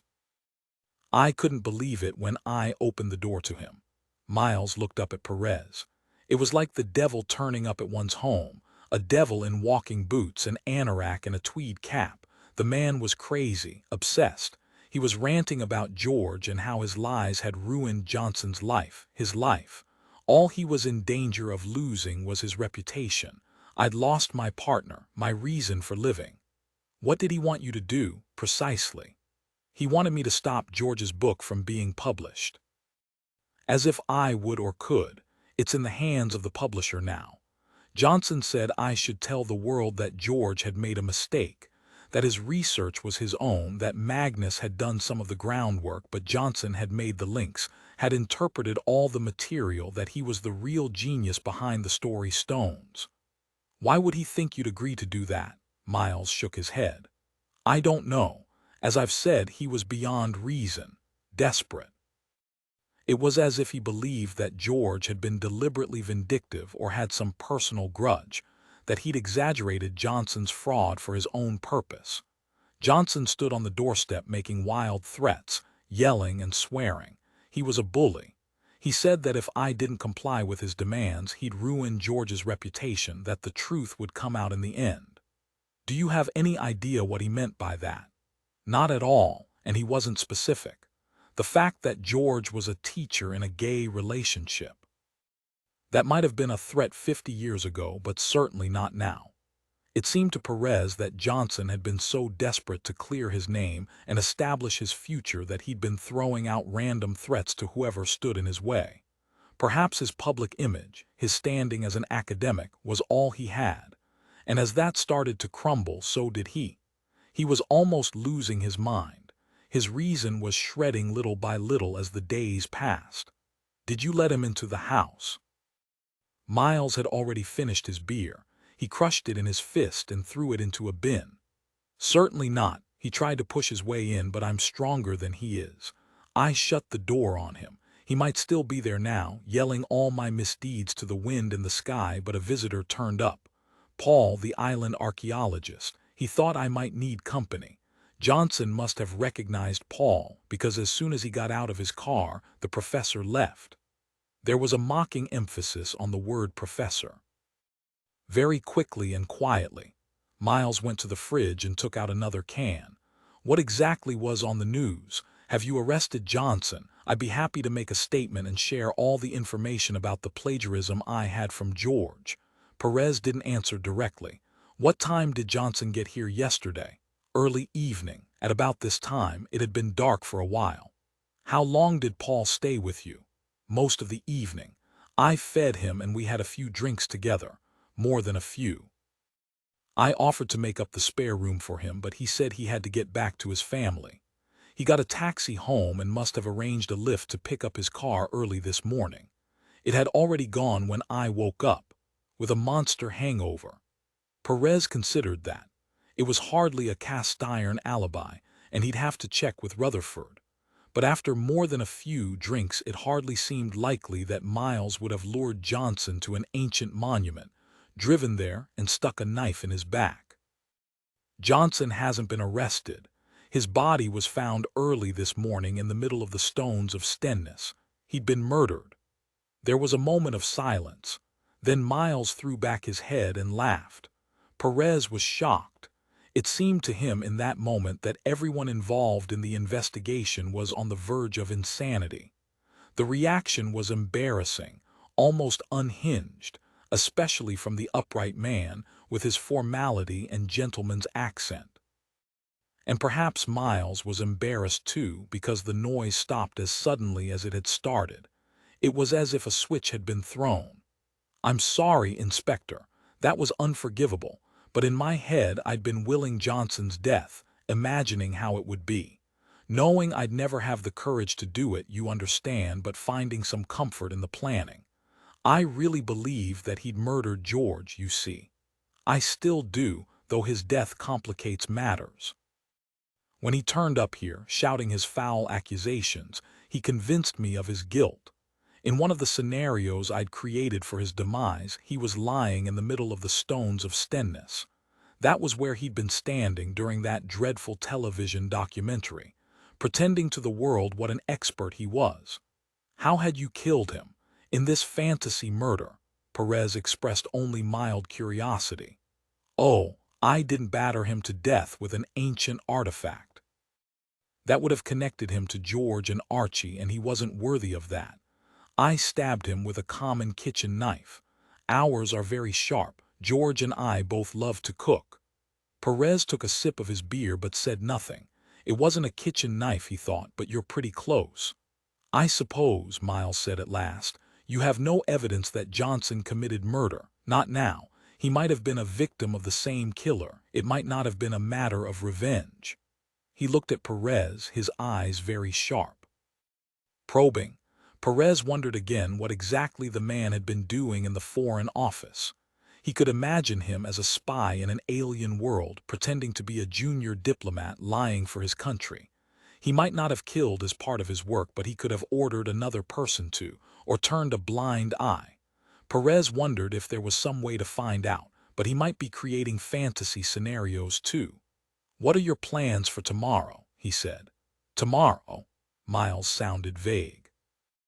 "Ah, of course, Christmas Day." He gave a sad smile. "George was a great fan of Christmas. We made our own traditions. A feast that very definitely didn't include turkey. I might not bother with all the food, but I'll probably excuse myself from the no drinking alone rule." Was the Ba one of those traditions? You do know that George wrote the definitive history of the game. Oh, of course we went along to that. How could we not? He smiled again, this time self-mocking. As you say, George was a leading light, helping with the organization, though he never played. Besides, all those athletic young men, rolling around in the mud, jumping into the water. We wouldn't have missed it for the world. Perez couldn't think where there might be mud on the Ba route, but he understood the sentiment and was relieved that Miles seemed calmer now, brighter, not taking himself so seriously, at least for the moment. I understand that there'll be a tribute to Archie and to George before the start. They've asked me to speak, Miles said. He looked up at Perez again. And to throw up the boys' Ba, to honor George's role as a teacher. I agreed in a moment of weakness, or perhaps in a moment of strength. George would have loved that, me, standing there in front of all those people, telling the great and the good of Orkney what a wonderful man he was. Have they asked Vela to speak too? I believe so, and hers will be the more important speech, of course. She and Archie being old Orcadian and Archie being so important to the game. I imagine she'll be talking after the main game in the afternoon. Maybe handing over some kind of trophy. That's as it should be. My speech will be very short, but even just being there will be difficult enough for me. I dislike any form of attention. I'll do it imagining George laughing at me. Again, he crushed the beer can and threw it with impressive precision into the bin. You should go, Inspector. If you stay, I'll use you as an excuse to drink more. And if I do, my willpower will be weak and I might continue all night again. Besides, I think you have a family. It's Christmas Eve. Would you like company? I'm sure there are friends of George who would gladly spend some time with you. He shook his head. I'd rather be on my own tonight. There will be people enough tomorrow. I'll watch an old film and sleep. I might even dream of happier times. When Perez got home, it was already past James's bedtime, but his son was still up, sitting beside Willow on a video call to Cassie in Shetland. Perez joined in. In the background, he saw Duncan Hunter's sitting room, and he was reminded vividly of the house where he'd spent time as a boy. Duncan had been his friend, and at weekends, when he might have been stranded in the school hostel in Lerwick, Perez had been invited to the large, crumbling house in the north of Shetland mainland, treated almost as Duncan's brother. It was as different from his own ordered and respectable home on Fair Isle as it was possible to be, rambling, cluttered, full of relics of the family's grand past. It had seemed to Perez that there were dusty rooms where the family never ventured. He'd even stayed there one Christmas day, when a storm had blown up and the Fair Isle mail boat, the Good Shepherd, had failed to make the trip to Grutness, and the small planes had been cancelled for more than a week. They hadn't eaten the Christmas meal until late in the evening, and Duncan's raffish parents had both been drunk before they'd sat down. They'd all played hide-and-seek in the freezing attics until, exhausted, the boys had taken their own decision that it was bedtime. In the morning, they'd woken to a blizzard and no electricity because the generator had been allowed to run out of fuel. Now, behind Cassie's excited face in the room Perez recognized for its cavernous fireplace, there was an enormous tree, elaborately decorated with wrapped presents at its foot. Celia's work. Duncan wouldn't have the patience. Perez had worried that the girl might feel abandoned, even though it had been her decision to accept the invitation to stay in Shetland, but she was clearly loving every minute. Have an early night, Perez said, or Santa won't come. Aye, right, a standing joke. Even when she was a youngster, Cassie had never believed in Santa, had always thought she was being conned.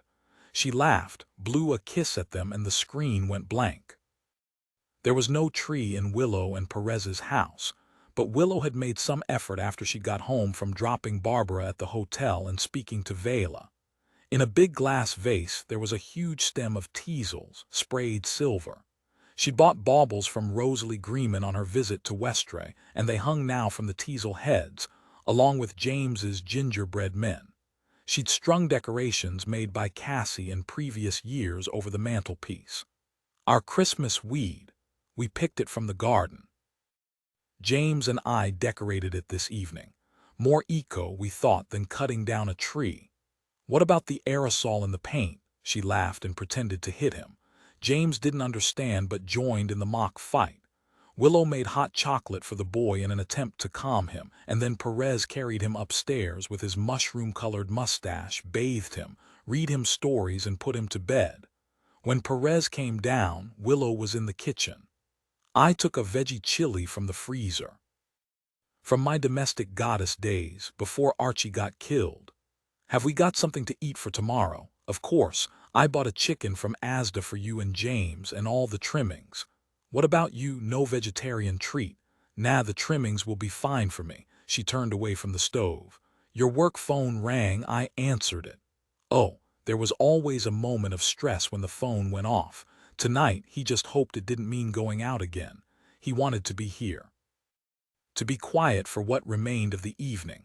No bodies, no demands on his time. A woman called Belinda, loud voice. She said she met you at the Michaud car park by the old mill. Belinda Thorne, the dog walker who'd seen George Riley just before he'd been killed. What did she want? For you to call her back. She'd remembered something, probably not important, but blah, blah, blah. You know the sort. Willow rolled her eyes. She, like him, had been hoping for an evening without interruption. He nodded. He knew the sort. I'll ring her now, get it over with. He went into the sitting room. Good evening, Inspector. Sorry to bother you on Christmas Eve and so late, but better today, I thought, than tomorrow. I won't keep you for long. This is so obvious and I'm sure you've thought of it. Her voice was so loud that he had to move the phone away from his ear. She was as good as her word. She didn't keep him for long. He imagined that she was hosting a party because he could hear distant voices in the background. One burst of laughter. They'd be people like her who served on committees, ran charities, did good works for the community. When she'd finished speaking, his thoughts were circling, spinning like water moving slowly down a drain. She'd been right. It was obvious, but he hadn't considered its implication. This changed his thinking, and ideas that had seemed isolated and unconnected were gathered together into an almost coherent theory, the spark setting fire. There was no proof, though, and proof was what they needed now. Back in the kitchen, he shared his ideas with Willow, who listened with intense concentration. After the meal, Perez went upstairs to fill the stocking that lay on James's bed with tiny gifts. Willow stacked his bigger presents under the Christmas weed. When he returned to the kitchen, Willow had suggestions of her own, a way perhaps to find the proof that they needed. At midnight she had a small glass of wine with him to see in the day. Chapter 36. They were woken by James, bouncing on the bed. It was early, but not outrageously early. Perez insisted on making coffee first and herbal tea for Willow, then they sat back in bed, watching their son open the small presents from his stocking. He took the unwrapping slowly and carefully and lined up the objects: the clockwork train, the sugar mouse, the bag of Shetland puff and poo, an outrageously sugary coconut sweetie that he adored, the wooden jigsaw puzzle, the Lego, the gloves knitted by his Fair Isle grandmother along the duvet. He was, Willow thought, very like his father. He liked his world ordered. He didn't even start eating the puff and poo until he'd been to the window, lifted a corner of the curtain and looked outside. They'd left the outside light on so he could see a circle of the garden close to the front door. He was shocked and disappointed that there was no snow. There was always snow on Christmas cards and in the films. He'd assumed that everywhere would be white, had imagined snowball fights and building a snowman. But those were stories, Willow said, not real. She thought it was like this investigation. There was a lot that they'd imagined, tales they'd created. She got him dressed and they went downstairs. It was still Northern Isles midwinter dark. Breakfast, she said. A huge breakfast because we don't know when we'll be back from the bar. Soon the kitchen was full of the smell of frying bacon and she made pancakes too and scrambled eggs. "Do we need to be there all day?" Perez said. "Won't James be bored? We could work it in shifts. One of us could stay here with him, or we could skip the boys' ba altogether and I'll just go myself in the afternoon." She thought about Perez's words, wondering how the idea might work. They decided that they'd take no action against the killer during the day. They'd watch and wait and let the ba run its course. They'd gather their proof. They couldn't believe that anyone else was in danger, but James jumped in, his mouth full of pancake. "I want to go this morning. Ian and Laurie will be there." His chin, sticky with syrup, was thrust forward. He was ready for a battle. The Stout boys were his heroes. The last time they'd been together, Laurie had just decided he'd take part in the ba, his final chance before he was considered an adult. And without really understanding, James had cheered him on. Then he'd worked out how many years it would be before he was old enough to be a part of the game. The ba was an Orkney tradition, a legend as potent as anything on the story stones. Some of the locals liked to believe that it dated as far back as that. James, it seemed, was becoming a true Orcadian, and born in the islands, he'd have every right to become a ba player. "What about all those presents under the weed?" Willow said. "If we stay in this morning, we'd have a chance to open those." But James was having none of it. "One of you could bring me home this afternoon. We can open the presents later before tea." "That's true," Willow said. "I could do that. Get the meal ready." She looked at Perez. "You'll need to be there for the speeches around the adult game, I suppose, just in case something kicks off. You can bring other officers in for that. Most of them will be there anyway. Phil might even be playing." She would have liked to be in Kirkwall all day. Missing a part of it felt like a sacrifice or a dereliction of duty. But she had James to think about, and the baby. She knew that Perez would handle it fine by himself. It was a kind of presumption to believe she needed to be there with him. Outside it was getting light. The air was milder, a little spring-like. The green spears of snowdrop leaves were pushing through the soil. The earth had tipped past the solstice. In the town, families were already gathering for the boys' game. The throw-up would take place at the Market Cross on the Kirk Green at 10 o'clock, and people wanted a good view, to be seen to support their sons and grandsons. When they arrived outside the cathedral, Perez carried James on his shoulders so he'd see what was happening. The boys in the teams were swaggering, full of macho bravado, shouting to their pals. If they were anxious about the fray, they couldn't show it.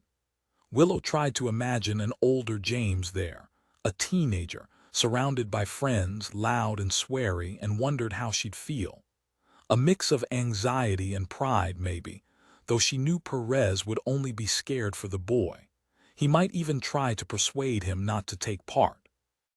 But that would be years away, and by then James could be a different lad altogether, quiet, nerdy, uninterested in sport of any kind. She wondered if women would ever be allowed to take part in the game. After all, they now took their place in the winter up Heli in Shetland's main town of Lerwick, dressed as Vikings, marching with the Geyser Jarl and his squad. This was different, though, a celebration of strength and speed, not only of tradition. Then she thought that island women were strong too. She'd seen Vela, who seemed so slender and frail, hauling bales, carrying a propane gas cylinder in her arms when they were unloading the boat. Willow looked up at James, who was twitching with excitement, looking out for Vela and her sons. He thought he'd got a glimpse of them and wriggled, persuading Perez to lift him down onto the pavement. He didn't want Laurie and Ian to think he was a baby. As the crowd got bigger, she knew that Perez would be holding his hand tightly. She didn't believe there would be any bother at this boys' game, but there were so many people crammed into a small space, and she'd never been good in crowds. This afternoon it would be even more scary. She was glad that she'd have their son home then. Usually, Westray folk wouldn't have bothered with the ba. It was a Kirkwall tradition and not considered important by people from the outer islands. They preferred to spend Christmas Day at home. But this year must be different because she started seeing people she recognized. There wouldn't have been a ferry, so perhaps a couple of the islanders had brought out their Creole boats and offered a lift to Archie's special friends and relatives, a way of showing their support to his widow and sons. The first person she came across was Godfrey Lansdowne, who was elderly, but definitely not infirm. "I wouldn't have thought the ba would be your thing, Mr. Lansdowne." Because the man was a bird-watcher, gentle and considered, Willow couldn't see that he'd take pleasure in such a rowdy spectacle. "Since Edith died, I've felt the need to experience life to the full," he said. "I'm more aware of time slipping away. I tend to say yes rather than no these days to new opportunities. When Bill invited me, I took the opportunity to watch the game. Sometimes I rather surprise myself." In the distance she saw Nat Wilkinson, tall and awkward, centimeters above the rest of the crowd. He was alone. Perhaps his friend was over the crisis, or perhaps the ba had memories for Nat too. Annie and Bill McBride were there, taking a day off from the running of the hotel. They were holding hands in a shy, embarrassed way, like teenagers acknowledging their relationship for the first time. Willow didn't suppose they'd have spoken to Vela yet about buying out Archie's share of the hotel. Bill might have been tempted to rush in, eager to start negotiations immediately, but Annie would be more cautious, more tactful. She was about to speak to them when she saw Vela and the boys. She thought Perez would want to be with them, but he was talking to a woman she recognized as the head teacher from the grammar school, and he hadn't noticed them. He was still holding James's hand. Willow pushed her way through the crowd to join the Stout family. Vela looked exhausted, strained.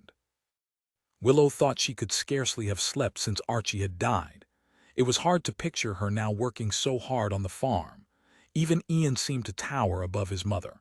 When she was standing with them, surrounded by the noise and the people, by all the fathers, Willow didn't know what to do, how to show support.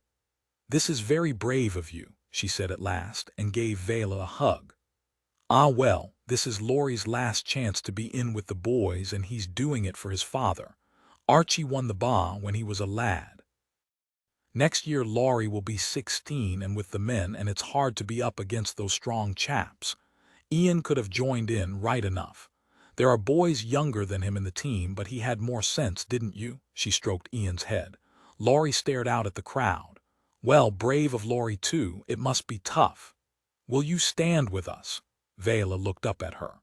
The skin of her face seemed desperately thin, as if it could rip any moment to let the bones show through.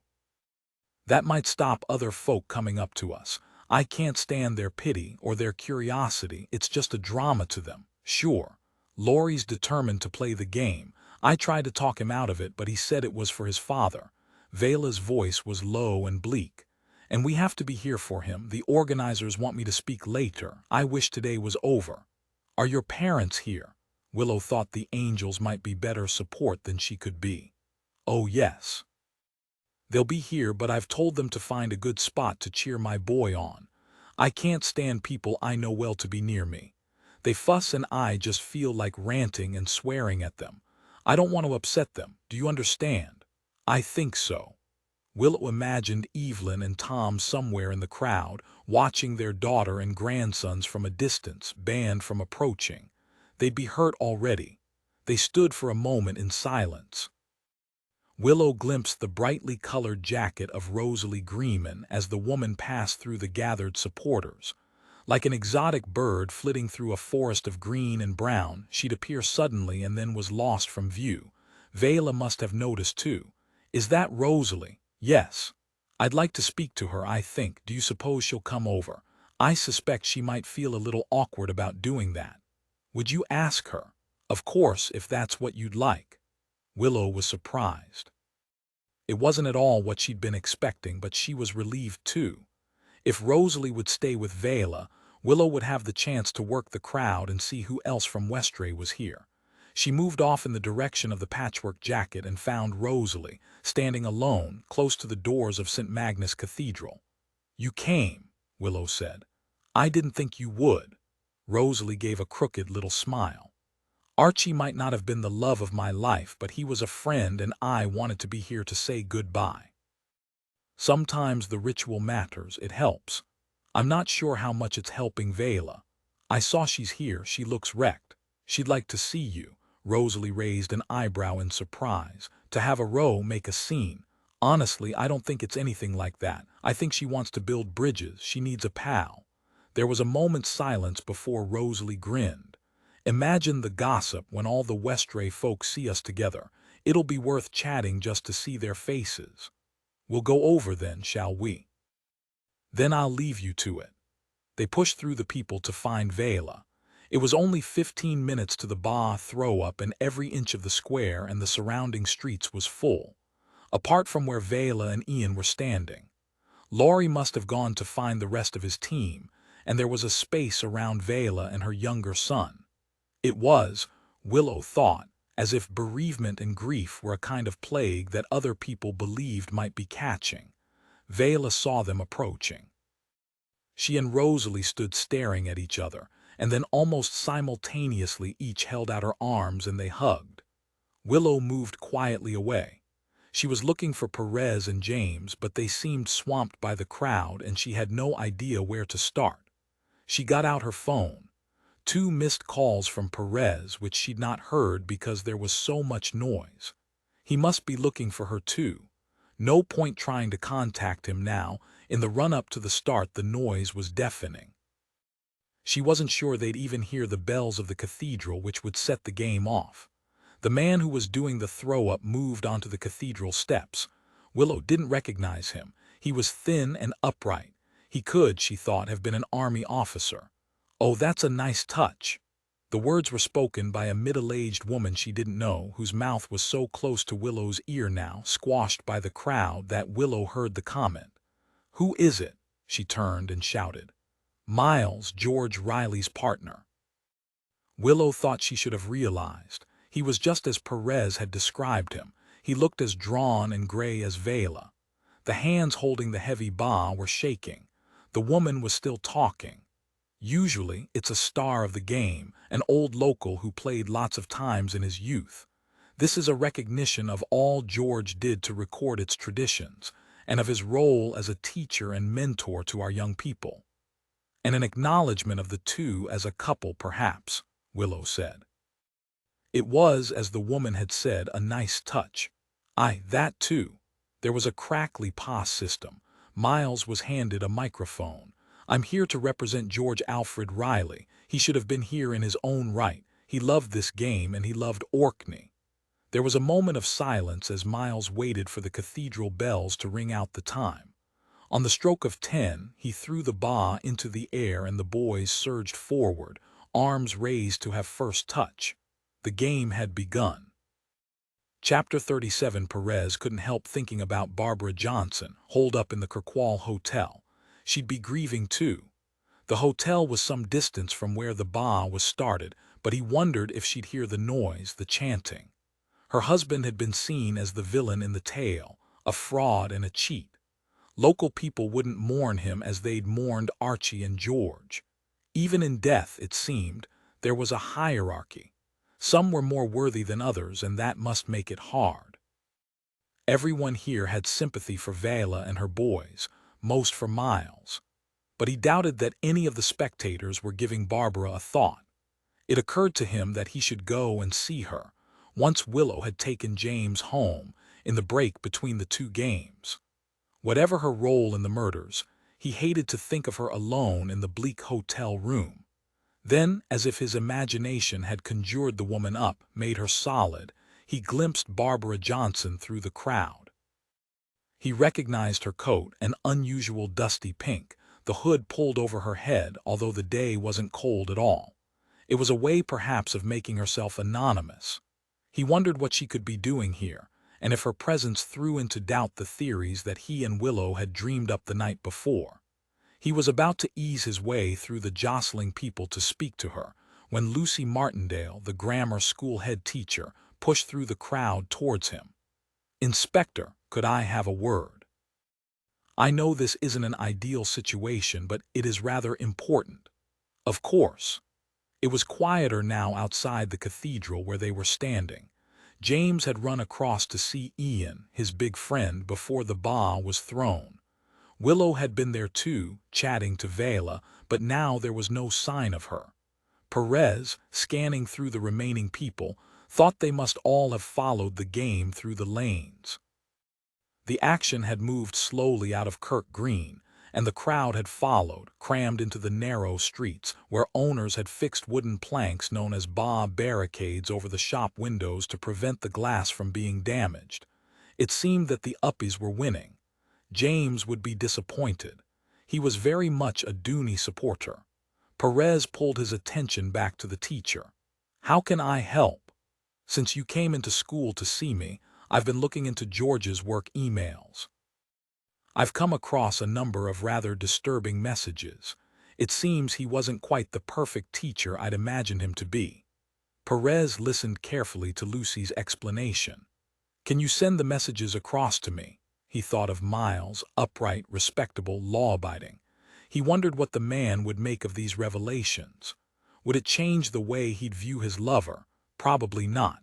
Miles had known all along that George was impulsive, a little entitled, overconfident.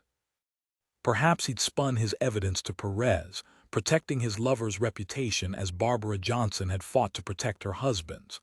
What else might he do for his man? Surely, Perez thought, Miles wouldn't commit murder.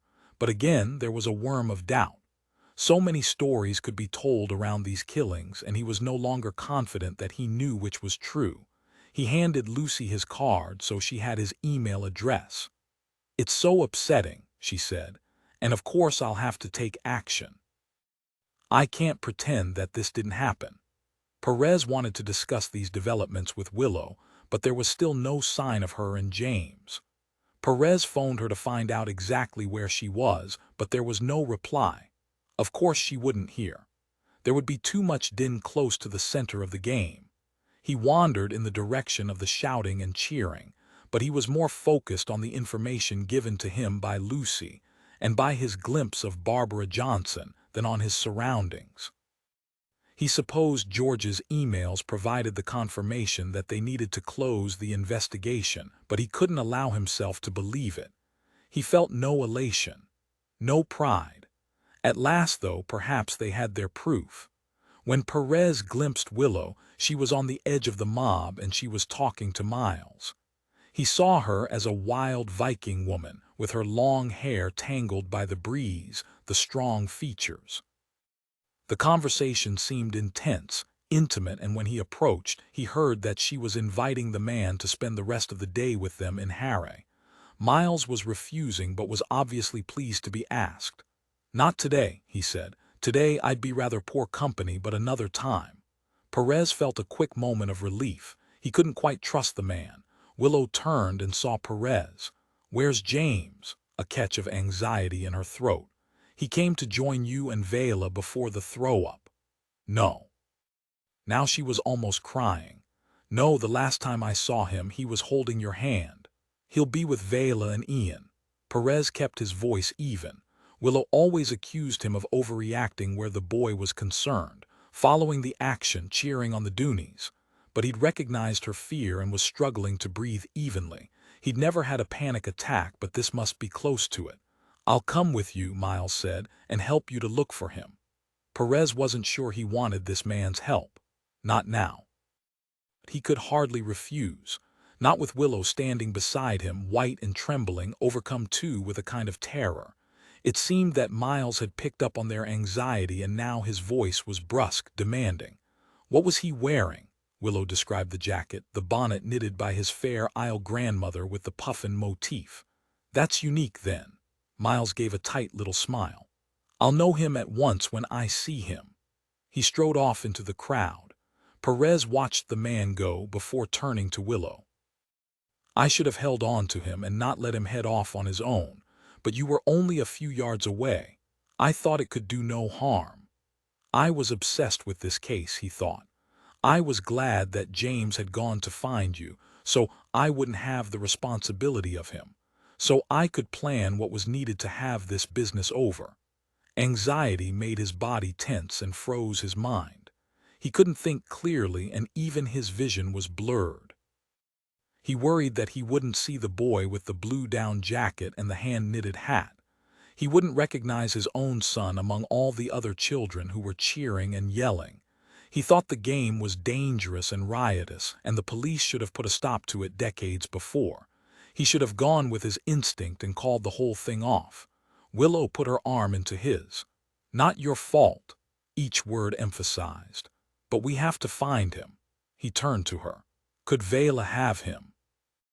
The question desperate and packed with meaning. Willow shook her head. "Maybe, but if she has, he'll be safe. I left Vela with Rosalie and Ian." "I'm sure I saw Barbara," he said, "just after the throwout, hiding in plain sight." That made Willow pause for a moment. Not playing the grieving widow then. They followed the crowd along the street. The game seemed stuck there, the houses tall on each side pressing in on the boys. No sign of the bar. The only indication of where it might be was a cloud of condensation over the players' heads. The weather might not be freezing now, but the boys were so hot and sweaty that they'd formed their own microclimate. They were a mess of bodies, of arms and legs, turning the group into one huge multi-limbed monster. Laurie might be at the heart of the action, proving himself his father's son, but there was no way of distinguishing him from all the other players. It was a giant rugby scrum with no rules, and between Perez and Willow came the crowd of spectators.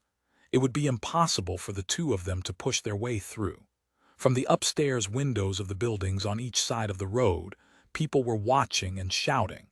Nothing but noise on all sides, so there was no point phoning Vela to see if James was with her. Even if she'd want to answer, she wouldn't hear. Perez's breathing had settled a little now, and his vision had cleared. He couldn't see anyone from Westray. Perhaps Vela, Ian and James had gone ahead of the players and were trapped on the other side of the melee. He was wondering whether they should take one of the side streets, which would lead them beyond the jam of bodies, when one of the players broke away. The lad was small and wiry, and Perez didn't recognize him. He had the ba in his arms and headed towards them, followed by the crowd. A dooney heading for the harbor. Perez pulled Willow into a doorway and out of harm's way. Now he thought there was a chance of finding James. The crowd had thinned a little. People were more spread out as the boy sprinted ahead of them. Only the most active would be able to catch up. The players on both teams were chasing after the lad, but he was fast and fit. An athlete. This was probably his last year too in the boys' game, and he wanted to make his mark. The spectators followed at a more leisurely pace. Though they hoped to be there to see the finish, this wasn't the main event. That would take place in the afternoon with the men. Perez and Willow waited for the spectators to pass. There was still no sign of Vela and Ian, and Perez hadn't noticed Laurie in the tumbling mass of boys. Even Miles seemed to have disappeared. This felt unreal again, a nightmare Alice in Wonderland world of strange creatures and vanishing characters, where nothing was quite as it seemed, where everything was shifting. Perez stood for a moment to watch the action. The dark athlete might have been fast, but he wasn't strong, and a muscular uppy lad had wrestled the ball from him and was heading back up the street towards them. The uppy supporters started cheering. The progress of the game had changed again, and this was going better than they'd expected. Then Laurie, a dooney, appeared out of the pack and snatched the ball back. He turned, and head down he charged in the opposite direction, wrong-footing the opposing players. He was big, but he was fast too. He put clear space between himself and the following crowd. Perez suspected that Laurie was always going to win. He was always going to be the person who seized the ball and ran with it towards the harbor. The committee and the other dooney boys might have planned it. Let's give the lad his moment of glory, in his father's memory, or it might have happened on the day. Once Laurie got the ball, nobody would have thought it right to challenge him. But maybe he'd got there on merit, because he was strong and swift, sprinting along the streets, quite alone now, the following crowd a little way off cheering him on. With his blonde hair and muscular stature, he could have been a Viking hero, the subject of a saga. Through the thinning crowd far away, Perez thought he caught a glimpse of his son.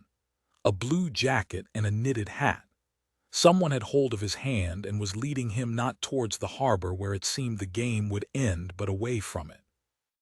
They appeared to be running. Perez had the impression that the boy was being dragged against his will, stumbling.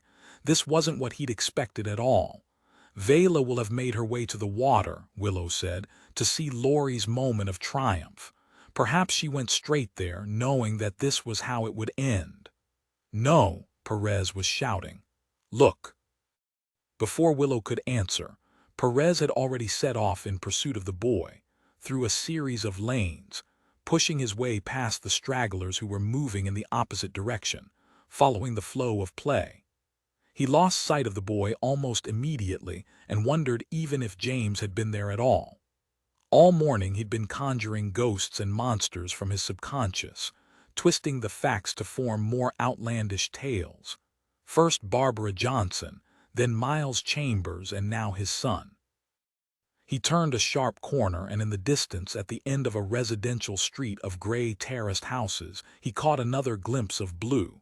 He'd stopped for a moment to catch his breath but started running again, his chest heaving.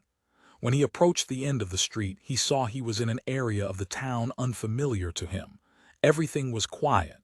The noise of the bar seemed a long way off. The street was empty. "Hey!" Perez shouted. "Where are you?" Anger was making his head throb. He could feel a nerve pulsing in his neck. He'd reached a cul-de-sac of small, semi-detached homes, gray render and gray slate roofs. No sign of the boy or the adult with him. Now, Perez was doubting his vision again. He must have seen another child with a parent or grandparent, and they must have gone into one of the houses. If he had seen anyone at all, he'd have to go back to Willow and tell her that he'd made a mistake and that James was still missing. Then, as he moved closer, he saw a narrow footpath leading past one of the houses. It led away steeply, high walls on either side, a shortcut towards the harbor. He set off down it, and there they were, moving more slowly now, and Perez could make them out more clearly, James and Miles. Miles still had his back to Perez and hadn't seen him. "Hey!" Perez bellowed again. "Let him go! What the hell is going on here?" Then the pair did stop and turn. The tall man and the small boy, still hand in hand, standing very close together because the path was so narrow, caught in a shaft of sunlight as the clouds parted briefly. At that moment, Perez saw that James was laughing, giggling as he did when something had suddenly amused him. "You're as red as a berry, Dad," the boy shouted because Perez was still some distance away. "You'd be no good at the bar." There was a sudden moment of relief, but Perez could still feel anger and adrenaline as stress in his body, his muscles tense and tight. He loped up to the couple and stood, fists clenched, face to face with Miles, and repeated the same question. But it was James who answered as though this was all some sort of joke. "Miles thought we'd get to the water quicker this way. We wanted to be there at the end of the game. I knew the Doonies would win and that's where they'd be. But I got a stitch, so we just had to wait, and that slowed us down." Perez started to breathe again. He bent and took James in his arms. "There's nothing worse than a stitch." Miles's voice was serious and affectionate at the same time. Perez still had an irrational urge to hit him. "Miles said you and Mum would be there too." "Mum will be there." Perez kept his voice calm. "But I wanted to find you. We were worried." He looked over the boy's head and spoke to Miles. "We didn't know what was happening." At last Miles must have sensed something of Perez's fear, the fading anger. "I couldn't tell you that I'd found him. You know that I don't have a mobile these days, and really I thought this would be the quickest route to get to you. That's why we were running. I'm sorry." "No," Perez smiled. But still he asked Miles to walk ahead of them while he took James's hand. He wanted some space between them. "Thanks for finding him." James, unaware of the anxiety he'd caused or the tension between the men, tugged Perez on, wanting to be there quicker to see the end of the game. Perez made him wait for a moment while he texted Willow to say that the boy was safe, and until he'd seen that the message had been read. It seemed that Laurie's progress to the finish line had been less straightforward than they'd expected, because he hadn't yet reached it. He'd been challenged by an uppie, a big lad with an incipient mustache who looked older than 16. There was a tussle for the ba.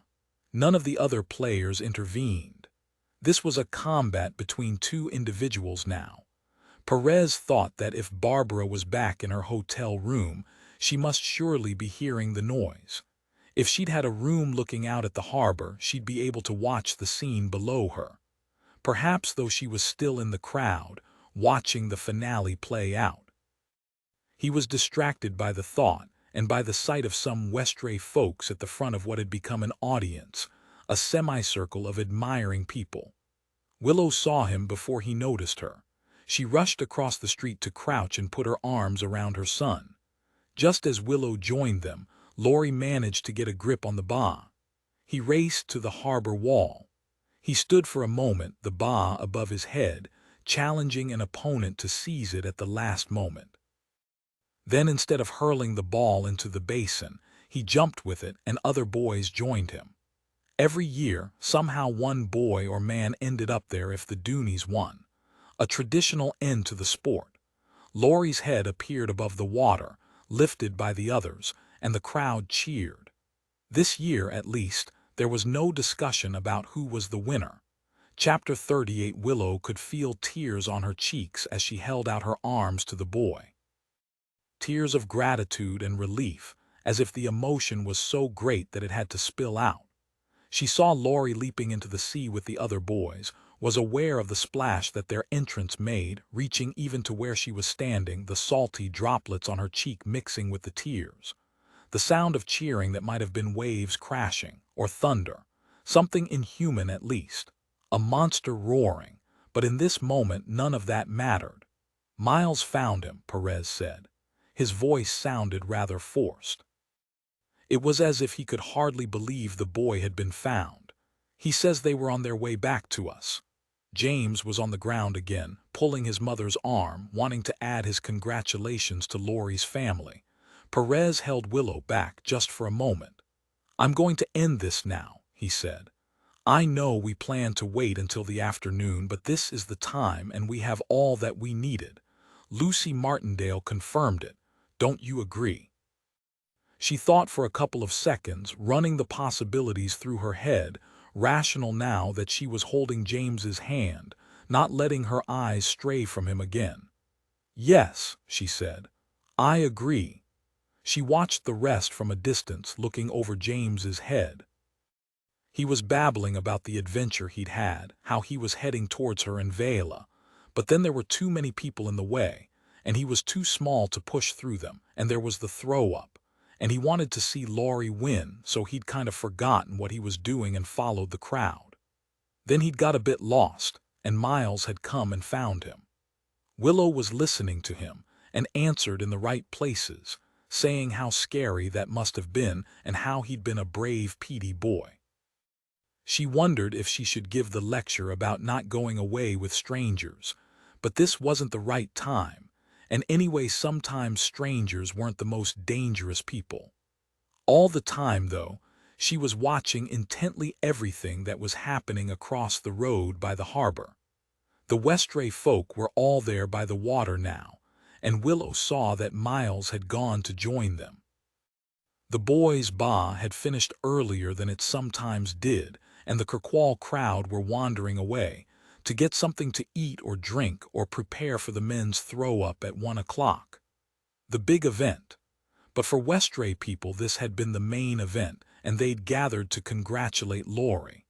Again, she saw Nat Wilkinson, hovering on the edge of the crowd, unsure whether he should be there at all. Rosalie green and brightly colored, standing out from the crowd, laughing at some joke she'd been told by the person standing next to her. Godfrey Lansdowne, still with his binoculars around his neck, his attention apparently distracted by some bird on the water. Laurie was climbing out of the harbor by a metal ladder built into the wall. The blonde hair looked dark now that it was wet, oily, like a seal's fur. He was shivering. The air might be warmer than it had been the week before, but the water would still be freezing. James tugged her towards Laurie so he could congratulate the boy too. Vela was there, holding a towel for him. The winter's jump into the sea was traditional and she'd come prepared. Bill and Annie McBride, Tom and Evelyn Angel formed a semicircle around Laurie as he pulled himself clear of the water. They clapped and he gave a shy grin. "Your father would have been proud of you." Tom Angel put his arm around his grandson, unbothered, it seemed, by the boy's wet body. "Come away, man, and leave the lad alone." Despite the words, Evelyn's voice was affectionate, proud. "You'll get soaked. We should go now."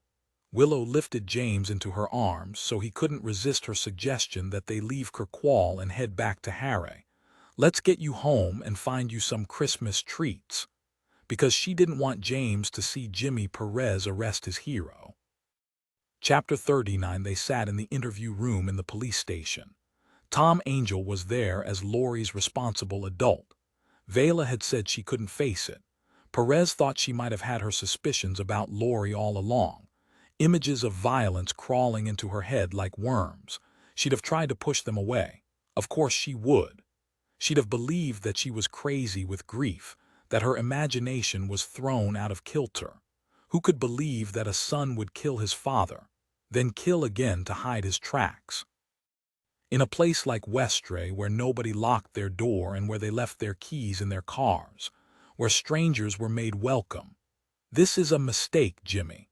Tom's words were firm and certain, breaking into Perez's thoughts. But perhaps the grandfather had worried about Laurie too, about the boy's temper, his obsession with violent computer games, his secret social media posts that might occasionally have surfaced or been talked about by other kids in the community. Had one of the parents of the girls that Laurie had bullied online shared their anxiety with Tom? Had he believed that when Laurie left school, moved back to Westray and worked the farm, when he found a bonny young island lass to wed and have his bairns, all would be well? Laurie said nothing. Ellie was sitting next to Perez. She'd started the recording and given their names and the time. It was just past midday. In the market square, the crowds would already be gathering for the men's ba. "I'm going to tell you what I think happened that night of the storm on Westray."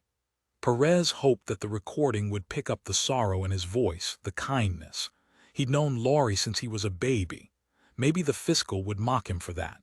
But now the sorrow might not be a bad thing. Sympathy might help Laurie to talk. Perez could use it to his advantage. He leaned forward, his elbows on the table, so he was speaking directly to Laurie. The other two adults might not have been in the room. George Riley came to Westray that day to work on his book, and to confront Tony Johnson about the theft of Magnus's research around the Story Stones, but he had another reason too. He wanted to talk to your father about some troubling events that had surfaced in school. For the first time, Perez looked into Laurie's eyes. The lad's face was red. Perhaps that was because of the exertion of the ba game, the chill of the water when he jumped into the harbor, but perhaps it was embarrassment. Awkwardness because he'd been found out. Shame. Perez hoped it was shame, that Laurie was sufficiently human to feel wretched about what he'd done. George Riley was a pastoral care teacher. He enjoyed working with troubled youngsters. Students felt able to talk to him when they'd never be able to confide in their parents. Because of that, he discovered that you'd been behaving inappropriately with some of the girls in school, a kind of grooming with the lasses in the hostel. Persuading them to take sexual images of themselves and send them to you, then threatening to make them public, a horrible kind of blackmail. He paused for a moment and looked across at Laurie. "Did it make you feel strong, powerful?" Laurie said nothing. He couldn't meet Perez's eyes. "We won't use their names. They deserve a little privacy. But you know who they are. You've shared classes with them since you were 13. One of the lasses is self-harming. Another has just started being treated for depression." Both were too scared to tell their parents what was making them so miserable. Besides, they both came from the more remote islands where they couldn't always easily get home. And kids from those communities are expected to be tough, to survive. They were lonely and homesick, and you preyed on them. There was silence. Perez turned towards Tom Angel and spoke quietly, adult to adult. George thought he'd be able to manage the situation himself. The head teacher only found out what had been going on after George's death, when she had access to his files. At least he kept decent records. I had a long discussion with her this morning. Angel was white with shock and disgust. It was as if he'd been slapped very hard in the face. Now Perez turned back to Laurie. Mr. Riley didn't follow proper procedures. Perhaps he was a little overconfident, a little arrogant, though I think he had your best interests at heart. He believed that, with the support of your family, he could help you to change. He persuaded the lasses that you had meant no harm, that you would never have spread those images. They probably had the impression that they were partly to blame for taking the photographs. Of course, he should have notified the head teacher and the police immediately. But he didn't want you branded as a sex offender at such an early age. It was a mistake, and it caused the deaths of 3 people. But you killed them, Laurie. You have to take responsibility for that. There was silence in the room. The boy glared across the table at him. Perez continued in the same tone. Bullying at the grammar school isn't a new thing. I've talked to other people who suffered it to one degree or another, especially those staying at the hostel. A bunch of kids away from home for long periods trying to find their place in the system. It's hard. Laurie stared at him. He remained silent. Unfortunately, Mr. Riley couldn't always make things right. He hadn't helped Nat Wilkinson, for example, Perez thought, or the lass who served me in the cafe next door to the gallery in Stromness, and she wasn't even resident in the hostel. George had thought he could help both of them too. In Nat's case, he'd made things worse. And when it came to the new head teacher, he'd believed that he knew best, that the rules around safeguarding didn't apply to him. The worst kind of arrogance. I understand what it's like to be staying away from home, an outsider not fitting in. Perez wondered if he could make out a flicker of recognition in the boy's face, but Laurie turned away, and when he looked back, his face was as blank and impassive as before. But that was the same for the girls you abused. They trusted you. They thought you cared about them, that they were special. I've seen the messages. You told them that you loved them. Perez waited for some response from the boy, but none came, and the detective continued. On the day that he died, your father met George at the ferry and they talked. He wanted Archie to know what was going on at school and hoped that together they could help you to confront the behavior. Maybe you'd have to leave the school. The situation had reached a point where the lasses' parents would have to be told, even though the girls hadn't wanted them to know. They'd be home over the holidays. The families might have wanted to press charges. It must have come as a terrible shock to your father. Perez imagined what that would be like, having to face the fact that a son had done something so unforgivable, but knowing that in the end you would have to forgive him. He continued the story, his words directed now as much to Tom Angel as to Laurie. We know that throughout that day Archie was troubled. Rosalie Greeman thought it was an island matter that was haunting him, and so it was in a way. If news got out about what Laurie had done, that would reflect on your family but also on Westray. It's easy to lump folk together for a place to get a bad name. Perez had suffered that at school too. Off-island kids were considered such dweebs, so uncool, stupid even. It was time, Perez thought, to confront Laurie with a direct question. When did your father discuss this with you? Laurie stared back. He didn't. There was nothing to discuss. The answer was challenging and defensive at the same time. A teenager caught in a misdemeanor and trying to tough it out. But in this case, the misdemeanor wasn't drinking underage or smoking a bit of weed. It was murder. Perez ignored the words and continued speaking. I think it was when the two of you were alone in Nisteben at lunchtime. Your mother and Ian were in Pirrawall. Your mum was helping out with the old folk at the hotel's Christmas party, and Ian was playing with a mate. That would have been a good time for a father and son chat. Silence in the room. Somewhere in the distance, Perez caught the cheers of the bar spectators. The adult game was underway. They might be wondering why Vela wasn't there to give her speech. Perez lowered his voice a little. It was still sufficiently loud to be picked up by the recording equipment, but Laurie and Tom would have to give their full attention to hear it. "I knew Archie very well," he said. "When I was your age, Laurie, he was more like a brother than a cousin. He had a temper on him, and a tongue. Man, he could cut you down to size just with his words. What did he say to you, Laurie, to make you lose your temper? What did he threaten to do?" This time there was a reaction. The boy's hands on the table clenched into white fists. "Just tell me, Laurie, I want to understand," repeating the lad's name, bringing him back to his family, letting him know he wasn't quite alone here. "He said he'd send me away." It came out as a cry of pain. "He said I wasn't fit to stay in Westray. He said until I learned to behave, I could go and live with his relatives in Shetland." A pause. "In Fair Isle," as if Fair Isle was the end of the known universe, a kind of Van Diemen's Land in the North Sea for recalcitrant young men. In any other situation, Perez would have smiled. Even now, he saved the moment to share with Willow. "What happened then?" He started ranting about Tony Johnson and the story Stones, linking us all together. Like I was as bad as the guy who stole our history from my grandfather Magnus. Like I couldn't be trusted.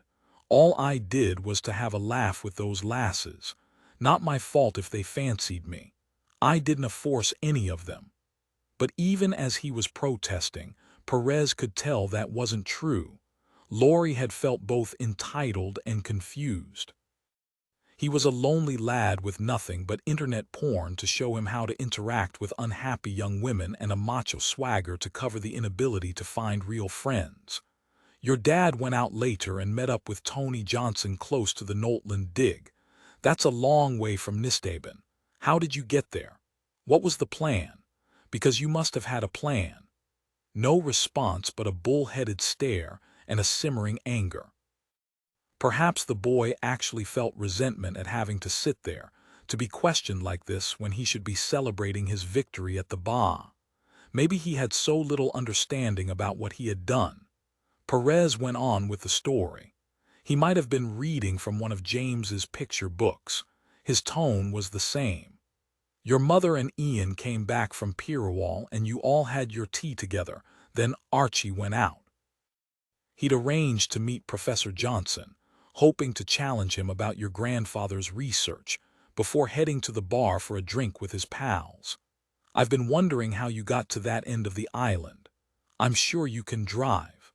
Most island kids learn to drive before it's legal on the mainland. But you had to wait until your mother had gone to Pirrawall in her car, and your father had already left in his. It occurred to me that you could have taken the tractor, but that might have been noticed. Who'd be out on a tractor at night at that time of the year? Then I realized, the quad bike, that was kept in the byre and nobody would see you leave on that." Perez looked across the table at Laurie. "That was clever. Who would notice quad bike tracks later after the storm and all that rain turning the island into one big bog?" Laurie said nothing, but Perez thought he'd like that. He hadn't been called clever very often. "How did you know that your father would be at Noltland?" Perhaps now Perez decided the boy would welcome the chance to show off. And this time Laurie did talk. "He told me he'd be there. When he was talking about Johnson and the argument they'd had and how I was bringing disrepute on the community too. The professors demanded that I go and meet him. On a day like this, the cheek of it, I'll be there right enough and I'll tell him what I think of him." Perez nodded. "I think you got to Noltland just as your father had finished talking to Johnson. Archie would be in a foul mood after the day he'd had, and then talking to that smarmy academic who'd lied to him, trying to persuade him that Magnus had agreed to his work being stolen." Perez paused for a moment. "Did you go there intending to kill your father?" "No." The sound came out like a roar. The boy's face was almost purple and his mouth wide open. Perez waited for a moment before speaking, and in the quiet, the boy's voice seemed to echo around the bare room. "Then why don't you tell me exactly what happened?" I wanted to speak to him, to explain. It was Laurie's turn to tell a story, his version of events that he must have repeated over and over again in his bed in Nisteben, and then in his room in the Kirkwall Hotel, an attempt to justify 3 men's deaths. He took a breath in an effort to appear calm and reasonable, maybe an attempt to make Perez understand. My father went out. Ian was in his room on his screen, some fantasy computer game he was playing with his mates. My mother was clearing up the supper things. I said I'd go out to the buyer, that there was something I needed to do. She hardly seemed to hear me. I wondered if Dad had talked to her about me, but she didn't seem angry, not at me at least. Maybe something else had upset her because she seemed kind of distracted. I didn't think she'd notice what I was doing. You took the quad bike and headed out. Yeah. I waited until my mother had left in the car. I got to Knowltland before anything was happening. I was about to give up and go home. It was dark and cold, and I'd hidden the bike behind one of the dikes. Perez wondered if Laurie had been glad that nothing was happening. Maybe he was having second thoughts about confronting his father. The boy continued. Then I saw them, 2 torches heading towards me. There was an argument. The wind was so strong then that I couldn't hear what they were saying, but I could tell it was a row. I saw Johnson leaving Knowltland and walking towards his car. He went right past me. I didn't think he'd seen me, but he must have done. I realized later that he must have waited and heard Dad and me arguing. A pause. My father was just standing there. It had started to rain, and yet he just stayed, watching me come towards him. So Perez thought Barbara had lied when she told them she'd seen Archie alive, running towards his car, a figure lit by a flash of lightning. She hadn't been quite sure that Johnson hadn't killed him, and it was the sort of dramatic tale she would make up. She'd been protecting her husband's reputation to the end. What happened then? Dad had a torch in one hand, and he was looking at one of the story stones. He seemed kind of thoughtful. Perhaps he was thinking about his father. We all loved Magnus. I thought maybe he was in a mood to change his mind, about sending me away from Westray. If I promised not to do that sort of stuff again, he'd see that family's more important than anything. You wanted him to forgive you. A pause. I guess that's what I wanted. There was another silence. This time Perez didn't prompt him. He just waited for him to continue, for Laurie to remember the words he'd already strung together. I didn't shout, the boy said. Not really. Only to be heard against the noise of the wind. I just wanted to explain. But he said that Mr. Riley had sent through some of the photos I'd asked the lasses to take of themselves, that he could hardly bear to talk to me. He said I disgusted him. Laurie stopped again and stared across at Perez. Now his voice was hollow. He said that if I thought I'd ever inherit the farm, I was mistaken. Then Perez understood what had prompted the extreme violence. This was a lad who couldn't control his anger any more than his father had, who'd had his whole future mapped out for him as a farmer, a husband, a father, and it had been ripped away. He'd thought his rightful inheritance had been stolen. In the end, Archie might have relented, of course, but in the heat of that moment, with the wind blowing around them, Laurie's future had crumbled. Your father was holding one of the story stones. And the other was on the ground. Then your father turned his back on you. He shouldn't have done that. He said he couldn't bear to look at me. And you picked up the other story stone and you hit him. He shouldn't have turned away. I have to hear you say it, Laurie. You hit him. I hit him. The words were clear and loud and defiant, but the beetroot-red face was streaming with tears. Chapter 40. Willow sat in the old manse with James. Although the day was milder, she banked up the fire. She felt the need for comfort. Her thoughts were with Perez. This would be one of the most difficult interviews he'd ever undertake. On the way home in the car, James had been lively, full of chatter about the bar, fizzing with the reflected glory of Laurie Stout's win. Laurie did it, didn't he, Mummy? He won for the Doonies. Yes, she'd said. He did. She wondered when he'd be old enough to understand what had happened in these days in the run-up to Christmas, and how she'd find the words to explain that just because boys were strong, they couldn't always do as they wished.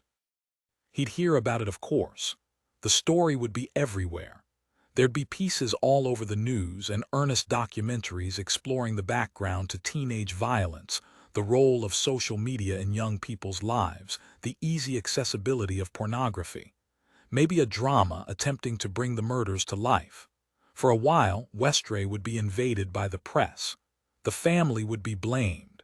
Back home, James settled. He watched a film and built the small Lego kit he'd found in his stocking. Willow prepared vegetables for the evening meal, but she was digging back into her memories, wondering if there'd been anything that could have predicted Laurie's behavior. He'd been quiet, withdrawn, not as sharp as his brother, not as curious about the world away from Orkney, but helpful. He'd been kind to James. His parents might have had their problems, but they'd been good role models for their sons. The boys had always been loved and well cared for. Then she remembered one evening in Nisthaven. A party. Music and too much drinking. Archie had come up behind her and groped her. She'd shrugged it off at the time, not willing to make a fuss about Jimmy's best friend. Now the image stuck in her head. Willow peeled Brussels sprouts and her thoughts turned to Vela. How would she be coping with this? Would she be alone in that hotel room with Ian, needing to hold things together for the younger son? Her phone pinged. A text from Perez. "We have a confession." Chapter 41. In the interview room in the police station, Perez was still asking questions, pinning down details. "Were you sure your father was dead after you hit him? It didn't occur to you to fetch help?" "I could tell he was dead." Laurie closed his eyes. "I've lived on a farm all my life. I know death. I had the torch on my phone. I could see." Perez wondered if he'd always have a picture in his head of his father's battered skull, the shards of bone, the blood. Would he wake up to it and see it before he went asleep? His car was found outside the Pierwall Hotel. "Did you move it from the golf course?" Laurie nodded. "There was an old piece of tarp in the boot. I sat on that. I was kind of mucky. I was wearing gloves anyway because of the cold." So Perez thought you were thinking clearly. Or did it feel like one of your computer games? Were you working out the moves as if you were playing, hoping to outsmart the competition as you would on the screen? "Why did you shift the car?" "I wanted to get home before anyone found him. If they saw the car at the golf club, they might start looking there." "What did you do with the tarp?" "I took it back with me on the quad bike. It's hidden in a feed bag at the back of the barn. I was going to dump it off the pier, but I never got the chance." That would be the concrete evidence they'd been hoping for. Even if Laurie changed his story now, they should have enough to convict him. "And your blood-stained clothes?" "They went in the washing machine. My mother had already put stuff ready to wash. I added my things and set off the machine. She was in such a state that night. I could tell she wouldn't notice." "Why did you take the other story stone away with you?" Perez hoped that the boy hadn't wanted to keep it as some sort of trophy, or that he wasn't already planning another murder. Laurie just stared across the table and shrugged. "You took it out with you when you came to Kirkwall. Why did you do that?" This time Laurie did speak. "I thought you might search the house when we were gone. If you found it, you'd know that I was there that night. So it was in that rucksack you took to your grandparents' house. I watched you carry it away with you." Laurie nodded. At that point Perez called for a break. He sent a text to Willow and asked for coffee for Tom Angel and himself, Coke and a snack for Laurie. He left Ellie in the interview room and sat for a moment in his office. To clear his head and to plan the rest of the interview, to work out again the timeline for the Michaud murder. He thought it would be less distressing for Laurie to talk about Riley and Johnson. They weren't family. The confession might come more easily. Besides, the boy had already killed once by the time he came to murder them. The duty sergeant popped his head round Perez's office door. He reported that the baa was over, until it all happened again on New Year's Day. As if Perez would be as interested in the result as he was. It had taken 3 hours, but the Doonies had won the adult baa too. The officer was downcast because he was an uppie, and because it was Christmas Day, and yet he was still here in the station. His wife was used to late festive dinners because he always watched the bar, he said, but he had no idea when his shift would be over, and she was giving him grief, hoping perhaps that Perez would show pity and send him home to his meal and his drams. It shouldn't take much longer. Perez got to his feet and joined the sergeant at the door. He wanted to be home with his family too. He walked back into the interview room. "Tell me about Mr. Riley," he said. They were sitting in the same places, in the small room with the high window looking out over the car park. The neon strip light fizzed occasionally, as if it might stop working altogether, and he had the start of a headache. Ellie had begun the recording again. "Explain about that afternoon at Michaud." In his mind, Perez was walking towards the burial chamber, the frozen grass crunching under his feet, stooping to get inside, waiting for the sunlight to recreate the mystery of the solstice. Laurie had clammed up again, jaws clamped shut, and Perez continued talking in his storyteller's voice. "He wanted to talk to you, didn't he?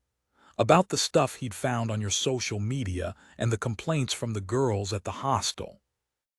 It never occurred to him that you might have killed your father, or I'm sure he would have come to us first. He was obsessed with the history, and he thought that Professor Johnson had murdered your father." Perez wondered suddenly if that was true.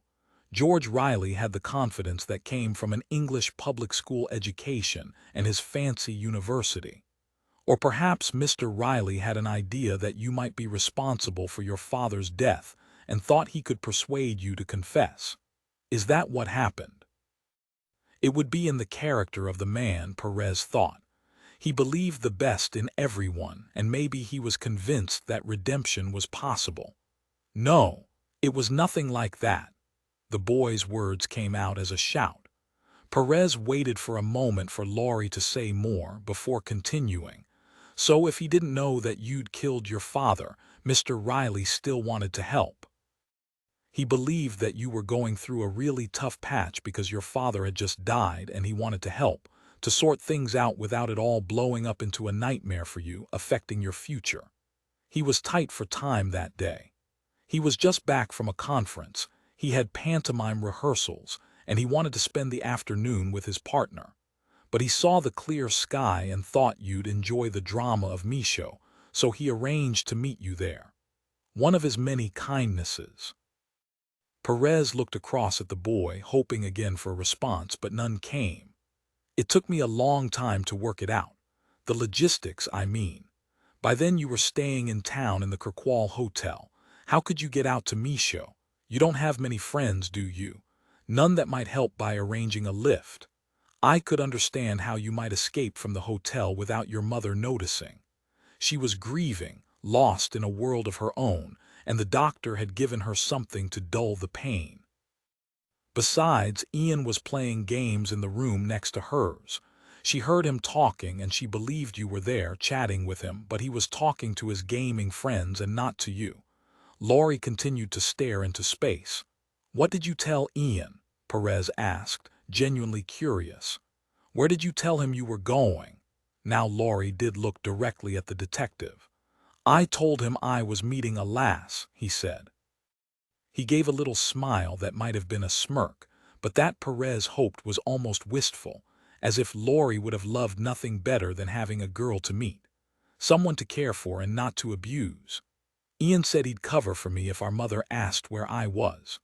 Perez paused for a moment to clear his thoughts. "You couldn't risk taking your mother's car. You were underage and without a license, and a witness saw Mr. Riley arrive in the car park alone, meaning he hadn't given you a lift. So how did you get there to meet him?" He didn't expect Laurie to answer the question and went on almost immediately. "There's a bus stop opposite the Michaud car park, and the same witness also saw the bus pull up there and a passenger get out. This was why Belinda the dog walker had called him at home on Christmas Eve.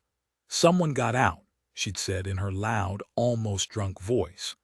"I couldn't see who it was.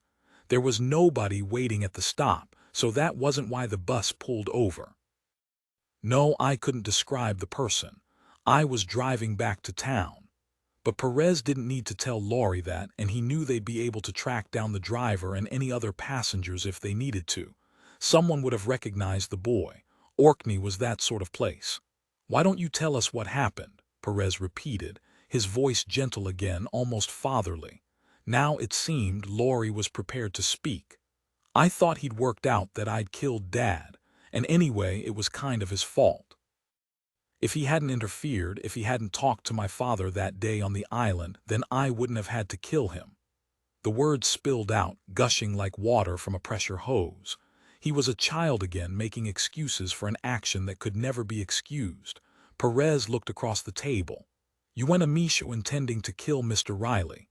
You had the second-story stone with you, the one that your father had been holding." Now Laurie sat upright, almost proud, as he spat out his bile.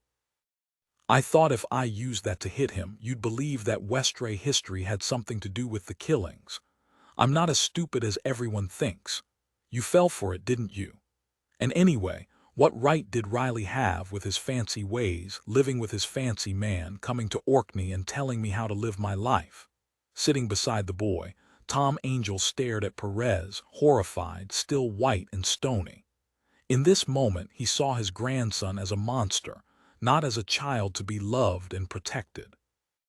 "Why don't you talk me through it, Laurie?" Perez's voice was as gentle as ever. "Tell me what happened."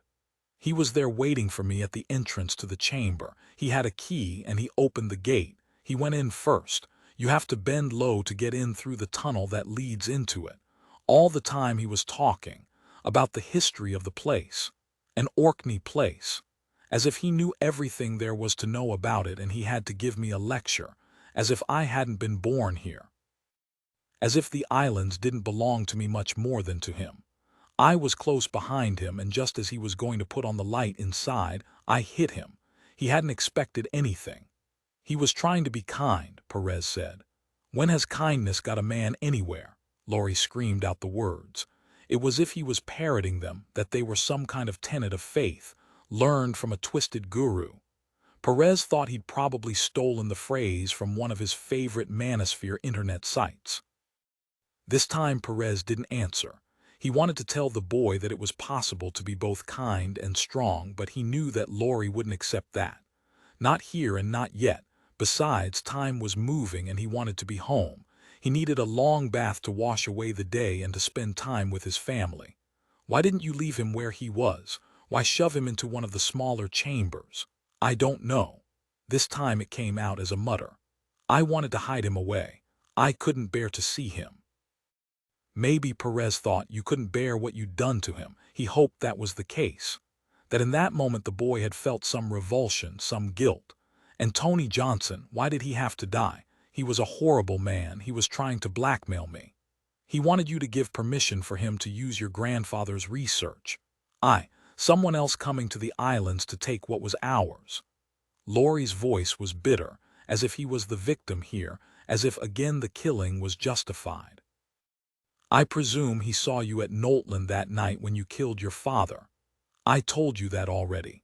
He walked right past me after he'd had that row with my father. And he saved up the information, knowing it might be useful, instead of coming to us and telling us what he knew." Perez was talking almost to himself. He turned back to Laurie. "He phoned you on your hotel bedroom's telephone extension after your mother refused to discuss Magnus's research with him. He thought you could sign the letter confirming the research was his, Magnus's grandson. Why did you arrange to meet him at the Stones of Stennis?" It seemed kind of appropriate. The same bravado was coming out in Laurie's words now. Tom Angel, still as marble, couldn't look at the boy. "Did you get the bus again?" A later one. I waited until Ian was asleep." "And back into town," Laurie nodded. "The last bus back from Stennis. It was full of party-goers and drunks. I had my hood up all the way. I didn't think anyone would notice me." Perez thought this was all he needed. He couldn't stand this anymore. He had the confession. The details could wait for the following day. The knife that had stabbed Johnson was probably Laurie's. Used to cut twine on the farm or gut fish when he was out on one of the Creole boats. Now he was charged they could take the boy's DNA. Outside it was black. The building was very quiet. Perez ended the interview for the recording and explained that Laurie would be held in custody. They all stood up. Tom Angel seemed as relieved as he was that the thing was over. He couldn't look at his grandson. As they were leaving the room, Laurie called after Perez, "Uncle Jimmy, will I be able to see Mum?" Now he was a boy again, waking up from a nightmare and crying out for his mother in the dark. Chapter 42. Vela was sitting in the more comfortable of the interview rooms, the place where Perez had spoken to Barbara Johnson. That seemed like weeks ago. The duty officer had put her there when she'd turned up. He hadn't known what else to do with her. Vela sat, curled up in one of the easy chairs, looking as small as a young girl or a frail old woman. "Laurie would like to see you," Perez said. She shook her head violently. "I can't face him, not yet, but I have to know, Jimmy. I have to know what's happened." "Laurie has confessed," Perez said, "to killing Archie and the two others." She stared at him, her eyes were wide. He couldn't tell what she was thinking. Perhaps it was too much for her to take in and she couldn't think at all. "That's a good thing," he went on. His voice was very quiet and gentle, and outside he could hear some drunk singing "Flowers of Scotland." "It means there'll be no major trial, nothing for the press to sink their teeth into and paw over." "You are sure that he's a killer, Jimmy? It's not some story he's made up in his head just to be famous?" "I am quite sure." A pause. "Did he want to be famous?" She shook her head. "Not that, but maybe he wanted to be noticed more." Archie dragged the attention of everyone in a room towards him, and Ian was so quick and clever, and folk admired his musical talent so much. Laurie was a good-looking lad and as strong as his father, but maybe he felt he was being overlooked. Her eyes wandered around the room as if she'd only just noticed where she was. "Why didn't you warn me, Jimmy, that you were going to arrest him?" The words came out as a cry, an accusation. "Why do it there in front of everyone? We suspected that Laurie might be involved, but we didn't know until the game had started." Perez thought this wasn't the time to go into details. The phone call from Belinda Thorne on Christmas Eve, and then the conversation with Laurie's head teacher. Vela could have all the explanation she needed when the shock was less. Tom could take her through the interview and confession. "Laurie was never an easy boy," Vela said. "He was always kind of stubborn. He struggled to make friends, and I could never tell what he was thinking. But this. I spoke to my father while you took a break. Is it true, Jimmy, that he was getting the lasses at school to take crude photos of themselves, then blackmailing them? And all the porn he'd been watching, we never knew about that. Whatever Archie was like, he would have put a stop to that." Perez remembered an incident at a Westray party soon after they'd moved to Orkney. He'd seen Archie, drunk, staggering up to Willow and trying to touch her breasts. Willow had dealt with it herself, hadn't even seen that Perez had noticed the incident. She'd never mentioned it to him, and he hadn't wanted to act the protector or to be seen to overreact, be thought prim and pompous.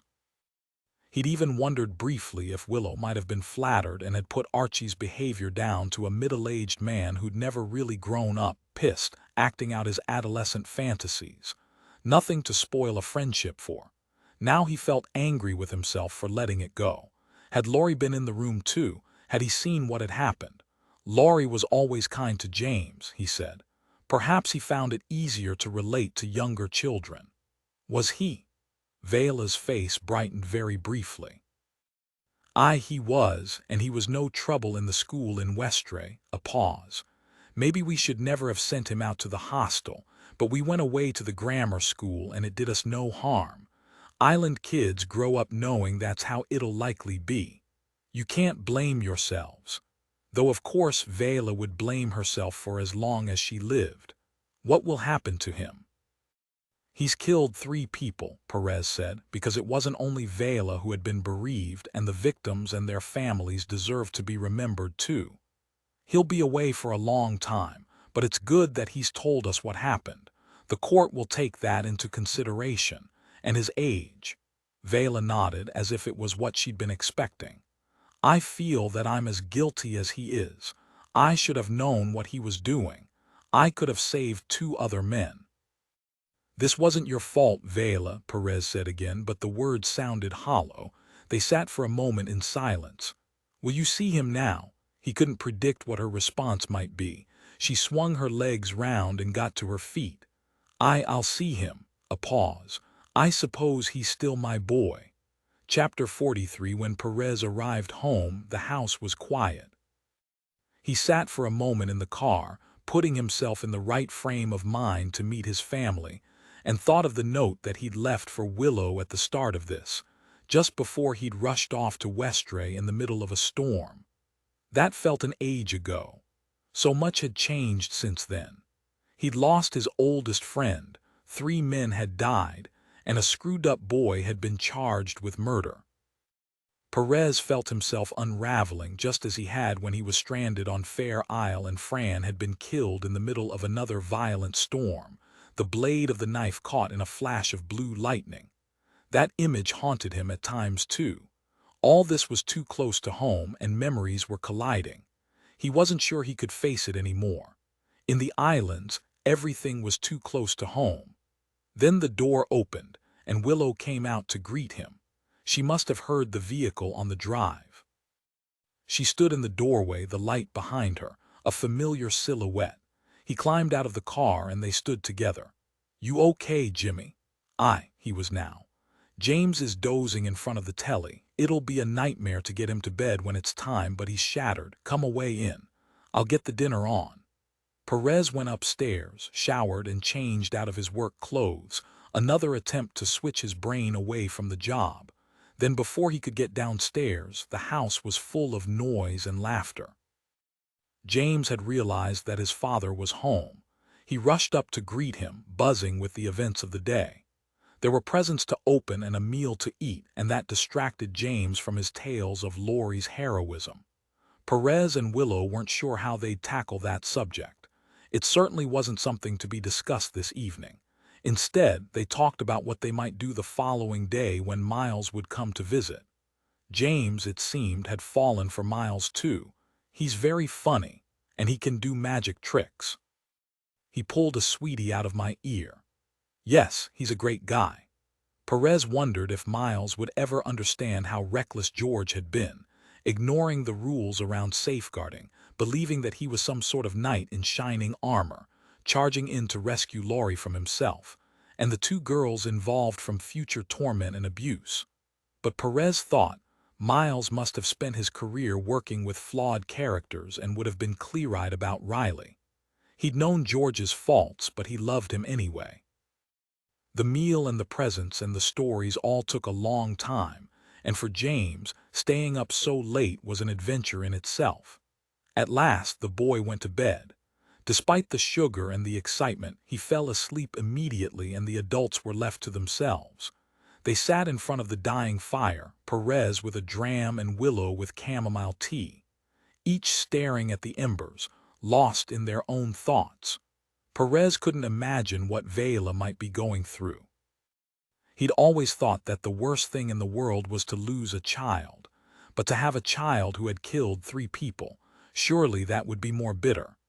"Do you think Vela suspected that Laurie was capable of murder?" Willow could have been reading his mind. "I don't know. Maybe she had an itch of suspicion but didn't want to believe.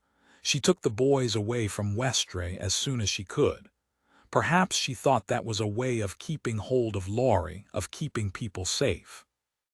"What would you do if you thought James had committed something so terrible?" "He won't." Perez was sure about that. "We'll make sure he won't do anything of the sort." Willow didn't answer for a while. "I'm not sure it's that easy. Vela and Archie were good parents in their own way. He grew up in a place that most people would consider idyllic. I never thought of Laurie as being overly macho or unpleasant in any way at all." There was another period of silence. Then, because this seemed like a time of confession, he said, "Earlier, sitting in the car, I wasn't sure I could do this any longer. It's too hard." He knew she'd understand what he meant by that, the case, working in a small community, policing people he knew. He looked directly at her. "I was thinking I'd resign." "And now," she said, he shrugged. "Honestly, I don't think I'm fit for anything else. And someone has to do it, don't they? Somebody has to pick up the pieces when things fall apart. She smiled, as if it was the answer that she'd been expecting.